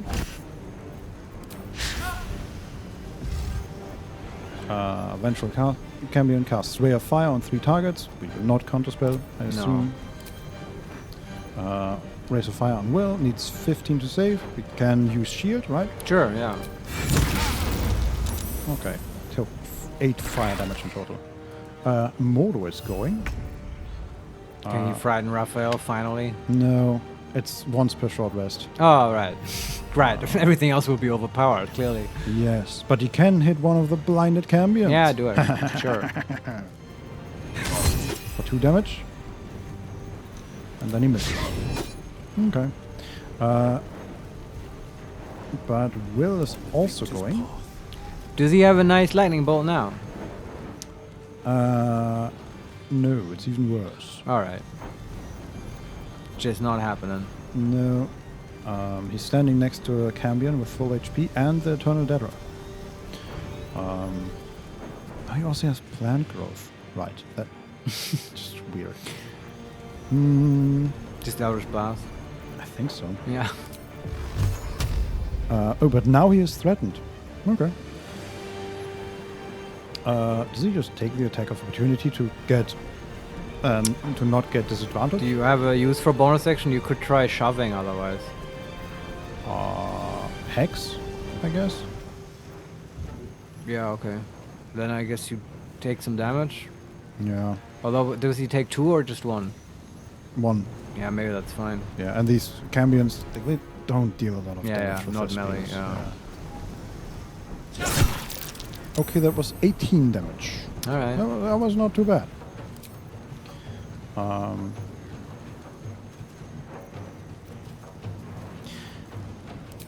Let's hex that one. That is blinded. We should be able to kill that one. And then we blast it. And we do not want to shove it because it's standing in... You could use the gloves if you have advantage and it's good. Actually, maybe I should have attacked the other one because they're both in Shadow Hearts. Oh, I see. Can we attack that one? Yes, we can also attack that one with 88% chance. Okay. 2 crits for a total of 42 damage. All right. That's not too bad. So now Shadowheart is surrounded by 2 cambions, one at 22 and one at 35 HP. Okay. That is pretty nice. Yeah. And Will is also a bit further away from the Eternal Daedra. Sure. Modo is sort of just there. Wonderful. And for both of these cambions are still alive. One with 8, the other one with 11 HP. Yeah. We might consider healing here. Yeah. So it's both of the clerics and All the right. weapon. I can already attack with the weapon, right? I would. Yeah, you could. No reason not to. But what I would suggest is to use Hope to cancel her sister, and then just do mass healing word again. Yeah. Because it works. That's 36 damage. Nice on the pillar. Yeah. Invalid target. Ah, you Ruler can't. is She's not. All right. Who is a target now? You just don't have one. We can cancel a cambion, I guess. Sun doesn't feel super strong. Yeah. Does she have spiritual guardians as well? No. Yeah, okay. But she's not concentrating, right? She could just bless. Bless for people, example. that's good too, yeah. That's always good. Level 4 bless, or who do we want to bless? Just the main crew? And herself. Yeah. So that's a level 2 bless? But that's 4 or 5 targets? I guess level 3 Yeah. is 5 targets, right? Yeah. Last level 3 spell slot. Actually, can she get to Butterscotch? Yes, she can. Just has to move a little. So that's Butterscotch, that's Will, that is Carla, that is herself, and that's Shadowheart. Alright. Very nice. Very And good. then mass healing word. Yeah. Oh, we don't have any level 3 spell slots left. Let's use the level 4. Yeah. Very nice. And she should really, like, the clerics should be attacked. They heal themselves so much. I know, but, you know, Damn the it. enemy isn't doing it. Yeah. Okay. And then I'm just gonna move away from the Daedra a little again. Yeah. That's her turn. And Shadowheart. Alright. Yeah, but she's kind of free now to do something with her action. What do we want her to do? Good question. What? You want to do the cooler thunder? No, that's radiant, right? That's not a good idea. Yeah. I mean, there are 2 around her that both have hand, but they have, like, no HP left. Yeah. I don't know. What She's not great at just dishing out damage. No. If it's not Spirit Guardians. Yeah. Ah, I think good question. I mean, we could try and blind Raphael by walking next to him. I mean, can she just walk around and tag people? Yes, but everybody but Raphael. Oh no, actually, she could hit the Daedra and 1 cambion, because everybody else is hypnotized. Yeah, we don't want to hit those. Yeah. But yeah, she could hit the Daedra I mean, and the that's cambion. worth it. The And then does she just take the dodge? Not dodge, but the only problem with the Daedra is that if they explode, they hit Butterscotch. Oh. Yeah, and she has to hypnotize. Yeah. Yeah, and Butterscotch is going next. So All right, listen, just hit a cambion with your mace. Like, right? Yeah. Yeah. They are low HP. Although, does that do the radiant thing then? We don't. Do we have to deal radiant damage with the mace? No. Okay. Also, both of them have already lost their radiant thing. Well, okay. In that case, why don't you use the Lathander mace thing? I thought they still had that buff. Because, like, they have 8 and 11 HP. Yeah, okay, but it doesn't deal that much damage, right? How much does it deal? The Sunbeam? Yeah. 68. Yeah, okay. And Karlach is right between them. Like, she will murder them next time. And it's just, why else are you going to use it? All of these assholes usually have the radiant thing, right? And now you could just cancel 2 people out of the fight. Oh, that's true. Well, actually, we couldn't hit them both, because Karlach is literally right between them. Alright. We could also just heal Karlach. She's still at 90 HP. Yeah. Okay, cure wounds, yeah. That's definitely worth it, and she has high max HP. Yeah, though we are slowly running out of spell slots. We have 2 first level, 1 second level, 1 fourth, and 1 fifth left. That's not a lot. No. As I said, like clerics, you have to watch out for that. Yeah. But this is very worth it on Karlach. It's not like that won't be used. That is true. So just first level cure wounds? I mean, yeah, it's either that or second level, right? But I feel like first is better. Yeah. Because she doesn't have many uses for those. Yeah, I agree. Yeah. So just... It's also from a life cleric. Yeah. 16 HP more for Karlach. Yeah, okay. She's over 100 again. Okay. And that's your turn. That's your turn. That's the weapon's turn. Okay, this time she survived the 1 damage. Sure. Okay. She can do some stuff now. Yes. Definitely. But what? Okay, so I guess you can't place a good ice storm, right? So the only people that we can really easily hit are the 3 hypnotized people and Raphael. We don't want to do that. Can she do a nice chain lightning? I know they have resistance. It's still, you know, this time you could hit the 2 low HP Cambions. And was it with chain lightning that you can select targets, or is it random? So it might hit the hypnotized people, or how many targets are left in the... The Debtor, and then 3 non-hypnotized Cambions and Raphael. And then 3 hypnotized targets. Yeah, and it might hit any of those. That's a bit of a gamble. Okay, there's also the option of having her, like, take down the pillar. Or start on another one. Right, she could magic missile then. It's true, yeah. It's force damage. I don't know. She could also just, you know, so we know what we deal with. She could run away a little from the Debtor and kill that one. Just so it explodes. And then that would... Oh, yeah. I mean, running away, definitely. That sounds good. Mm-hmm. But, you know, we have the opportunity to do a little bit more than just flame bolt something with her. Sure. Although it's like, it's difficult. Yeah. No, but like even like casting blindness or whatever, right? Yeah. If like, what's the chance to cast blindness on Raphael? 42%. It's not too bad. Yeah. I wish we had a low portent roll. That would be funny. Yes. Yeah. Yeah, no, I'm saying it's not too bad because I just checked with Shadowheart and she had like 20%. Ah, right. We could also run up to somebody and get threatened, right? Ah, we're not threatened right now? Does she still have that? I feel like we got rid of that at some point. Did we? I thought she had that. Yeah, no, I don't see it. Oh. Why did we get rid of that?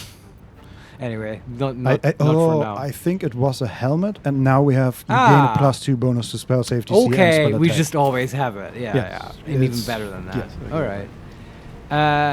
All right. We've been thinking about this for a while. Yeah, it's either you blind Raphael, which is sort of a Hail Mary, or you blast the stupid summoned soul, or you magic missile a pillar, I guess. Those are options that I like. We could also cast like a 4th level magic missile and try and kill the 2 low level Cambions. Just take them out that way? Yeah. I don't know if that's good, but you know, it's an option. I liked having them out of the fight. Why not? Yeah. Yeah. Oh god, now we have to That's do sort of what math. magic missile is for. So how many missiles do we need for 8 HP? Yeah, that's hard to go about it that way. But okay, 1 missile does on average 3.5 damage, right? So 3 to be sure. Right, that's 7, that's 10.5.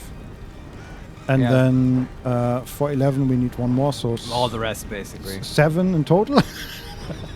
Yeah, I don't know. How high do you have to cast for 7? First level is 3, right? Yeah. Second is 2.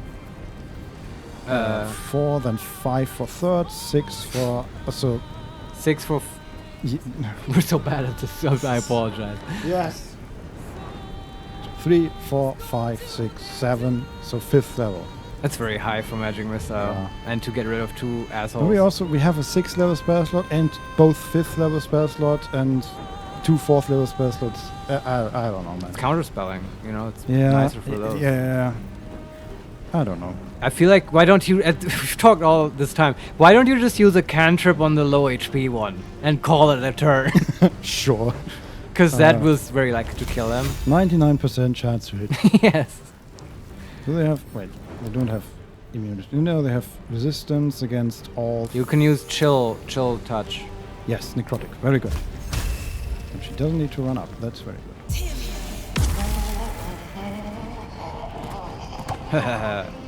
Okay, and then away from the weird exploding guy. By the way, just a question. Does Yes. Butterscotch have Sacred Flame? No. Okay.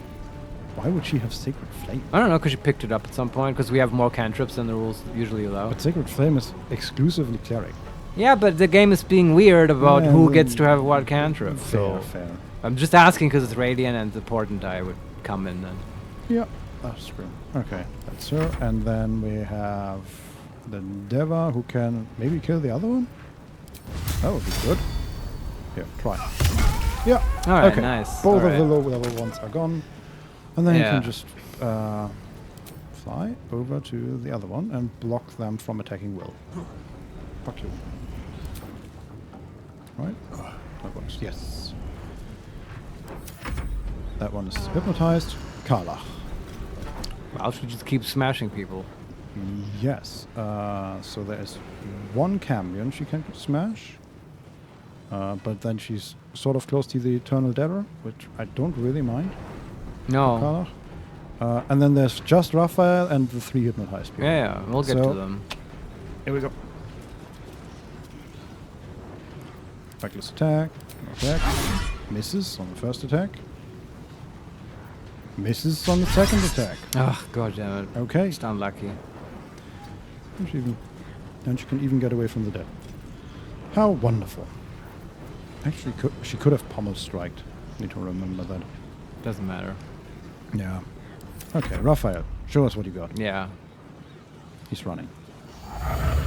Consume soul. Okay, heals himself. Incinerate on Karla, at least. That's what I saw. That is 88 fire damage on 3 targets. I think we're still doing okay damage-wise, right? Yeah. Yeah. If it's just damage, I'm not gonna counterspell it. Do not react. Do not react. Incinerate on Shadowheart. This song's so good. It's amazing. Do we want to use a Portent die for the save? Oh, she failed her save. No, I want to use it on a on some concentration save. Oh yeah. If she fails that, I hope the game will ask us. Oh, he's hitting Mordor. Oh no! No, it's okay, Mordor. Take one for the team. Yeah. She made her saving. Very throw. good. Okay, Quoth and the Cambion. Okay, Quoth can. Hell. Okay. You can maybe blind that thing. Yeah. For now, down here come the claws. Nope, he cannot. Alright. But then he can fly away. Away from the explosion. And the Cambion. Attack the Dagger or the Cambion? So let's pop this Dagger. I'm annoyed by him. Yeah, me too. 72% chance because we are. They have like resistance. Yeah, they have fire resistance. God damn it. Hit him anyway. Misses for 10 damage in total. This music's giving me chills. Yes. But it's all Fuck you, Larian. that couldn't be bought. Okay, that Cambion moves. Detected and Jason misses. Oh, but our Deva just. Okay, they're just attacking Karla, who's down to 80 HP. Alright. It's Will and Mordor. So Will, I think, could start considering hitting a pillar. Unless there's a really good target for him right now. This music is so intense. Yeah, it is. But I would hit a pillar, but not the one that the weapon is at right now. Good call. Probably the one that the weapon might slowly crawl to as the next target. Okay. In case you were wondering, you cannot hex a pillar. Okay, good to know. But let's hit one on the other side of the room, as far away from the weapon as possible. Actually, I should have activated the gloves. Yeah. Right, it's just that's a good idea. Next time. 1d8. They're easy to hit, right? Yeah, I think it's just 100%. Oh, okay, yeah, then. Doesn't say what kind of damage the 1d8 is. But I assume force. Same yeah, damage so- that the normal thing is. Okay, that's that one just took like 56 damage. Yeah, So okay. next round, We can take it down. 2 of them die. Yeah. Okay, Modo has attacked the one Cambion. There's the Eternal Detour. Okay, exploded. And it's an imp. Okay. Okay, who actually took damage? Okay. Deva was hit for 4 damage, Quoth was hit for 3 damage, Karlach was hit for 0 damage. Alright. Okay. The guest book took the most damage. Fucking yeah, sure. Let's see if we can destroy a pillar here with a weapon. Nope. 5 HP left on that pillar. Oh well. We have Hope and Shadowheart going. Okay, Hope at this point. I'd be curious to see a little bit of divine intervention. How do you feel? Yes. Oh, okay, we have a choice. We have Divine Intervention, Thunder the Heretical, 8d10 Radiant. Call upon your deity to bring forth a radiant cataclysm upon all nearby enemies. On all. Okay. But Radiant might kill Hope. Yes, that would be a funny way to die. Yes. What a laugh we will all have. Then, second option, we have 4 in total. Divine Intervention, Opulent Revival. Resurrect fallen companions with half their hit points and restore all nearby allies as if they had a long rest. Okay, that's yeah, that's the kind of thing I was sort of hoping for. Then we have Golden Generosity. Call upon your deity to provide you with a rich bounty of potions and camp supplies. Yeah. And finally, Arm Thy Servant. Call upon your deity to grant you a legendary weapon forged in the fires of your holy bond. That's kind of cool. But can we also not do any of this yet? Can we go back from the menu, dear God? Oh, thank you, dear Lord. Because none of those I want yet. The restoring everyone is nice. That's like the oh shit button. But the radiant, I would use that if it wouldn't have the possibility of insta-killing her because of the buffs. Yes. She would, what, if she hit like 3 people, she would hit 24 D10 doubled? Yeah, not good. No. No. No. Can do that if she's in a globe of invulnerability. That would be the next level play. That would be hilarious. Yeah, but it's just, okay. So what do we tell her to do then? She could just heal, cure wounds, Karlach. How much damage should we take? Okay, we took some on everybody and except Butterscotch, and a lot on Karlach. So or you can also use her normal channel divinity. Yeah, I was thinking of that, and then we can still do mass healing word in theory if we want. Which we probably don't need at that point. Yeah, but then she could use her bonus action to summon another spiritual weapon. Does she have that? I actually don't know. No. Okay, then that's not an option. Yeah. It's divine intervention. You mean channel divinity? Yeah. Sorry.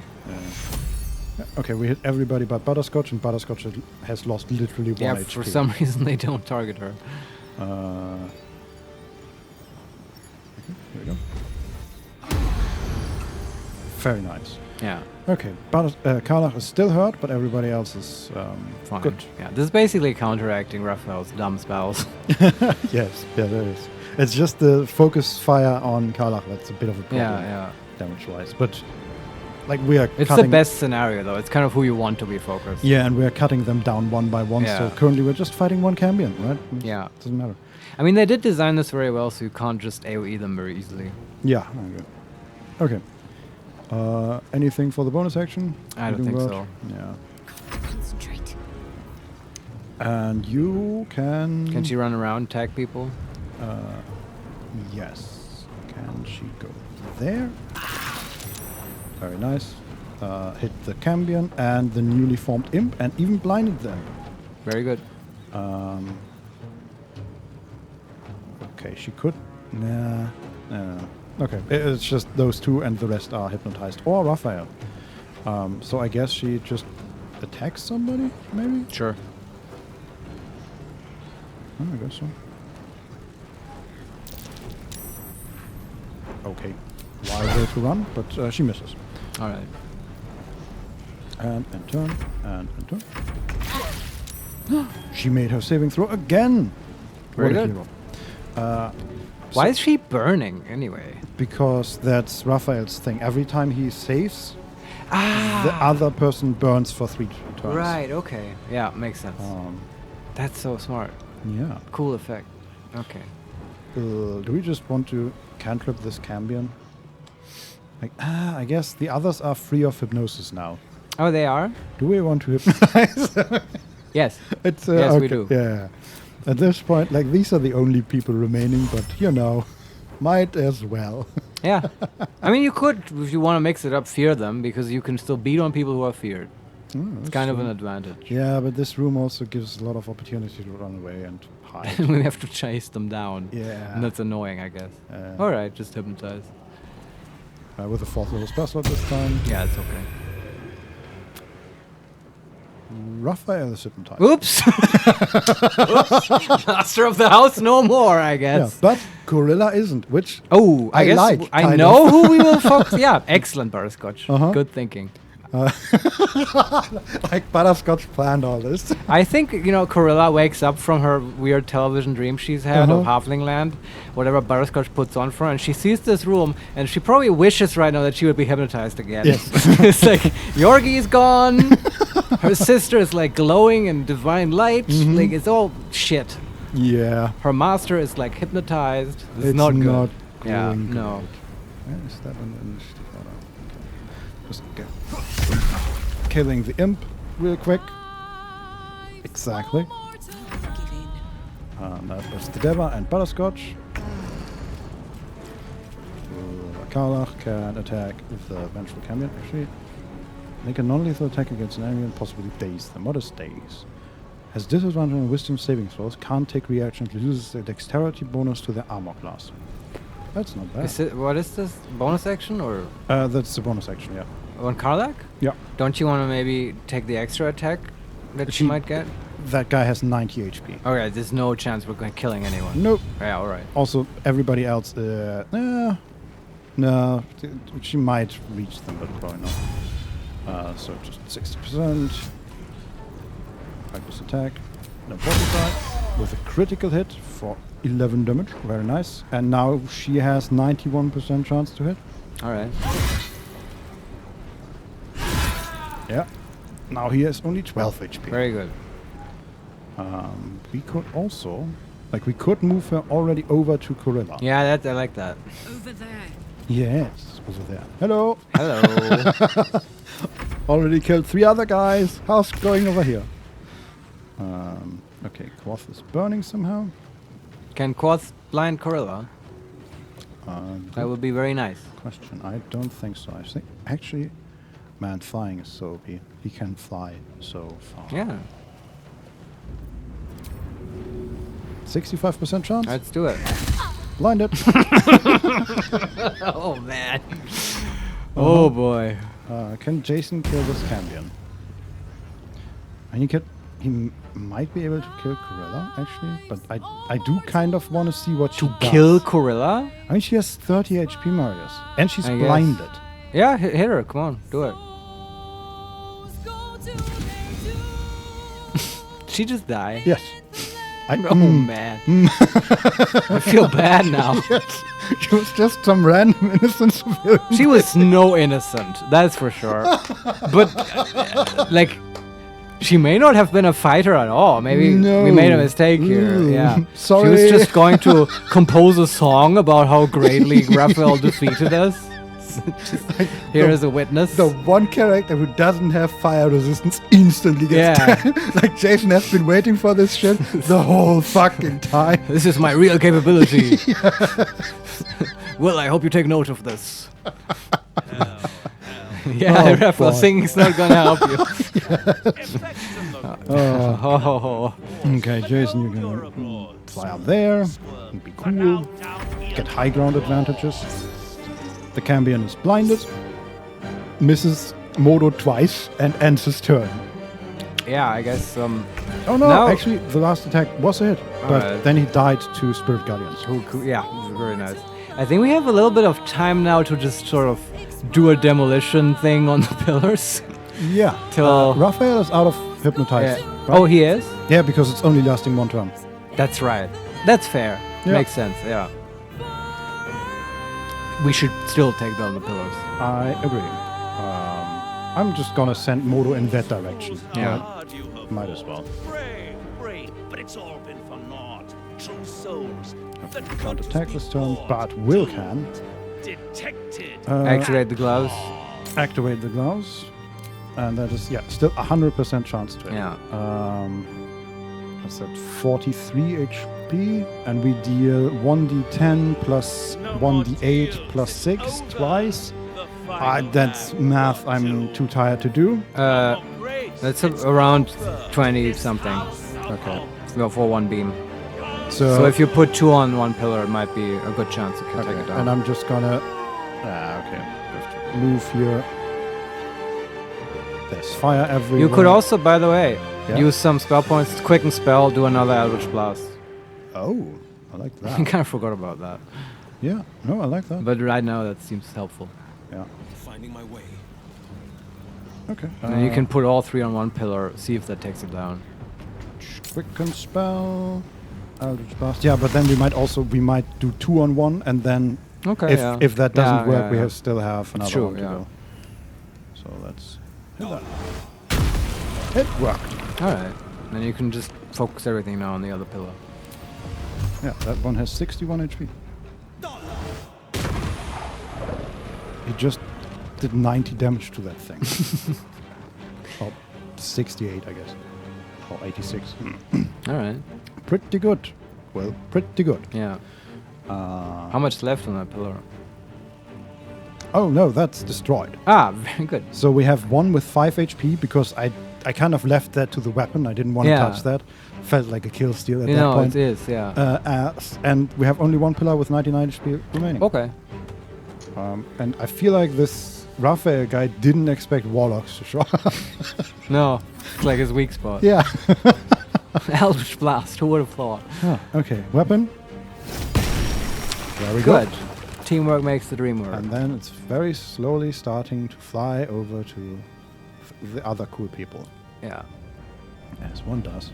I guess we'll leave the last plot to Will. He's so good at it. Let's finish this. Okay. How do we go about this? We have 2 Cambions that are hypnotized, and Raphael is sort of in between them. And that's all the enemies that are left? What is that? Soul charges 3. Soul overcharge. Raphael has consumed the power of a destroyed soul pillar. Oh. He is unable to cast spells using souls until he transforms into the ascended fiend. Wait a minute. Yeah, we'll deal with that when it happens. Yeah, okay. Are these the only enemies? 2 Cambions and Raphael? Yeah. Oh, wow. I guess we can wake those guys up now. She just walks in there. Okay. Just dashes. Actually, she can jump, right? Jump. And then... doesn't show the line. That's weird. Okay, she hits of Cambion and Raphael. Sure. To press on. Okay, one of them is even blinded. Raphael took 10 damage, the other Cambion took 30. Alright. That's pretty nice. We'll get there. She still has her action. So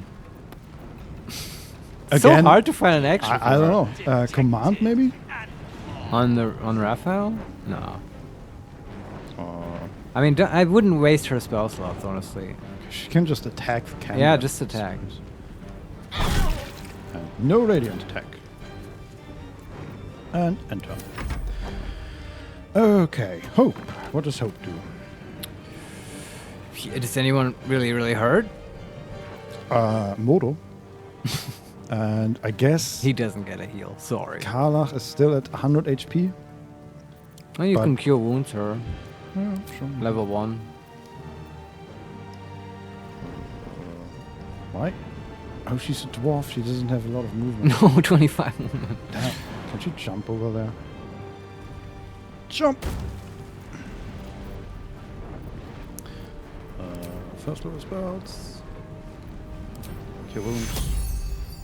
Take your... Here we go. 8 HP. Nice. Okay, that's Hope. And weapon already filled. Butterscotch succeeded again on the most important check of this game. Yeah, but now she doesn't need... The hypnosis is done, right? Yeah. Yeah. And the Deva can fly over there and... Okay, he doesn't want to attack Raphael. He doesn't kind of doesn't want to attack the Cambion. But I guess he just takes the damage at this point. Yeah. Also opens up opportunities for Shadowheart. Yeah.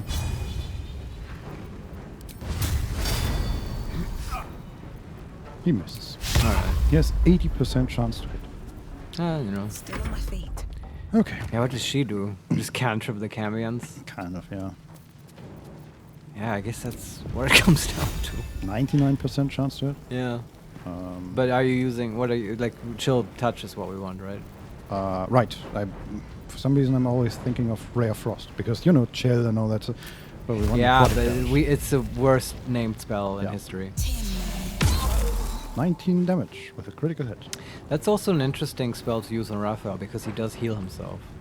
And that disables healing. But we don't really damage him so far, at least. So far, yeah, but, you know, he's literally the last thing left in this room. Yeah. Okay, Carla. Go on, kill that one.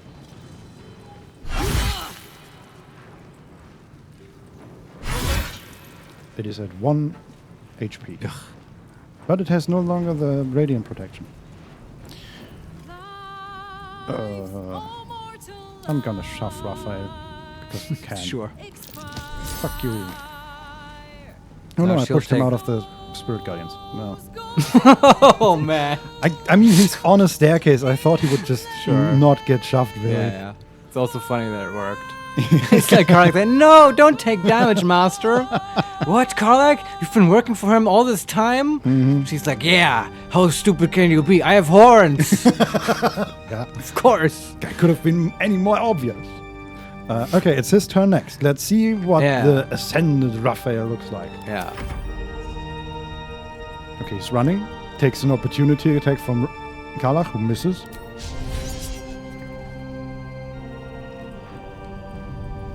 Fiendish Ascension. Okay, he's burning. He's clawing at himself. He's growing. Raging Inferno. Okay. So he's just much larger and looks less human in his devil form, right? He's not a big winged creature. Yeah, he's still humanoid with wings and all that, but not like a pretty devil anymore. Right. He has the horns are much larger. His skin is not only red, but it looks like there's lava inside him and it's poking through.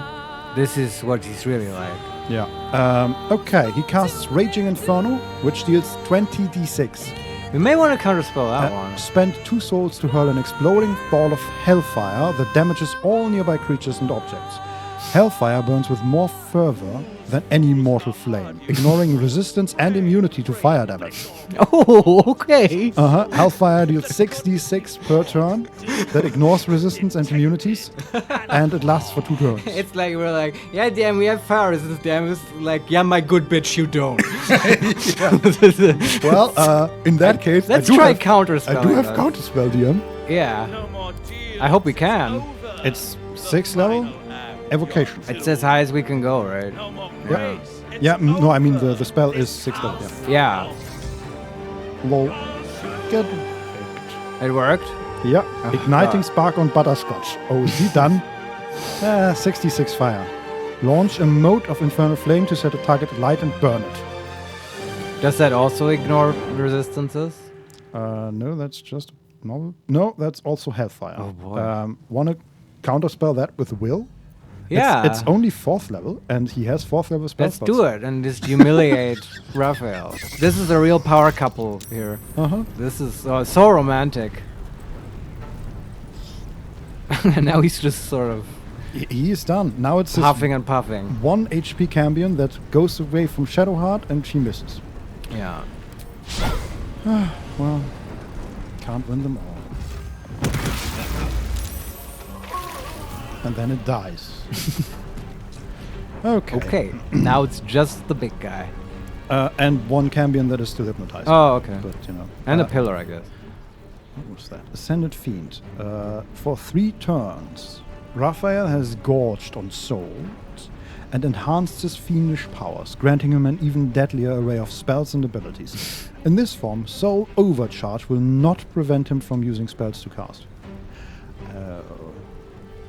Okay, I think the idea here is that you kill the pillars one by one and then let him ascend, but not let him, like, at that point he doesn't have souls to spend, I guess, maybe? It's too complicated. Yeah, I'm just... We will just kill him. Yes. I mean, it's already too late, right? He has 6 souls to spend at the moment. I'm going to see if I can blind him with Quoth. Just lost the soul charges. He did? Yes. Like, Quoth flew over, and he lost all 6 soul charges. Ah, Quoth's secret power that he hasn't told us about. I was sent as a guardian. He is blinded. By some... Get this raven out of my hair! This bird had a 15% chance to blind him. Quoth is a total MVP, man. Quoth is like the hero of this campaign. What the hell, man? Alright. Okay. Everybody is going, basically, except... Okay, a few people are not, but both Will can destroy the last pillar, I guess? Yeah, with the gloves, right? With the gloves? Yeah. Target is too far. Oh, let's run up.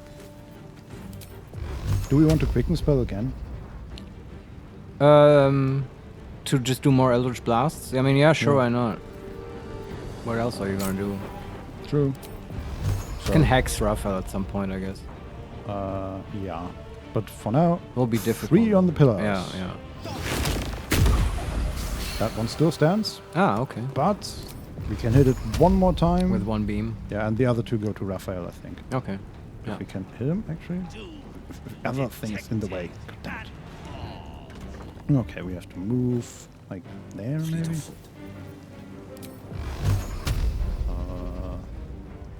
Also, I don't know when I last saved. This has been going on for a while, so I'm going to save now. Yeah.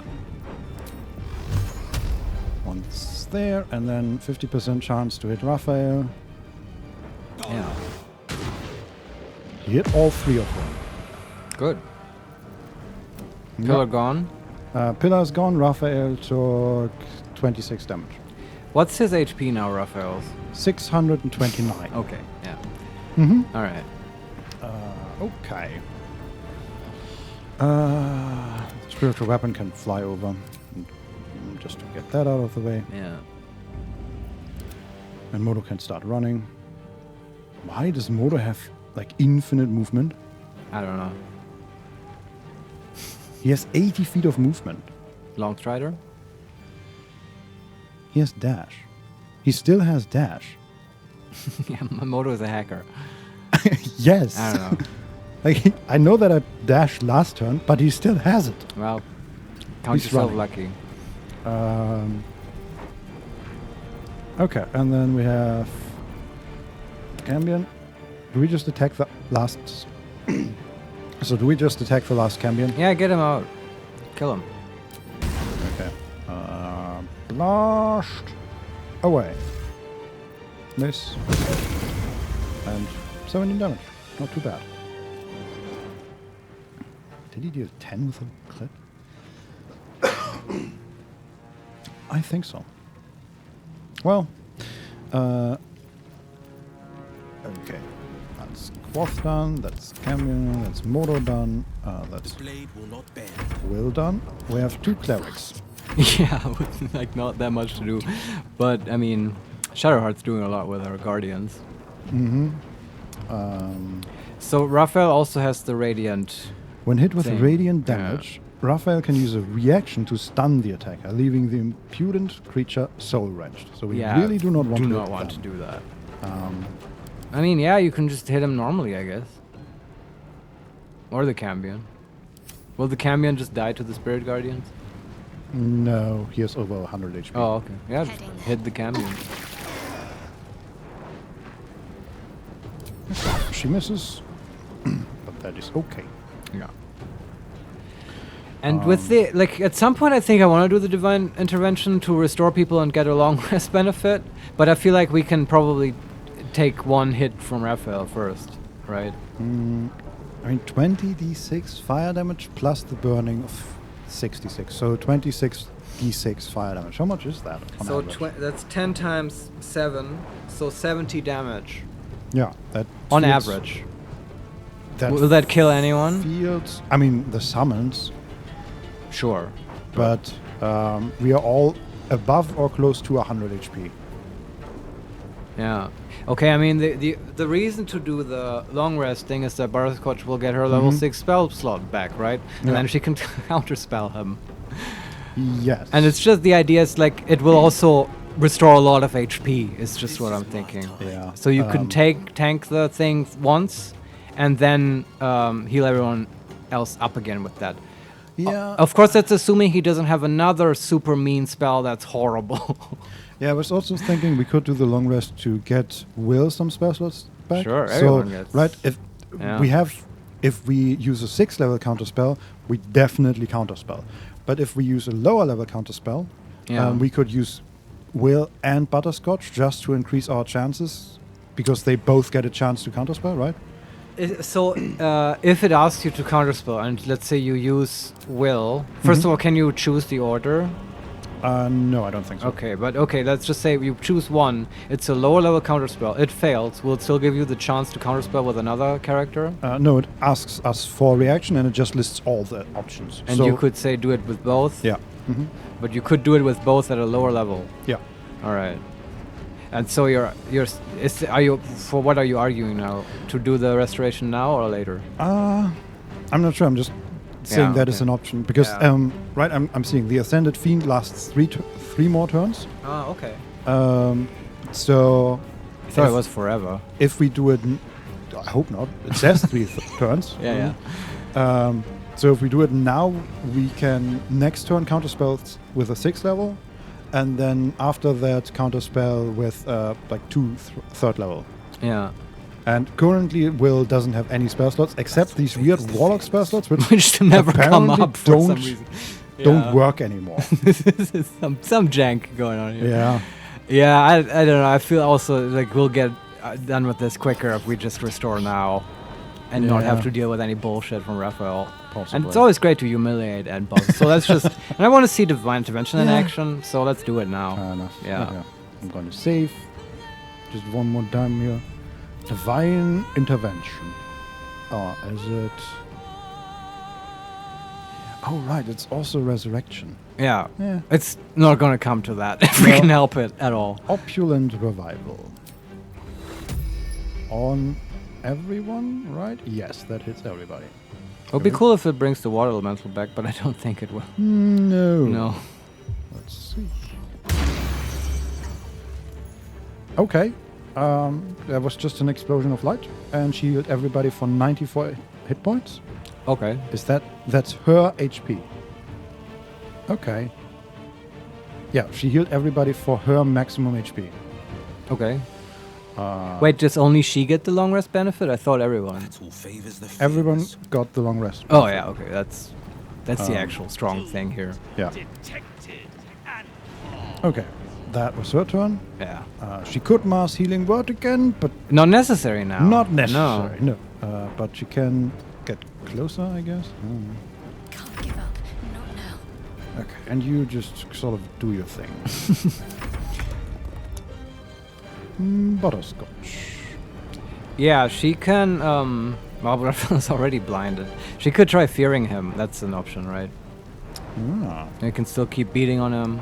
Yeah, I like that. Yeah. Even though I don't. I hope we could do it from. Okay, I'm just gonna click the heals and move closer. It'll only last one turn anyway. Like. Not anymore, I think. Oh, that's gone? I think that was only as long as the pillars were up. Oh, okay. Well then. Is that true? No. Inevitable resolve. Affects the controller and incapacitate creatures only last one turn against this being of pure infernal ambition. But it's still worth it for one turn. 100%. Oh, yeah. Absolutely. Just level 3 spells. Yeah. And we hit the Cambion as well. Sure. Weapon drop, fearful. This is her master move, man. Yeah. Butterscotch is a monster. Yeah, she's the scariest thing in the universe. Moly. Yeah. Okay, I'm just gonna... You can attack this Cambion with your Mace of Power. And sure, take the 34 damage. That's just the Deva. What? Oh, the Deva, okay. The Deva tanking damage. Yeah. So we can now... get rid of the buff. Yeah. I can't even catch my breath. You're fine, Butterscotch. You're fine. Yeah. Okay, that's the Deva running away and taking attacks of opportunity. And ending directly next to Karla. That is unfortunate, my friend. Actually, do we want to attack the Cambion or... Yeah, just take him out. Come on. That was a critical hit for 45 damage. She's still standing? No. Okay, now. Then she gets a bonus attack. Can she get to Raphael? Yeah. Alright. Though she does radiant damage. Oh, can you switch weapons? Is that a weapon thing? Where does it come from? It is not a weapon thing. Where is it coming from? Does she have to, like, don her armor or something? Where is it coming from? Oh yeah, we have a ring that deals 2 points of damage against creatures that are illuminated. Why do we have that? I don't know. Karlak, take off your ring. Unequipped. Also, we probably have better rings than that. Yes. But okay, She for also now. has- What is this? Like, she has such weird items. And no cloak, by the way. Yeah, we haven't she has- looked at her She for a has while. Tarnished Charm. Makes it easier for the wearer to succeed death saving throws. She never goes down. Nobody What does. is- okay, we we need to really- like yes. look at your items, Karlak. That's yeah. Okay. Let's hope she doesn't get stunned now. Yep, no radiant. Okay, good. Wonderful. And she dealt 33 damage Yeah. to the monster. All right. The monster is going. Is fearful. Quoth used beak attack on Raphael. No. Okay. Misses. Karlach misses with a 19 against 21. Okay. Well, he's not blinded anymore. Let's see if we can change that. With quad? Yeah. Yeah. 20% chance to hit. Misses. All right. Okay. Next turn. Is he immune to fire? Yes. Very much so. Yeah. I'm not surprised. That means Jason, fly down. There are so many corpses on the ground. Main hit attack. You can use the ring to get a mummy. True, yeah. Yeah. Okay, that was Jason missing. Then we have Modo attacking very Yeah, yeah. powerfully. Misses. It's amazing that Modo and Quoth are still alive. Yeah. I don't understand. They are how. at full HP, man. Yeah. I guess it's a hero's feat. Yeah. And the 8. Like, the mix Yeah. is just insane. Okay, we can hex him, right? He doesn't have necrotic thingies? No, only poison. Okay. Here is Strength Hex. Wonderful. And we have 60% chance to hit him. Also, I'm gonna turn Disable off. the buffs, yeah. Yeah. You can quicken spell if you want. You can just do that every turn now. Yeah, we just hexed. Oh yeah, But right. next turn? Yeah. Yes. Also, I guess I think that's what I wanted with the short rest. I just forgot to just do the cheese thing and keep turning his warlock spells into spell points, and then short rest to get them back. Yeah, but you know, I know. Same thing, right? We can't select the warlock spell slots. That is quite a hindrance to that plan. Yeah. Yeah. For and just we can't do anything with them. It seems. Yeah. It's whatever. It's weird. Yeah. Okay. That was Will dealing a bit of damage, and then we have Shadowheart who can run up with her Spirit Guardians and then hit, I guess. No radiant damage, but 9 damage. He's Oh, yeah. down to almost 500. Yeah, we'll get there. Mm-hmm. And then Hope. What does Hope do? She doesn't have great damage options. No. Did she have command? No, right? No. Does she have a damaging cantrip like Chill Touch that is not radiant? She has Ray of Frost. He's not immune to frost, right? No. Yeah, just have a ray of frost him. She has remove curse. Why does she have remove curse? It's just a life cleric thing, I guess. I guess. Yeah, I'm just wondering, is there like a a cursed item somewhere here? But I guess it's not. Can we move away? Ooh, okay, she's standing right next to him and would provoke an attack of opportunity, which I don't want to do. No. Misses. That's fine. And then the weapon. The weapon flies closer. It's almost there. Yeah, yeah. Okay, butterscotch. Just bone chill? Or anything special? That is kind of nice. I guess she already... Like, you could fear him again, right? But he is still feared. That... So, I guess. Yeah. We'll always get one turn where we can do stuff, right? Before we have to fear him again. Yeah. Yeah. She could summon the water elemental again if you want. Although that is a 6 level slot, right? You won't want to do that. Yeah, okay. No, in that case, just chill touch him so he can't heal. That's a contribution. Yeah. 16 damage? Yeah. Not bad. Alright. Well, we'll be here for a while if 16 damage is all we can do. Yeah. The Deva, do we want to even attack with the Deva? No, I guess not. He will be stunned. Yeah, it's not good. But Karlach can attack. Yeah. Well, well. Look what we have here. 28 damage. 30 damage. She didn't even need reckless attack. Good. Cool. And the Deva is around. Conjured Closet, okay. He's still running. We're missing all opportunity attacks. Shadow Heart hit for 11 damage. Karlach hit for 30 damage. Beak attack misses. Like critical hit from Jason. Okay, now he's not fearful anymore. Okay. Well, let's see if we can blind him.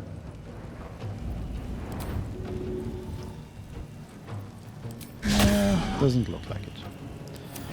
Okay, Jason, what about you? Can you attack? Nope. Modo, what about you? Can you attack? This is my time. Yes. And this time we can actually quicken spell, Eldritch Blast, Double blast. Double blast. Double blast. Monster kill. Yeah. That was 20, 30, 40 damage. And we can do it again. Very good. Now he's down to 300 HP. Yeah. And he has 1 turn of Ascended Fiend remaining. I wonder what happens after that. I don't know. I think he just gives up. Yeah, maybe. Concentrate. From up there. Another 32 damage with the Spirit Guardians. And an attack. No Radiant. 9 damage. Her turn ends. And Hope. Rare Frosts. Misses. And the weapon can actually attack. Nice. What does that do? Possibly dazes your target. They can't take reactions and lose the dexterity bonus to their armor class. Man, I should have done that first. Okay. Let's do it next turn. First. 15 damage. Butterscotch goes. Yeah, she fears him. That's so stupid. Okay, I'm gonna run down there. Fear. Come on. Fearful. Yeah. This is not working well for him. No, the Deva is sort of just doing his thing, and Karlach can hit. 32 damage. 34 damage. He's down to 200 HP. Yeah. I'll grind you to dust. Will you, though? Yeah, I don't want to like flex too much, but I think we very meticulously dismantled this fight. He's back to his normal form. All right. Not even his devil form, I think. He's just how no, we no, no. know He, him. he is his devil form. Never Right, mind. with a bit of horn.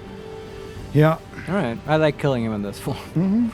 No radiant though, right? No, still punch divinity. Okay, he's running. He's still fearful. Yeah. And everybody gets to hit him once. Yeah, that's also a big hidden advantage of the fear spell, right? Yeah. All these opportunity attacks you get. Absolutely. Okay, this time we try the blind first. 20% chance. He is blind. That means we can... Do we even need to concussive? I don't know. I'm just gonna do it. Okay. 70 more damage, but he's saved against it. Jason can attack. Misses. Modo can attack. Misses. Misses again. Guys, he's blinded. He can't see you. One more quicken spell? Yeah. Just end this. You can make more. I mean, you can turn sorcerer spells into points. No, that's true. But it's a bonus action, so. He's below 100 HP, by the way. Now he's at 55. Okay, that's your turn. It's your turn. It's your turn. It's your turn. Then we run up. 16 more damage and another attack. These sounds are so good. He's down to 32. And hope. It would be poetic if hope. Yeah. But she's not gonna. Well, she's down to 25. Who is gonna kill him? How about Butterscotch or Sure. Carla? Either one. Both work. Just hit him, I guess. Okay. Butterscotch. 13 damage. Not quite. Carla's gonna do it, huh? Yeah. Yeah. I like that. Come on. Stretch, twirl your sword, and on we go. Yeah. That was good. It's absolutely preposterous that any of us are alive. Pinch yourself and check we're not dreaming the last of our lives as we die screaming. Nope, this is real. We can pinch ourselves. Or we can say, we're fine, Hope. We did it. Or number 3, incredible as it seems, we really did defeat Raphael. And number 4, I expected him to put up more of a fight. No, don't do that. Just pinch yourself. No, I expected her sister to put up more of a fight. But Yeah. everybody else- Whatever was that that one. So pinch ourselves? Yeah. You are wide awake, and Raphael truly is defeated. That's cool. I think the camera just cut to just Butterscotch's face. Yeah. And I think there were heat waves rolling over it. That was cool. We can now say, we're fine, Hope, we did it. Or incredible as it seems, we really did defeat Raphael. Or I expected him to put up more of a fight. We're fine, Hope. We did it. Then we're not just fine, we're spectacular. I agree. What a wonderful, jubilant, glorious day. But my poor sister, Corilla. It is not right that she died. And that makes me want to weep an ocean. Well, was she that wonderful, though? Yeah. We can say she made her choice when she sided with Raphael in the first place. Yeah. Number 2, I don't think there was any way to save her. Or number 3, after all she did to you, she doesn't deserve your tears. I don't think there was anything we could do to save her. Yeah. I agree. When we were children, she always kept the last piece of pastry for me and bloodied the nose of the bullies who pulled my hair. She was my sister. But as a wise woman once said, there's no point in crying over spilt blood. We must go on. And despite all the years I've lost, I have enough love in my heart to guide you home. For the first time since you heard her voice, Hope seems calm, and the peace flows from her into you, soothing your very soul. Nice. Also, I just realized we never found out who exactly the jailer is. It's true, yeah. We can say, you should come with me. Number 2, where will you go now that you're free? Number 3, what will you do? And number 4, farewell and good luck. Where will you go now that you're free? Nowhere but here. I don't quite think I know where anywhere else is anymore. With a lick of paint and a thorough cleaning, this could be a lovely little house. And I can hardly leave. After all, who would ever want to think of hell without hope? I hope I'll see Corilla again one day, and that she'll say sorry, and I'll tell her she's forgiven. I hope I find all the pieces of my mind that fell out of my head over all those years, and that I'll be able to put myself back together again. I hope the echoes of pain will fade, and memories of sorrow will die, and that you'll visit me here someday. And I hope you have a happy ending of your own. Complete. Deal with the devil. Oh, wow. She actually wants to stay here? Mm-hmm. Apparently. Okay. I mean, I guess that's an option. I was going to propose Elf Song Tavern, but sure. Yeah. House of Hope in Hell is fine as well. I mean, she's right. What is hell without hope, right? I mean, she's almost comically positive and kind and stuff, and yeah. Wouldn't fit in Baldur's Gate. We have a pop-up here. Reward. Save hope. Hope is finally free. She plans to give true meaning to the name House of Hope. You receive Gloves of Soul Catching. Legendary. Soul Fist. Your unarmed attacks deal an additional 1d10 force damage. It's a monk item. Cool. Soul Catching. Once per turn, on an unarmed hit, you gain 10 hit points. Alternatively, you may forego healing to gain advantage on attack rolls and saving throws until the end of your next turn. And Constitution +2 up to 20. Alright. Just a dope monk item. Yes. There's also the description. Formerly worn by Autumnal Baskin, a professional mediator turned bare-knuckle champion. Oh, that makes sense. The whole story there. Yeah. Who gained enlightenment via 2 methods. Yeah. What, talking and punching? The second was getting a lot of fighting acumen. Right. Advanced cosmic harmony in a nose. Oh, is a nose. What? Okay. Sometimes you've got to break it a few times to get the best of things. Sure. Okay. Except, I guess, we have legendary gloves that nobody will wear. Yeah, but it's cool. Yeah. What does Raphael have? Oh, yeah. Looting him is a crime. Yeah. I'm gonna save in case something goes horribly wrong here. Hell police comes and arrests us. Yeah, again. Okay, 144 gold, some camp supplies, 3 chapters of Raphael's diary, and Helldusk armor, legendary heavy armor. 21 armor class, Helldusk armor. You are considered proficient with this armor while wearing it. Infernal Retribution. When you succeed a saving throw, the caster receives burning for 3 turns. And Prime Eagles of Fire. You have a resistance to fire damage and cannot be burned. You take 3 less damage from all sources. And it allows us to cast Fly. Wow. 3 damage less from all sources is cool. Mhm. Fire resistance is cool. I don't know, we might consider this for Will. It's heavy armor. Yeah, but you gain proficiency when you wear it. I guess, yeah. And it might look cool on him. We might also look at Shadowheart. She has like the same armor that she got in Act 2. Right? It's true, but it's Catheric's armor, right? Yeah. It's kind of cool.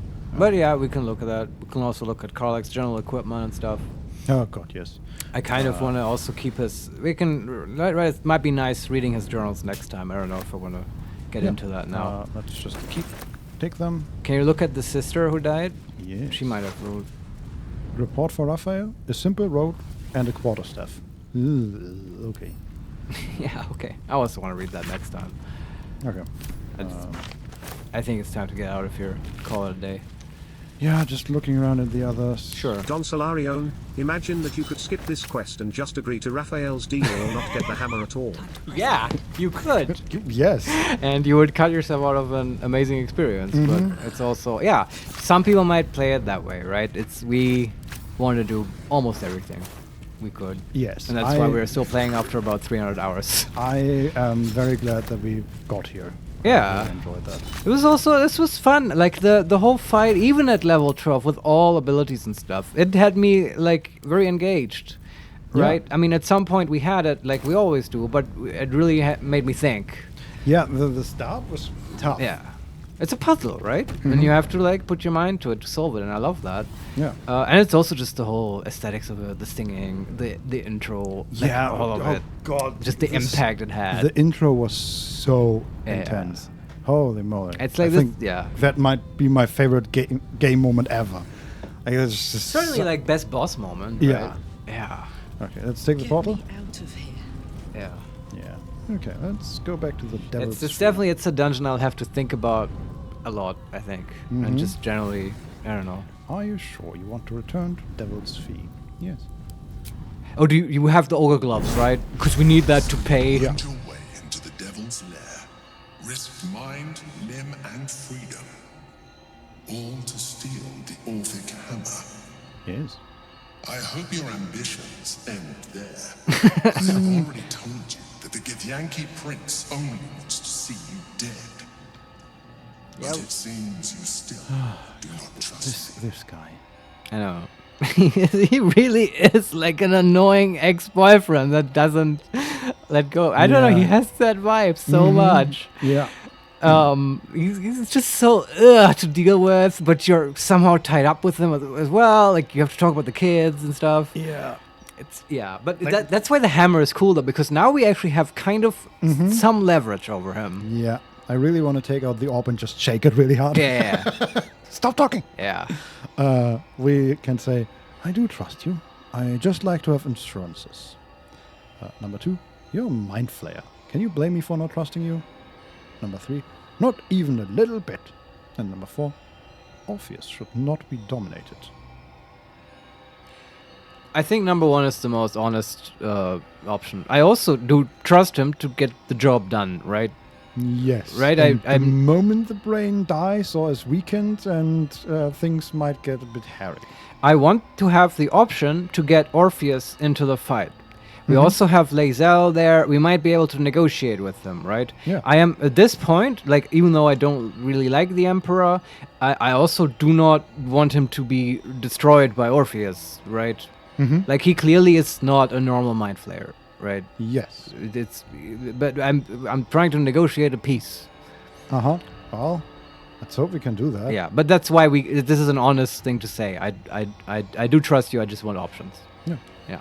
That is not my definition of trust. You are falling into the same trap as the Chosen. Their distrust of one another is their undoing. We must not make the same mistake. We must work together. Well, you're not trusting us either, man. Yeah. It's such a toxic relationship. Yeah. We can say, I'll work with you, but I'll never trust you. Number 2, I promise I won't use the hammer. Number 3, I never asked to be stuck with you. And number 4, be that as it may, Orpheus deserves to be free. Yeah, I like the game is kind of making us make a choice here, right? So either, I guess, 1 or 4 for me. But what is my definition of trust? My definition of trust is I don't like if there are signs that that might be taken as like negative, I don't immediately assume that they're negative about him, right? But in this case, you say, "I'll never trust you," which is not true. Yeah, and we literally just said we trust you. Yeah, but it's also we did say that. I didn't mean it, and my most like what drives me with this whole getting Orpheus free thing is the conviction that Orpheus should be free. I think he seems like a better leader to the Githyanki people than that dumb queen. I agree. Yeah. So be that as it may, Orpheus deserves to be free. Let's make that clear. Yeah. And what then? When he wakens from his incarceration, what do you think he will make of you? The one who bears the spawn his very nature bends him to revile? And even if you survived him, what of the Elder Brain? Without the protection I leverage for you, you would be enthralled in an instant. Is it just me, or did his echo get stronger? I don't know. It might be true. At least at the start of that dialogue. We can say, all right, you've made your point. Number 2, I'll find another way to survive. One that doesn't involve abusing a Githyanki. Number 3, I don't know. And number 4, so you keep saying, but why should I believe you? No, I think he has a point, but number 2 is perfect. We'll find a way. Mm-hmm. Careful. You will make a mind flayer laugh. You may think yourself ingenious for having slain a devil, but you have merely ironed out a wrinkle. The Elder Brain will not be such an easy foe. It is time we resume our journey to find it. Yeah, thanks. All Stop right. talking. Yeah. My dogs are barking. Can we rest? Yeah. Carla wants to talk to us, of course. Yeah, we could talk to her. Careful, soldier. I'm burning really hot. Okay. Had a nice break in the hells. Now that we're back, my engine's in overdrive again. Let's move. A trot will take my mind off being barbecued alive. Man, I really want to help I'm her. sorry, Karlak, but they just didn't put that in the game. Yeah, that really sucks. Yeah. We sort of just leave this portal open, I guess. Sure. We talked to Halsig, though. Yeah. But I guess then we're really done. Yeah. Dun, dun, dun, dun, dun, dun. Wait, who has the gloves? Is it Karla? I think Karla has the gloves. Yes. Let's get going. What do they actually do? Strength savings plus +1 and set the wearer's strength to 23. That's very good. Yeah. They're good gloves. And Karla has 20. Okay, so These things have stayed interesting. +1 bonus to every attack and all that. But yeah. Nah, it was worth it. Yeah, I agree. Give it to Have to Halsig. keep going. Trips to the hells are usually one way, especially when the traveler causes the kind of trouble you did. I knew you were a thief, didn't realize you were a killer. Raphael's death is already causing quite a stir across the hells. It's Whoops. a rare thing for a mortal to slay a devil of his stature. In all the excitement, I hope you didn't forget our bargain. Do you have the gauntlets? Oh, gauntlets, you said. Let me go back to the... Oh, I thought piglets. Because there was lots of pigs in there and we brought you some. Sorry. Yeah. Sorry for the mix-up. Mm-hmm. I also love the idea of telling her no and just staring at her after we just killed Raphael. slayed. What are you gonna do about it later? Yeah. You could probably do that, but we keep our word. It's also, from an RP standpoint, it's nice to have like a Diabolist who can just open a portal to the hells for you, Oh, and yeah, you're in good absolutely. standing with her. That would come up again in a campaign. Even just a portal to the House of Hopes Yeah. that itself has portals to all the important cities. Yeah. That's pretty nice. It's true.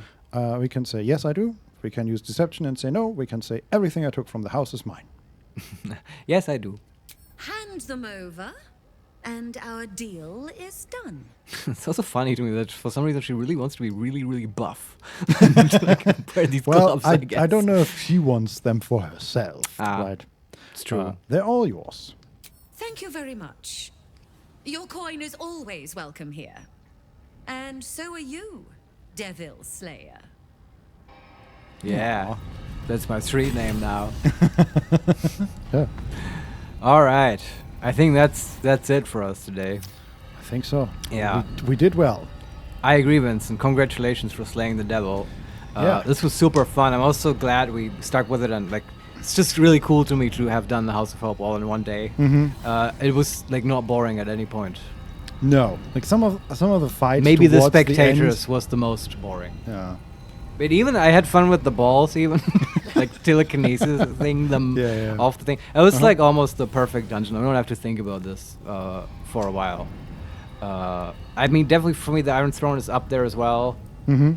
And just in general, there are other good dungeons, but this one, just design-wise, I think it's a masterclass in dungeon design. Yeah. All things. It has a history. There's a story there. Strong allegory. It's just chef's kiss. I don't know. I'm sure we'll talk about it more. But Yeah. I'm so happy that we've done it. And thank you everyone for sticking with us and like for giving us tips and like the important difficult situations and Yes. stuff. It was very helpful. I love the fact that Don Solarian suggested Phantasmal Killer and it is immune to that and failed completely, and then telekinetic. Just telekinesis, and it kills it instantly. I'm also glad to have learned that Don Solarian is in fact human, and it's not like a sort of AI incarnation of Baldur's Gate and D&D itself that gives us tips and stuff. Well, that was good. Yeah. How would you call that? Like backseat gaming. Yes, it was great workshopping it together. Yes, it was a lot of fun. Yes. So yeah, thanks for watching. I'll be excited to play more Baldur's Gate in the future, and hopefully the whole Orin thing that I guess is coming up next, and that will also be interesting. But yeah, I'm gonna have to listen to that fucking song again. That was so good. But yeah, anyway, holy moly. Cherished it enough now. Anyway, thanks everyone. Here are all the socials, or at least some of them. Our YouTube, I'm going to shorten it a little bit from now on, I think. Our YouTube channel is youtube.com/@HeMakesMePlay. You can find our Let's Plays there and links to other stuff.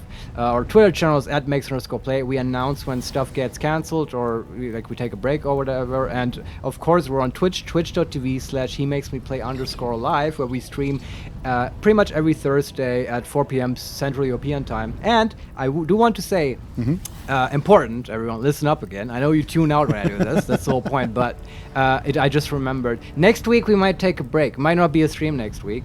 We'll see. It's if I could come up with something, there might be a surprise. But we might also take a break next week.